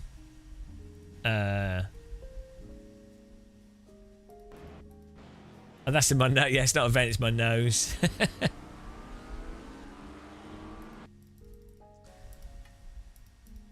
Let's look at some more of these. Well, this guy's inside his car.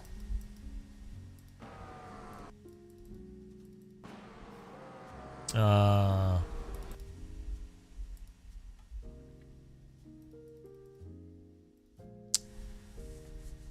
pace Yeah, not only is Dave Cam wrong about iRacing, he has a nice bloody room with like plenty of space, and like, you know, it's an absolute joke. That's the real problem. That's the real issue. What's going on with these guys? Oh, is that? It's like bloody Will Fort Boosted Media complaining about his... Right, to be fair, his place flooded. That's fine. But when, you know, you get these American streamers, Australian streamers, and they're like, oh, I don't have enough space. And you're like, mate, you're like, hang on a minute. you got so much space. So much space. Car number 16. What's your name? In game.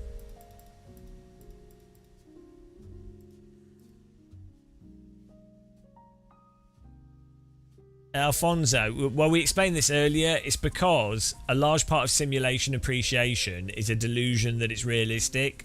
And if someone says your simulator's not realistic or is broken in a fundamental way, it detracts from the entertainment value of your simulator. So 17, did you say? Yeah. So that's why they get really defensive, because you're basically saying your game is not valid. How can Sims be really for eyes? Yeah, I think that's the biggest reason, to be honest, why sim fans get upset by it. Like, personally, I see all driving sims as video games.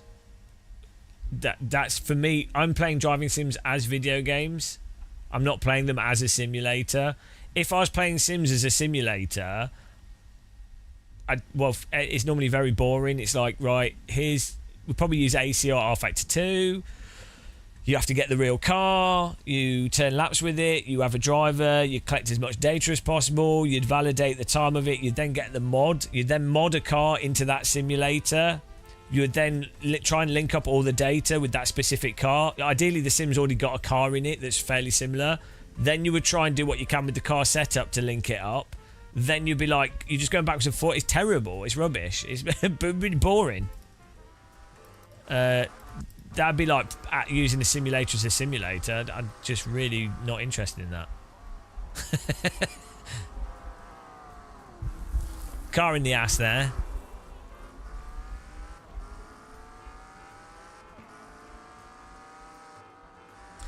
Well, the weird thing, Counter Debate, right? A lot of real world stuff does feel kind of simcade. Every time I've driven a real car, it's felt kind of simcade. Because real world stuff tends to be very forgiving in some ways and a lot more predictable. The results are not as good if you hurt yourself. But it is strange.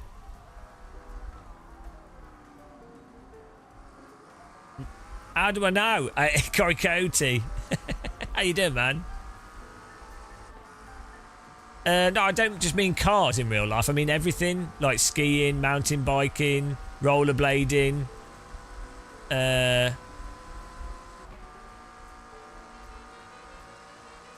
I mean everything in real life. Flying a plane. Of all the things I've done, there's a weird kind of simcadiness to them.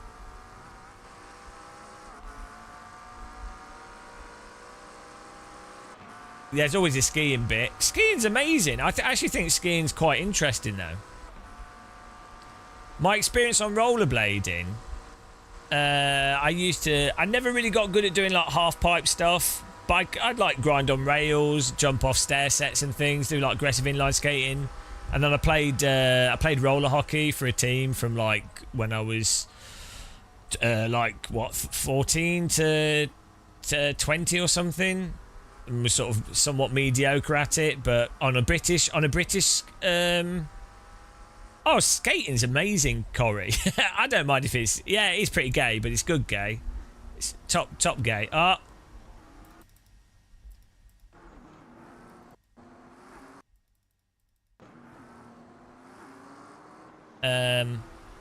yeah, no, I used to do a lot of skating. broke my wrist skating.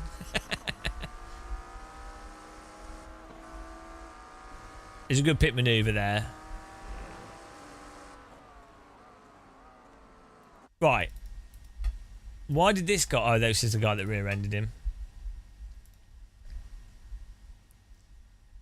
Yeah, well, I'm older now. I need to lose weight if I go back into doing skating.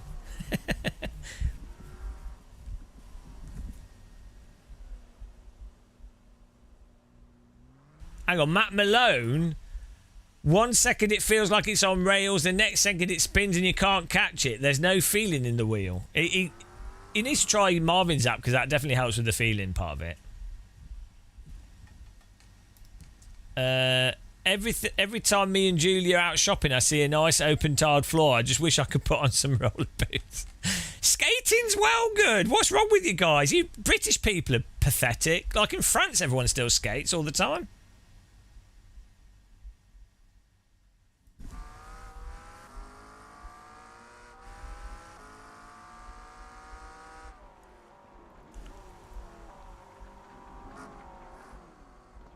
Whoa, what's he doing?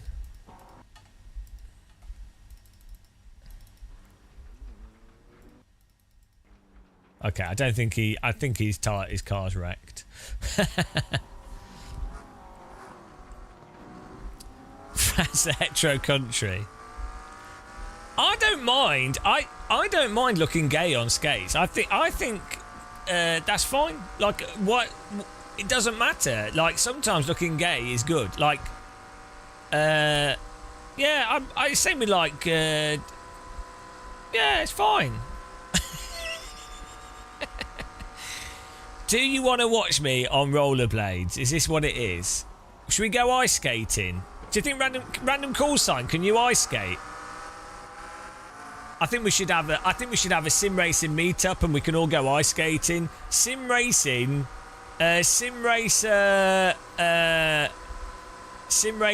ice hockey match. British people are so bad at skating, it's ridiculous. I don't know what it is. Like French people are fine with it normally. So are Germans.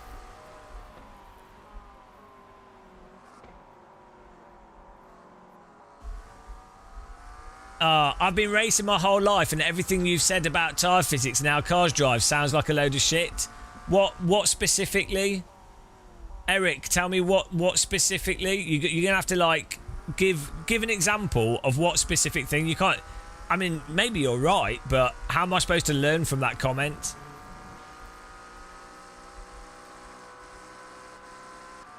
Yeah, excellent points.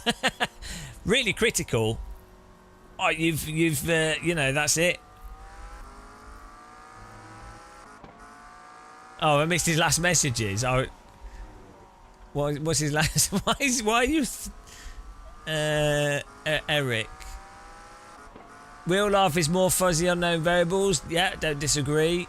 It's because you have no real life experience. Well, yeah, effectively I've had none. I mean, I've driven a couple of cars, but yeah, it's basically none. Okay. All of those... well, yeah, no, you know. Man, it'd be so nice, right? It would be so hilarious if some of the real-world drivers out there that you guys, some of you guys that big iRacing fans, right? Some of the real-world drivers out there that you will, I guarantee you will think they're like, you will really be like, oh, these... 100% you would take what they say, like you would not question it, right? They're not going to say it, like if they said stuff publicly, right, you would be like, oh shit.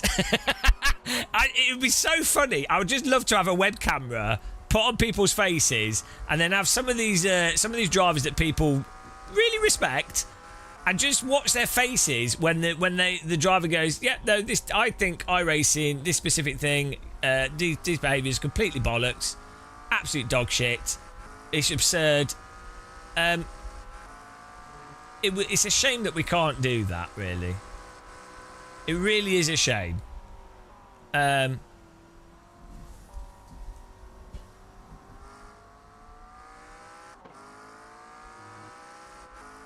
I mean, we did get a little bit of that during COVID.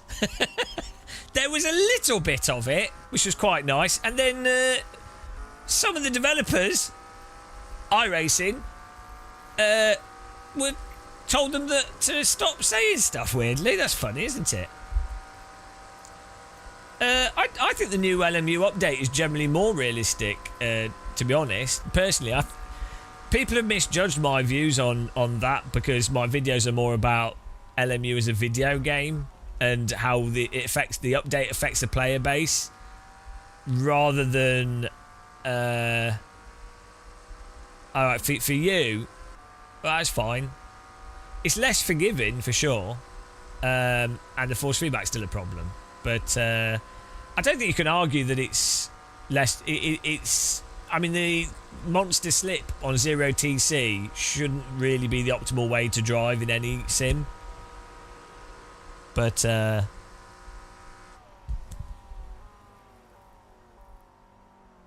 I was just saying in general because it's come up a few times. But yeah, because yeah, as I say, the videos that we did were more just a discussion on how the changes they made are a bit abrupt for the player base and probably worse for the game from a gameplay perspective and worse for most of the players of the game. But also, for sure, if someone's not like a really... if they don't have really nice equipment and they're not really snappy drivers and they don't also know how to do car setups and they're just jumping into the default setups and they're not aware of the bug where the tyres don't get changed over... You know, they really shouldn't have pushed that update. Like, they'd built up so much goodwill. They've got hotfix coming this weekend. And also, I do agree with Dave Cam. The lift-off oversteer is actually very abrupt.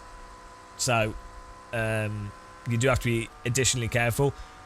Personally, I actually really enjoy cars that oversteer aggressively.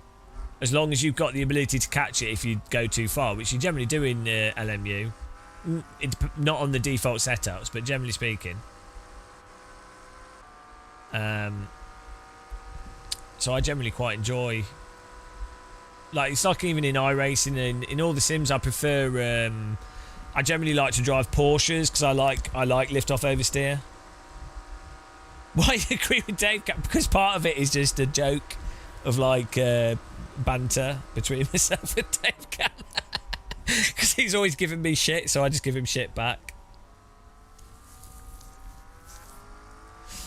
AMS2 is the worst lift-off oversteer. Oh wow, I mean AMS2 is AMS2, isn't it? Oh guys, what do we do? Oh, should we well, I don't know what to do. Like, this is I don't really know if I want to play this. Oh yeah, we were gonna try this on a track that's in what bug am I talking about? So LMU, if you do at the moment, if you do quali, and then at the end of quali, if you don't switch your tyres over to new tyres, it puts tyres on the car at the start of the race have zero grip, like they're like fully worn out. So loads of people start the race and then they're just all understeer and crash off the track and they have to get to the pit lane. It's really weird.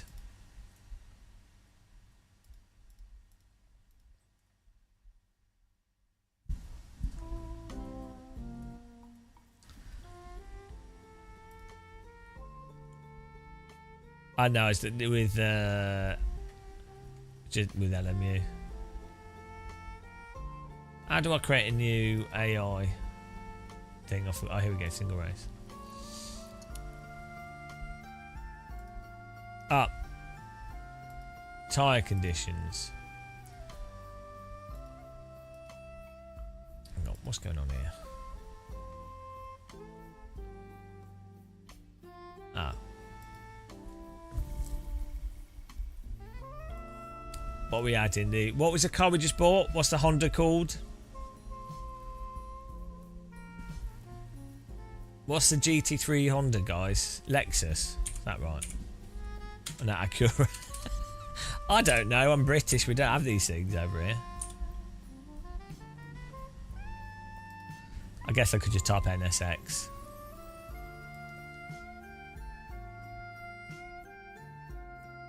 Lexora. It's not a bad name, that. We should do... What's a... Imola's in... Oh, I said they're all fast-flowing tracks. What's a track that's not... That's got, like Nürburgring would be... Silverstone's not in LMU. Imola's in LMU. It's probably the...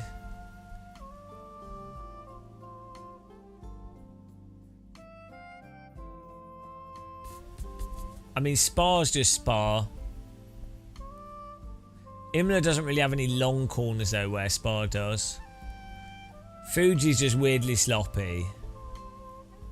Silverstone is normally my go-to test track because it has a bunch of corners that tend to break physics.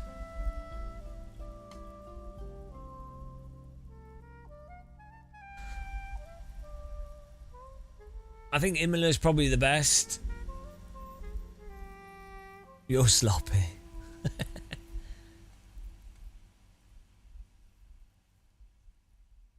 Oh, Interlagos. Good call, yeah. That's a good one. That's in both, isn't it? Yeah, Interlagos. Perfect. Interlagos has good corners that break simulators. Great call. That's exactly spot on. So there's specific radius corners that put tyres under load for continued amounts of time, with you then going left and right as well, and they're downhill or off camber. And so like the bus stop chicane is a good example as well of a corner that breaks physics, because it's pushing the tyres.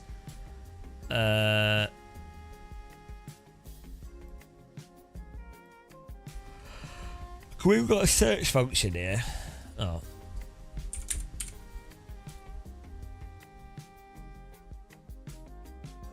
Is it this one?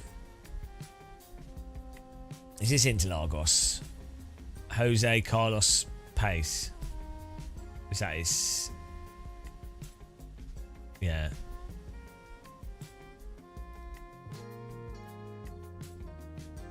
That always gets me. It's like Enzo Dino Ferrari for the... I can't just name the track a different name.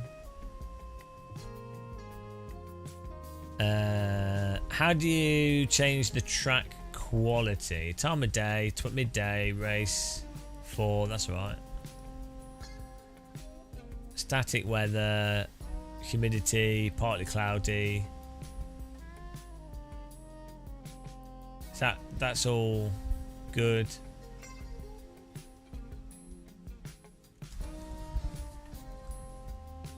Track conditions. What should we put? Like 90% grip? What's a gripped in track?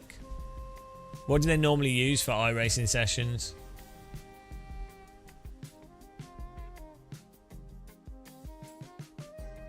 I mean, we could put it on 100 and just say, well, that's the optimal grip. What do you think?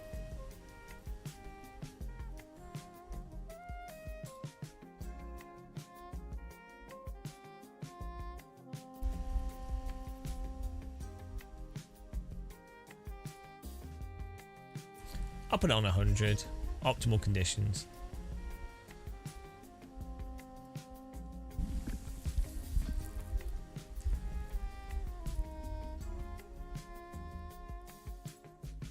Yeah, iRacing is quite temperature sensitive as well. The thing, so AC1 is really stupid. It has like, if you put the track to like 97% grip, it's like well off 100% grip. And it's only really like the last 10% of grip that you'd ever use, and it's just all it just means is that everything's just slide. Yeah, it's really, that's something that's not done very well in AC1. Track named after me would be T Raceway, Teapot Raceway, be in the shape of a teapot.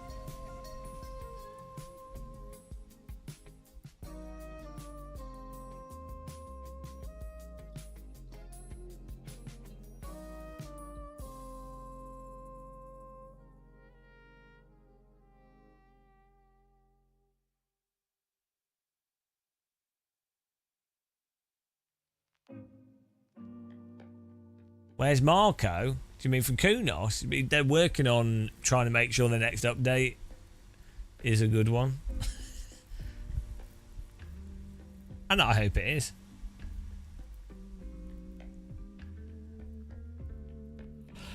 Yeah, they'll be wanting to do good with their next update because I think they know that people are a bit disappointed at the moment.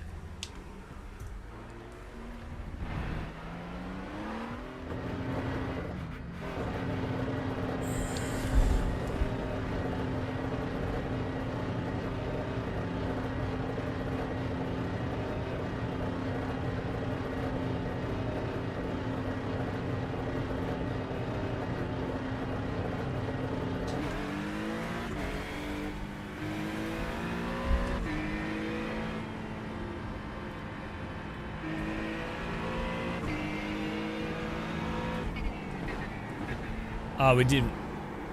We should select a setup, shouldn't we?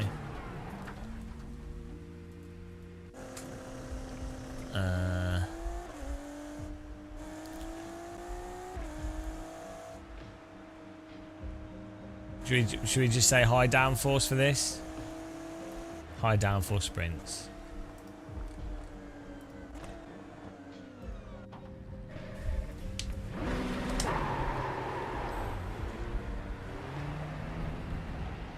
Oh, is that an AI?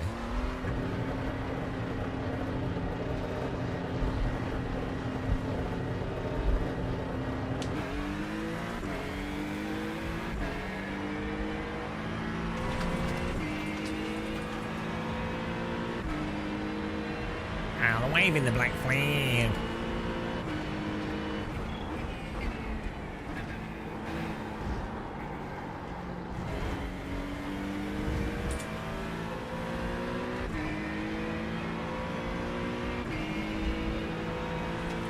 Waving the black flag. the black flag.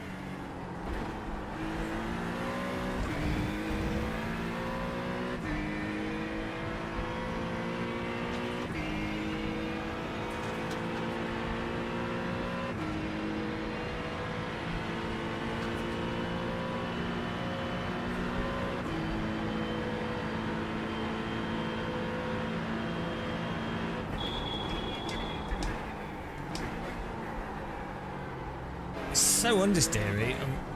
It's weird. The setup, the fixed setup isn't this understeery. So this is like brake pressure on 49.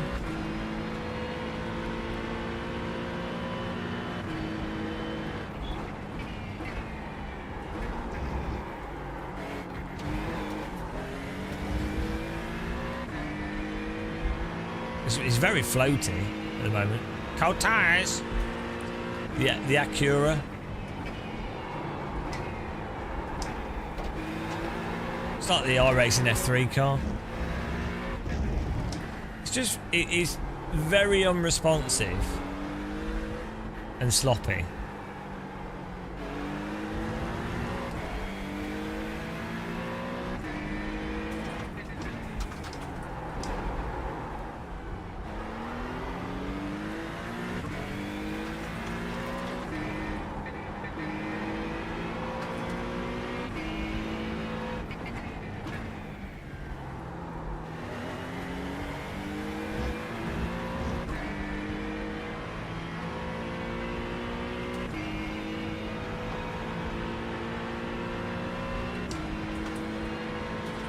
Well, a GT3 car is quite heavy, isn't it, I guess? They're not crazy heavy, but if you've got low grip tyres and a heavy car, it's going to be sloppy.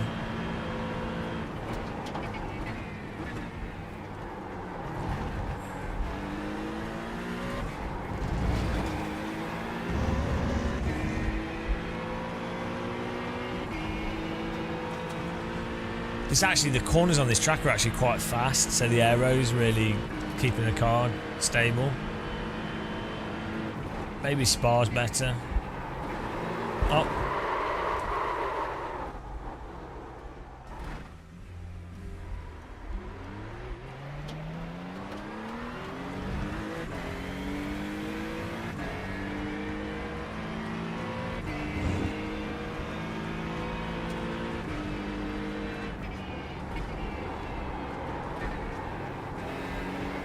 The way you have to drive in iRacing is just preemptively set the car up on the brake, like everything's a 60s Formula car.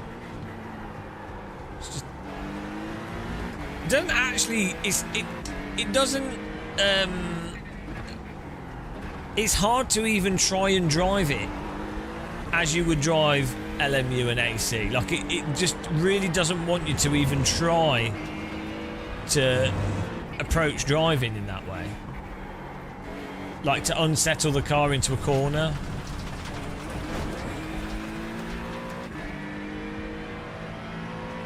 Well, we did move the brake bias back already, but it's on 48, which is crazy.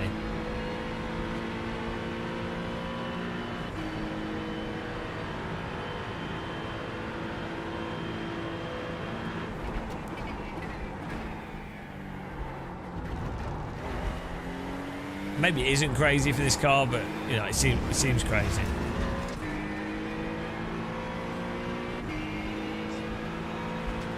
It's a nice track, this.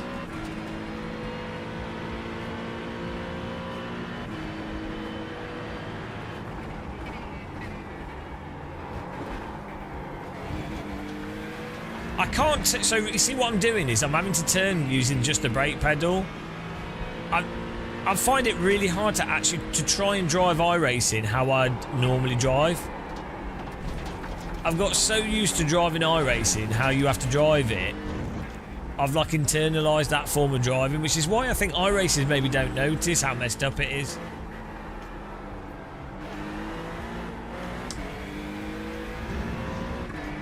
It's the same with any video game. If you play a video game for ages, you just get used to it and that becomes the normal thing. When you play a different game, you're like, hang on, what's going on?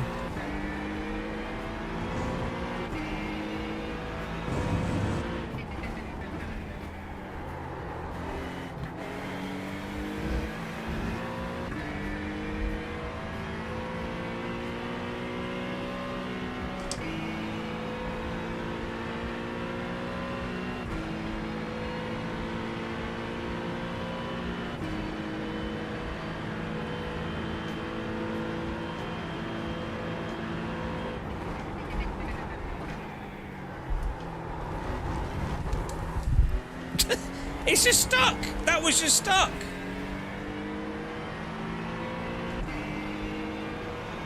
I'm surprised it came out of it though. That's, you know.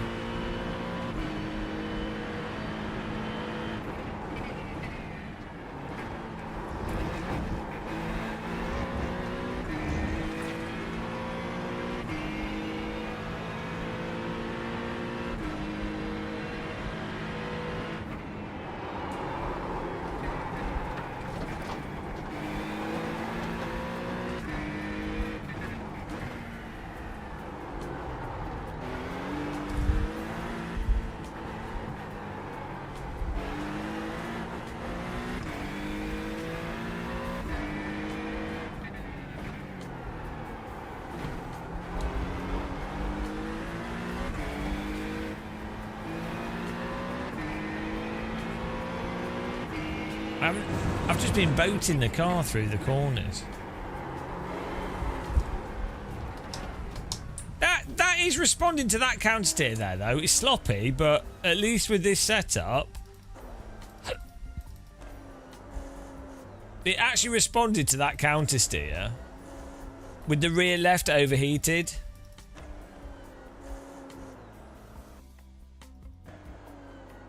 It's super sloppy, and we also got on the brake. We got back on the brake and the accelerator, but it didn't just totally bin us there. My brake pedals got hardly any travel. I just use it. I use it as like a really solid load cell. What's going on here? What? Why is it stuck? I've got to wait for the AI to finish. 97, I think, or 105. Well, so you could have longer brake travel, or you could have lower brake sensitivity. It depends if you're braking through the feel of the brake travel, which some people do, or if you're braking through the feel of the load, like the amount of force you're pushing. So it depends. Depends on your driving style and what you're used to.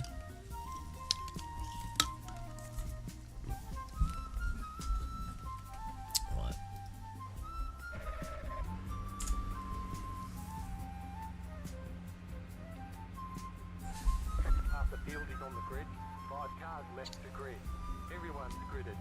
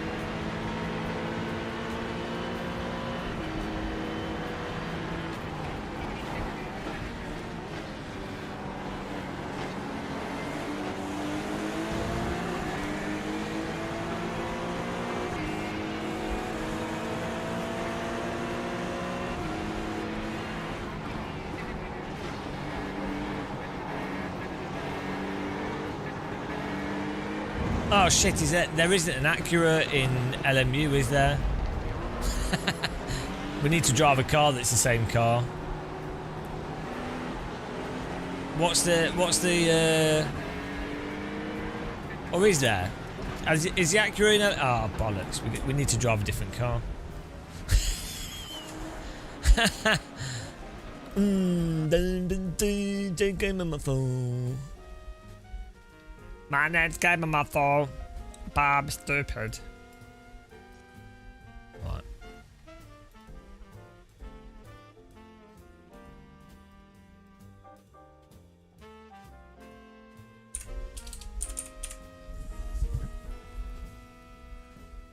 What would be a good car?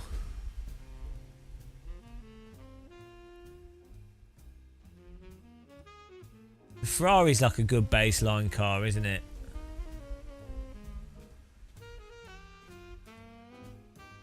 Well, we could do the Porsche. Yeah, Porsche's normally nice and oversteery. This one, Porsche 911 GT3 Cup 992.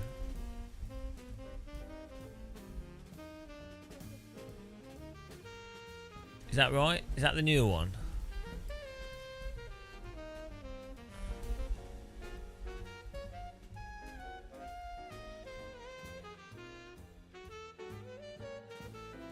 Oh, did I pick the cup car like an idiot? The Porsche. Oh, it is a cup car.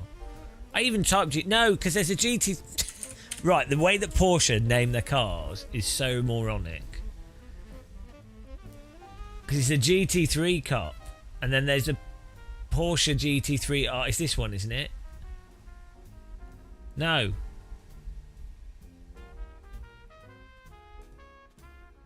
(911) GT3R. That's it.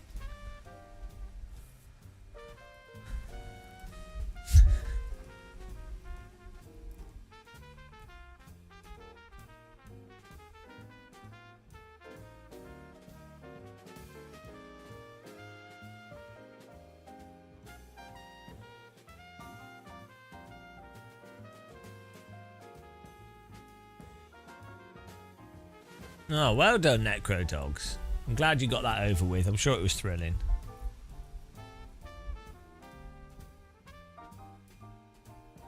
No, so iRacing is GT3. So obviously, when we do this video, people will go, oh, they're different cars because one's LMGT3 and they're slower than normal GT3, and they'll be like, okay, fine, yeah, they're not exactly the same cars. There's no way to avoid whatever you do. There will always be a the goalposts in sim racing are the magical goalposts on legs. You see, you've not driven the track at the same time of day. Self-evaluation, 10. I would evaluate myself pretty low. I mean, as a sim racing YouTuber, I'd give myself like a 6 out of 10. We could definitely make a lot more money. We could do schedules for a start.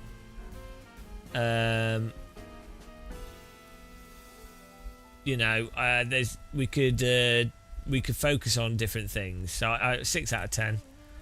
Free-to-fall music. Can you make a Hall potentiometer pedal perform more like a load cell? Yes and no. So if you set it up so that when you're pushing at X amount of force, it's moving Y distance. If that's the same distance that a load cell pedal would have moved under X amount of force, well, guess what? From your perspective, there's no difference between it being a load cell, give or take, than it being a potentiometer. If you had imagine you had a load cell pedal and it moved like this, right? And a potentiometer that moves like this. I don't know what this is here, but it's moving like this. How would you know the difference? You can get load cell based throttle pedals, right? For example. So basically, if you want it to be more like a load cell, I would get a potentiometer or Hall effect based pedal. I would make it really quite stiff, and then I'd also set it up to be moderately sensitive. You could just dial it in. You just dial it in so that this is where like the squash ball mod, where those sorts of things come from. Just making your potentiometer pedal stiffer and firmer, and more immediately spring back faster, will make it feel more like a load. How load cells are typically configured. So there you go. Hope that helped.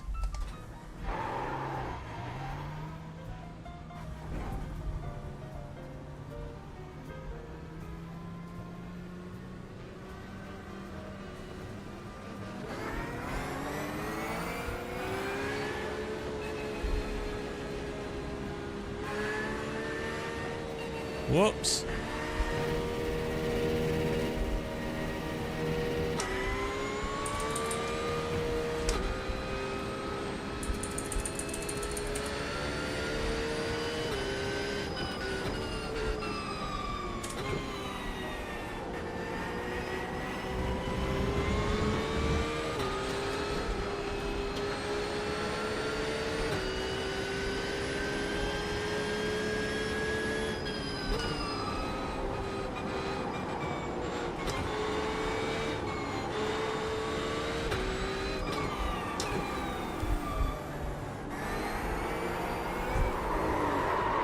Right, see what happened there? We caught the first slide. This is cold tyres. It actually was somewhat driving like a car.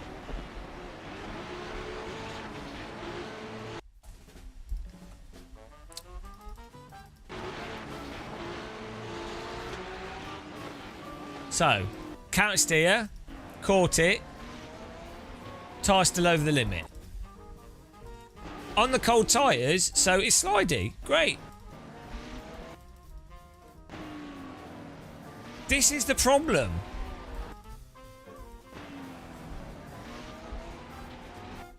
No, let's warm the tyres up.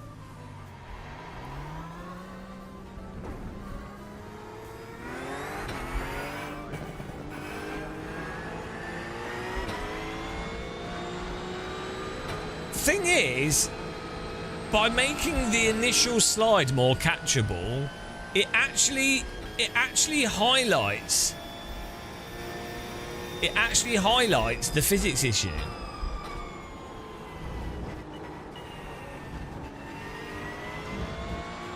Ironically, they've actually exposed their physics problem.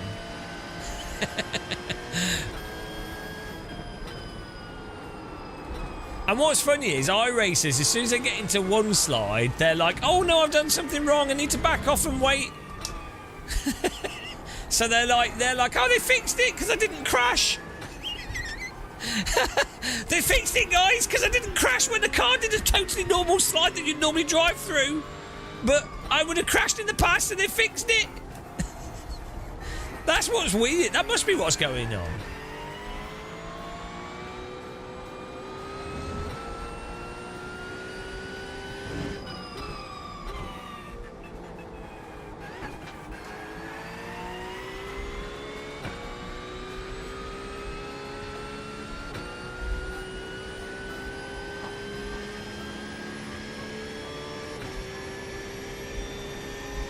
I always thought this track was a bit offensive when they did Formula 1 here.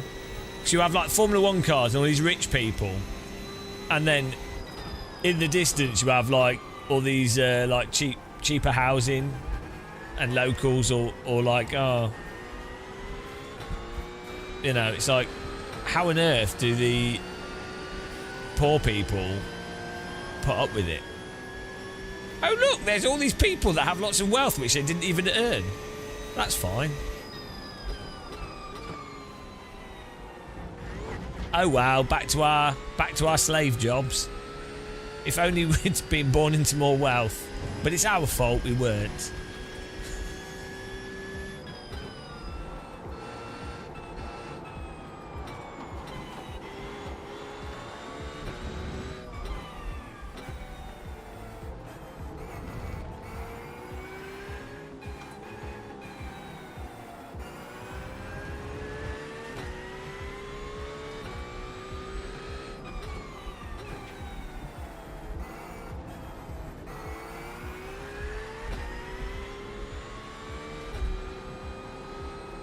Fair enough.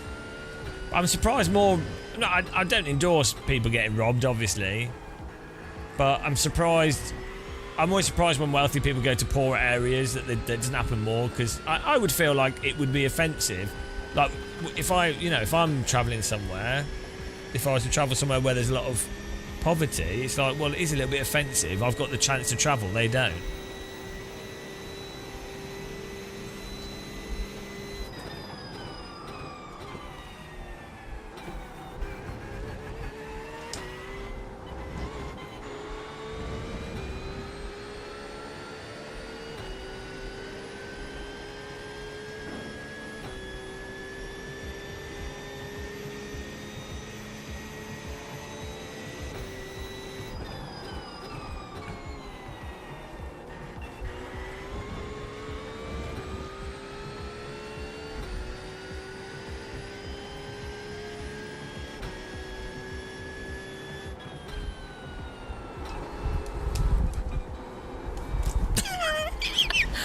What lap are we on?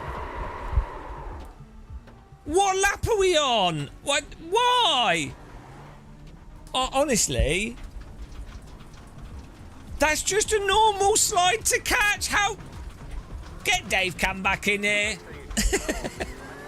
Get Dave Cam back in here. Get the YouTubers in here. We caught the first slide. The problem was the second and third slide. Okay, it's lap one. It's lap one. Tires are still cold. Yeah.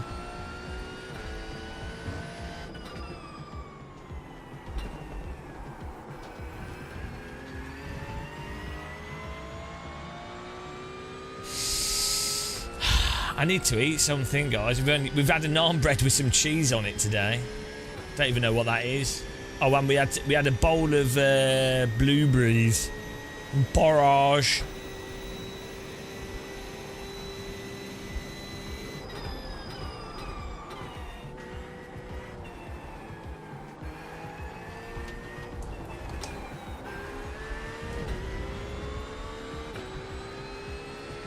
Oh.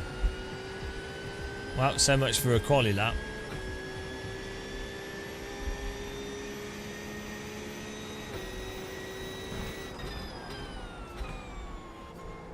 Don't listen to Niels. He's clueless when it comes to pedals. He's never driven a real pedal.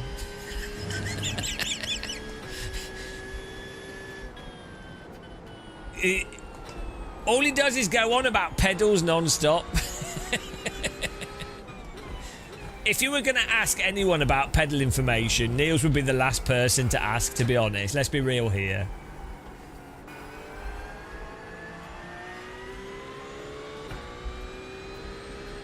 This is the problem with the internet. You have these people that would just, you know.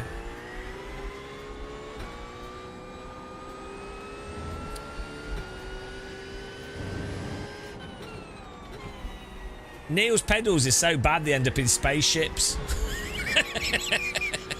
In science fiction films.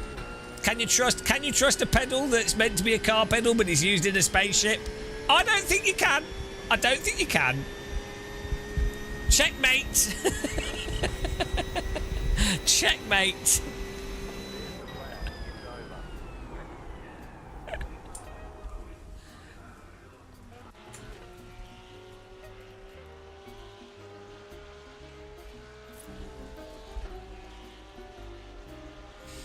And we're waiting here. Well, take it easy for the start here. Aerospace grade. Yeah. What's that like? You know, the military grade thing? Where military grade basically means it's the cheapest option that can be bought in bulk. But without us getting sued for giving our soldiers terrible equipment. So it's basically the lowest acceptable quality is what military grade means. I find it really funny, and people are like, oh, it's military grade. Oh, okay.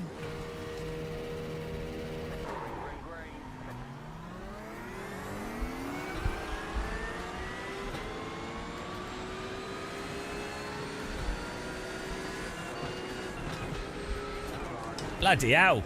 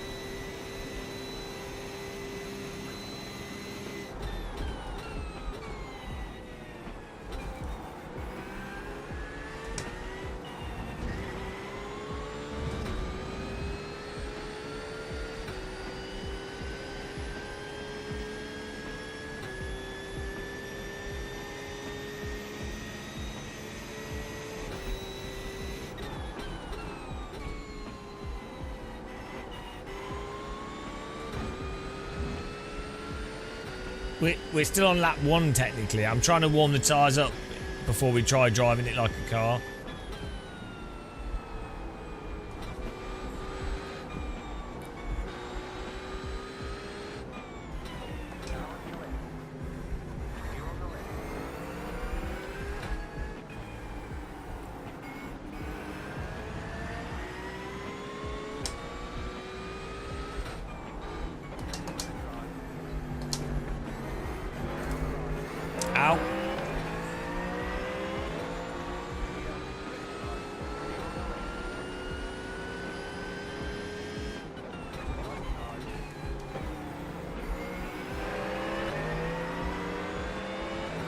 Should the tyres be warm now? It says 76, 82. What's the temperature that these tyres should be at?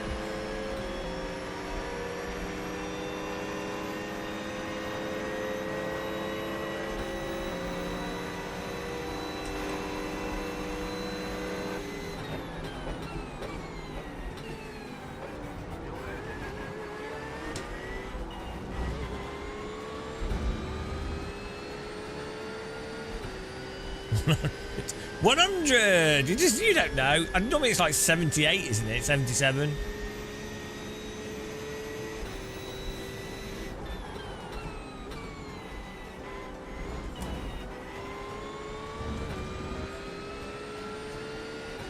Okay. Well, the 250. They're up to temperature. Yeah, they're going up and down around about 80 and then staying there. Right. Let's drive like we're driving a car. Let's get in there.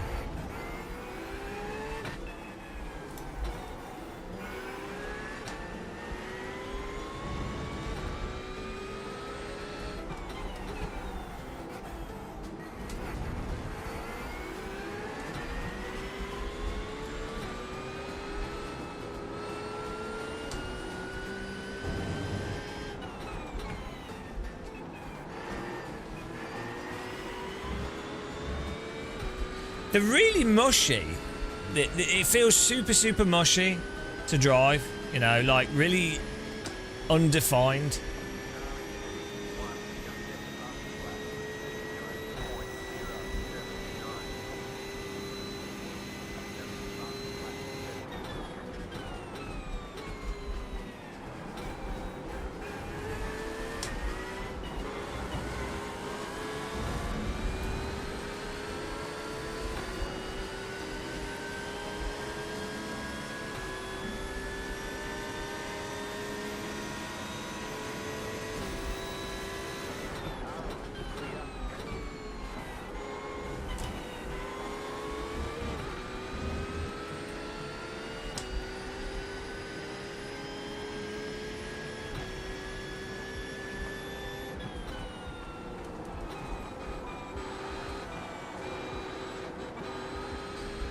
This setup is just really understeering, so I'm struggling to get any oversteer. I'll turn the TC down.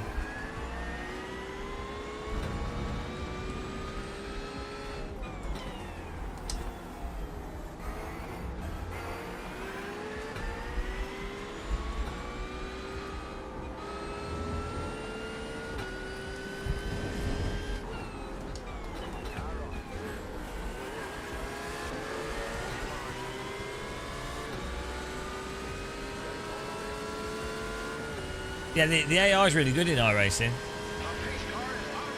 No, I'm just on a single screen. Thanks for following.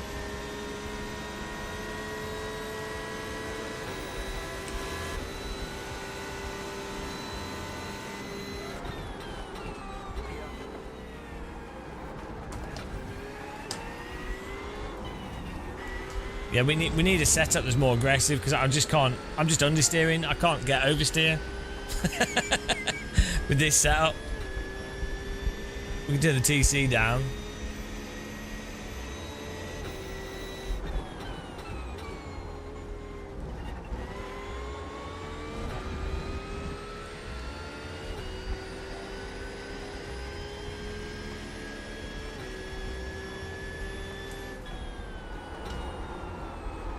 Oh, there we go. On the brake, with the brake bars really far back.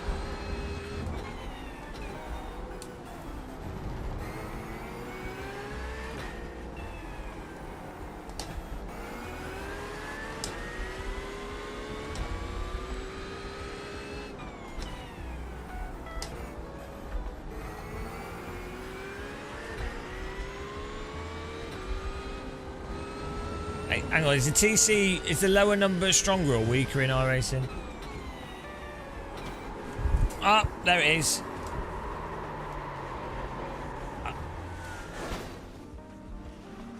That's we just turned the TC down then as soon as we got slip, done.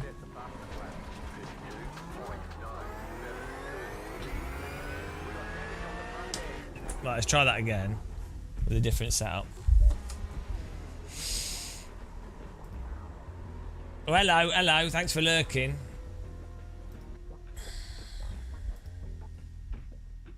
Oh, it's high downforce sprint. That's fine. Yeah, but I was moving the brake bias back to try and induce oversteer because the car wasn't oversteering, Dave. So, you obviously don't have to push the brake. You don't have to be pushing the brake as hard if you move the brake bias back.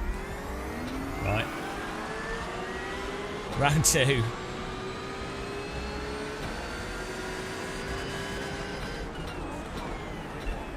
I don't know why the brake bias is so far forwards by default on these.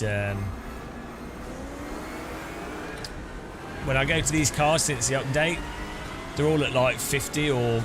Because normally I'd run brake bias at 55, so I'm not quite sure what's going on there. But I don't know why it's so understeery with this default setup, unless you move the brake bias back.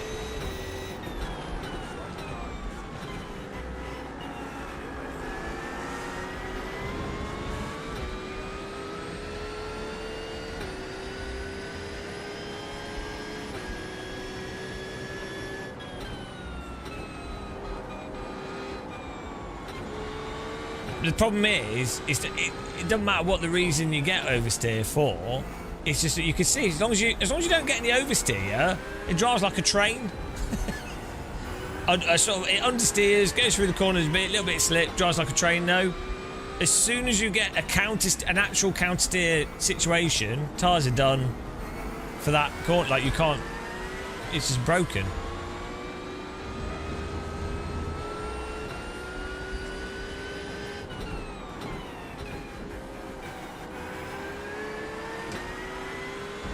Again, we're going to have to do 2 laps to warm up the tyres, so everyone's happy.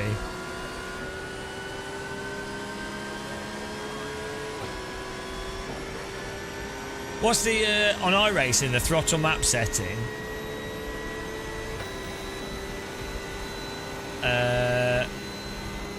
Which is which? Like, is it more, is it for TC? Or like throttle aggression? Is lower better or higher? Like which does which?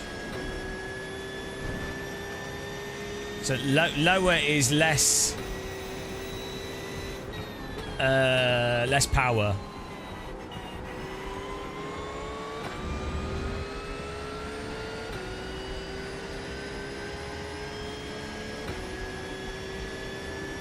Or is it for fuel?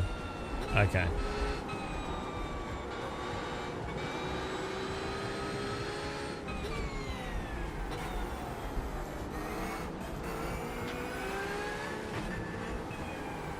But this is the thing, you can have fuel saving settings, but you can also have throttle maps for different conditions to smooth out driver input.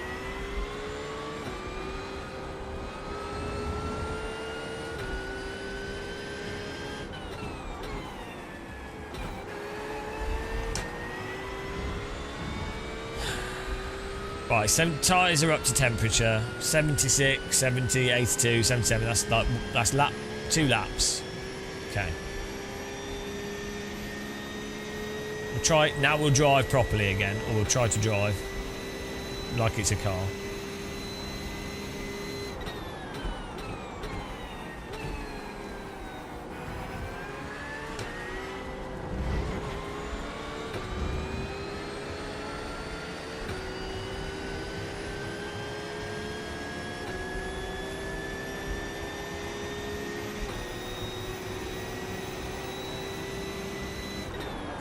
Jason Murphy, it's mostly setups, to be honest, with LMU.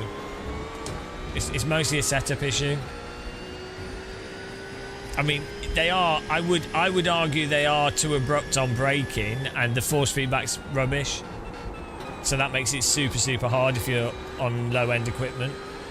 But LMU's a billion times more forgiving than iRacing, because the tyres just counter steer when you know, when you go over the limit.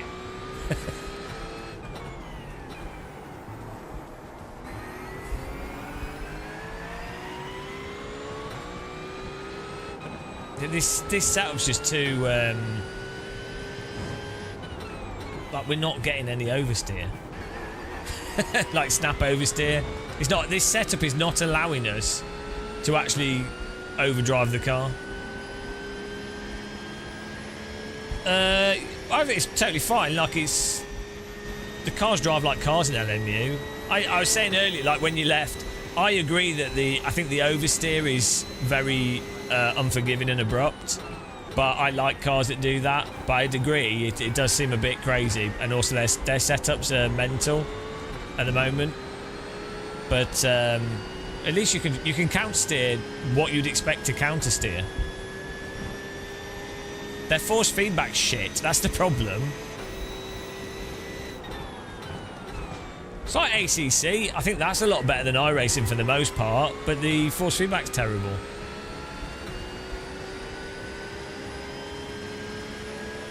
We put high downforce on, but is this I don't know, with this track we could try lower downforce. We're literally not, we're only getting understeer here. So this is the thing, you could drive this with this type of setup and someone would be completely unaware of the issue because they're never getting onto the tyres, they're just understeering, right? It would seem this would seem to people as if it's totally fine. You know, there's obviously a little bit of oversteer like that. They'll be like, oh, I've caught an oversteer. Guys, I've caught an oversteer. That's what they'd be like. It's like, well, that's not really, you know. No. The car probably would have settled if I did nothing.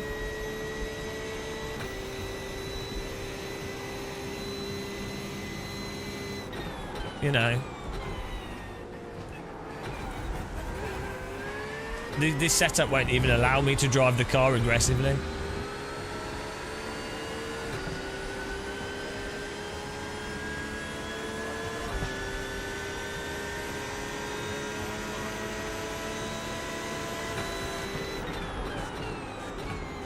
So we need to actually have a loose setup on.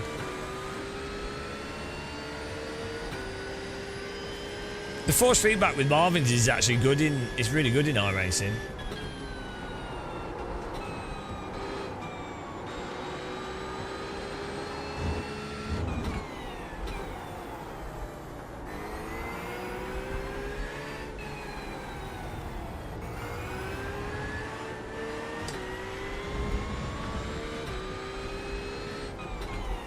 I'm a bit confused why wouldn't they put a setup like this on in the fixed series in iRacing?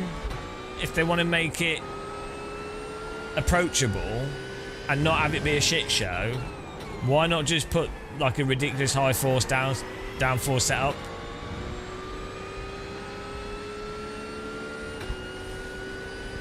You know, because it's the rookie fixed series, so you'd want to just make it. Especially a lot of people driving GT3 are terrible drivers, so you'd want to just make it as forgiving as possible.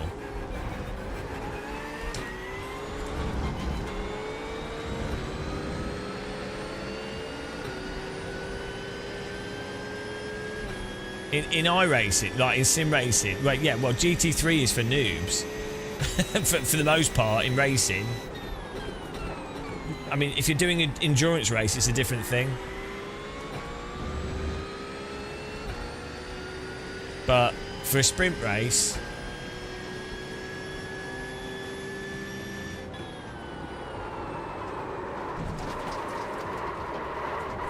let's try a different set. For a sprint race, it's kind of newbie. Like compared to actual Formula racing or vintage GT.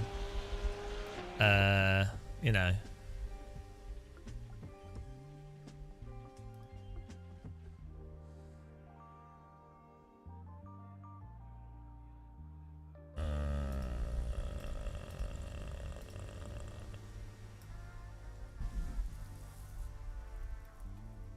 We could try the low downforce setup on that again. Do that. Why not?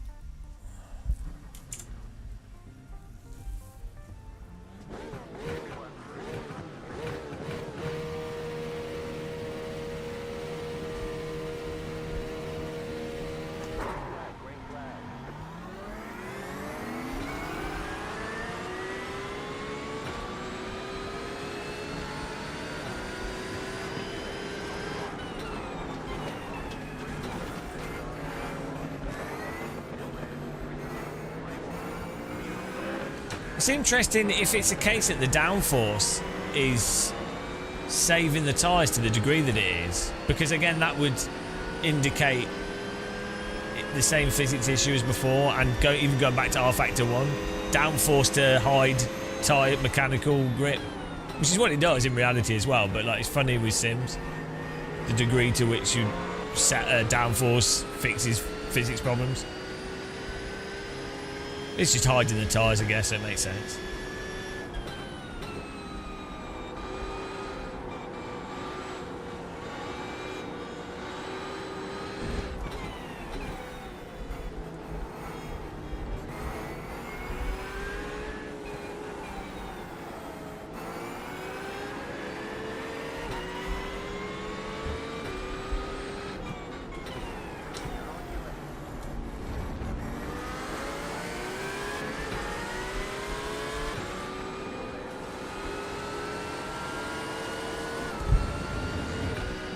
I just had to get on the brake there to stop the spin.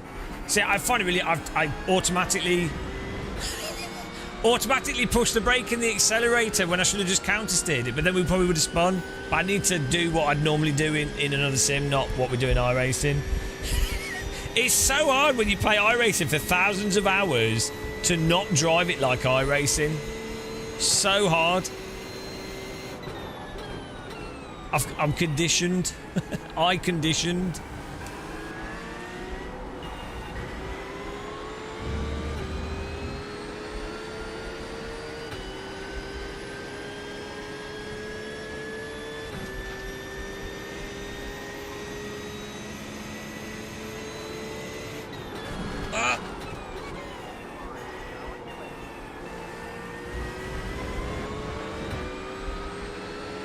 I know, I want to do a summer kayak stream.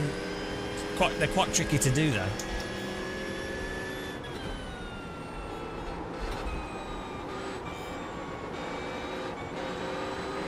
Actually, I tell you a bit what the iRacing updated tyres reminds me of. It's a bit like, you know, EA WRC?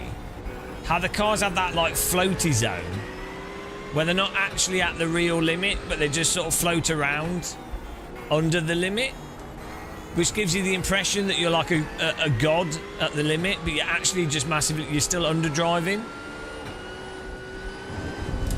Yeah. What on earth? It's like it wouldn't come out of that slide.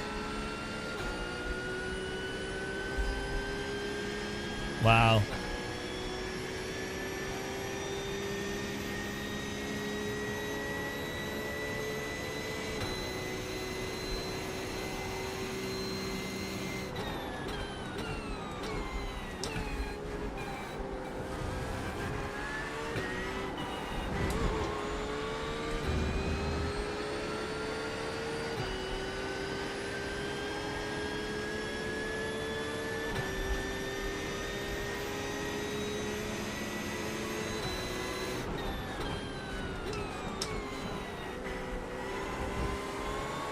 Alright, let's try and drive actually aggressive. I keep just going back into bobsled mode.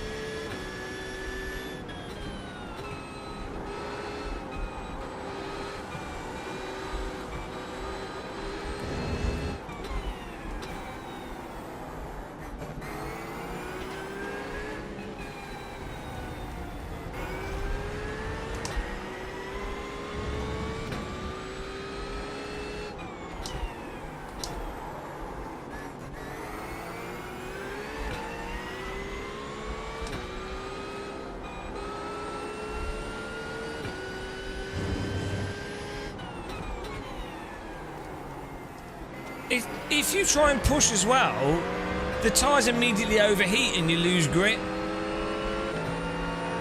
So you're just actively punished for trying to drive as well. Like if like maybe we need a better. Maybe we need an actual just all round better setup that doesn't induce understeer so much.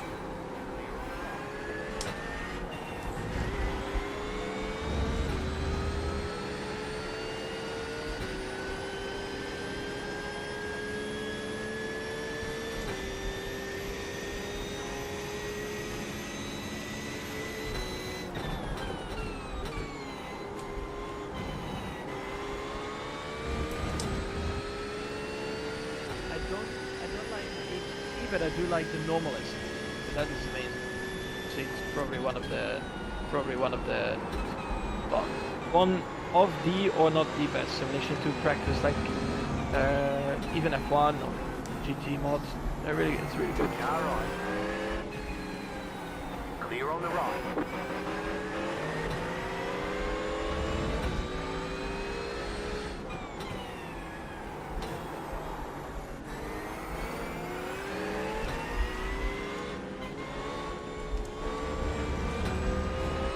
Right side.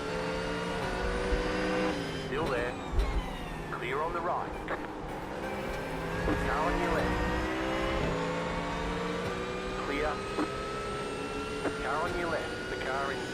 But this is we set the track to 100% grip as well, so it's super weird. It's like it's like we can't even get the tyres to oversteer, even with this setup. Car right. Clear. This is super weird.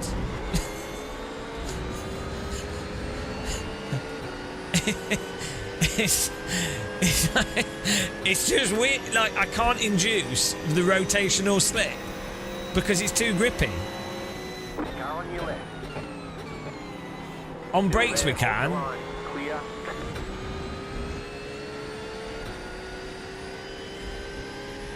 Maybe because the track's at 100% grip, maybe that actually breaks it. Oh, there we go. Right. Oh. Let's put the track to 90% grip, because I don't think they run it at 100% grip, so maybe that's like an artificial amount of grip. But that's really weird, because I just cannot induce oversteer on the steering at all. Like it'd be from the brake and moving the brake bias back, but so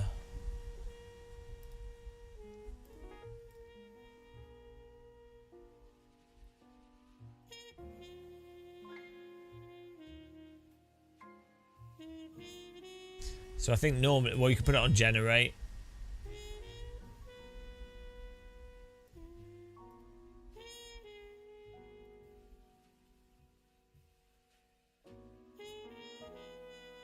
I think 90 is normally, that's the default. Let's give that a go. See how different it is.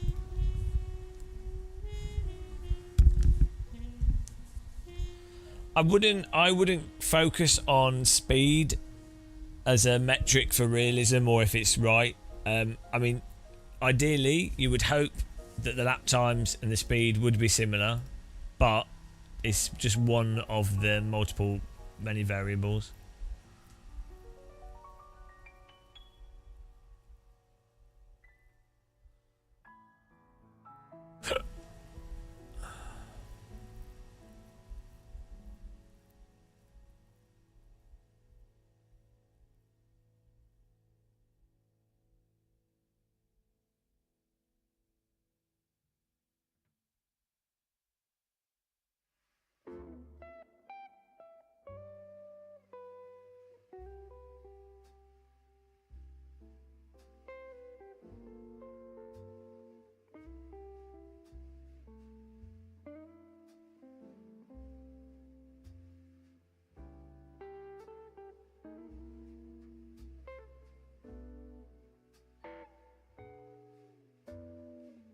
We will do. I need to.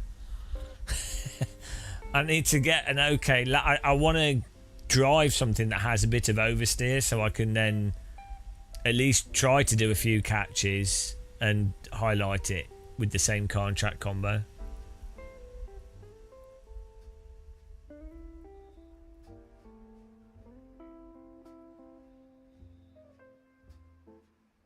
That's because a teenager, Niels, has not damaged their brain with years of sim racing. It's like that's like saying, oh, a teenager can remove a radioactive core from a nuclear power plant without dying immediately. Why do the old people die straight away? Because they've accumulated years of radiation. And so they're like, ugh. That's what that's about, just in case you wondered. Try that again. Be interesting to see how much the... Well, why has this gone back down to 49? That's weird. How much the lower grip affects it.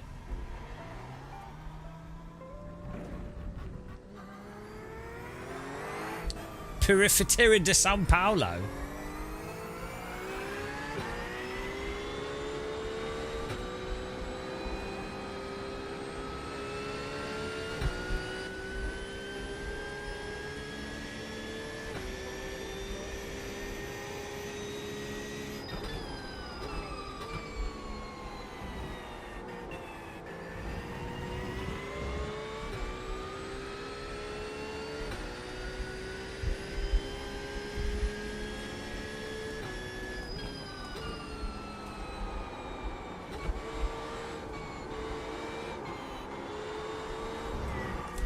Oh, push the brake and the accelerator. Oh, it's cold tyres, it doesn't matter. Cold tyres. Cold tyres.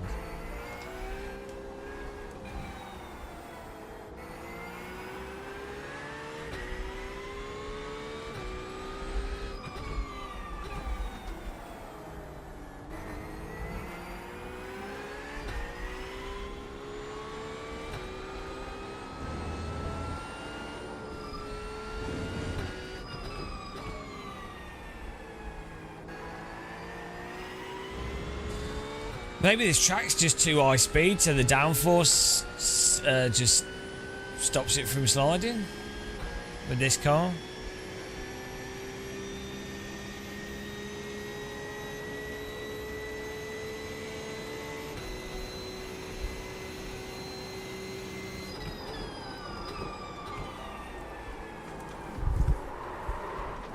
Is that cold tyres still?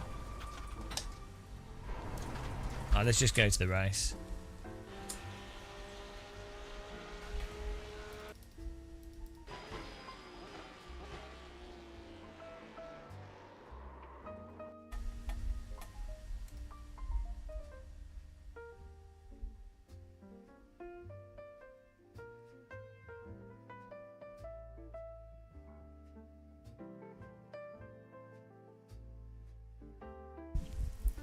I've got to wait for all these bloody AI to finish. They have to finish the lap they're on, I think. Oh, here we go.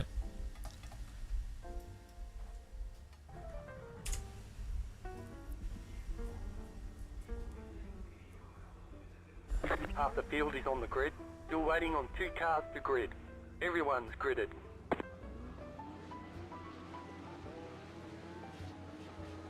Oh, let's let the AI go past here.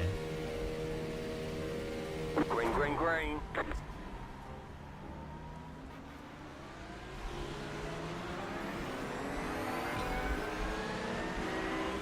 Left side. Stay on the right. Still there. Clear.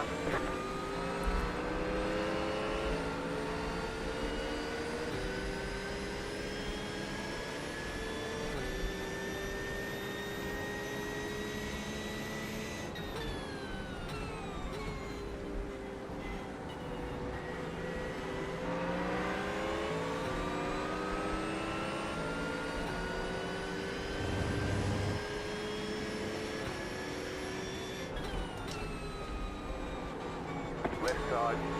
Clear. Car on your left. Stay on the right. Stay on the right.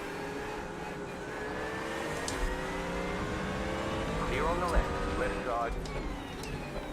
Still there. Stay on the right. Clear on the left. What's the temperature? 64, almost up to temperature. But again, this just feels... It's just... we're not getting any oversteer, so...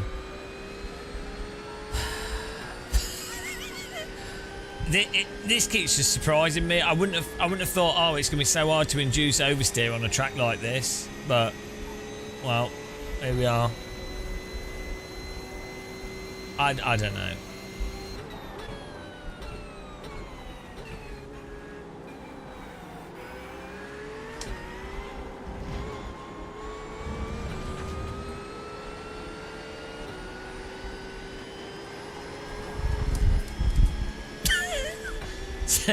I didn't push the brake that time. The second slide was from the first slide.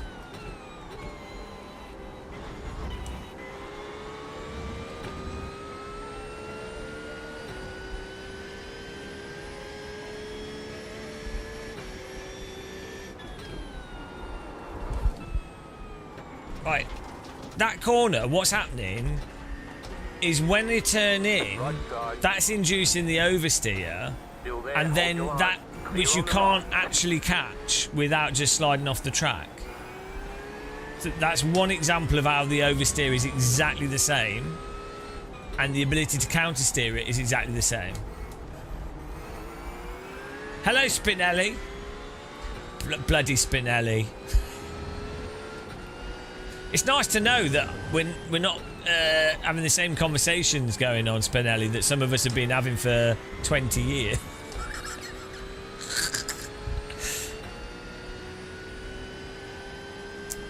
For those of you who don't know, I used to argue with Spinelli on R-Factor 2 forums like 20 years ago.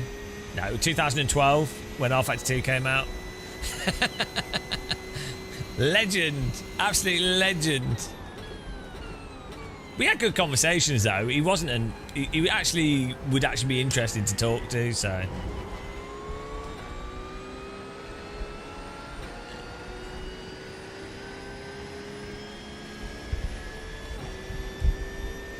Have you tried the new iRacing update, Spinelli?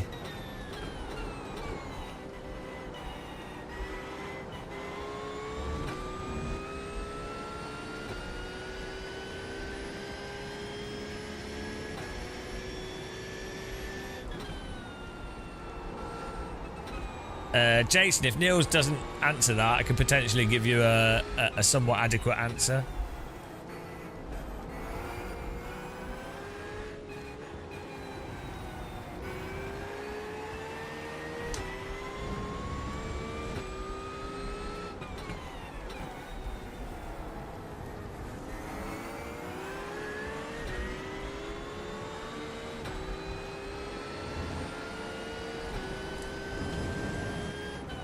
Left side. Clear.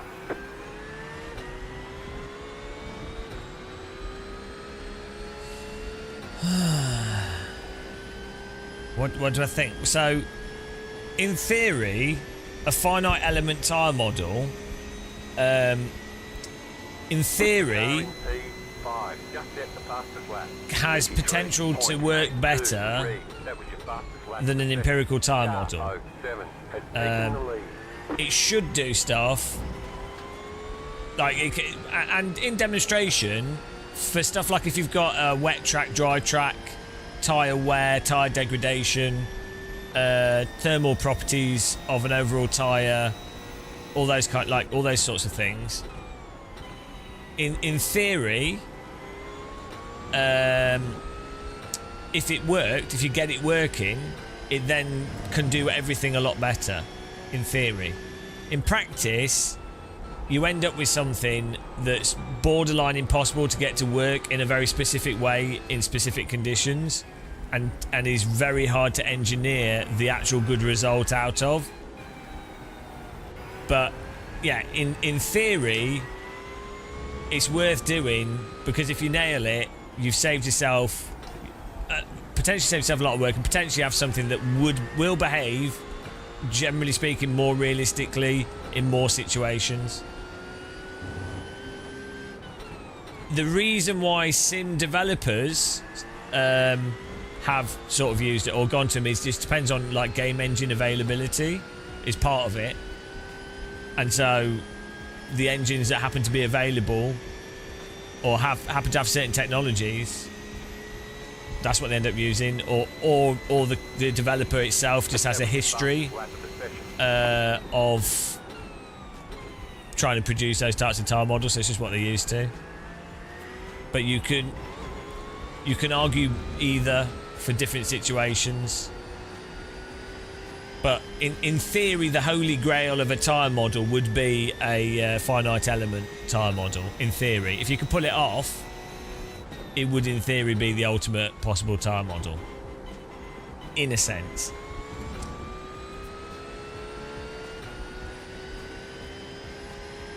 Also, physics programmers tend to get their rocks off on the idea of a physics simulation that, through the power of the physics simulation, does really realistic physics. It's a sort of like holy grail sort of, or like you've made a better model, your physics programming is better sort of. You know, your programming has produced a better result, not a person that's massaging your programming to get a desired result, if that makes sense. So from my experience when working with programmers, they like to do everything programmatically. Artists like to do everything artistically and subjectively. And so people that specialise in certain things like to try and do things within the context and framework of their specialisation. So that's another reason why you might end up with these sorts of things happening more. We're not really even getting oversteer here with this setup. We're just flopping around. We're floating around, and then this is just incredibly understeer. So we need to.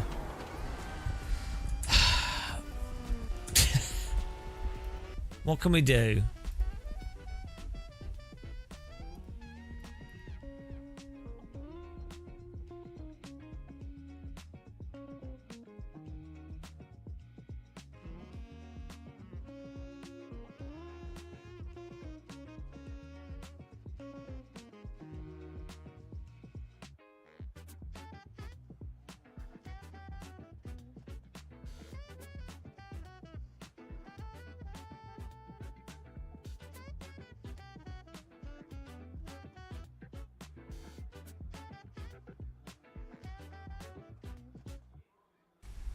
Well, we can use this setup.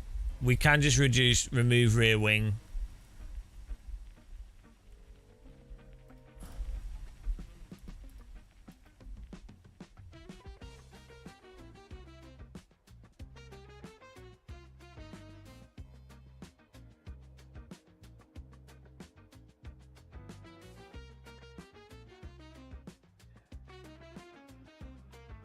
I mean, this is already on really low rear wing, so why is it so...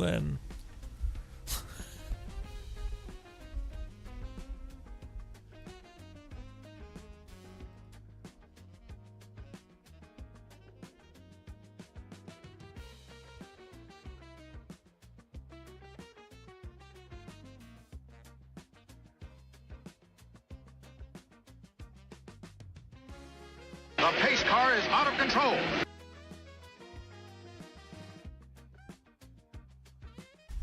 I mean, there's a diff setting on this as well. We could just open the diff more, maybe, or diff coast. What?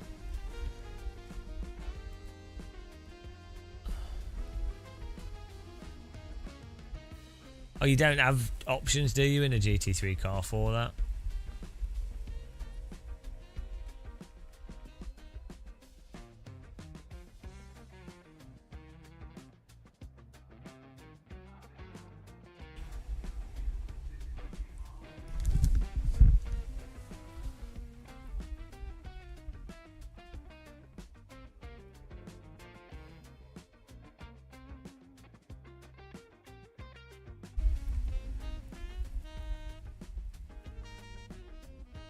with the spring rate on the rear.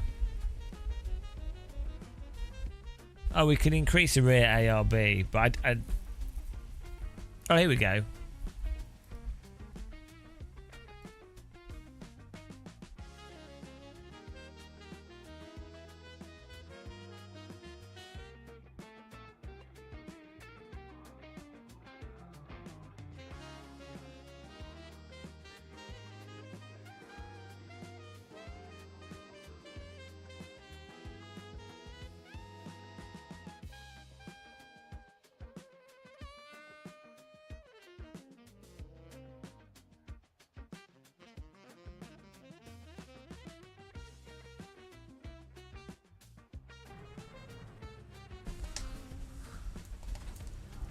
Everyone's gridded. Oh no. Green, green, green. They're showing us the black flag. You jump the start. And jump the start. Jump the shark, more like.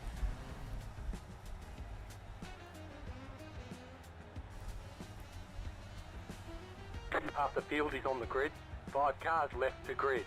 Waiting on the final car to grid.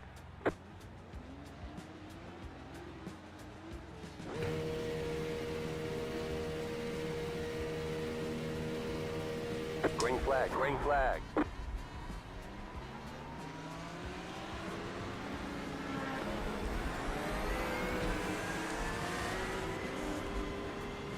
Left side. Still there. Clear.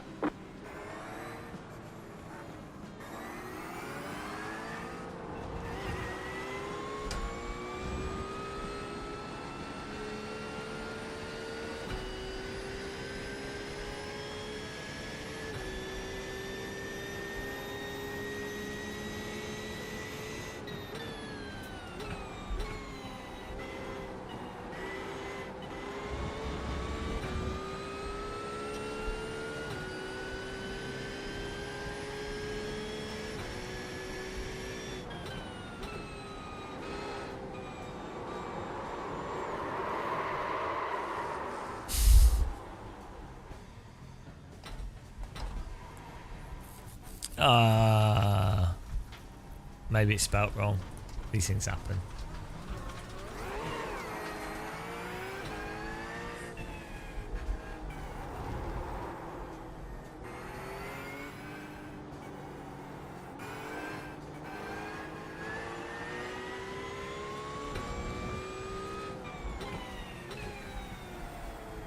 I can't help but feel that they've basically done a band-aid on this and then acted as if they've done like a massive tyre model change.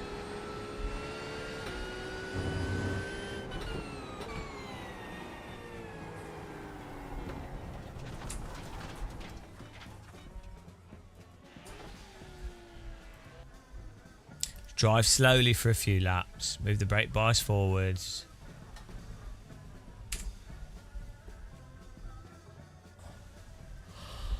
Oh dear. Half the field is on the grid. 5 cars left to grid. Waiting on the final car to grid.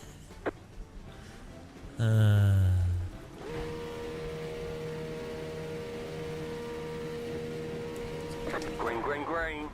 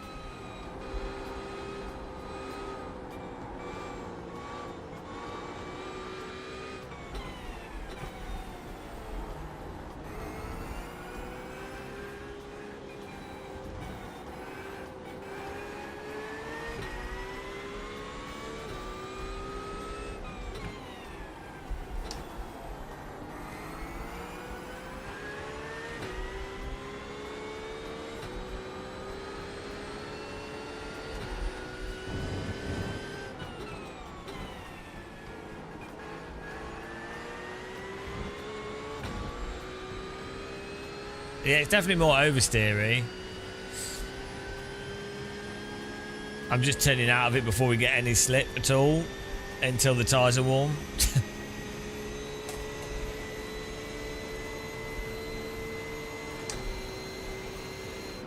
The next car's the leader. Left side. Clear on the left.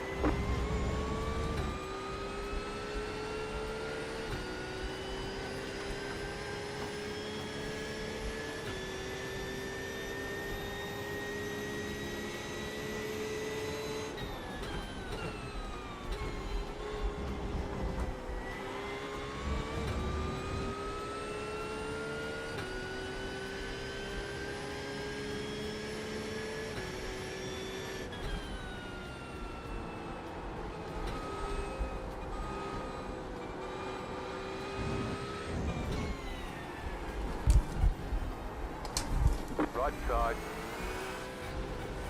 Still there, hold your line. Clear on the right. Well, at least we're getting oversteer.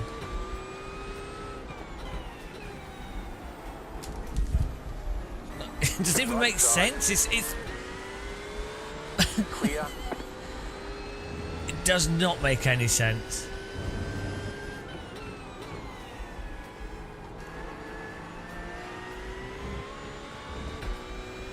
Right, we're up to temperature 77. Yeah, it's at 80, 70, 2 laps. I'll do.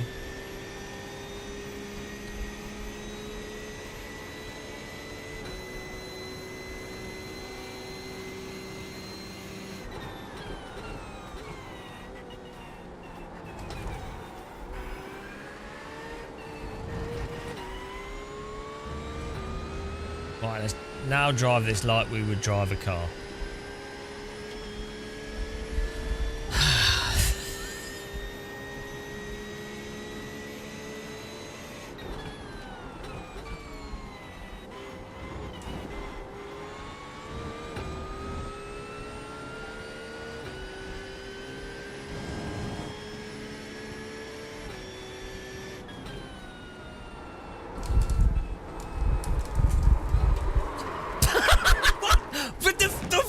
What as soon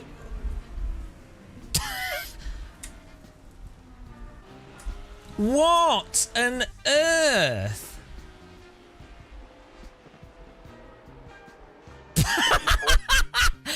I mean, come on, guys! Like, who? What on earth? Caught it. We catch the first slide.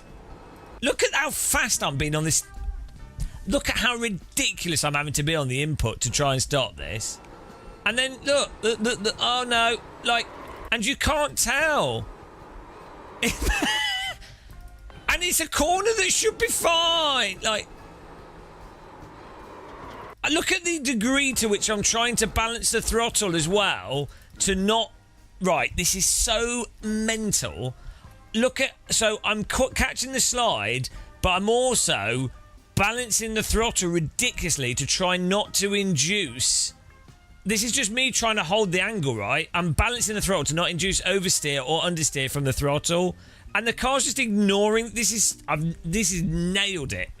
This absolute... Warm tyres, this is absolutely textbook demonstration of the issue. You can kind of see the car wanting to respond to it a little bit. And it's all because of the initial slide. And so as soon as you get oversteer, warm tyres, car set up, fine. It's just a little bit of oversteer that you catch there. And then you want to continue the corner. So any YouTuber, influencer, real race driver, people saying it's fixed. Okay, maybe when you do one slide, it might the tyres might not be ruined for the rest of the race or the next corners.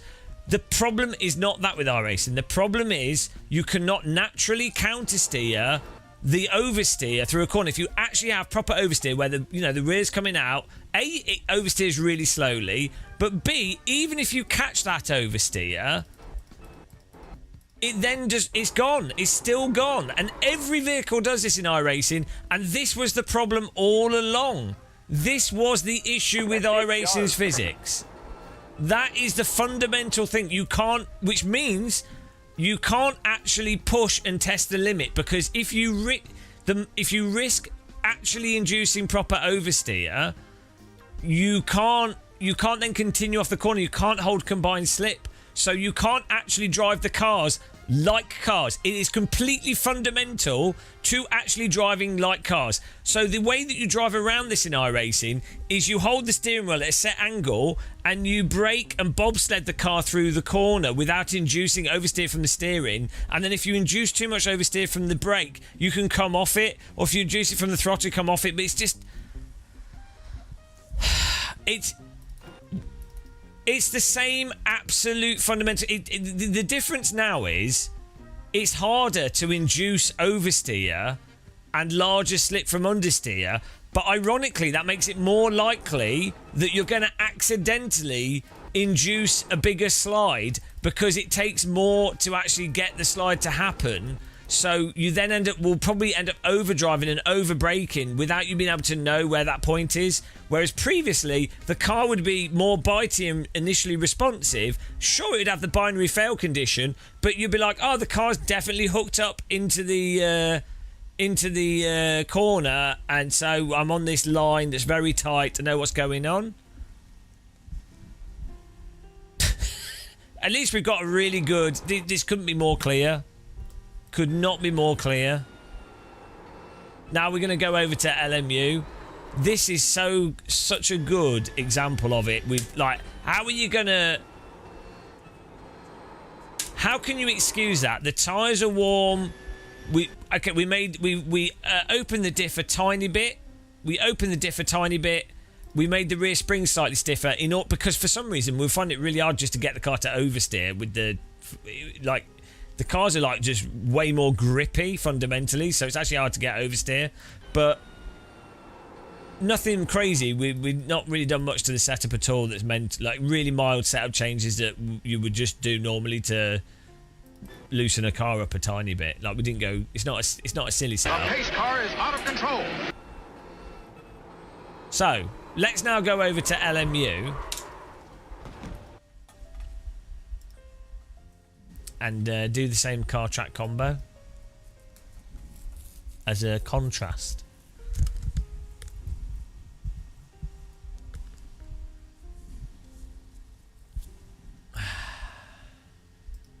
I mean, I'm trying to give... Right, the reason why we spent so much time on this live stream doing this as well is I really want to actually make sure that I'm not an idiot, which I've probably failed at. But no, I really want to, like... You know, we're giving it benefit of the doubt. We are, like, really trying. We're warming the tyres up. We're going through everything. I'm not trying to... I would like to be wrong because I want to play iRacing. If I live stream iRacing, probably get more viewers. If I'm positive about iRacing, probably get more money. Your left rear was not warm. They were at least up to 70 degrees, but why? It's not even... Even on cold tyres, the same behaviour wouldn't happen, so...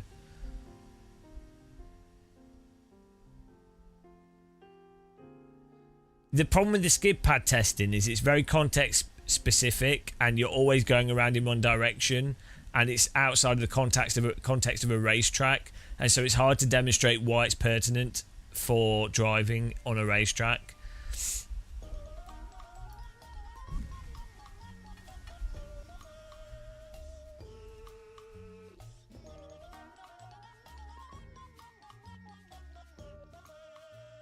But let's jump into LMU and try that. Let's turn the force feedback down because LMU's force feedback is bloody weird.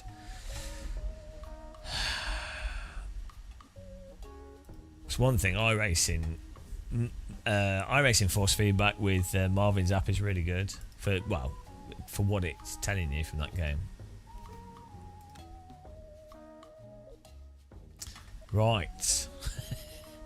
Here we go. Same settings, basically. Oh, dear God. Your car goes light over the crest. Do you not realise how absolutely mental you're sounding, right? And I tell you why. Right? The point is, it doesn't matter what caused the car to go over the limit, right? I don't know why this is a sticking point, right? The point is, once the car's gone over the limit, you can't hold it in slip. It's not... this is like one of those... It's so insane, right? Oh! It's so insane.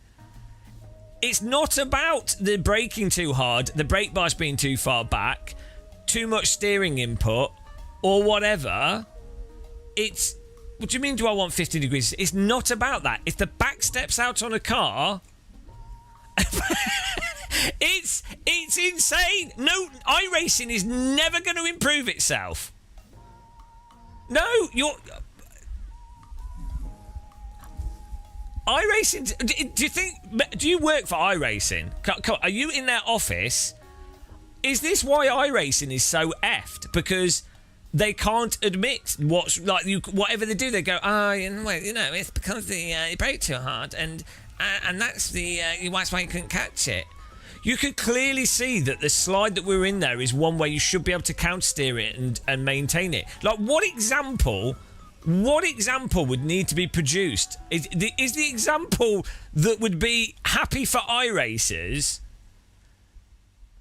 Is the example that you would be happy with is one where the car's not getting into any oversteer, and therefore the issue doesn't happen because you're not in any oversteer?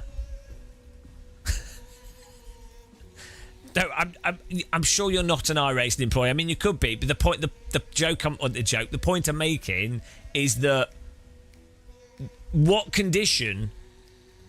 How on earth does it get to the point where you can't do basic counter steer for 10, 15 years? I came out in 2007, and it's excused.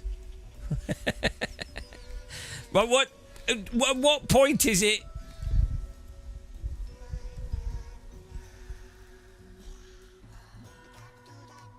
Oh right, yeah. So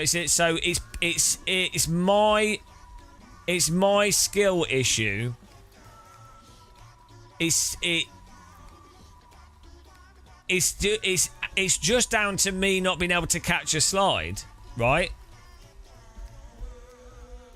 That's what it is. It's just me not being able to catch a slide.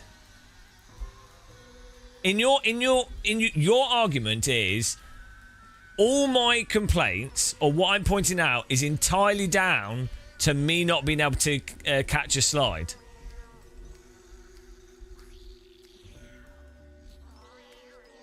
And I'm bad at sim racing, but I have like probably 10,000 hours, probably a few thousand hours in iRacing, a few thousand hours in AC, at least 500 to 800 hours in R Factor 2, probably 1,000 hours in R Factor 2 and LMU combined. 200 to 500 hours, 200 hours in race room, maybe 500 hours in race room. I'm not good, but you'd have to be so bad to and when I race iRacing and we repeat ourselves, we're in the top split in Super Formula, F4, normally in the top 10. So if I can't do it,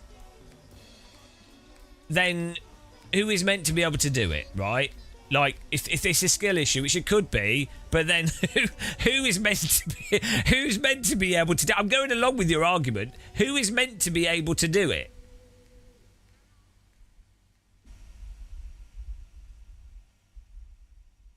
Oh, yeah, I completed AC career mode. Very few people have done that, and I've played Counter Strike with the steering wheel. So, when you, I mean, honestly, like,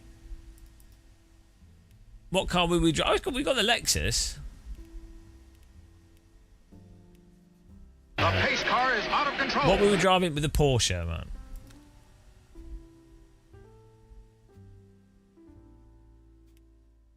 That's a McLaren. Wait, I'm sure I clicked Porsche. I'm blind. Well, the thing is, the problem is, guys, LMGT3 cars are not absolutely identical to the GT3 cars used in IMSA. They're a touch slower, and they're actually a touch less. They're actually, ironically, they're from what I understand, LMGT3 cars are actually less snappy in rotation. They're a little bit more drawn out in rotation because they're inevitably going to be used at Le Mans and stuff. So, ironically, this simulator, the car should be less snappy and more drawn out than iRacing or anything really. Like, you know. So this is what I don't know if that's true, by the way. That's what I've been told, but I've not checked that enough to say that confidently. But maybe that is the case. It would logically make sense. I don't know, but well, there you go.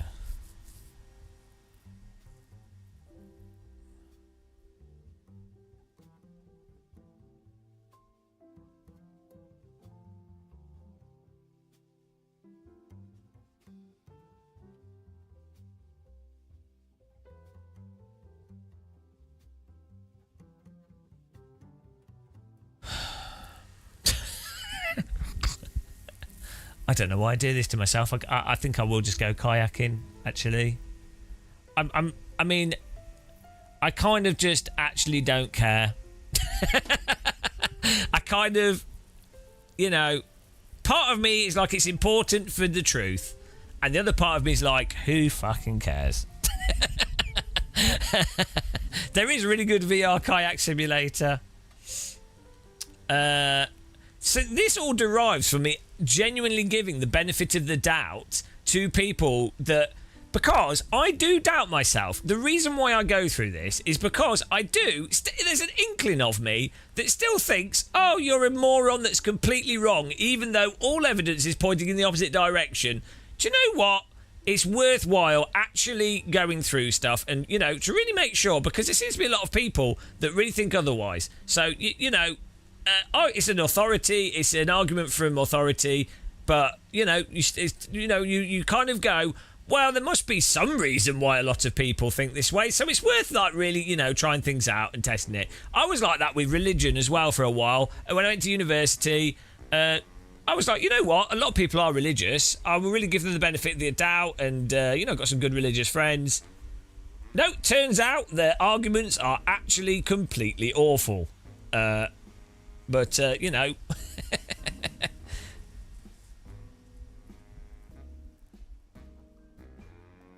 Right. With that, start drive. Well, we need a car setup. Let's just slap the Coach Dave setup on. Default setup. We've not done anything. Say default. It's a setup that's in the game. Well, let's just go. That's what we did before. Straight out on track. Let's see what happens. So, just gone from iRacing to, hang on, just gone from iRacing GT3, same car, same track, to LMU, same car, same track, but it's an LMGT3 car, slightly different LMGT3 to GT3, but, you know, fairly close. Using a basic setup in the game. Let's see how different it is.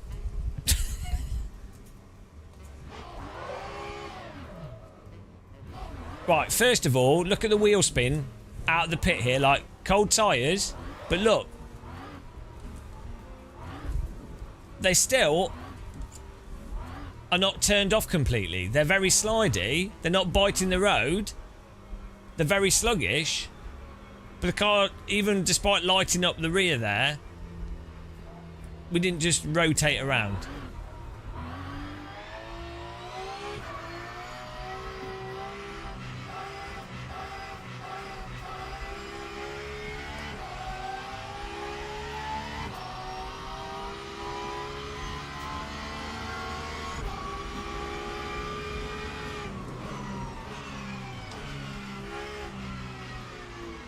Well, this is way more understeery, it feels like, than iRacing on the cold tyre.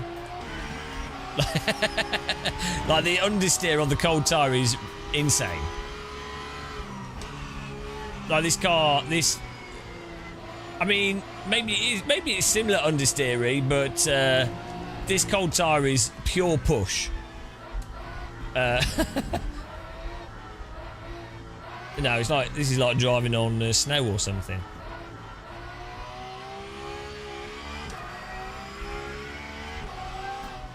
Oh, hang on, do we have TC and stuff on, don't we? Let's turn TC down. Brake bias on the same setting, give or take, 52. TC power cut off.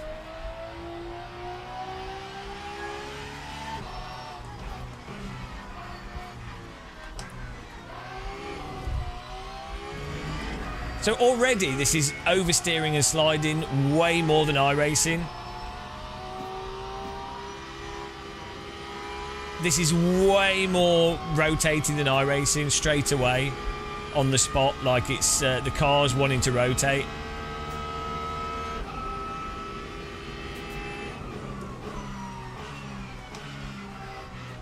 The car's also way more hooked up on the brake.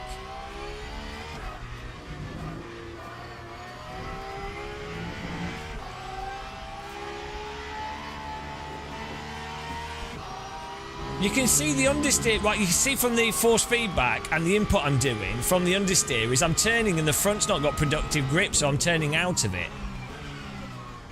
I'm being rear-ended by the AI. Like, you can see on the throttle, we get oversteer there. This is cold tyres, but I just countersteer it immediately. It's not a problem. No issue whatsoever. It's like, look, oversteer. We're sliding. Just countersteer. No issue. Absolutely no issue whatsoever. Okay. I did give it a bit too much throttle there. But so you can still spin. You can still spin. You have to be careful. We turn the TC off. No, it's on 2. It's on 3. It was on 2. To a degree. There is a limit. There is a limit of the throttle lighting up the tyres, so you do have to be careful. I got a bit carried away. Commentator's curse, I'd say, on that one. No, in fairness, if you fully light tyres up, they will spin like that, especially if they're cold. In fairness, that happens in every sim.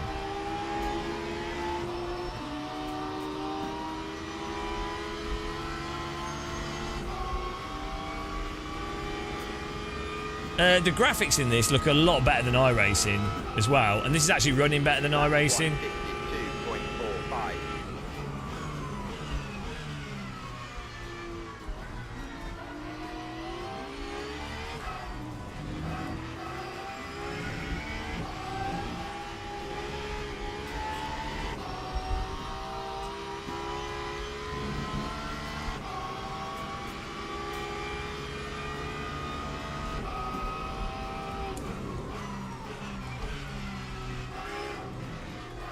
We're not just gliding through the corners, right? That's another difference.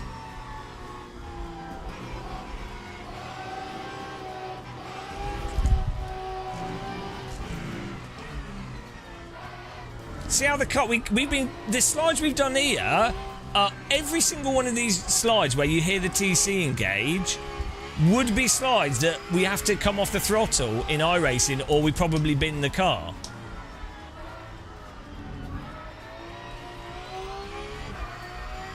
What a baby.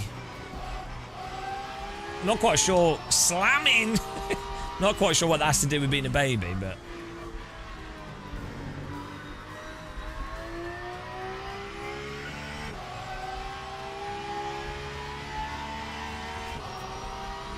Yeah, this is really slidey in LMU. Like, it's very slippy.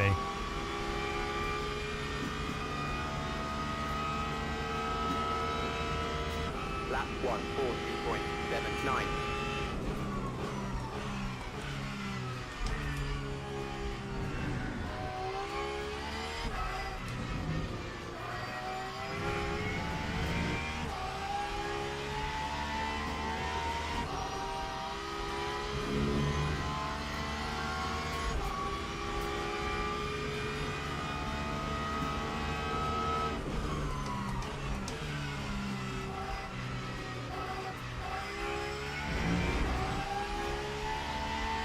We'll go over to AC after this.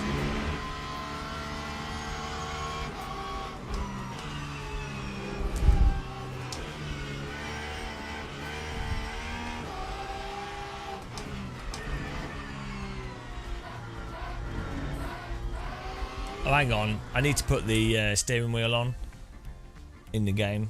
Where is that?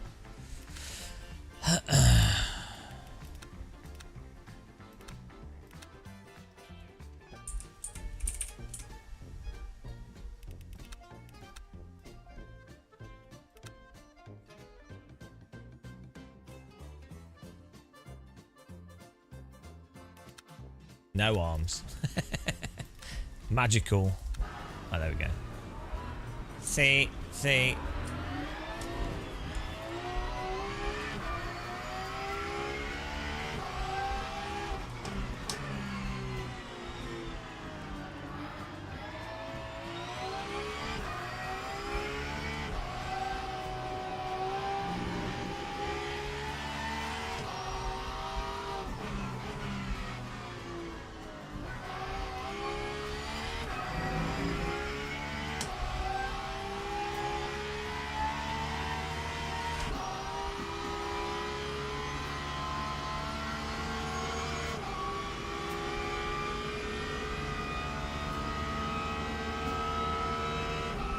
That time was a 1:42.73.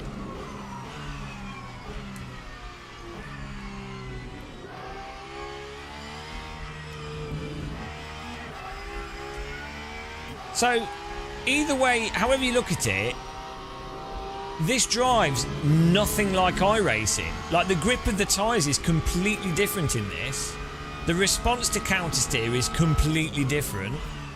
The controllable oversteer and how, like, it's the oversteer on the brake and the accelerator is relatively similar. So this is why I think iRacers don't notice a difference, because if you turn into a corner and you're just driving on the brake and the accelerator, for the most part you will have the same experience, because you're like, oh, I'm just, you know, driving like iRacing. Here we go, let's drive this like iRacing.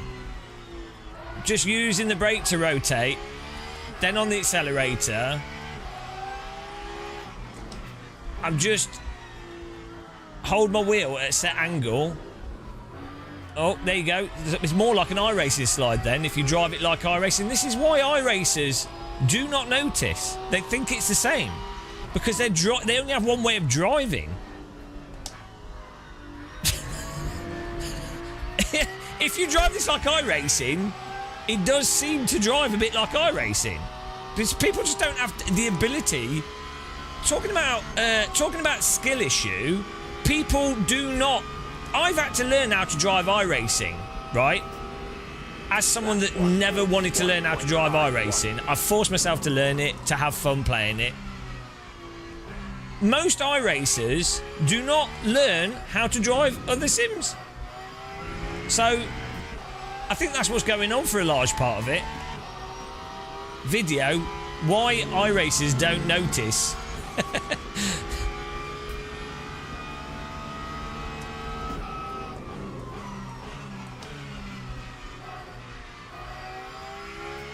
Wrong.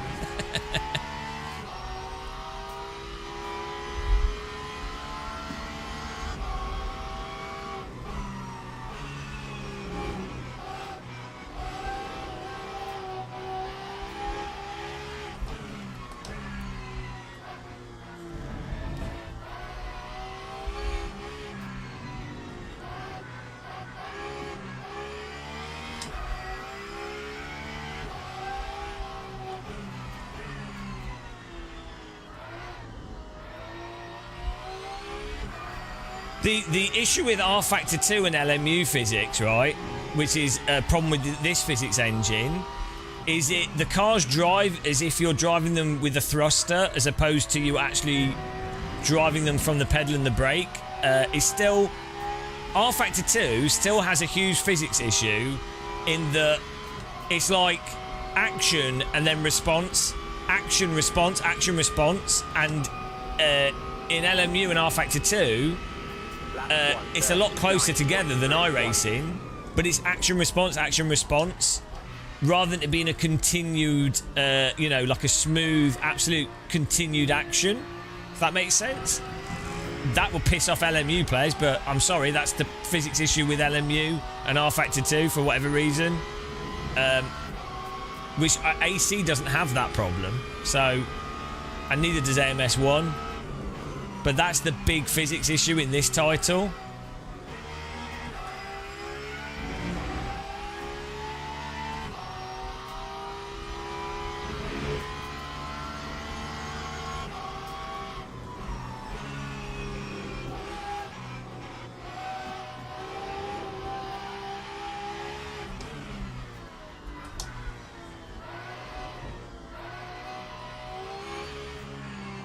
That's why, outside of suspension and curbing and stuff, and tyre wear, AC1 actually drives better than LMU.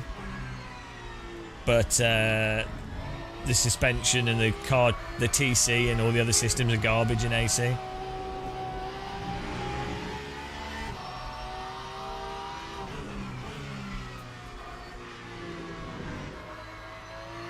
I know.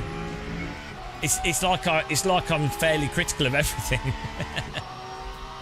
But they're not very good in different ways. iRacing's completely bollocksed. That's the problem. So the physics issues that iRacing has mean that you can't actually drive properly at all.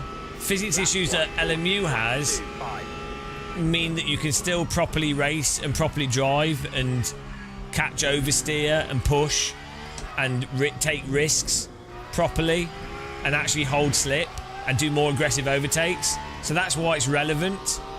iRacing's physics issues fundamentally impact the driving. Outside of it being different, it limits what you can and can't do, and it makes the driving very stale. And that's another reason why I bother mentioning it or caring about it.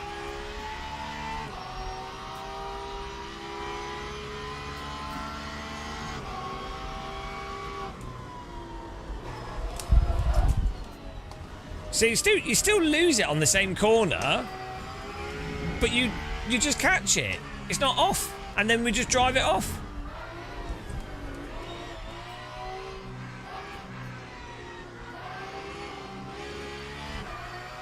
Just the thing is, like, the track induces similar behaviours in the vehicle, but the car comes back to you in this.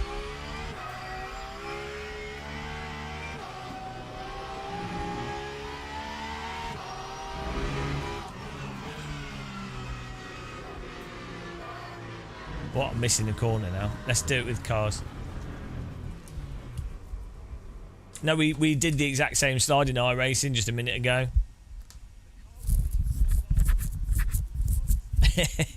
Here you go.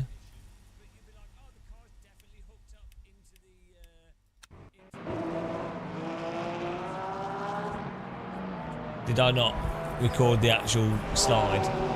Because I'm a dum-dum.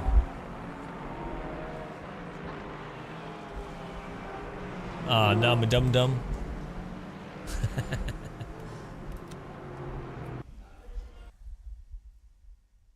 Teams and drivers go to the grid for a race start. Yeah, still... No, I agree with Spinelli. LMU and rFactor 2 still don't have a progressive, continued, realistic drift. Which is quite funny. So we just get back to the thing that actually AC, which came out after rFactor 2, actually is better than rFactor 2 in its time model. But that's controversial right now because LMU's the good new thing and iRacing's just been updated. So that's where we are. We're back in 2012.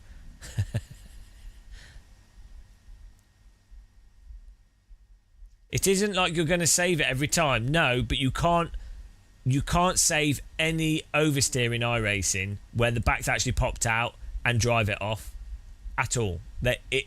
I keep... Every time we say that, someone goes, oh, but I've seen people catch oversteer. And then you have to explain... People's knowledge level is just not... You have to explain everything.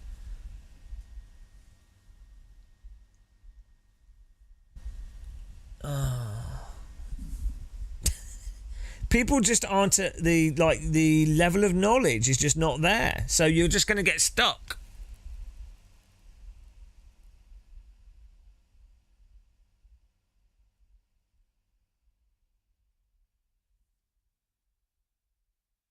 Yeah, no. What you're saving in iRacing is when you have a car where you have enough downforce, or you're already in a slide that's a power slide that's moderately stable, or you've got downforce, or it's just like a really mild, like like a mild oversteer that's basically a power slide oversteer.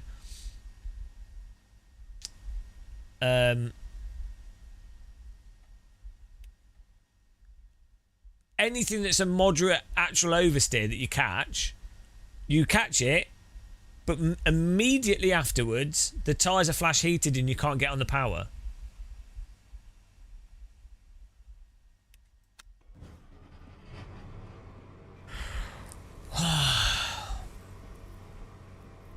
So yeah, you can catch the first slide, but it's irrelevant because the next slide is bollocks.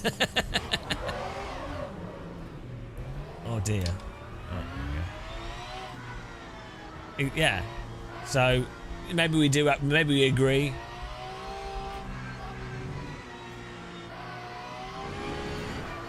But you can catch it in the old one as well. In the old version of iRacing, you could catch it. I mean, I drive the F4, the F3 is probably one of the more forgiving cars. I used to even the Radical SR8. The Star Mazda. I used to drive all these. This understeer is ridiculous. I mean, these cold tyres. Come on. Yeah, we used to drive a lot of the old cars, and we got pretty decent at them.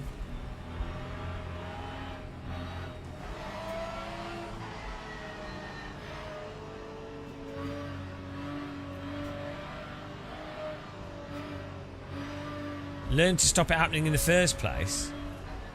No, but... What? Hang on. What? If the tyres overheat, then don't get on the power. Whether that's right or wrong is... Yeah, the problem is... The problem with that idea sounds good in theory. The problem is you're going to be driving lines that you've never done before. So, and if you're pushing at the limit and driving... As part of normal driving, you will induce oversteer, and additionally, that is a totally normal way to take a tighter line through some corners in certain situations. So it's not a valid argument to say just memorise what you can and can't do. It sounds reasonable. It's how you have to play at iRacing. It's not reasonable because it just means you can't drive. Like you've removed something that's as fundamental to driving as a brake pedal. That's why it blows my mind. Oh my goodness, guys, I can't take it. I'm gonna go to Tesco's and buy some tea. I'm gonna buy some expensive tea. After this live stream, I'm buying some nice tea. I'm buying some good tea. Oh, I can't take it anymore. I can't take it. Did I just cut my place? I think I did. Oh well. Green flag, green flag. That Aston Martin looks really nice. The funny thing is, well, iRacing has more detailed force feedback than LMU for the general grip. Oh, I'm being blitzed by the AI.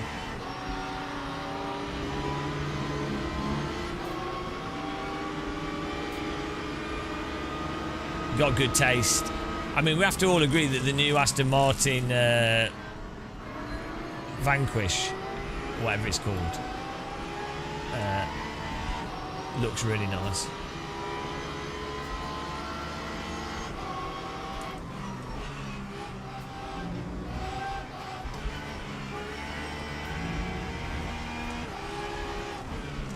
Bloody hell. AI in R-Factor 2's, LMU's a lot more aggressive than iRacing.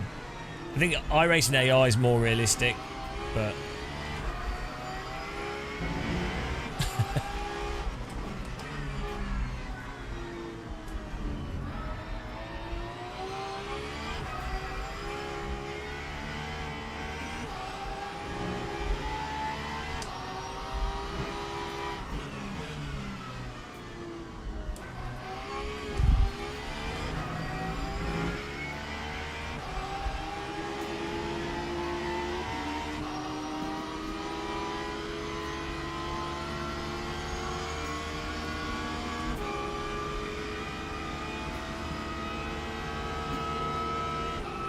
Lap 1:47.30.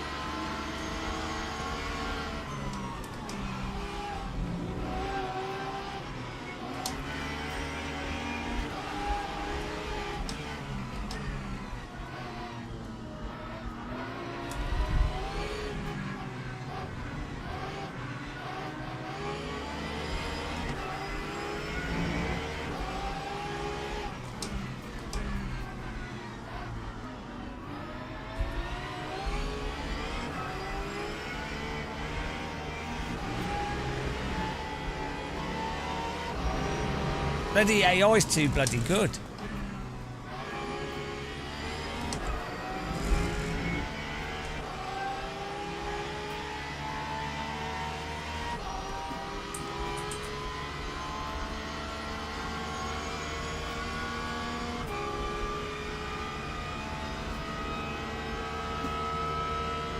That time was a 1:38.95.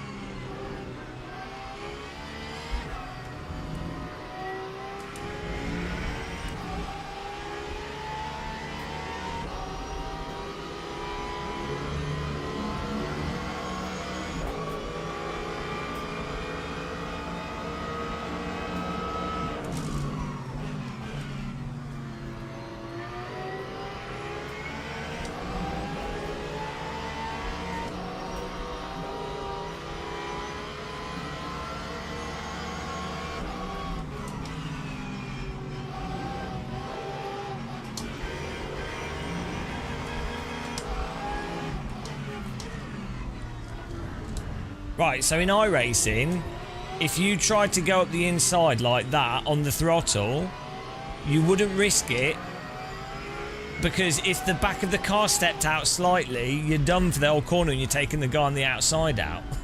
You'd only do that in the scenario where the car on the outside has gone too wide and you know you can absolutely take the inside line preemptively without getting any oversteer, right? And you couldn't countersteer the oversteer while staying on the throttle to maintain the line. So iRacing would not, generally speaking, does not support that line with both cars driving through the corner at a reasonable pace. It doesn't exist, because that's the importance of being able to power through, oversteer and countersteer and hold the countersteer on the throttle when you're overdriving. Technically overdriving. That's how it affects racing and racecraft and opportunities and options and freedom and creativity.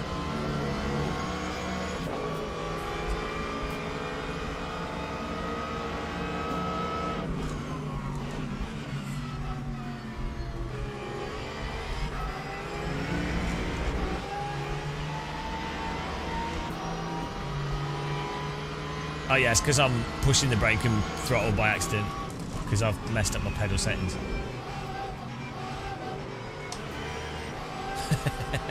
I do have, I've got my brake pedal set up too sensitive.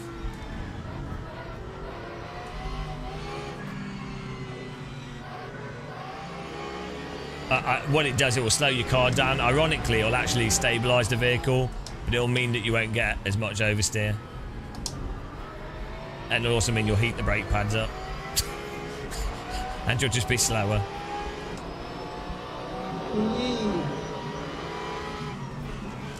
There's too many cheaters in Escape from Tarkov. It's really messed up. The cheating in that game is totally done. It's over. Otherwise, I'd probably play it.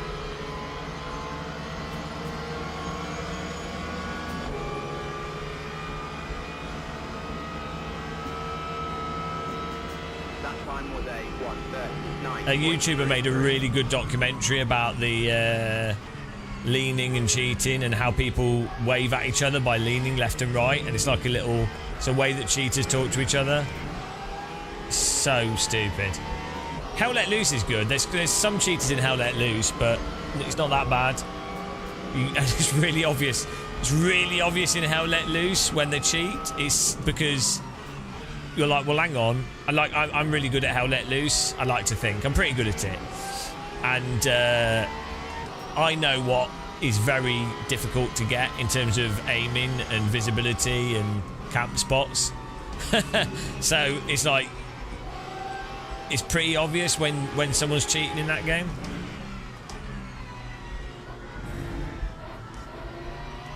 What's weird with cheats though in Counter-Strike and Hell Let Loose in particular, what's really strange is you often get really bad players that are cheating, and so even though they're cheating and they do weird stuff and they get you in weird ways, they're still playing badly. You really notice this in Counter-Strike, where you can really tell that someone's using an aimbot or wall hack, but they're so shit. They're so shit it doesn't make any difference to, like, well, it does make a difference, but you still beat them. And also, even if you're using an aimbot, if you're using an aimbot with certain weapons, you can beat people that play with aimbots with certain weapons. And also, if someone's using wall hack, you'd be like, well, they know where you are. Okay, well, I'm just going to run around like an idiot using the Mac 10, the MP9 or the P90, and they won't be able to, they can know where you are, but they're not going to get you. It's quite funny.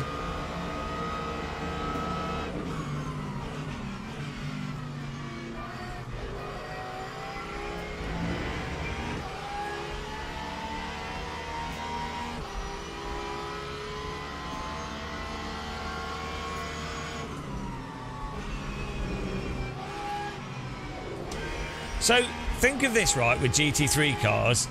If you were designing a GT3 car for a race driver or for a pay driver, would you design a GT3 car that you can catch oversteer with by counter-steering quickly?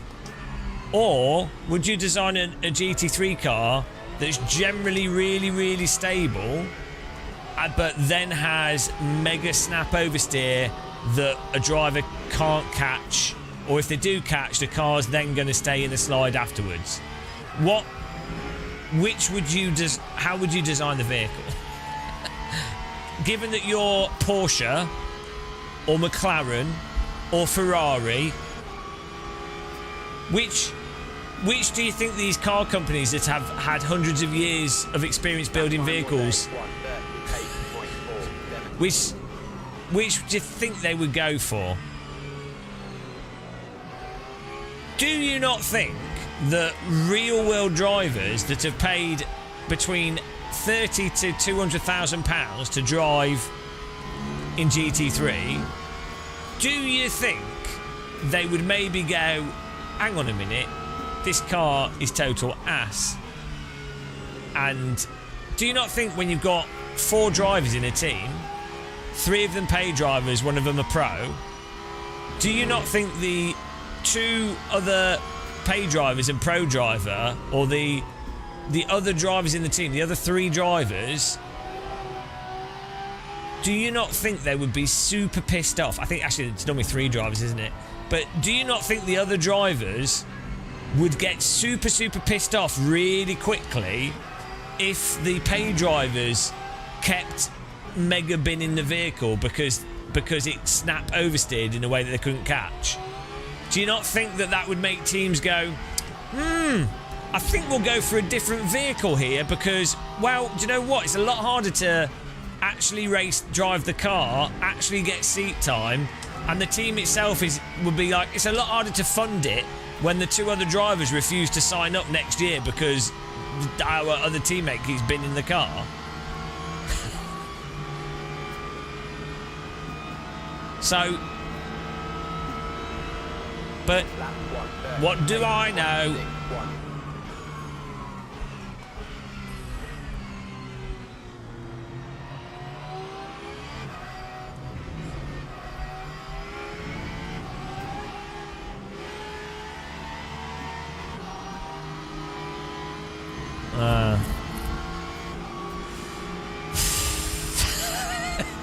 It's been a fun day today, guys. I've had fun. It's been good. I've enjoyed the iRaces as usual. Addy, right? No, actually, we're not talking about it this stream. Chat will confirm.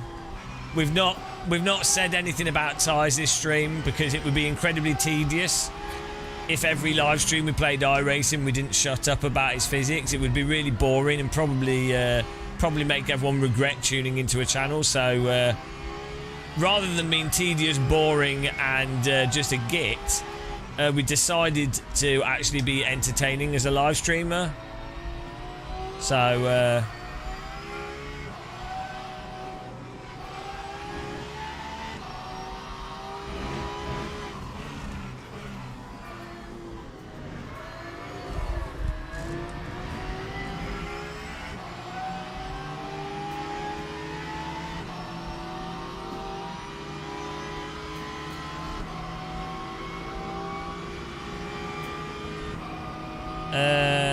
LMU's more like iRacing in that it's more abrupt, but it's still a lot more forgiving and allows you to counter steer compared to iRacing. But a lot of it is they are doing a patch this weekend, and a lot of it with the fixed setup racing is that the default setups are completely ass, so it doesn't help. So I don't know why they released that update without doing the setups first, because obviously a lot of people that play LMU are just jumping in to do rookie races and having fun, so they would find it hard enough to deal with less controllable slip, let alone utterly absurd setups. So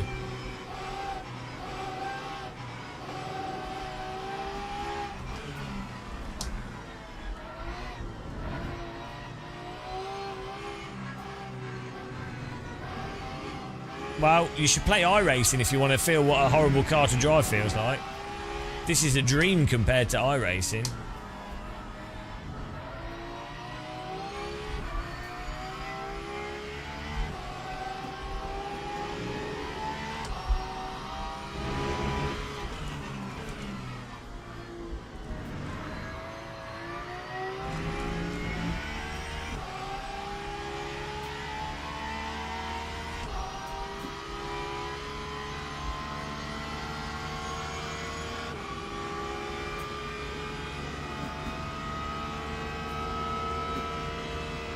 Time 1:38.92.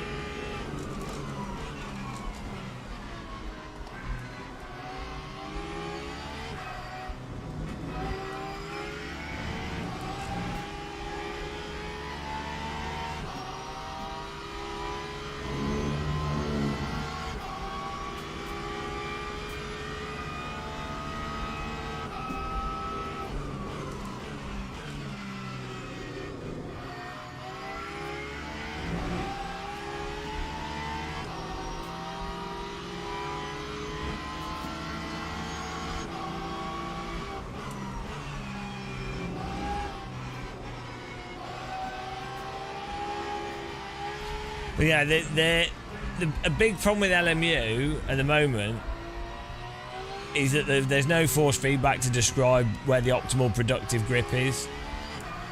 So that's a massive issue with it, and for me saps the joy out of driving it.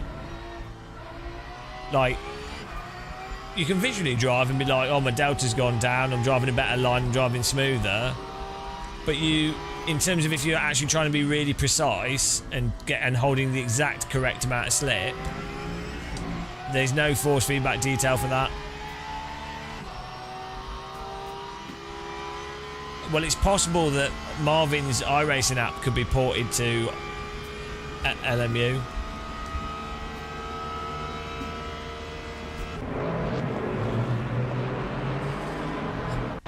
Yeah, I mean,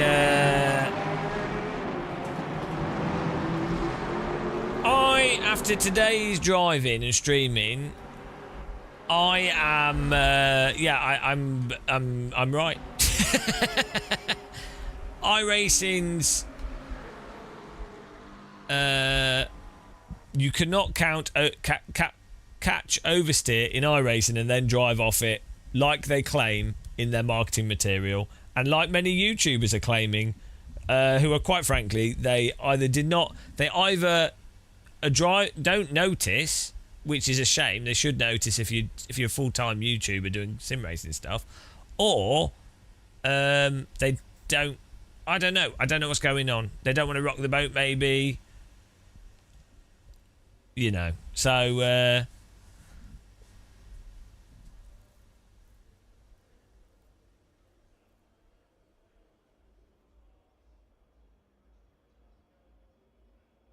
you didn't try it after the fix. You were heavily into R Factor 2, adjust caster for more or less front-end grip feel. Yeah. No, I know. That's the same with any sim. Any sim with the steering rack. But the problem with adjusting caster is I think it will also affect... it affects the response of the input. And also it will affect possibly the way the tyres wear and heat up. They do actually, in real cars, you can change... and sometimes they have historically changed caster settings and things to change the feel or make it more manageable for the driver. But at the end of the day, it doesn't get more information for the component that you actually need it. It'll just smooth off the edges, but it's the bit in the middle that you're missing. Same thing worked in ACC. Well, I mean, it works in any sim, to be honest.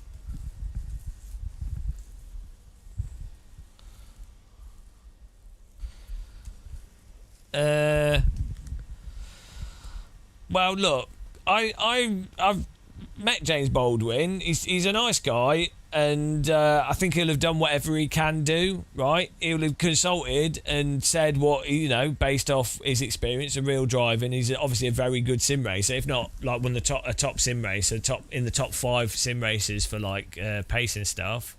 The reality is, an esports driver, a race driver, a genius, whatever, you cannot consult a physics engine better. The reality is, a developer will have their tech, whatever they do, and they will take feedback from lots of people, publicly and privately.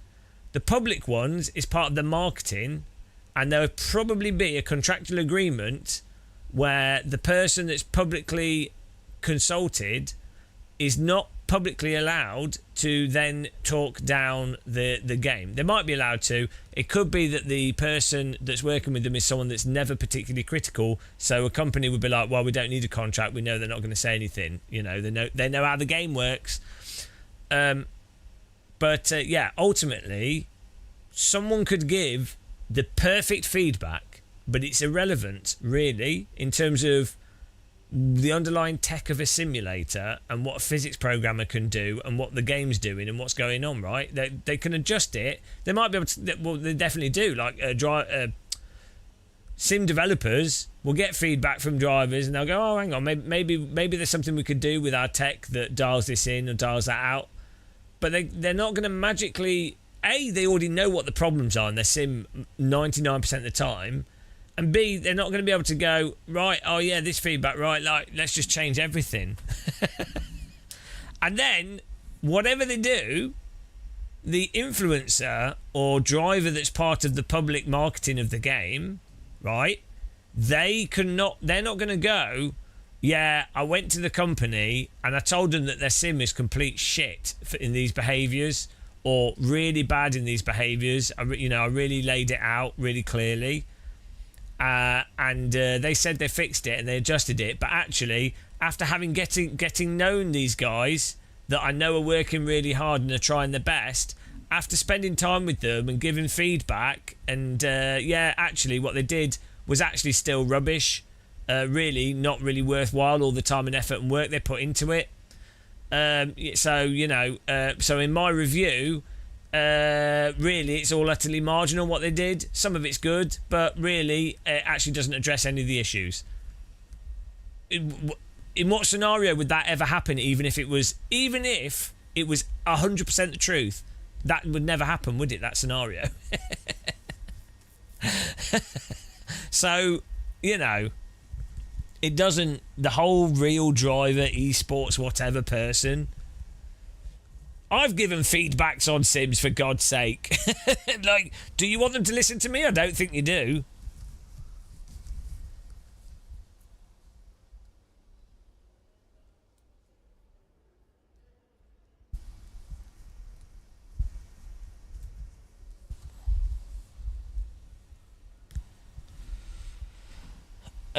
No, Ace doesn't have a date. I get the impression that Kunos are working really, really hard to try and make sure that their next update is quite an impressive one, because I think they want to try and recoup some favour from, you know, but I hope they pull it off. I hope it ends up really good. So with all these developers, even when the games end up not very good, you have to appreciate how much work goes into them. You know, there's a lot of work going into them, so it's not easy.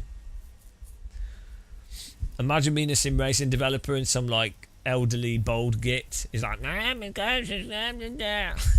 you'd be like, bloody hell. If I ran a sim racing company, I would make it I would say to staff, don't watch Game of Muscle. 100%. It's like if you work with anyone that's like you know, musician or actor or something, you advise them not to read reviews. You know, what benefit comes from that? You'd have someone that looks at the stuff and takes it on board for feedback, but you wouldn't have your average staff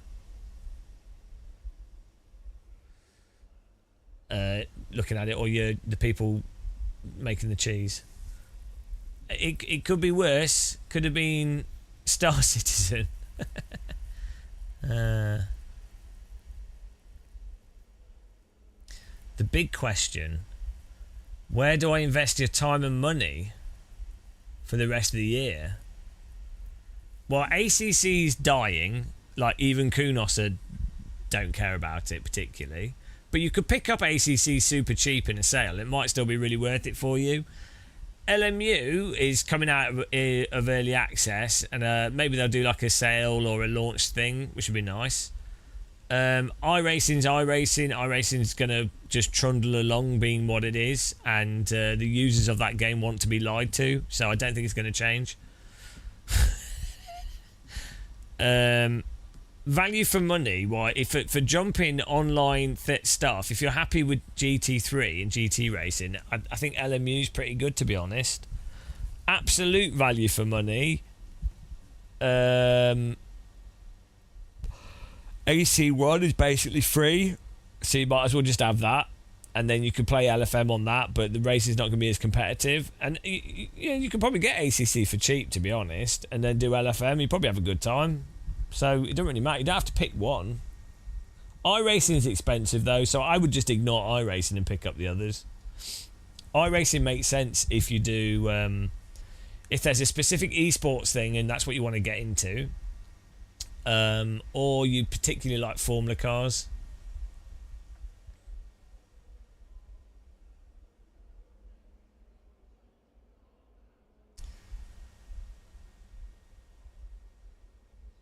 Yeah, I don't think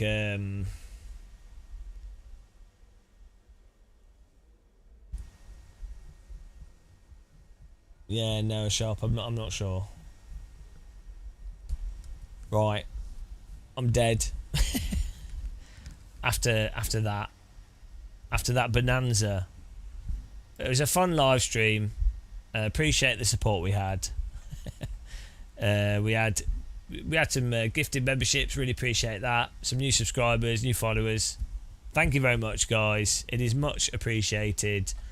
We'll get back to doing less boring live streams soon.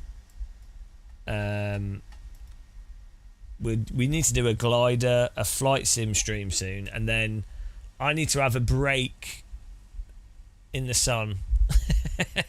I might go to the beach at some point, but we'll be. I imagine we'll be streaming tomorrow.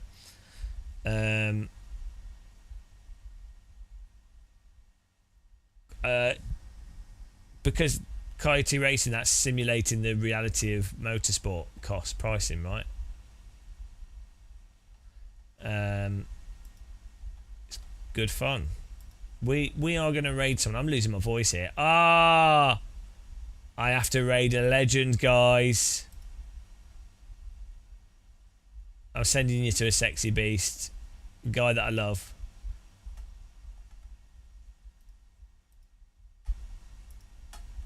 Hang on.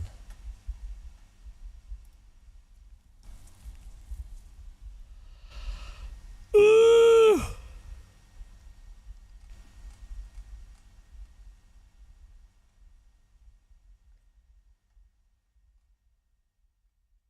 Right. Thanks for watching. Have a good one. See you soon.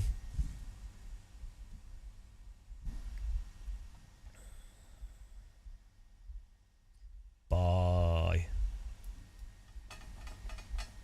Plus que ça.